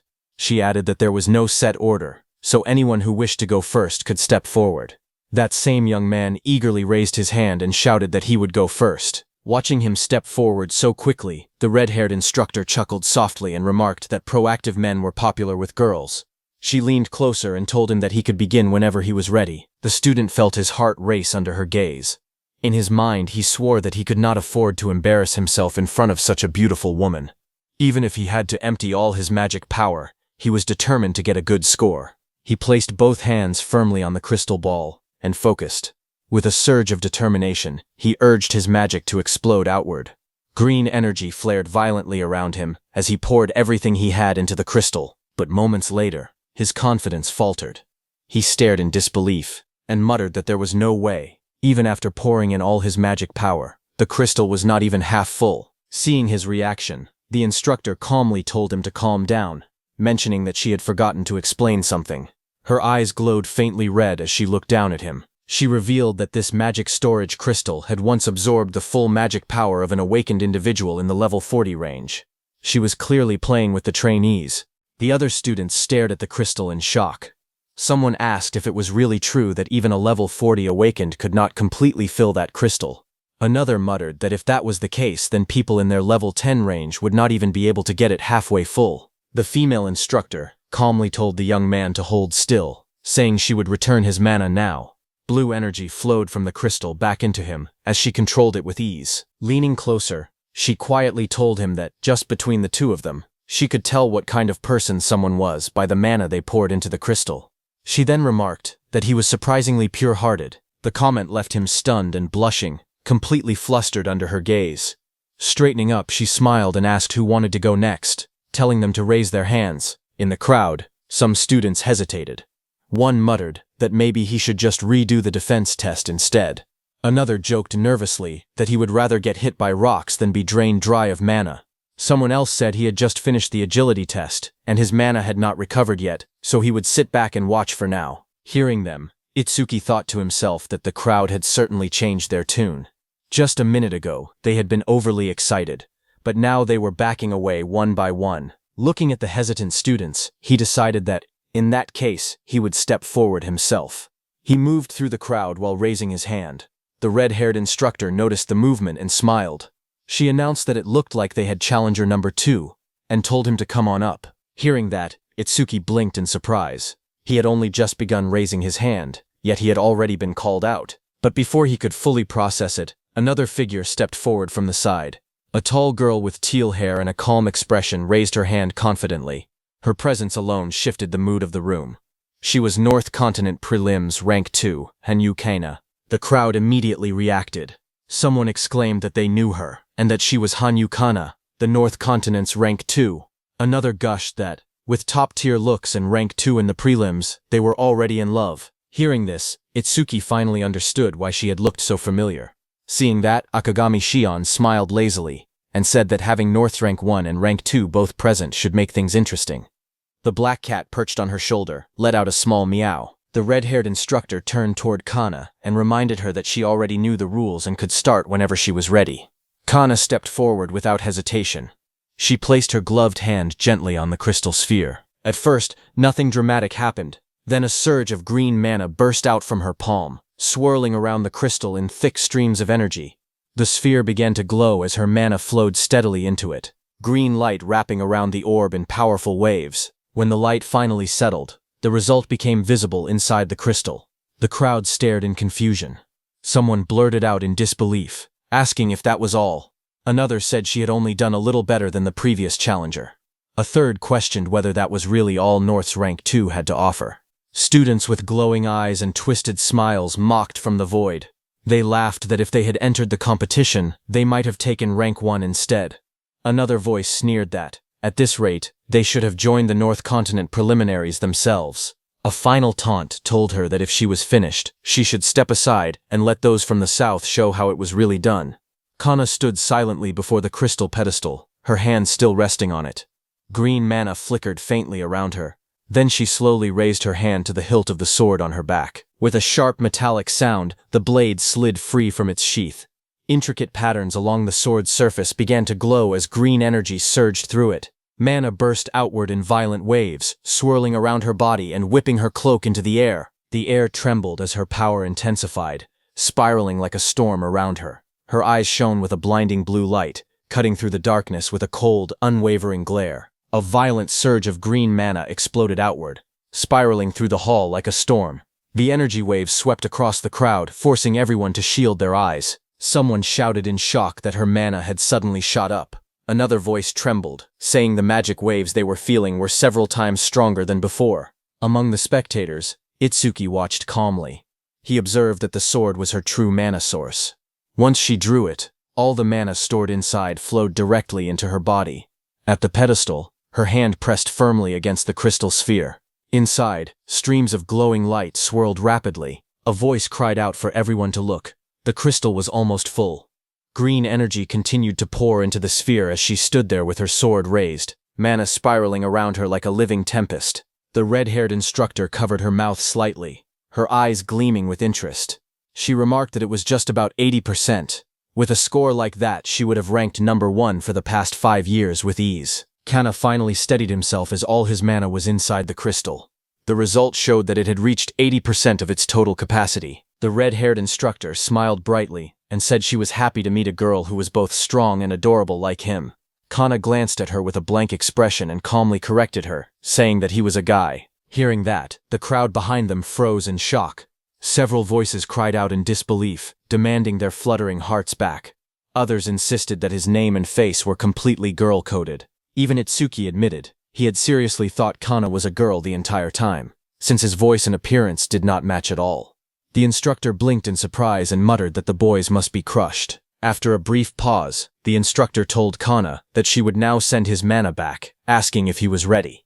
Kana answered yes. Moments later, the instructor let out a tired sigh and said that sending back that much mana at once was far more exhausting than it looked. The red-haired instructor lifted her hand with a bright smile and asked who would go next, telling everyone to raise their hands. From the crowd, Itsuki raised his hand and asked to be chosen, politely asking her to let him go next. The instructor looked at him and smiled with interest, calling him handsome as well. Then she told him to start by introducing himself. He stepped forward calmly and introduced himself as Tenma Itsuki from the North Continent. Whispers immediately spread through the crowd. Someone muttered that it was the North again. Others recognized the name and questioned whether he was North's prelims rank 1. A few doubted him, saying he did not look stronger than Kana at all. While passing by, Kana turned his sharp gaze toward Itsuki and told him to show what he had. More voices chimed in from the side, claiming he did not look like someone with a magic-focused job and suggesting that mana might be his weak point. Another person pointed out that he did not even carry a weapon and insisted there was no way he could beat Kana. The atmosphere grew tense as all eyes focused on Itsuki, waiting for him to begin. As Tenma stepped forward, the instructor joked that she would put 50 points on it, betting that Itsuki's mana would top out at 300. Itsuki also knew that his base mana was only 380, so he would not even fill half of the crystal. However, he had Mana Detection's passive ability on his side. As he extended his hand toward the crystal, a status window appeared, saying, "Mana Detection Level 1 is active."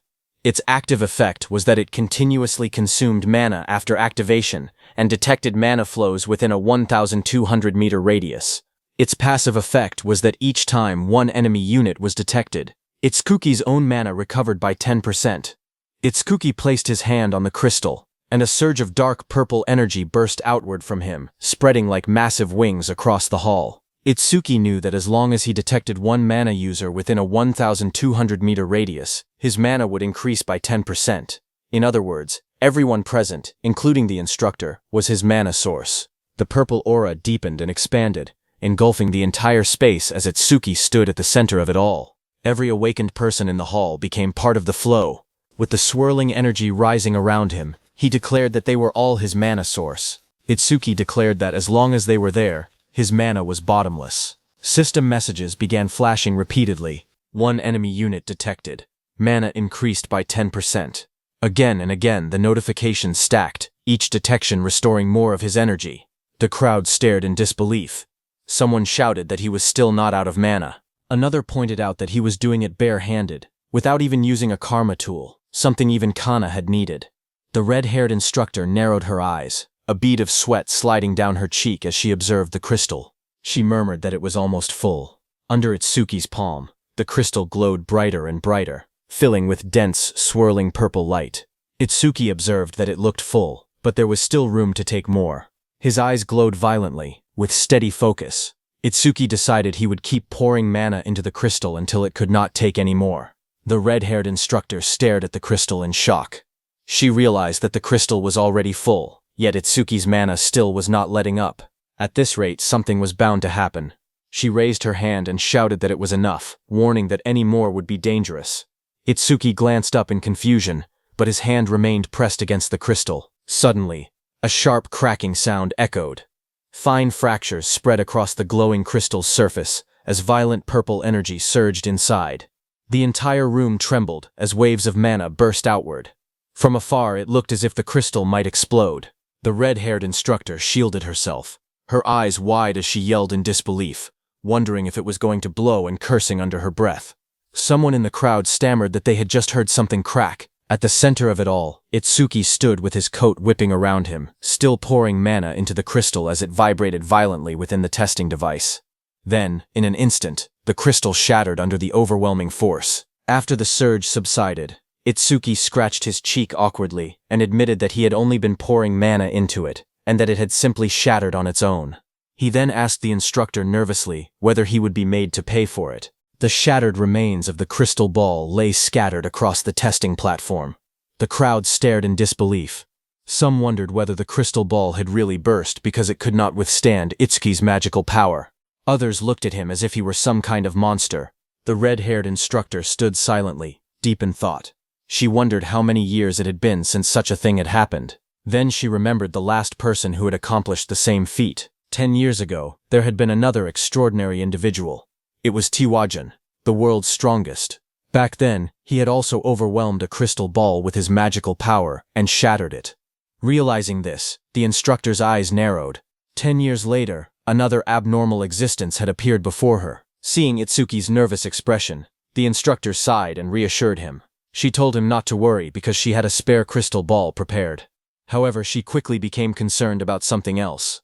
Since he had poured such an unbelievable amount of mana into the crystal, she asked whether he would still be able to complete the remaining tests. Hearing that, Itsuki immediately relaxed. He was relieved that he would not be charged for the destroyed crystal. Then, with complete confidence, he told her not to worry about the tests, because he still had magical power left. The red-haired instructor stared at Itsuki in disbelief. Even after pouring enough magical power into the crystal ball to destroy it, he still claimed to have mana remaining. The thought left her speechless. Curious, she sensed a faint trace of his magical power still lingering around. Wanting to understand what kind of person he truly was, she carefully reached out and touched the remaining mana. The moment her fingers made contact, her consciousness was dragged into a terrifying vision. The instructor's eyes widened in shock. Sweat poured down her face as she stumbled backward, struggling to breathe. What is this? She wondered in horror. An endless storm of negative emotions crashed into her mind. She felt overwhelming regret that seemed to cut all the way to the bone. Boiling anger surged like an unstoppable inferno. Along with it came an icy, murderous intent. It was as though countless negative feelings had been gathered together and compressed into a single existence. The red-haired instructor watched Itsuki leave and could not stop thinking about what she had just sensed. The emotions hidden within his mana were like a raging whirlpool, endlessly twisting together. In her experience, no ordinary person could have endured such overwhelming feelings without breaking. Meanwhile, as Itsuki walked away, he felt that using such a skill in a crowded place filled with people was unfair. But since there were no rules against using skills during the examination, he chose not to make an issue of it. Looking ahead, he saw that only one test remained, the agility test. Without hesitation, he headed toward the next examination area. Just then, a familiar voice called out his name from behind. Itsuki stopped and turned around. Running toward him was Saya, while Rikuru followed behind her, looking completely exhausted from the previous tests. Saya quickly caught up to him and asked if he had already finished the magic power test. Itsuki nodded with a faint smile and replied that he had completed it and was now on his way to take the agility test. Itsuki then noticed that Rikuru looked unusually depressed. Curious, he asked Saya what had happened to him. Saya whispered to Itsuki that perhaps Rikuru's pride had been hurt because he had scored lower than her in the attack test. Rikuru immediately reacted, shouting that he could hear every word she was saying. His exaggerated response made both of them sweat awkwardly. Rikuru then slumped even further, looking completely defeated. He lamented that, at this rate, receiving an excellent student evaluation was impossible. All he could do now was pray that his final score would not fall below 60 points. Seeing his despair, Tuki tried to encourage him. He told Rikuru not to be discouraged because he believed they would both pass in the end. But instead of feeling comforted, Rikuru became even more frustrated. He pointed out that Itsuki had it easy. After all, Itsuki had endured a difficulty 5 challenge and had even destroyed the Shikigami in a single attack. In Rikuru's eyes, that practically guaranteed an excellent evaluation. Their situations were completely different, and he felt there was no comparison. Saya quickly scolded Rikuru for taking his frustration out on Itsuki. She reminded him that his poor results were partly because he constantly slacked off during training. Rikuru immediately threw his hands together in a desperate plea. He declared that he did not care how much extra training they forced him to do in the future. All he wanted was to avoid failing the examination. After Rikuru's dramatic outburst, Saya smiled and told Itsuki not to worry about him. She urged Itsuki to focus on the final test instead, adding that she and Rikuru would also give it everything they had. Then her expression softened. She noticed how exhausted Itsuki looked after everything he had already been through, and gently reminded him to get some rest once the examinations were over. Itsuki nodded quietly and agreed. Although he responded calmly, his tired appearance showed just how much energy he had spent during the earlier tests. A moment later, he turned to leave for the agility test. Before departing, he looked back at the two of them and simply told them to do their best. Saya cheerfully called out that she would see him later, waving with a bright smile. However, as soon as Itsuki left, Saya's calm expression disappeared. Frustration surged through her, and she immediately punched Rikuru, asking why he would say something like that to Itsuki right before the final test. Rikuru rubbed the back of his head awkwardly and tried to reassure her. He pointed out that he and Itsuki had been friends for years, so he doubted Itsuki would take the comment to heart. However, Saya remained worried. She feared that Rikuru's words might influence Itsuki and cause him to intentionally lower his performance so he could join the observation group alongside them. Rikuru quickly dismissed the idea. He reasoned that Itsuki had already achieved excellent results in the previous tests. Even if he held back during the final examination, his overall score would probably remain above 80. In his opinion, there was no reason for Itsuki to give up the advantages of the excellent student group and choose the observation group, which required additional training and effort. Confidently, he declared that Itsuki was not foolish enough to make such a choice. Saya quietly disagreed. She understood Itsuki better than Rikuru, and replied that he could not be so certain. Meanwhile, as Itsuki made his way toward the final examination area, he had already made up his mind. He decided that he would intentionally keep his final score below 80. He did not care about the bonus points that came with an excellent evaluation. Looking at the more than 100,000 points still remaining in his account, he concluded that those rewards were insignificant compared to what he truly wanted. For Itsuki, the most important thing was staying with his friends.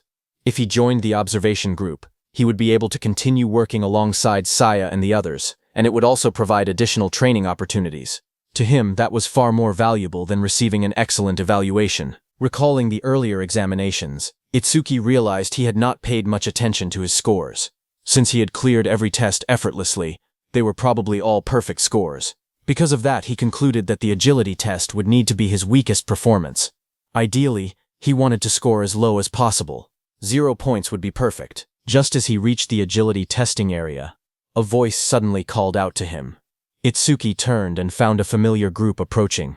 It was the South Continent team.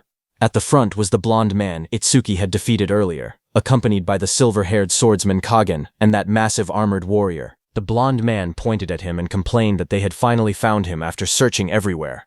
He accused Itsuki of avoiding them the entire time. Itsuki looked at them calmly. Then, with a faint smirk, he asked whether he wanted another round. The blonde man immediately stiffened upon hearing that. Before he could respond, Kagen stepped forward and asked Itsuki whether he was truly that eager for their duel. He said he was glad to hear it. It seemed that Itsuki had not forgotten the promise they had made to face each other in a proper duel. The atmosphere between Itsuki and Kagen grew very intense, but Kagen told Itsuki to relax, saying that once the tests were over, he promised he would have all the time he wanted for their duel. Kagen then turned away. The blonde man and the large armored warrior quickly followed him. As they left, the blonde man made a killing gesture toward Itsuki. Watching that, Itsuki could not help feeling confused. He wondered whether those people had somehow hit their heads during the tests. After all, they had been the ones who challenged him to a duel in the first place, yet now they were acting as though they were accommodating Itsuki instead. Shaking his head, Itsuki decided not to dwell on it any longer. For now, the only thing that mattered was the final examination. He turned his attention toward the large arena designated for the agility test. There, an instructor began explaining the rules. According to him, the agility test was essentially a game of cat and mouse. The instructor explained that, just like a cat chasing a mouse while the mouse tried to avoid being caught, the examination would follow the same principle. Smiling confidently, the instructor introduced himself as a level 40 order breaker and announced that he would play the role of the cat.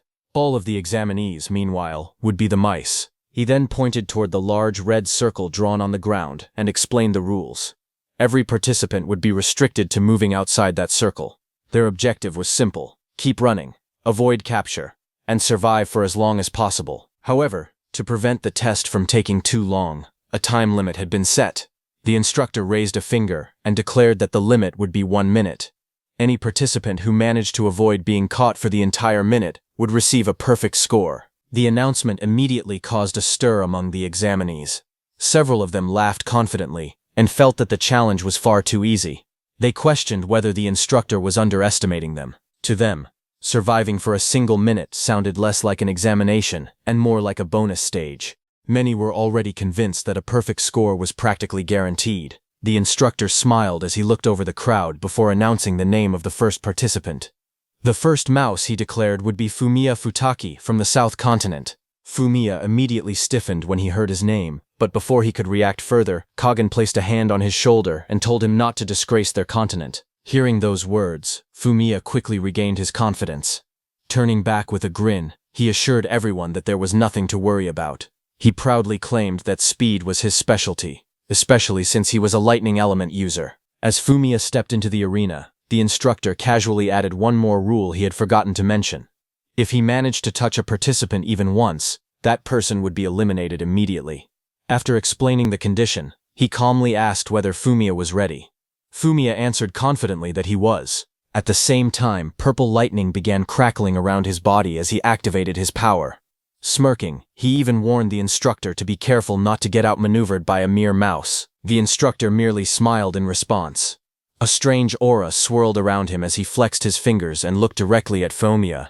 He remarked that whether the cat would be outmaneuvered depended entirely on the mouse. The moment the test began, the instructor disappeared from his place.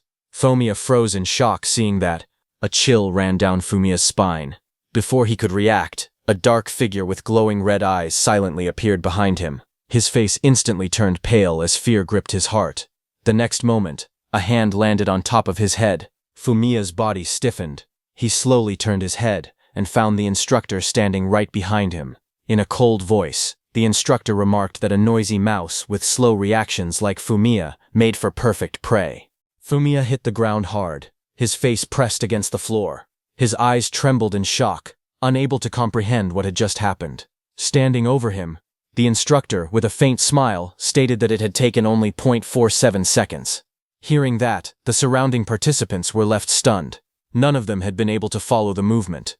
They questioned how the instructor had appeared behind Fumiya so suddenly and were horrified to realize that he had been caught in less than a second. Some of them admitted they had not seen anything at all, as the entire exchange had happened far too quickly. Among the observers, only Itsukui and Kagen realized that rather than relying purely on natural speed, the instructor had likely used some kind of skill. While they acknowledged that his speed was undeniably overwhelming, they believed it was not so absolute that it could not be tracked or countered. Meanwhile, the instructor, turning away from the defeated Fumiya, casually announced that it was time to choose the second mouse. He then selected another participant from the South Continent, Kagen Imamichi. As Kagen stepped forward, his armored teammate loudly cheered for him, urging him to do his best. Kagen, however, remained calm, assuring him not to worry. While passing by Itsuki, he declared that he would achieve a perfect score, and told him to watch closely. Looking at Kagen, the instructor realized that he was the number one from the South Continent, and said that it was as expected from someone belonging to the prestigious Imamichi family. Hearing this, Kagen immediately corrected him, making it clear that his family had nothing to do with him being number one. With a composed expression, he told the instructor that the only reason he was number one was simple: he was strong. The instructor acknowledged his words with a faint smile, stating that he hoped such confidence was not just empty talk. Saying that, the instructor moved and disappeared from his place. Seeing that, Fumiya shouted that it was the same move. He pointed forward and yelled for Kagen to watch his back. At that exact moment, the instructor had already closed in, charging at Kagen with overwhelming speed. However, instead of being caught off guard, Kagen saw the instructor's move and reacted instantly.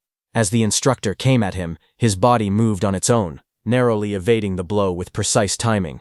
From a distance, that armored guy excitedly praised Kagen, saying he had dodged instantly at a speed none of them could even perceive, calling it an incredible move. Fumiya smugly added that it was all thanks to his warning. However, Itsukui didn't agree with that, because he saw that Kagen had already reacted before any warning was given.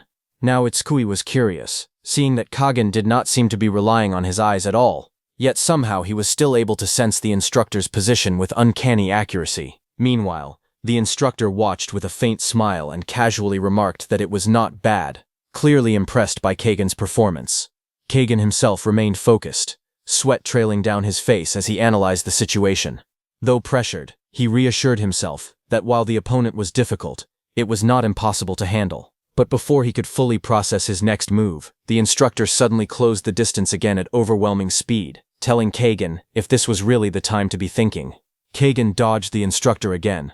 Realizing that the instructor was right, he understood that against an expert like him, he needed 100% concentration. Kagen turned and ran in different directions, but the instructor instantly turned and followed him, telling Kagen that there was no more time to rest. The battle intensified as Kagen and the instructor attacked and dodged at a speed that left most of the trainees completely stunned. To them, the clash was little more than a blur. They could only see the afterimages left behind by the two combatants, yet even that was enough to amaze them. Many began questioning whether Kagen was truly a trainee like the rest of them. Others remarked that the South Continent's number one was clearly no ordinary talent. At this rate, They believed that earning a perfect score might actually be possible for him. Meanwhile, Itsuki calmly observed the battle. After activating Thunder Roar Wave, he could clearly track both fighters' movements.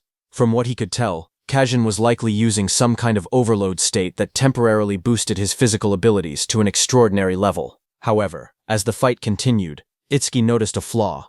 Kagin was still dodging effectively, but his speed was gradually declining. Realizing this, Itsuki concluded that Kagin was approaching his limit. If he could not increase his speed again, getting caught by the instructor would only be a matter of time. The instructor noticed the same thing. A sinister smile appeared beneath his mask as he accelerated forward and declared that the little mouse had finally shown its tail. Kagin immediately sensed the danger and attempted to flee, pushing his exhausted body to move even faster. Sweat streamed down his face. Inwardly, he compared himself to Tuojin, admitting that the legendary genius would undoubtedly have lasted longer in the same situation.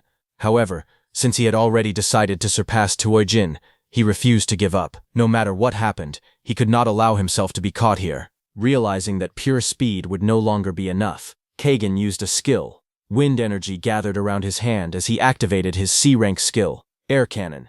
The technique compressed the surrounding air to its limit before releasing it in an instant. Although the skill dealt almost no direct damage and produced a powerful recoil that many wind element users considered a drawback, Kagin saw an opportunity where others saw a weakness. At the critical moment, he unleashed Air Cannon and used the tremendous recoil to forcefully alter his body's trajectory. The sudden shift allowed him to slip away from the instructor's grasp at the last second. Observing the maneuver, the instructor quickly understood that Kagin had cleverly used the skill's recoil to evade the capture. The instructor admitted that it was pretty smart, but looking down at Kagin's awkward position after the evasive maneuver, he charged at him, asking how Kagin planned to dodge in that position. Knowing he had no other choice, Kagin immediately gathered even more wind energy into both hands and activated Air Cannon at full power. A massive burst of compressed wind erupted from his hands, blasting toward the instructor and sending him flying away. The instructor was stunned, seeing that Kagin had restricted his movement while creating distance to buy time and recover stamina. He admitted that it was a brilliant strategy. Kagin went flying and created a huge distance between himself and the instructor. The students watching were shocked. Just when they thought Kagin was about to be caught, he somehow widened the gap once again. One guy wondered what he had done, while another told him that Kagin had fired a skill directly at the instructor, saying that even a simple C-rank skill could become extraordinary when used creatively. The instructor smiled. He admired Kagin's ability to draw out the maximum potential of an ordinary skill during actual combat. In his eyes, Kagin truly was a genius. Despite the praise, the instructor could also see the truth. Kagin was breathing heavily, and the repeated use of Air Cannon had drained nearly all of his stamina. The instructor walked toward Kagin with a smile. A cat's projection appeared behind him as he looked at Kagin and told him that the game was over. Looking at Kagin, Itsukui admitted that the instructor was right. Kagin had almost no stamina left. If he could somehow gain just a few more seconds to recover, he might be able to continue a little longer. Unfortunately, that opportunity no longer existed. He had already been driven into a corner with nowhere left to retreat. Even so, Itsuki believed Imamichi still possessed one final escape route. The answer was simple: the air itself. At that exact moment, the instructor charged at Kagin at full speed, but before the instructor could touch him, Kagin launched himself into the air. Using the recoil and airflow generated by his abilities, he slipped through an unexpected angle and narrowly evaded the instructor's advance. Kagin revealed another one of his abilities, a C-rank skill called Skywalk. Using the wind element, he compressed and solidified the air beneath his feet, turning it into invisible footholds. With that, he began running through the sky itself. The spectators were left speechless. Some stared upward in disbelief, wondering if he was actually flying. Others quickly pointed out that he had not left the circle, meaning he technically wasn't breaking any rules. Fumiya proudly said that wind element users were among the rarest and highest potential elemental jobs, and Kagin was a once-in-10,000 genius awakened. He was completely different from ordinary element users. Watching Kagin, Itsuki realized that by solidifying the air beneath his feet and using it as stepping stones, he was able to move through the sky and evade the instructor's pursuit. Itsuki admitted that such a feat required an extraordinary understanding of his abilities, and Kagin's mastery and practical application of skills were truly exceptional. Judging from everything the instructor had shown so far, Itsuki thought that the instructor did not appear capable of flying or remaining airborne for extended periods. If that assumption was correct, then Kagan had finally created a gap that the instructor should not be able to close. But the next second, everything changed. The instructor suddenly appeared right in front of Kagan. His eyes widened in shock. A confident grin spread across the instructor's face as he reached out and seized Kagan, saying, "Got you." A massive shockwave erupted as the instructor slammed Kagan back to the ground. The impact sent dust and debris flying in every direction, shaking the entire arena. Imamishi struggled to rise, coughing heavily as exhaustion overwhelmed him. The instructor stood calmly above him, holding a small timer in his hand. He smiled and admitted that Kagan had come remarkably close to succeeding. Then he announced the final result. Kagan had survived for 1 minute and 2 seconds. The instructor congratulated him on his achievement and extended his hand. Hearing the result, Kagan smiled with satisfaction as sweat covered his face, and every muscle in his body screamed from exhaustion. As soon as the result was announced, the crowd erupted in excitement. The spectators cheered loudly, praising Kagan's performance. Many declared that the top-ranked participant from the preliminary rounds had proven that his reputation was well-deserved. Others admitted that the chase had been so intense that they felt their hearts might burst from the tension. Among the audience, Itsuki watched quietly. He acknowledged Kagan's remarkable talent. Kagan had carefully managed his stamina throughout the test and demonstrated an exceptional ability to draw out the full potential of every skill he possessed. Seeing such mastery made Itsuki genuinely look forward to facing him in a future duel. Meanwhile, Kagan's teammates celebrated enthusiastically. The armored guy proudly proclaimed that Kagan was the pride of the southern continent. The instructor then approached Kagan and offered him a hand. Kagan, still breathing heavily from exhaustion, accepted the gesture and slowly got back to his feet. Smiling warmly, the instructor told him that during the past 9 years, he had seen countless trainees, yet among all of them, Kagan stood out as one of the most exceptional talents he had ever seen. He added that if Kagan continued progressing at this pace, becoming a special-class savior who could carry humanity's future would no longer be just a dream. He encouraged him to keep working hard. Kagan respectfully thanked him for the praise. Although exhausted, he felt honored by the instructor's words. As he turned to leave, a faint blush appeared on his face. After Kagan's test ended, the instructor announced that the next participant would be Ichitora Sano from the southern continent. It was the large armored guy from Kagan's team. Feeling inspired by Kagan's performance, Sano confidently declared that he had already figured out most of the instructor's movement patterns. He believed that watching Kagan had shown everyone the key to surviving longer against the instructor. Hearing this, Kagan simply wished him good luck. Kagan then approached Itsuki. Looking directly at him, Kagan stated that he would decide whether Itsuki was worth his attention after watching his performance in the next test. He warned Itsuki not to waste his time, but Itsuki remained calm and replied that Kagan might end up disappointed. Before Kagan could fully process the response, the next test's results were announced. Ichitora Sano's survival time was just more than 5 seconds. Sano lay frozen in shock. He could not understand what had happened. He had expected the instructor to attack from behind based on the patterns he had observed. However, the instructor told him that a cat never hunts using only one pattern. Standing nearby, Itsuki looked at Kagan with a faint smile and remarked that Kagan's demonstration had not been a very good example after all. Kagan immediately stiffened in embarrassment and frustration. Sano looked completely defeated. With a pained expression, he apologized to Kagan, saying that he had embarrassed him.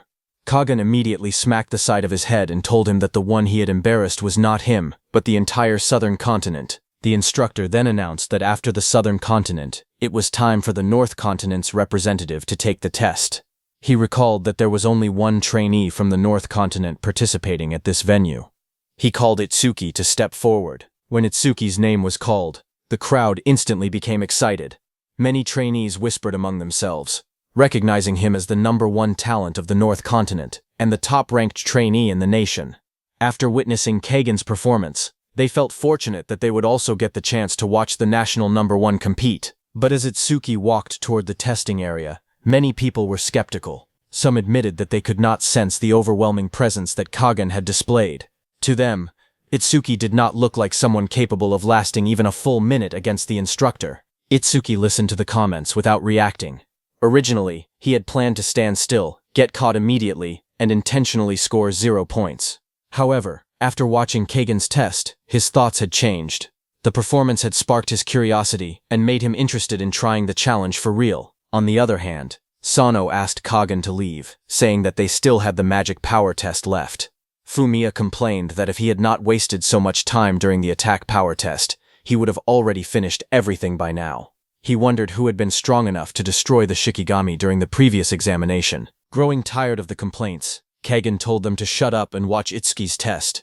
Kagan watched Itsuki with sharp eyes. He wanted to see for himself how capable the national #1 really was. On the other hand, as Itsuki entered the red circle, the instructor recognized him as the person who had surpassed the record once set by the legendary Itsuki Tenma.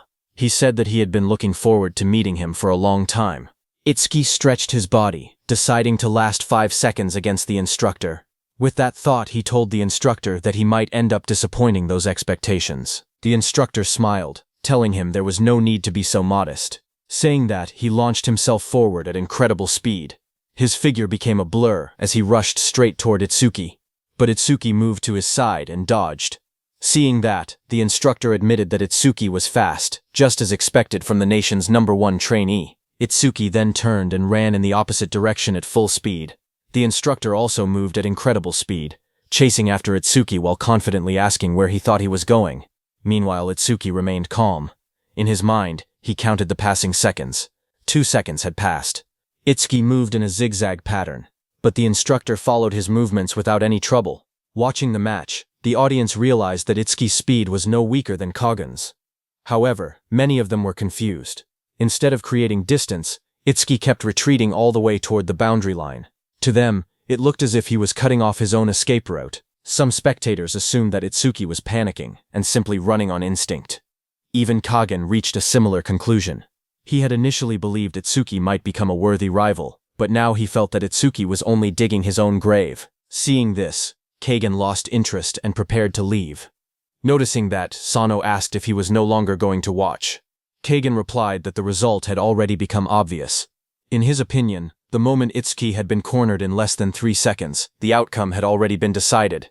Continuing to watch would only be a waste of time. As the chase continued, the instructor grew increasingly confused. He carefully observed Itsuki and realized that he was not using any skills, was not accelerating, and was not trying to interfere. On top of that, Itsuki had chosen what seemed to be the worst possible route. The instructor could not understand what he was thinking. At that moment, Itsuki suddenly shifted his footing and stopped with perfect control near the boundary line. A system notification appeared before him, saying Thunder Roar Wave activated. Agility increased by 100%. The instant the skill activated, electricity crackled across Itsuki's body, dramatically increasing his speed. Seeing this, the instructor smirked. He believed Itsuki had finally decided to use a skill, but in his opinion, it was already too late. Confident that victory was within reach, he stretched out his hand and lunged forward to catch him. However, the next moment completely shocked him. Wrapped in lightning, Itsuki suddenly slipped past him with unbelievable speed. The instructor's hand grasped nothing but empty air. His eyes widened in disbelief after seeing that Itsuki had dodged. The instructor was left in shock. A drop of sweat rolled down his face as he replayed what had just happened in his mind. Itsuki had accelerated so suddenly that even he could not track his movement for an instant. What shocked him even more was that, while dodging, Itsuki had lightly tapped his shoulder on the way past. To the instructor, it felt as though Itsuki was openly mocking him. Meanwhile, Itsuki remained calm. In his mind, he had only tapped the instructor's shoulder to warn him and avoid an accident. However, judging by the instructor's reaction, it seemed to have had the opposite effect and only made him angrier. The instructor's expression darkened. As a cat, he had caught countless mice. Some were interesting and had required a little effort, but in the end, they had all been nothing more than a game to him. But this time felt different. This was the first time he had gone all out against a mouse that was not just a game. The instructor's eyes gleamed with excitement as a wide grin spread across his face. Looking directly at Itsuki, he said that for a mere mouse, Itsuki sure had mocked him, the cat. The instructor's killing intent exploded, and he jumped toward Itsuki with lightning speed. His aura surged through the arena like a raging storm as he swore to make Itsuki regret provoking him. Moving at terrifying speed, he charged straight toward Itsuki, saying he would finish this before the information from Itsuki's optic nerves even reached his brain. As his hand was about to reach Itsuki, Itsuki suddenly turned and looked at him while counting in his mind that 4 seconds had passed. The instructor's eyes widened in shock. He could hardly believe that Itsuki had caught his movement. A split second later, a tremendous impact erupted across the arena, sending energy and debris flying in every direction and leaving everyone watching stunned. The spectators stared at the battlefield in confusion. Some asked what had just happened, while others wondered if Itsuki had managed to dodge again. However, Kagan calmly shook his head and declared that the match was already over. As the dust settled, Itsuki was pressed against the ground, while the instructor stood over him, with his hand planted firmly on Itsuki's chest. But the instructor felt something was wrong. If Itsuki had truly reacted to his movements, then why had he not dodged the attack? At that moment, Itsuki looked completely calm despite being pinned. In a relaxed voice, he quietly announced the time. 5 seconds. The instructor frowned in confusion. He had no idea what Itsuki meant. Then he glanced down and pulled out the stopwatch used for the test. His eyes widened in shock. The timer displayed exactly 5 seconds. The instructor stared at the stopwatch in disbelief. Sweat rolled down his face. The result shocked him so much that he could barely process it. Around the arena, the spectators noticed the strange look on the instructor's face. They could not understand why he seemed so stunned. Lying on the ground, Itsuki then told the instructor to announce the result. He also asked the instructor if he could let go of him now. The instructor fell silent, then slowly withdrew his hand. Finally, he gathered himself and made the official announcement. North Continent's Itsuki Tenma's survival time was 5 seconds. After hearing the result, Itsuki adjusted his clothes and thought that surviving only 5 seconds would likely keep his score low. Even if he received perfect marks in the previous 3 tests, he believed he would still end up in the observation group, which was exactly what he wanted. As he was thinking, Kagan approached him with a confident smile. He admitted that Itsuki was fast, but mockingly said that his combat sense and adaptability were laughably lacking. He confidently declared that someone at that level could never defeat him. Itsuki looked at him without much emotion and simply asked when and where their duel would take place. Kagan immediately replied that they would fight after all the tests were over, at training ground number 1. He then arrogantly declared that he would completely crush Itsuki there. Saying that, Kagan let out a cold snort before turning around and walking away. Both of his teammates followed him. While leaving, the armored guy said that even if Itsuki was from the North Continent, he was still their number 1 and asked what chance Kagan really had against him. Kagan smirked and said that he had told them before, Itsuki could not defeat him. Hearing that, Fumiya praised Kagan, saying that across the entire South Continent, only a handful of people his age could survive even 3 minutes against him. Even the number 1 trainee of the North Continent would probably last only 6 minutes at most. Sano agreed and proudly declared that Kagan was the strongest trainee of the year.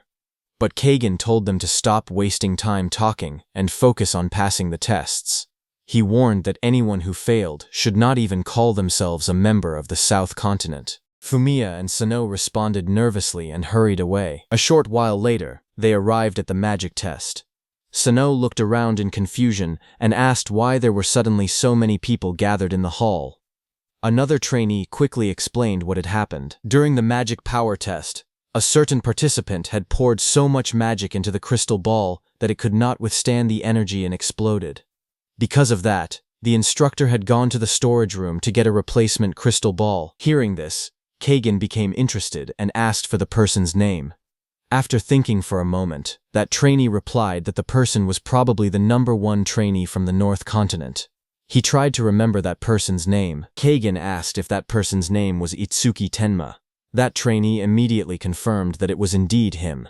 Curious, the trainee asked whether Kagan knew Itsuki and whether he was from the North Continent as well. Hearing that, Fumiya became furious and told that trainee not to be stupid. He told the trainee that they were from the South Continent. Hearing this, that trainee laughed and said that he had heard the number 1 fighter of the South Continent was incredibly powerful. He wondered who was stronger, the South Continent's number 1 or the North Continent's number 1. Fumiya and Sano immediately answered with confidence that Kagan was obviously stronger. But Kagan signaled them to stop. At that moment, the red-haired instructor returned with a new crystal ball and announced that anyone who wanted to take the test should raise their hand.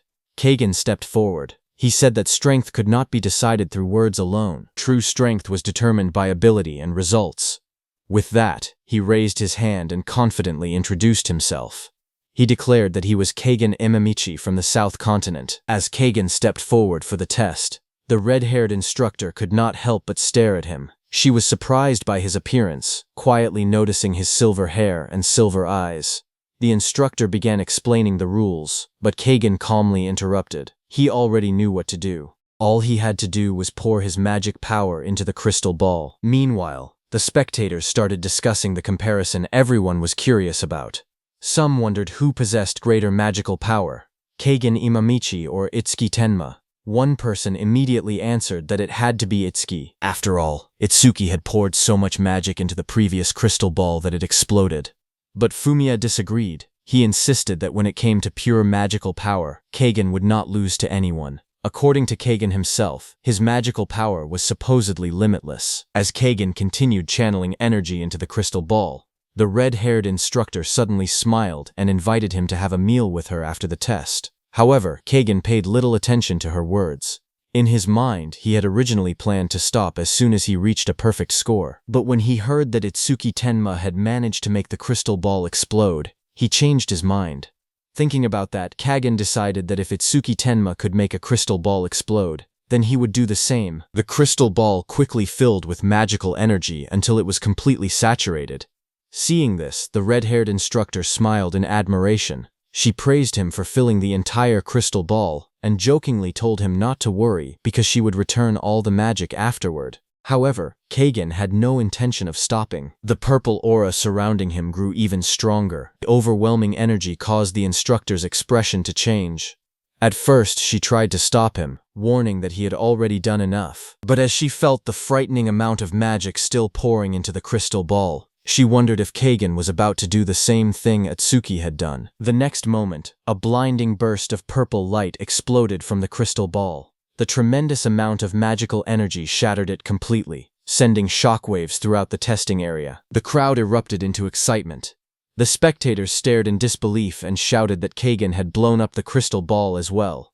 Some called him a monster, unable to believe anyone possessed such terrifying magical power. Fumiya proudly declared that he always knew Keigen could accomplish it. After Keigen shattered the crystal ball, he calmly told the instructor that there was no need to return the magic power because he still had plenty of magic power left.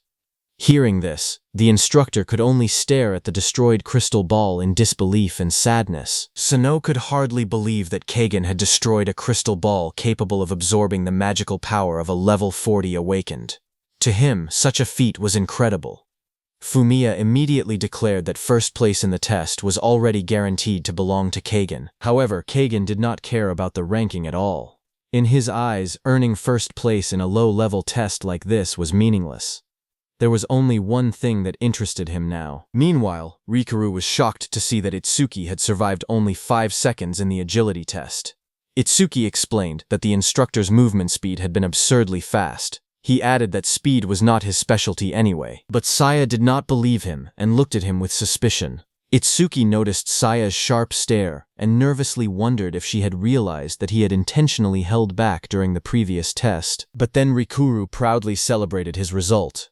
Laughing loudly, he boasted that he had managed to last 8 whole seconds. He even joked that he had never expected there to be a test where he could outperform Itsuki. After all the entrance tests were completed, an announcement echoed through the examination hall. The participants were informed that the scores were being calculated, and that each person's results would be sent directly to their record bracelet within 1 minute. Hearing that, Seiya thought it was convenient that the results could be viewed directly on the bracelet. Meanwhile, Rikuru clasped his hands together and prayed desperately, hoping to score at least 60 points. A moment later, his bracelet lit up and displayed the results. Rikuru quickly checked his score and saw that he had earned 61 points. His breakdown was 11 points in attack, 15 in agility, 18 in magic power, and 17 in defense. The overall evaluation stated that observation was required. Seeing that, Rikuru immediately celebrated with excitement. He shouted happily that he could stay. However, Saya looked at him in disbelief and pointed out that he had only barely passed, yet he was acting as if he had achieved a perfect score. Soon after, Saya checked her own results. She had scored 62 points in total, with 12 points in attack, 16 in agility, 16 in magic power, and 18 in defense. Her evaluation also stated that observation was required. After seeing Seiya's result of 62 points, Rikuru immediately smiled and congratulated her. He joked that she had managed to score a whole point higher than him. Since both of them had been placed in the observation group, he cheerfully suggested that they get along from now on. Meanwhile, Itsuki silently calculated his own score. Since he saw in Rikuru's result that surviving for 8 seconds in the agility test was worth 15 points, he estimated that surviving for 5 seconds should still earn around 10 points. The realization made him uneasy. If his calculation was correct, he might end up in the excellent student group, which was exactly what he wanted to avoid. Thinking back, he regretted not simply standing still during the test. Curious, Saya asked Itsuki how many points he had received. Before he could answer, Rikuru confidently said there was no need to ask. In his opinion, Itsuki was obviously in the excellent student group.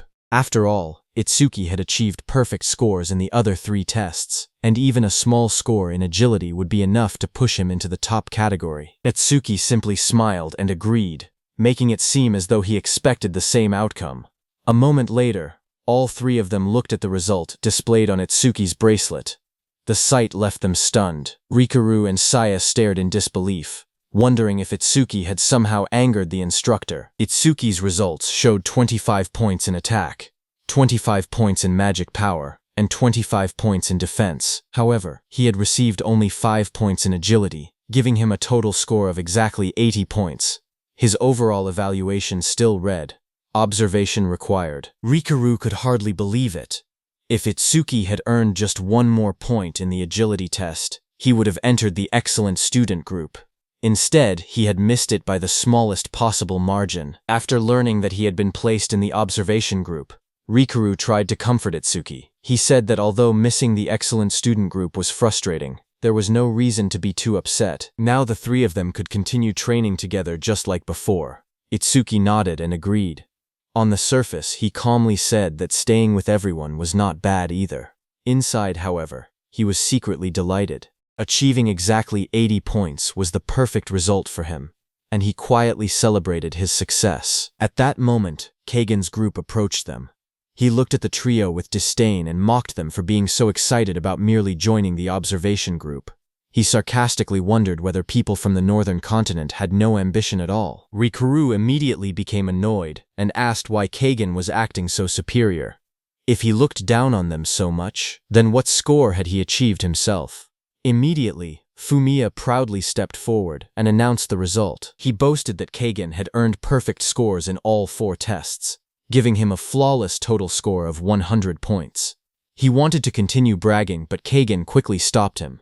He said he had not come there to show off. Kagan then turned his attention to Itsuki and reminded him about the promise they had made earlier. Itsuki smiled and replied that there was no way he could forget. After all, Kagan had promised to teach him a lesson, and he was looking forward to it. As the 2 stared at each other, an instructor watched the scene with interest and remarked that this was exactly how young people should be. Hearing that voice, Itsuki and Kagan's group turned around to see who it was. It was a group of instructors that had suddenly approached them. Their arrival immediately caught everyone's attention. One of the instructors looked at Itsuki and Kagan and asked if he had heard correctly that they were planning to have a duel. Kagan calmly asked whether such a thing was not allowed. The instructor smiled and replied that it was actually the opposite. He welcomed it.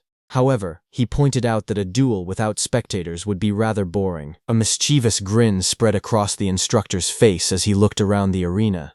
Then he loudly announced that, as an instructor, he was officially inviting everyone to come and watch. In a loud voice, he declared that at 8 o'clock that evening, a duel would take place at training ground number 1. The match would be between Itsuki Tenma, the strongest trainee from the North Continent, and Kagen Imamichi, the strongest trainee from the South Continent. He encouraged everyone not to miss the event. The news immediately caused a huge stir among the students. Excitement spread everywhere as people talked about the upcoming battle. Many could hardly believe they would get to witness a clash between the number 1 trainees of the 2 continents right after the entrance tests had ended. Some students eagerly discussed who would win, while others even started making bets on the outcome. Everyone was looking forward to seeing which of the 2 prodigies would come out on top. On one side stood Kagan.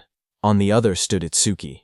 Now this was a duel between the strongest. Seeing all that, Kagen told Itsuki that he had never intended to make such a big scene out of their duel. He said that if Itsuki wanted to blame someone, he should blame the overly curious instructor who had turned it into a public event. Itsuki smiled confidently and admitted that he was actually looking forward to the duel. Seeing that both sides had agreed, the instructor cheerfully ended the discussion. He announced that everyone would get all the spectating they wanted that evening, and told the students to disperse. As the crowd walked away, they excitedly talked about the upcoming match. Some headed to the cafeteria because they had not eaten all day, while others planned to take a nap so they would have enough energy to grab a good viewing spot. Everyone eagerly counted down the hours until 8 o'clock. As the students began leaving, the instructor stopped Itsuki and asked if he had a minute to talk. Itsuki agreed. Sano then invited Kagen to join them for something to eat, but Kagen declined, saying they should go ahead because he wanted to take a short break. On the other hand, the instructor told Itsuki that he was the only person who truly understood how incredible Itsuki's performance in the agility test had been. Itsuki modestly replied that the instructor was giving him too much credit because he had only managed to last 5 seconds during the test. The instructor smiled and explained that, under normal circumstances, surviving 5 seconds in the agility test would have earned a much higher score. He then asked Itsuki if he knew why he had deliberately given him only 5 points. Itsuki replied that he had no idea, but he was perfectly satisfied with the score he had received. Hearing this, the instructor turned and said that although he did not know Itsuki's exact reason, he had realized that Itsuki was hiding his true strength. That was why he had intentionally lowered his score, calling it his own way of helping him. Hearing that, Itsuki asked the instructor that if he already knew he was hiding his abilities, why he had made such a huge announcement about the duel with Kagen, and placed him in the spotlight. The instructor smiled and admitted that it was simply a small punishment for the careless attitude Itsuki had shown during the test. He warned Itsuki that if he truly wanted to keep his real strength hidden, he should be more careful and avoid fighting at his full power. Hearing that, Itsuki smiled confidently and asked whether the instructor really believed Kagen was capable of forcing him to fight seriously. The instructor only shrugged and replied that no one could know for sure.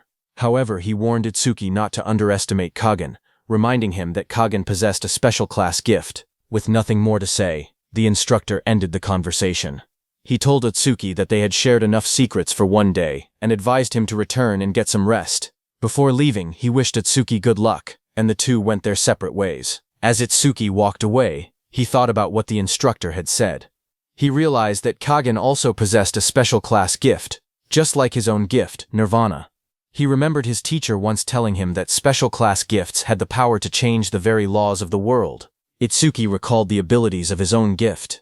Nirvana permanently stayed at a fixed level, and every time he learned a new skill, all of his stats increased, every negative effect was removed, and all of his injuries were completely healed. Thinking about the upcoming battle, he realized that a duel between two users of special class gifts would be far more dangerous than an ordinary fight. He never expected to run into another special class gift user this soon. Thinking about his Z-rank skill, Over Mimus, which could analyze an enemy's attacks and learn the perfect counter skill, he felt curious.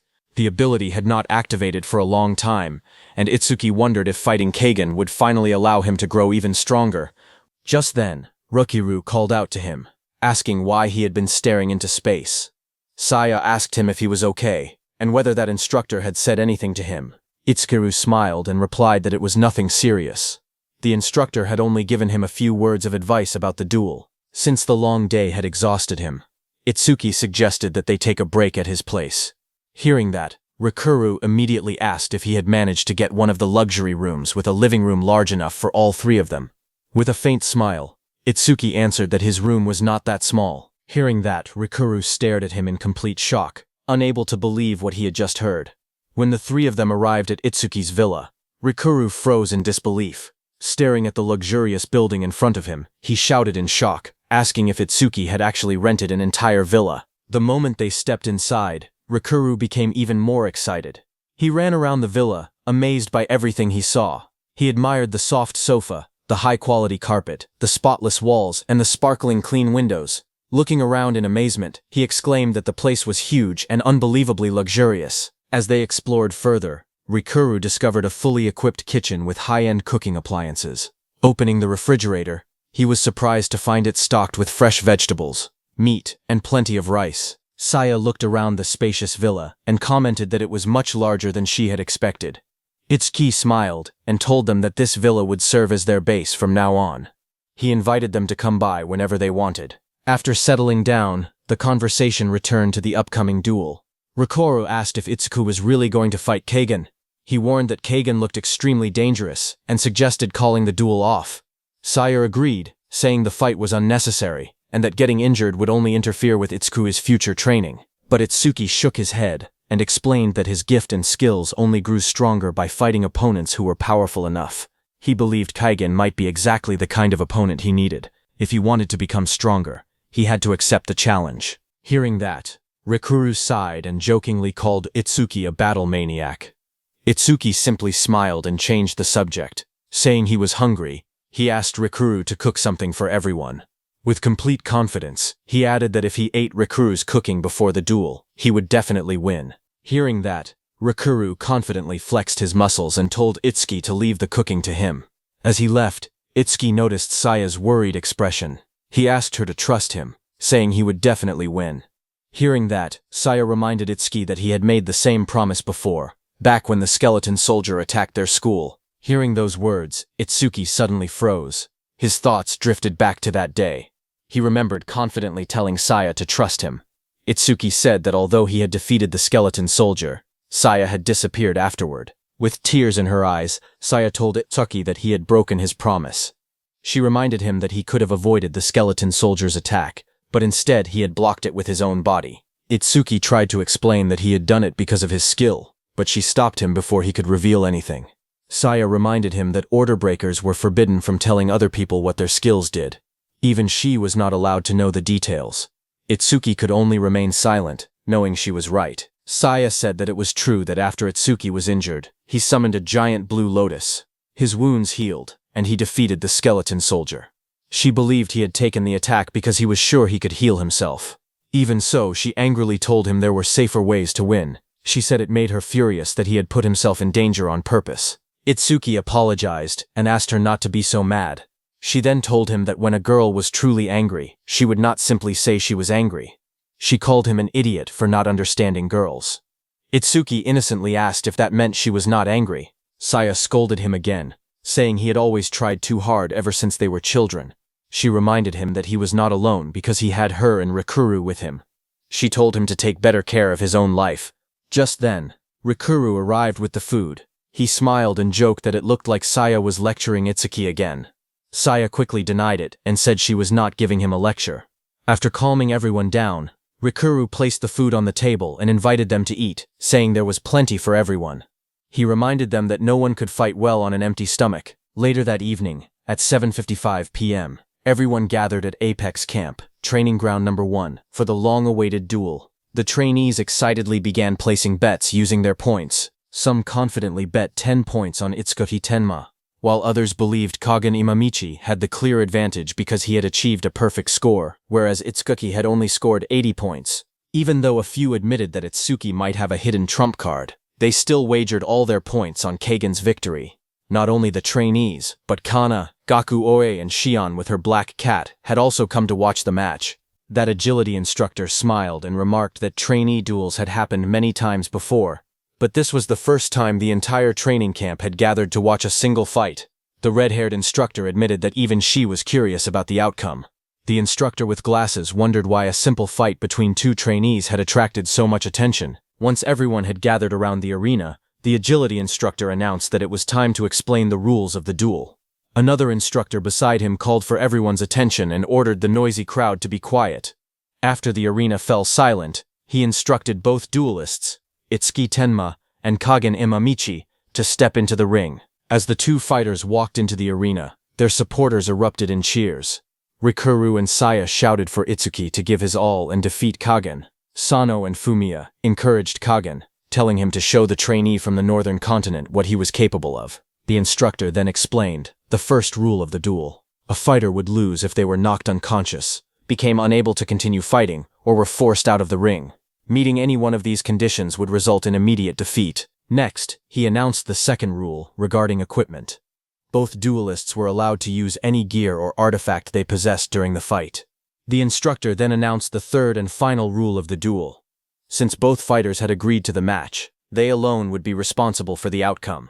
Any injuries, or even death, that occurred during the duel would be entirely their own responsibility. The whole crowd was stunned after hearing the rule. Many trainees could not believe that a simple duel could end in death.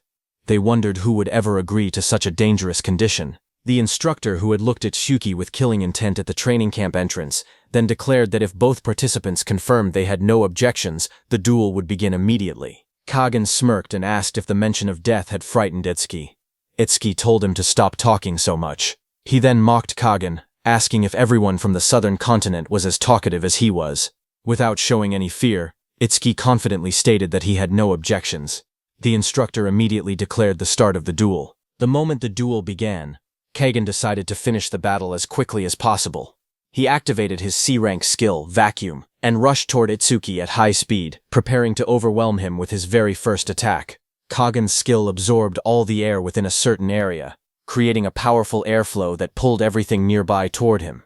Despite the strong force dragging him forward, Itsuki remained completely calm. His expression did not change at all as he watched Kagen prepare his next move. Not wanting to waste any time, Kagen gathered all the compressed air into his hands and unleashed his air cannon at full power. He fired a massive blast of compressed air straight at Itsuki.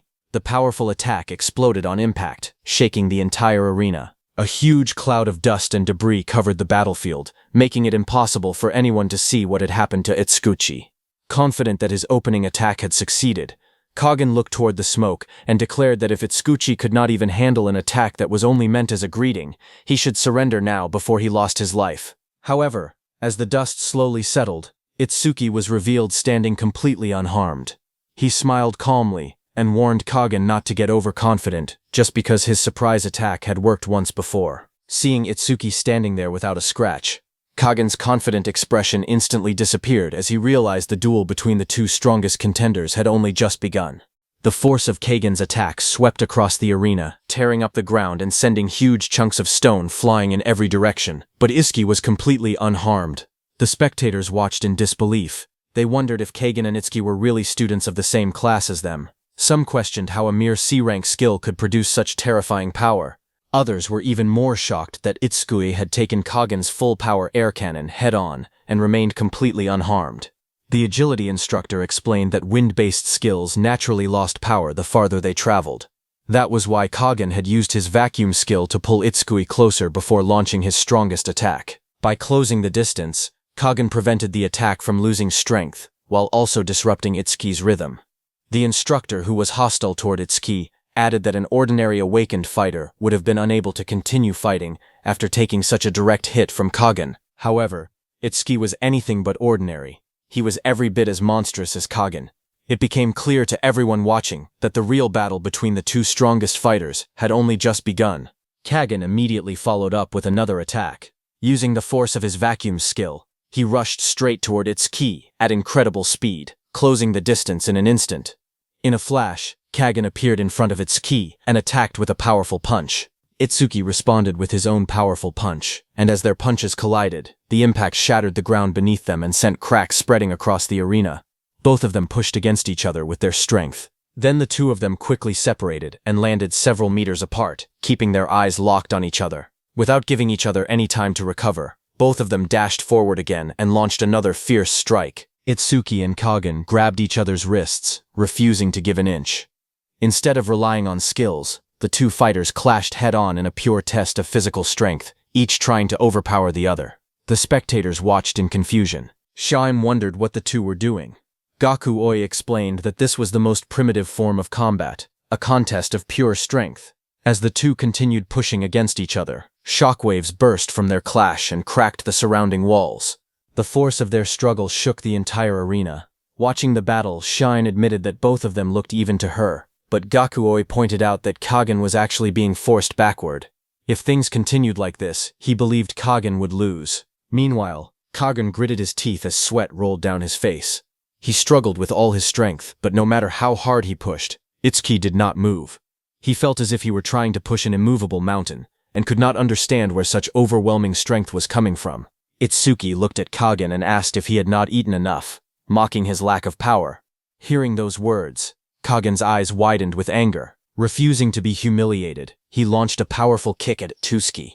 and when Itsuki used one hand to block the kick, Kagen used the opportunity to gather a huge amount of wind energy around his free hand and unleashed his air cannon at point-blank range. A massive pillar of compressed wind shot toward Itsuki with tremendous force. Kagen believed that his point-blank air cannon would finally land a direct hit on Itsuki's head and end the fight. However, when the attack cleared, Kagen was stunned. Itsuki was still standing there without a single injury. Sweat ran down Kagen's face as he wondered if Itsuki was a tank-type fighter with both incredible attack and defense. Itsuki calmly rubbed the back of his neck and asked Kagen what that attack had been. He mockingly asked if Kagen had only been trying to give him a massage. Frustrated and unwilling to accept defeat, Kagen decided to abandon the contest of strength. He declared that if power was not enough, then he would defeat Itsuki with speed. The next moment, Kagen activated his movement skill and charged toward Itsuki at incredible speed, launching another lightning-fast attack. Kagen unleashed a powerful punch, moving so fast that his fist became a blur. But right before his fist could touch Itsuki disappeared from his place. The next second, Itsuki appeared behind Kagen and looked down at him. Kagen's eyes widened after seeing Itsuki's speed. He immediately turned around to use his C-rank skill, air cannon, to attack Itsuki. But before Kagen could fully activate his skill, Itsuki suddenly closed the distance and delivered a powerful punch straight into Kagen's stomach. The devastating blow knocked the air out of Kagen's lungs. He screamed in pain as his body was blasted backward like a cannonball before crashing violently into the ground, creating a massive impact. Fumiya and Sano watched in shock as Kagen was sent flying. They shouted his name in disbelief. Everyone was confused and wondered what had just happened. They could not understand how Kagen had been blasted away the moment he charged at Itsuki. Some even questioned whether Itsuki's punch had actually landed. Others were stunned that a single punch possessed the same destructive power as Kagen's full-powered air cannon. To them it felt almost unfair. Kagen slowly climbed out of the rubble. Itsuki walked up to him and asked if he was still holding back. Itsuki asked if Kagen was avoiding using his full strength because he did not want to kill him. Looking at him, Itsuki thought that it was the first time an opponent had unintentionally given him a handicap. At this pace, the battle would end before he could activate Overmimus. He realized he needed to provoke Kagen enough to awaken his true killing intent. Deciding on a plan, Itsuki thought that he would play the role of the villain for a while. With a faint smirk, Itsuki looked down at Kagen and mockingly asked if, after acting so arrogantly, that was really all Kagen was capable of. Itsuki grabbed Kagen by the throat and lifted him into the air with one hand. Wearing a mocking smile, he asked Kagen if he was not embarrassed by his pathetic performance. Kagen struggled and tried to break free from Itsuki's hand, but before Kagen could do that, Itsuki slammed him back into the ground with tremendous force, creating another explosion of dust and debris. Looking down at the battered Kagen, Itsuki coldly told him to take a look at his pathetic face in a mirror. He continued provoking him, saying that such a one-sided fight could no longer be called a match. It was nothing more than a beating. Finally, he called Kagen a coward. Hearing that from the sidelines, Fumiya and Sano became furious. They shouted angrily, demanding to know what Itsuki had just said, and warned him not to insult Kagen.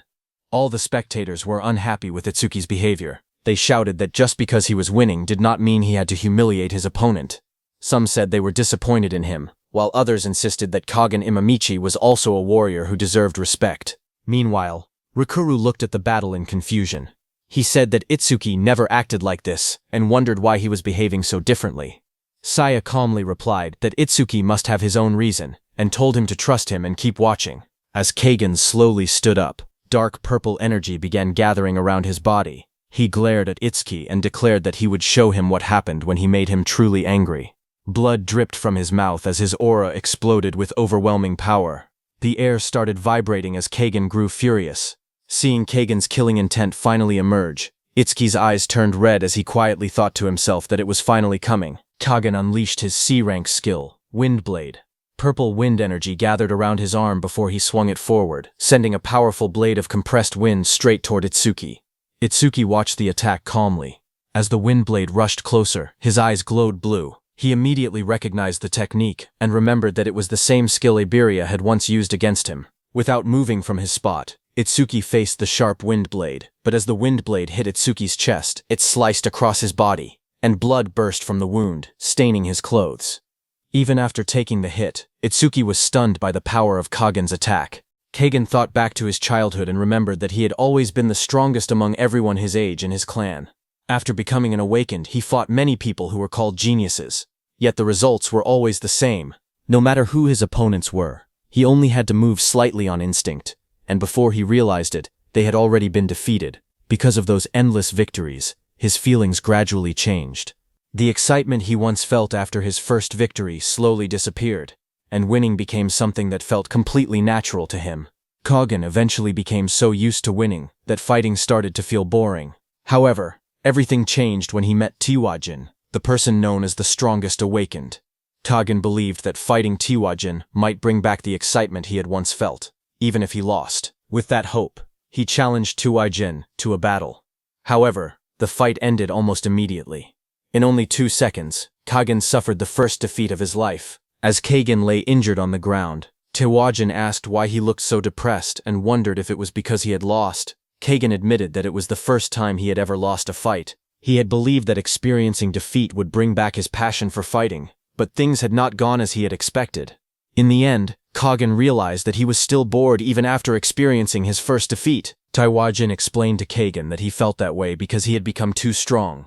He said that being completely overwhelmed by someone far stronger, like himself, would never bring back the thrill of battle. Instead, the true excitement could only be found by fighting someone close to his own level, age, and ability. Kaghan wondered if such a person really existed. Tiwajin told him to go to Apex Camp. He was sure Kaghan would find someone there who was worthy of making him fight with everything he had. Tiwajin assured him that battling such a rival would let him experience the true joy of fighting. Hearing those words, Kaghan's eyes widened as he finally found a new goal. Now, in the present, while attacking with Windblade, Kaghan mocked Itsuki and asked what had happened to all the confidence he had shown earlier. He unleashed another wave of sharp windblades that rushed toward Itsuki, but Itsuki blocked the windblade with his hand and sent it flying away. Kaghan's eyes widened in shock. Seeing that, he laughed with excitement. He realized that Itsuki could actually see the invisible windblades, and guessed that he possessed some kind of detection skill. Without hesitation, Kaghan gathered even more wind energy between his hands. He admitted that Itsuki might be able to dodge a single attack, but with a confident grin, he prepared to release a massive storm of wind blades that would cover the entire arena, leaving no place to escape.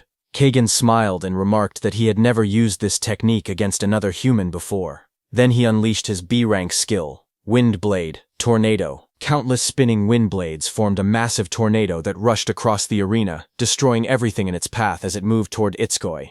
Confident in his attack, Kaghan told Itsuki that he had only 2 choices. Itsuki could either leave the arena, admit defeat, and avoid the deadly wind blades, or stay where he was and let his body be torn apart. Itsuki didn't back down and stood his ground as the countless wind blades closed in from every direction.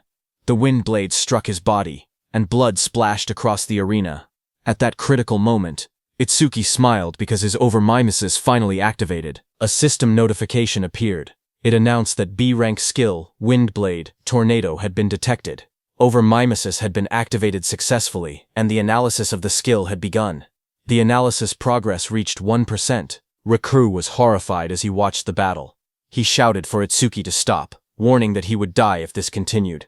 He cried that this was no longer a duel but an execution, and begged him not to risk his life over a simple match. More people in the arena became anxious and kept urging Itsuki to surrender.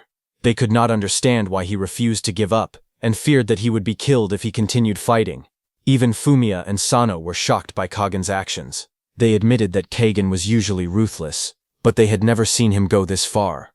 Although they believed Itsuki had acted arrogantly, they felt Kaghan was taking the fight far beyond what was necessary. Some of the instructors wanted to stop the duel immediately because they believed Itsuki was in grave danger. However, the agility instructor refused. He smiled and said that both fighters had reached the peak of their fighting spirit, and interrupting such a battle would be disrespectful. Meanwhile, Itsuki continued enduring the endless wind blades. While suffering heavy injuries, he activated Black Ice Wall to protect himself and buy more time. At the same time, the analysis of Kaghan's skill continued, and the system showed the progress increasing from 38% to 39%. At the same time, the strength testing instructor was shocked to see Itsuki use Black Ice armor. He could not believe it because he thought Itsuki was a lightning element user. The magic testing instructor sitting beside him wondered how Itsuki could use a water element skill and admitted that she had never even heard of Black Ice before. However, even after seeing the armor, she remained worried and questioned whether it would really protect Itsuki if he were struck by the powerful wind attack again. They all feared that Itsuki would still be torn to pieces. At that moment, the skill analysis progress reached 50%. Bagan looked at Itsuki with a confident smile and pointed out that the black ice armor was designed to defend against fire element skills. He mocked Itsuki, saying that using it against a wind element attack like Wind Blade was a terrible choice. As the sharp wind blades continued slashing through the armor, cracks quickly spread across it, and blood began pouring from Itsuki's body. Despite the unbearable pain, Itsuki remained determined. He believed that if he could endure the attack until the analysis was complete, victory would be his. Itsuki's system continued analyzing Kagen's technique, while Kagen maintained the pressure with his B-rank skill, Wind Blade, Tornado. The system showed that the analysis progress had already reached 75%. But Itsuki continued to suffer as countless wind blades cut across his body. Blood covered him from head to toe, yet he refused to fall. Kagen looked at Itsuki and said that simply enduring attacks was no different from losing. He guessed that Itsuki was trying to outlast him until he ran out of magic power, but he then revealed that such a plan would never work. Kagen explained that his special class gift, Silver Eye, greatly reduced the magic cost of all his skills by 90%. On top of that, every bit of magic power he spent was restored immediately. The system confirmed his ability, identifying him as Kagen Amamichi, a level 18 wind element user whose Silver Eye gift reduced skill magic costs by 90% and instantly regenerated all consumed magic power. Kagen confidently declared that because of this ability, he did not need to increase his magic stat or rely on special items. As far as he was concerned, his magic power was practically limitless. His current status showed attack 250, defense 250, agility 400, magic power 20, overall 920. The spectators were stunned after learning the truth. They could not believe that someone with only 20 magic power could use skills endlessly, even with beginner-level magic. They realized that Kagen's special class gift completely broke the normal rules of magic. Seeing such an unbelievable ability, many concluded that Itsuki's defeat was now almost certain. Shihong could not understand why Itsuki kept fighting after learning that Kagen had virtually unlimited magic power. Gakuoi believed there was no point in continuing and thought Itsuki was only dragging out the duel to protect his pride. Meanwhile, as countless wind blades continued to rain down on Itsuki, the system showed that the analysis progress had reached 95%. Kana, watching closely, noticed something strange. She realized that Itsuki had not run out of magic power. Instead, he had removed his black ice armor himself. Rikuru and Saya looked at Itsuki with worry, knowing that he was completely defenseless. Shion and Gakuoi believed there was now only one possible outcome, his death. The wind blade struck Itsuki's unprotected body without mercy as the analysis progress increased to 98%. Blood flew through the air, but he continued to endure the attack. Then, at the very last moment, bright blue energy burst from his body as the analysis progress climbed to 99%. Itsuki looked up with a faint smile despite being covered in blood. He quietly said, "Finally." At that exact moment, the system announced that the analysis progress had reached 100%. Immediately, a powerful blue aura burst out around Itsuki, forming the shape of a lotus. Itsuki had finally completed the analysis of Kagen's B-rank skill, Wind Blade, Tornado. As the energy lotus wrapped around Itsuki's battered body, another system message appeared, announcing that he had successfully acquired Magic Detection Level 2. Standing inside the energy lotus, Itsuki was surprised to see that his magic detection had advanced to Level 2. Another system notification appeared, telling him that Magic Detection Level 2 had 3 effects. Its active ability continuously consumed magic power to detect the flow and true nature of magic within a 500-meter radius. Its passive ability restored 20% of his magic power whenever it detected an enemy. It also gained a special effect that automatically released magic power and launched a counterattack whenever it detected a B-rank or lower wind element skill. Itsuki quickly understood the automatic counterattack effect, but he was still curious about what the true nature of magic actually meant. Just then, another system notification appeared. It confirmed that he had acquired Magic Detection Level 2, increased all of his stats by 20 points, removed every negative status effect, and completely healed all of his injuries. Itsuki checked his status and saw that his attack, defense, agility, and magic power had all increased to 400, raising his overall stats to 1600. He calculated that normally each level raised one's stats by 50 points. This made him roughly as strong as a level 32 fighter under normal conditions. However, he knew that was only his base strength. After adding the bonuses from Black Ice Wall and Thunderwave, his overall stats rose to 1,960, making him nearly as powerful as a level 40 fighter. Satisfied, Itsuki smiled and thought that he had already achieved his goal. There was no reason to drag the duel on any longer. It was time to finish the fight. Meanwhile, everyone watching the battle noticed a huge blue lotus-like barrier that had stopped Windblade, Tornado. They were confused because it had blocked the attack perfectly. Yet it did not seem like an offensive skill. They wondered if it was simply a powerful shield. Just then, the brilliant blue lotus suddenly bloomed on the battlefield and began shining with an intense light. The glow was so powerful that the spectators could barely keep their eyes open. Many covered their faces and shouted that they could not see anything. They had no idea what was happening and could only watch as the mysterious lotus continued to shine. As the light slowly faded, all the instructors stared at the battlefield in disbelief. The power testing instructor was shocked to see that Itsuki's injuries had completely disappeared. He rubbed his eyes, wondering if he was dreaming. Standing calmly in the middle of the glowing lotus, Itsuki looked completely unharmed. His body had been fully restored, and not a single injury remained. Kagen was stunned by what he saw. He could not understand how Itsuki had recovered so quickly. Fumiya and Sano were equally stunned, seeing that just moments earlier, Itsuki had looked as though he could barely continue fighting, but now he stood there in perfect condition, as if nothing had happened. Kagen refused to accept the situation. With a furious expression, he declared that no matter how many times Itsuki healed himself, the outcome of the battle would never change.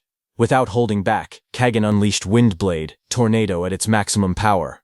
A gigantic storm of razor-sharp wind rushed toward Itsuki, carrying enough force to tear apart everything in its path.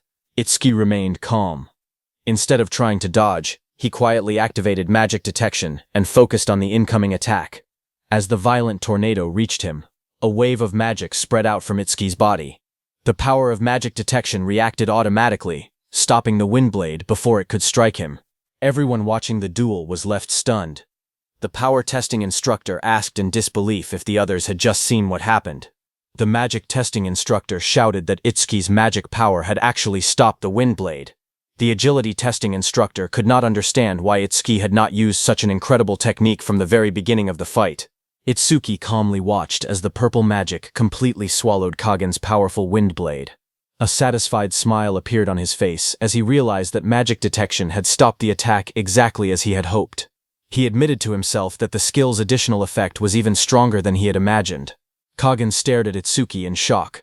Unable to understand what had happened, he demanded to know how Itsuki had managed to stop his Windblade. Itsuki replied calmly that he had simply not wanted to use any unnecessary skills earlier in the fight.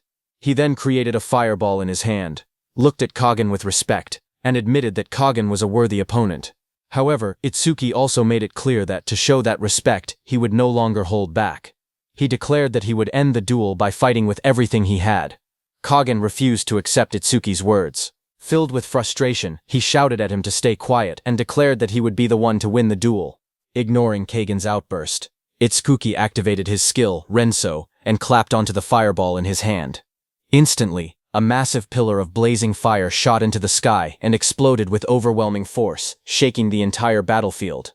In that attack, the whole arena was completely destroyed. The spectators stared at the enormous explosion in disbelief.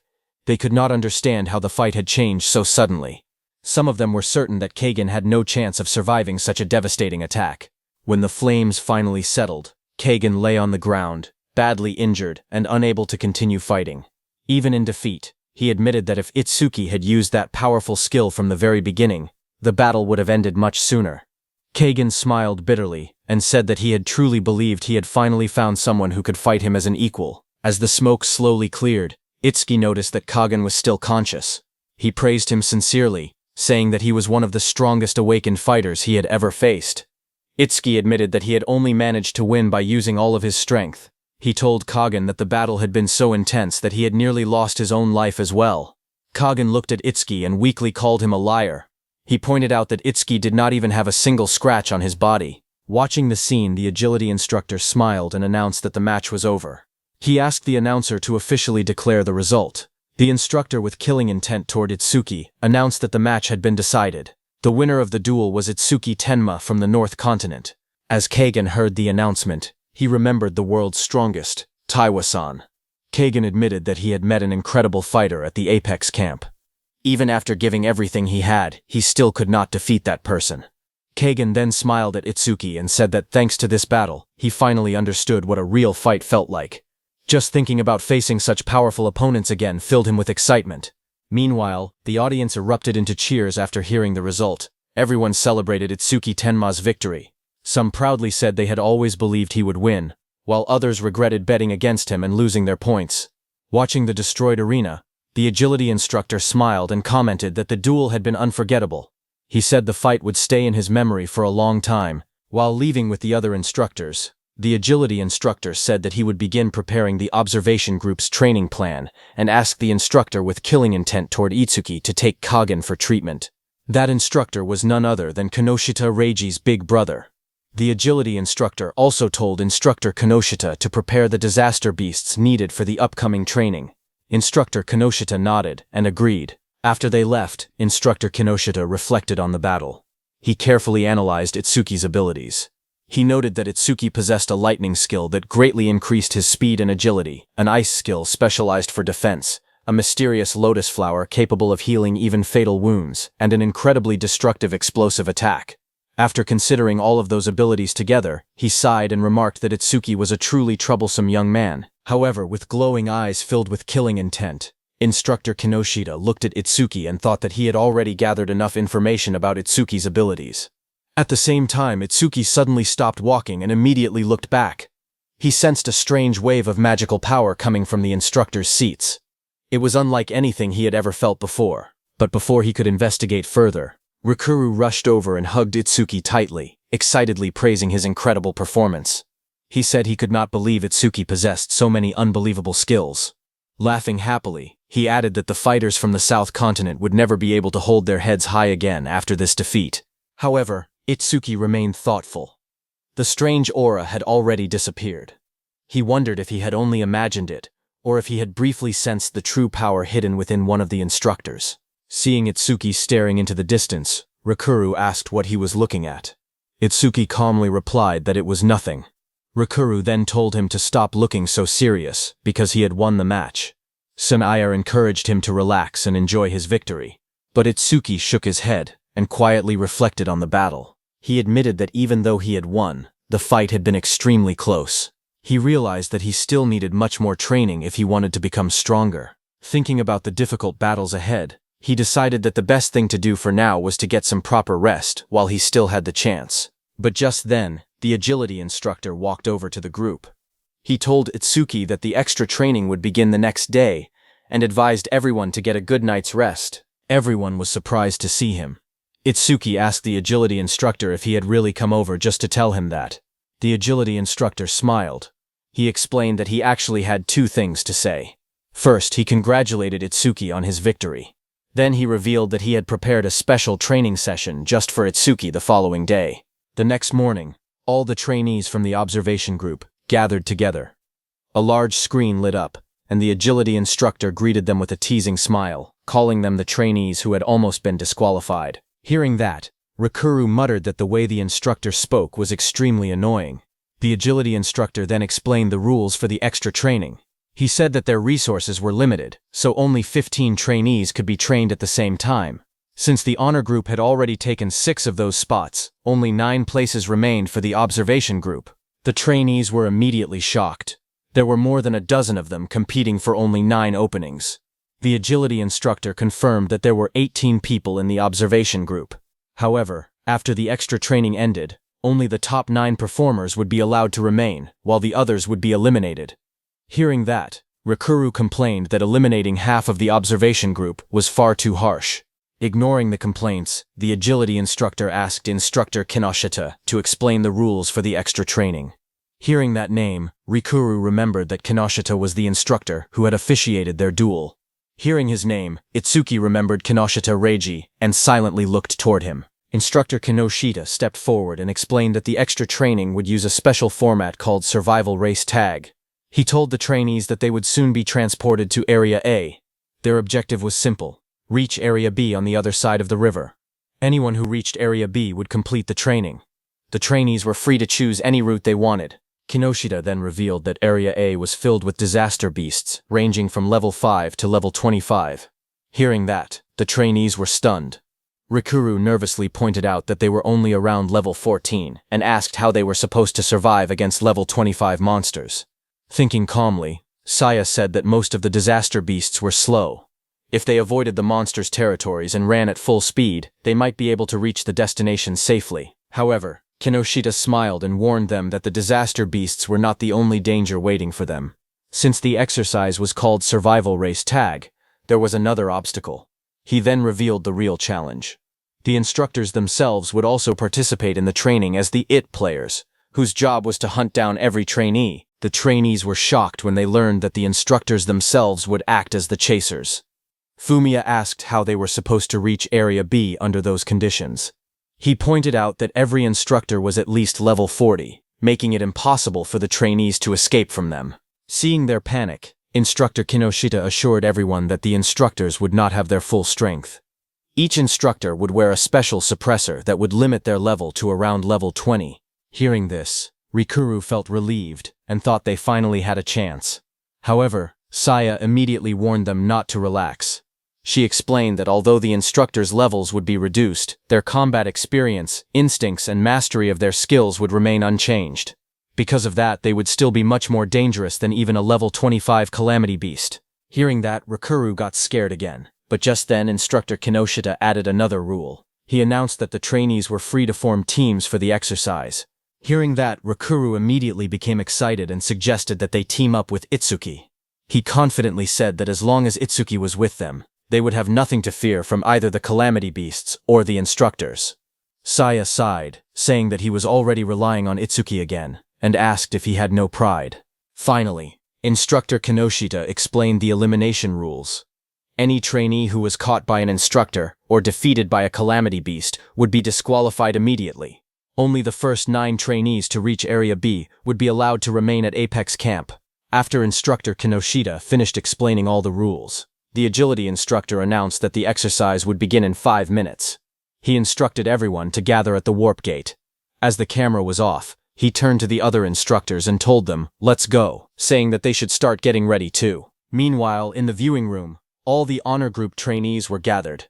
One of the trainees, Zen Takahashi, the rank 1 fighter from the central continent, lay back lazily and complained, asking who the hell had called him on his day off just to watch the observation group's weak trainees. Just then, a door opened with a bright golden light, and a man walked in, saying that it was him.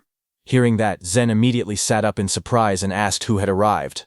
As the light faded, the man stepped forward with Choha and a blonde girl. The blonde girl introduced him as Yuminaga Tenkyu, the head of Apex Camp.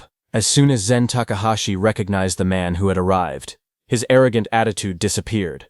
Shocked, he respectfully addressed him as Mr. Yuminaga, and immediately apologized for his rude behavior. Yuminaga accepted the apology, and explained that although it was everyone's day off, he had still asked all of them to come, because he wanted them to watch the observation group's training. He explained that the reason was simple. The observation group possessed strengths that the honor group did not have, and he believed they could learn a great deal by watching them fight. Zen quickly agreed with a smile and said that Yuminaga was absolutely right. However, deep down, he still believed there was nothing those weak trainees could teach him. Yuminaga then thanked Choa for coming in Izumi's place. Choa humbly replied that the honor was hers because Apex Camp had trained countless outstanding awakeners, and being allowed to observe the camp firsthand was a privilege. With that, Yuminaga ordered everyone to stop wasting time and begin the extra training immediately. An assistant acknowledged the order and prepared to carry it out. Kagen, seated there, asked Yuminaga whether allowing team participation would make the exercise much easier for the trainees. Yuminaga replied that he was already aware of that. He then revealed that the trial would begin the moment the participants were warped into the training area, leaving them no time to prepare or organize themselves. On the other hand, at the warp room, a portal had opened, and all the observation group trainees were teleporting inside. As Itsuki's team arrived, Rikuru said that having Itsuki with them made him feel much more at ease. But Saya quickly reminded him not to rely on Itsuki for everything because the 3 of them needed to work together as a team. Itsuki simply nodded in agreement. All 3 of them also entered the portal. At that moment, an announcement echoed through the area, declaring that the survival race tag had officially begun. In the training grounds, the sky cracked open, and the portal exits opened there. Itsuki, Saya, and Rikuru, along with all the trainees, fell out of the exit portals. They were all shocked, realizing that they had been sent high into the air instead of safely landing on the ground. As soon as the trainees were teleported, each of them was sent to a different random location high in the sky. Yuminaga explained that every participant would be alone in midair from the very beginning. If a calamity beast attacked at that moment, anyone who failed to stay calm and react immediately would become easy prey. One trainee panicked as he realized he was falling through the air by himself. He frantically looked around for his teammates and could not understand why he had been dropped into the sky alone. Before he could recover, he noticed a level 1500 Vine calamity beast waiting directly below him. Terrified, he realized that the Apex camp had deliberately set them up to face danger the instant the trial began. The beast attacked without hesitation, and the trainee was struck before he even had a chance to regain his composure. As the trainee was injured, his profile was displayed. Instructor Yuminaga watched the trial through the monitors. After seeing one trainee get seriously injured in the swamp area, Yuminaga immediately ordered the rescue team to head to Sector C5. His assistant acknowledged the order and quickly dispatched the rescue team. Watching the situation unfold, Zen was shocked that a trainee had already been eliminated. He admitted that he was glad he belonged to the elite group, because even he would not have escaped that situation without getting hurt. He realized that the extra training was far more brutal than he had expected. Meanwhile, Itsuki remained calm as he continued falling through the sky. Instead of panicking, he quickly guessed that the instructors had deliberately kept the destination secret to test the trainee's ability to adapt to unexpected situations. As he thought about it, a level 16 ironworm suddenly burst toward him and attacked. At the same time, another trainee saw the monster from a distance and felt relieved that it was targeting someone else instead of him. He silently thanked his luck, thinking that if more unlucky people like Itsuki appeared, getting into the elite group would become much easier. Meanwhile, Itsuki remained completely calm as the level 16 ironworm opened its massive mouth and charged straight at him. He knew that Clear Orb was the perfect skill against monsters with extremely high defense. Without hesitation, he activated the skill and fired the Clear Orb directly into the ironworm. The attack pierced through the monster in an instant and exploded with tremendous power. Its body fell to the ground with a huge impact, scaring the other trainee on the ground. The trainee looked back and was horrified. He could not believe what he was witnessing. After killing the ironworm, Itsuki landed safely on the ground. A system notification appeared, announcing that the level 16 ironworm had been defeated.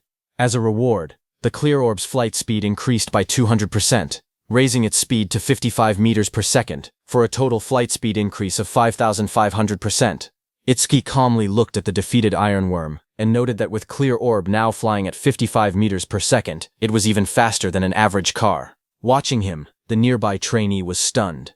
He realized that even among the elite group, very few people could defeat a level 16 calamity beast with a single attack. He could not understand why someone as powerful as Itsuki had been placed in the observation group. Without wasting any time, Itsuki left to search for his teammates.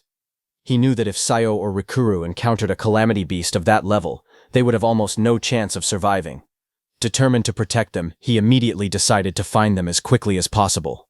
Back in the control room, the observation group rankings were displayed on a large screen. The top 5 positions were occupied by trainees from the central, western, southern, and eastern continents.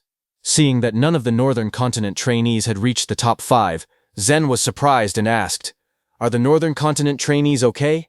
Not one of them is in the top 5. Looking at the screen, Choa noticed that Itsuki was going in circles around the starting area and wondered if he was searching for something. At the same time, Sayo found herself in an even worse situation. The moment she arrived, she encountered a level 20 Thundercat, a lightning-type calamity beast. It was the worst possible opponent for her, because its lightning abilities directly countered hers, making her situation extremely dangerous. The level 20 Thundercat gathered lightning around its claws and unleashed its B-rank skill, Thunder Snap. Powerful bolts of electricity rushed straight toward Sayo. Already exhausted and badly injured, Sayo closed her eyes and sadly apologized to Itsuki. She believed she could no longer fight by his side. Just as she accepted defeat, a calm voice suddenly told her that she was safe now. Surprised, Sayo immediately opened her eyes. Itsuki had appeared in front of her and blocked the Thundercat's attack. His Thunderbreaker skill absorbed the B-rank lightning element skill, increasing his agility by another 10%. With that, Thunderbreaker had absorbed 3 out of its 5 possible skills, raising Itsuki's agility to 540 with a 35% Thunderbreaker bonus. A moment later, Rikuru also arrived there. Seeing him, Sayo asked if he had met Itsuki first. Rikuru told Sayo that Itsuki had found him shortly after they landed, and the two of them had been searching everywhere for her ever since. Relieved to see them both, Sayo immediately urged Rikuru that they had to help Itsuki. She believed that if the 3 of them fought together, they could defeat the Thundercat, but as Rikuru and Sayo looked ahead, they were stunned. Itsuki instantly killed the level 20 Thundercat with a single strike. They could hardly believe what they had just witnessed. Itsuki calmly turned towards Sayo and asked if she was all right. Still shaken, Sayo hesitated for a moment before quietly answering that she was fine. Satisfied with her reply, Itsuki threw the Thundercat's head onto the ground and told her that was good. He then said he would lead the way and told Sayo and Rikuru to keep up, saying that now they were charging straight through to the finish. However, on their way to the finish line, countless powerful calamity beasts and instructors stood in their path, ready to block their advance. 30 minutes had passed since the trial began. All the trainees were heading toward Point B at full speed. While watching the map, Instructor Yuminaga wondered whether the top 9 trainees had already cleared 30% of the course. Just then, a loud alarm suddenly echoed through the control room. Surprised, Yuminaga immediately looked up and wondered why the speeding alarm had been activated. Chosa, beside him, asked what this meant. Yuminaga then explained that because of the difficult terrain and the constant threat of calamity beasts, an average awakener below level 20 should only be able to move at a maximum speed of 50 meters per second. The speeding alarm would only activate if someone exceeded that limit. Realizing what that meant, Chosa was shocked. Yuminaga concluded that someone inside the training area was moving faster than 50 meters per second. As they stared at the display, they watched a single marker race across the map at incredible speed, leaving everyone speechless. Seeing that, Yuminaga said that unless they're making a beeline through the course without a single beast getting in their way, that kind of speed is impossible. But Choha quickly dismissed the idea that someone had simply sprinted through the course without fighting. With so many calamity beasts scattered throughout the training area, it was impossible to run straight through without encountering a single one. That left only one explanation. Whoever was moving at that incredible speed was so powerful that the beasts in that area could not even slow them down. Yuminaga immediately ordered his staff to pull up the security footage so he could see who it was. The staff member responded at once and brought up the video feed. As the footage appeared, the instructors were shocked to discover that the person racing across the battlefield was Itsuki Tenma from the northern continent. Seeing that, Choha smiled confidently, because she knew it was him. However, Yuminaga was confused because Itsuki had seemed like nothing more than an ordinary trainee. He wondered how he was moving so fast and questioned whether he had simply been lucky enough to avoid every calamity beast. Just then, the blonde staff member checked the map and reported that Itsuki was about to encounter a level 19 calamity beast. Hearing that, Yuminaga nodded with interest. He said this would reveal the truth. If Itsuki defeated the beast, then his speed was the result of genuine skill. Otherwise, they would know it had only been luck. Inside the forest, while Itsuki was running with Saya and Rikuru, a massive level 19 magma bear suddenly appeared and blocked their path. The giant beast opened its mouth and unleashed a powerful B-rank fire elemental skill, Magma Attack, straight at Itsuki. Without slowing down, Itsuki activated Black Wall, blocked the blazing attack, and slammed into the beast, killing it instantly. The skill completely stopped the flames, increasing his defense even further. A system notification appeared, telling Itsuki that he had blocked the B-rank fire elemental skill Magma Attack with Black Wall. His defense increased by 15%. His defense was now 720, of which 80% was increased by Black Wall. As he kept running, Itsuki noticed that Clear Orb, Thunderbreaker, and Black Wall had all leveled up in less than an hour. He smiled to himself, realizing that joining the observation group had been the right decision.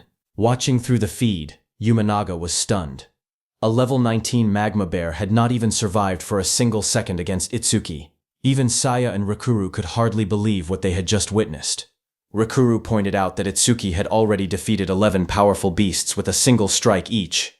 He asked Itsuki how he was still able to run so fast without getting tired. Itsuki calmly replied that he was completely fine, and told them to stop worrying about him and focus on keeping up. As they continued running, the exhausted Saya couldn't help but think that she and Rikuru had done nothing except run the entire time. Even so, if Itsuki did not slow down, neither she nor Rikuru would be able to keep up with his incredible speed. Meanwhile, Yuminaga became even more curious. He ordered his assistant to pull up Itsuki Tenma's file and read it aloud. The assistant immediately agreed and began reading. She reported that Itsuki Tenma had placed first in the Northern Continent's preliminary tournament and that his class was Order Breaker. She then started reading Itsuki's level, but suddenly stopped. Yuminaga told her to keep going and asked what Itsuki's level was. The assistant hesitated before answering that his registered level was 0. Hearing that, the entire room fell silent in shock. Yuminaga could not believe that someone with a registered level of 0 was displaying such overwhelming strength. The assistant then revealed another astonishing fact. During the preliminary tournament, Itsuki had earned 116,000 points, completely shattering Daiwa Jin's long-standing record. Other trainees were stunned after hearing that Itsuki had earned over 110,000 points. One of them pointed out that the final stage of the preliminary tournament required contestants to fight a level 15 Purgatory Giant. Another trainee asked just how many of them Itsuki had killed to get 116,000 points. After checking the records, the assistant revealed the unbelievable answer. Itsuki had defeated 21 Purgatory Giants. Hearing that, the whole room immediately fell silent. Zen Takahashi jumped up from his seat in shock. He had finished first in the Central Continent's preliminaries, but had only managed to defeat 2 Purgatory Giants. Yuminaga started sweating as he had barely defeated 6, while even the legendary Daiwa Jin, known as the Light of Humanity, had defeated only 10. Yuminaga refused to believe the report, and suspected that the system had made a mistake. He ordered his assistant to verify the records immediately. But before the assistant could leave, Choha calmly stopped him. She explained that there was no need to check because she had personally overseen the Northern Continent's preliminary tournament. She confirmed that Itsuki's results were completely accurate. Even after hearing that, Yuminaga remained confused. He could not understand how someone with a registered level of 0 could possess such incredible stats and so many powerful skills. It simply did not make sense to him. While watching Itsuki's progress, Yuminaga asked his assistant whether there were any more powerful calamity beasts waiting along his route. The assistant checked the map and reported that Itsuki would soon encounter a level 25 fabled direwolf. At the same time, Itsuki suddenly sensed a terrifying presence ahead. His expression turned serious, and he warned Rikuru and Saya to stay alert, saying that whatever was waiting for them up ahead was far stronger than any beast they had faced so far. As they moved closer, they saw a strange figure standing in the distance, releasing a dense killing aura. Seeing that, Rikuru was confused and questioned whether it was really a calamity beast because it looked like an old man to him. Itsuki shook his head and told him not to be fooled by its appearance. He could clearly feel an overwhelming amount of mana radiating from it. Even among calamity beasts, this creature was exceptionally dangerous. Just then, the calamity beast revealed its true form. It transformed into a massive level 25 fabled direwolf with glowing red eyes and looked back. Seeing that, Itsuki told the others that it had spotted them. Rikuru was horrified as he stared at the terrifying creature and asked what kind of monster it was. Seeing the overwhelming aura of the fabled direwolf, Saya panicked. She admitted that she and Rikuru were already struggling to keep up with Itsuki's pace, and did not have enough strength left to fight such a powerful enemy. Itsuki told the two of them to keep moving at their current pace while he dealt with the direwolf alone. Hearing that, Saya immediately protested and shouted for him to wait, but Itsuki had already rushed toward the monster. Watching the scene from the control room, Choha was shocked. She questioned why a level 25 calamity beast had been placed in a training exercise designed for level 10 trainees. Yuminaga explained that the direwolf was a monster no single trainee could ever hope to defeat. That's exactly why they put it there, to force them to work together. Hearing that, Choa turned and asked Yuminaga if he knew about that beast. Yuminaga explained that the fabled direwolf had been used in these training exercises ever since the camp was established more than 10 years ago. He then recalled that when he was still a rookie, he had encountered the same monster during one of his own team training trials. Yuminaga remembered how terrifying the fabled direwolf truly was. It had razor-sharp fangs, incredible speed, and a cruel, cunning nature. It enjoyed tormenting its prey, making it one of the most dangerous calamity beasts they had ever encountered. Yuminaga recalled that he had been the strongest student in his class at the time. Even with 2 teammates fighting beside him, they had barely managed to defeat the direwolf. In the end, they only succeeded after one of their teammates sacrificed themselves. Because of that experience, he believed the direwolf was the true definition of a calamity beast. Because of that, He thought this beast would be the perfect chance to see what Itsuki Tenma was really capable of. As the direwolf roared, it fixed its eyes on Itsuki and declared that it would devour him. Without hesitation, Itsuki rushed toward the direwolf. Watching the scene, Zen Takahashi was shocked that Itsuki had charged at a level 25 Calamity Beast all by himself. He wondered if Itsuki had a death wish. However, Kagen thought that Itsuki was not completely without a chance of winning, especially if his teammates supported him. Even so, everyone agreed that no matter what happened, the battle ahead was going to be brutal. The fabled direwolf let out a terrifying roar and swung its sharp claws with full power, shouting that it was going to devour him. Without showing any fear, Itsuki immediately activated Thunderbreaker and Black Wall. Blue lightning surrounded his body as he rushed forward at incredible speed, shouting for the monster to get out of his way. He swung his arms, covered by black ice-like weapons, with all his strength. A brilliant blue slash flashed through the air and cut across the direwolf before it could react. The enormous beast collapsed instantly, and Itsuki moved ahead without slowing down even for a second. Zen Takahashi stared at the scene in complete disbelief. He couldn't believe that a level 25 fabled direwolf had been killed with a single attack. Kagen was stunned, seeing an instant kill, and wondered just how much was Itsuki holding back while fighting him. Yumanaga's assistant's eyes widened in shock. Yumanaga stared in disbelief and muttered that there was no way Itsuki was showing his true level. He was convinced that Itsuki had to be at least level 30, if not even stronger. After defeating the direwolf with ease, Itsuki felt slightly disappointed. He had expected a much stronger Calamity Beast. Remembering the Red Flame Demon King and the White Oni, he felt that this direwolf was so weak it didn't even compare to the ones he had fought before. A monitor soon updated the group rankings. Itsuki Tenma's team from the Northern Division had climbed into first place, followed by Saya and Rakuru. The blonde assistant noticed that and told Yuminaga that Itsuki's team had just taken the lead. However, Yuminaga remained calm and told his assistant not to worry. He revealed that he had prepared an extra challenge to prevent anyone from winning through speed alone. He explained that if the team that triggered the speeding alarm reached 70% completion, the hidden mechanism would activate automatically. At that moment, Itsuki's system detected 4 enemy units ahead and restored 80% of his mana. Itsuki immediately stopped and told Saya and Rakuru that someone was up ahead. When Rakuru and Saya looked ahead, they were shocked.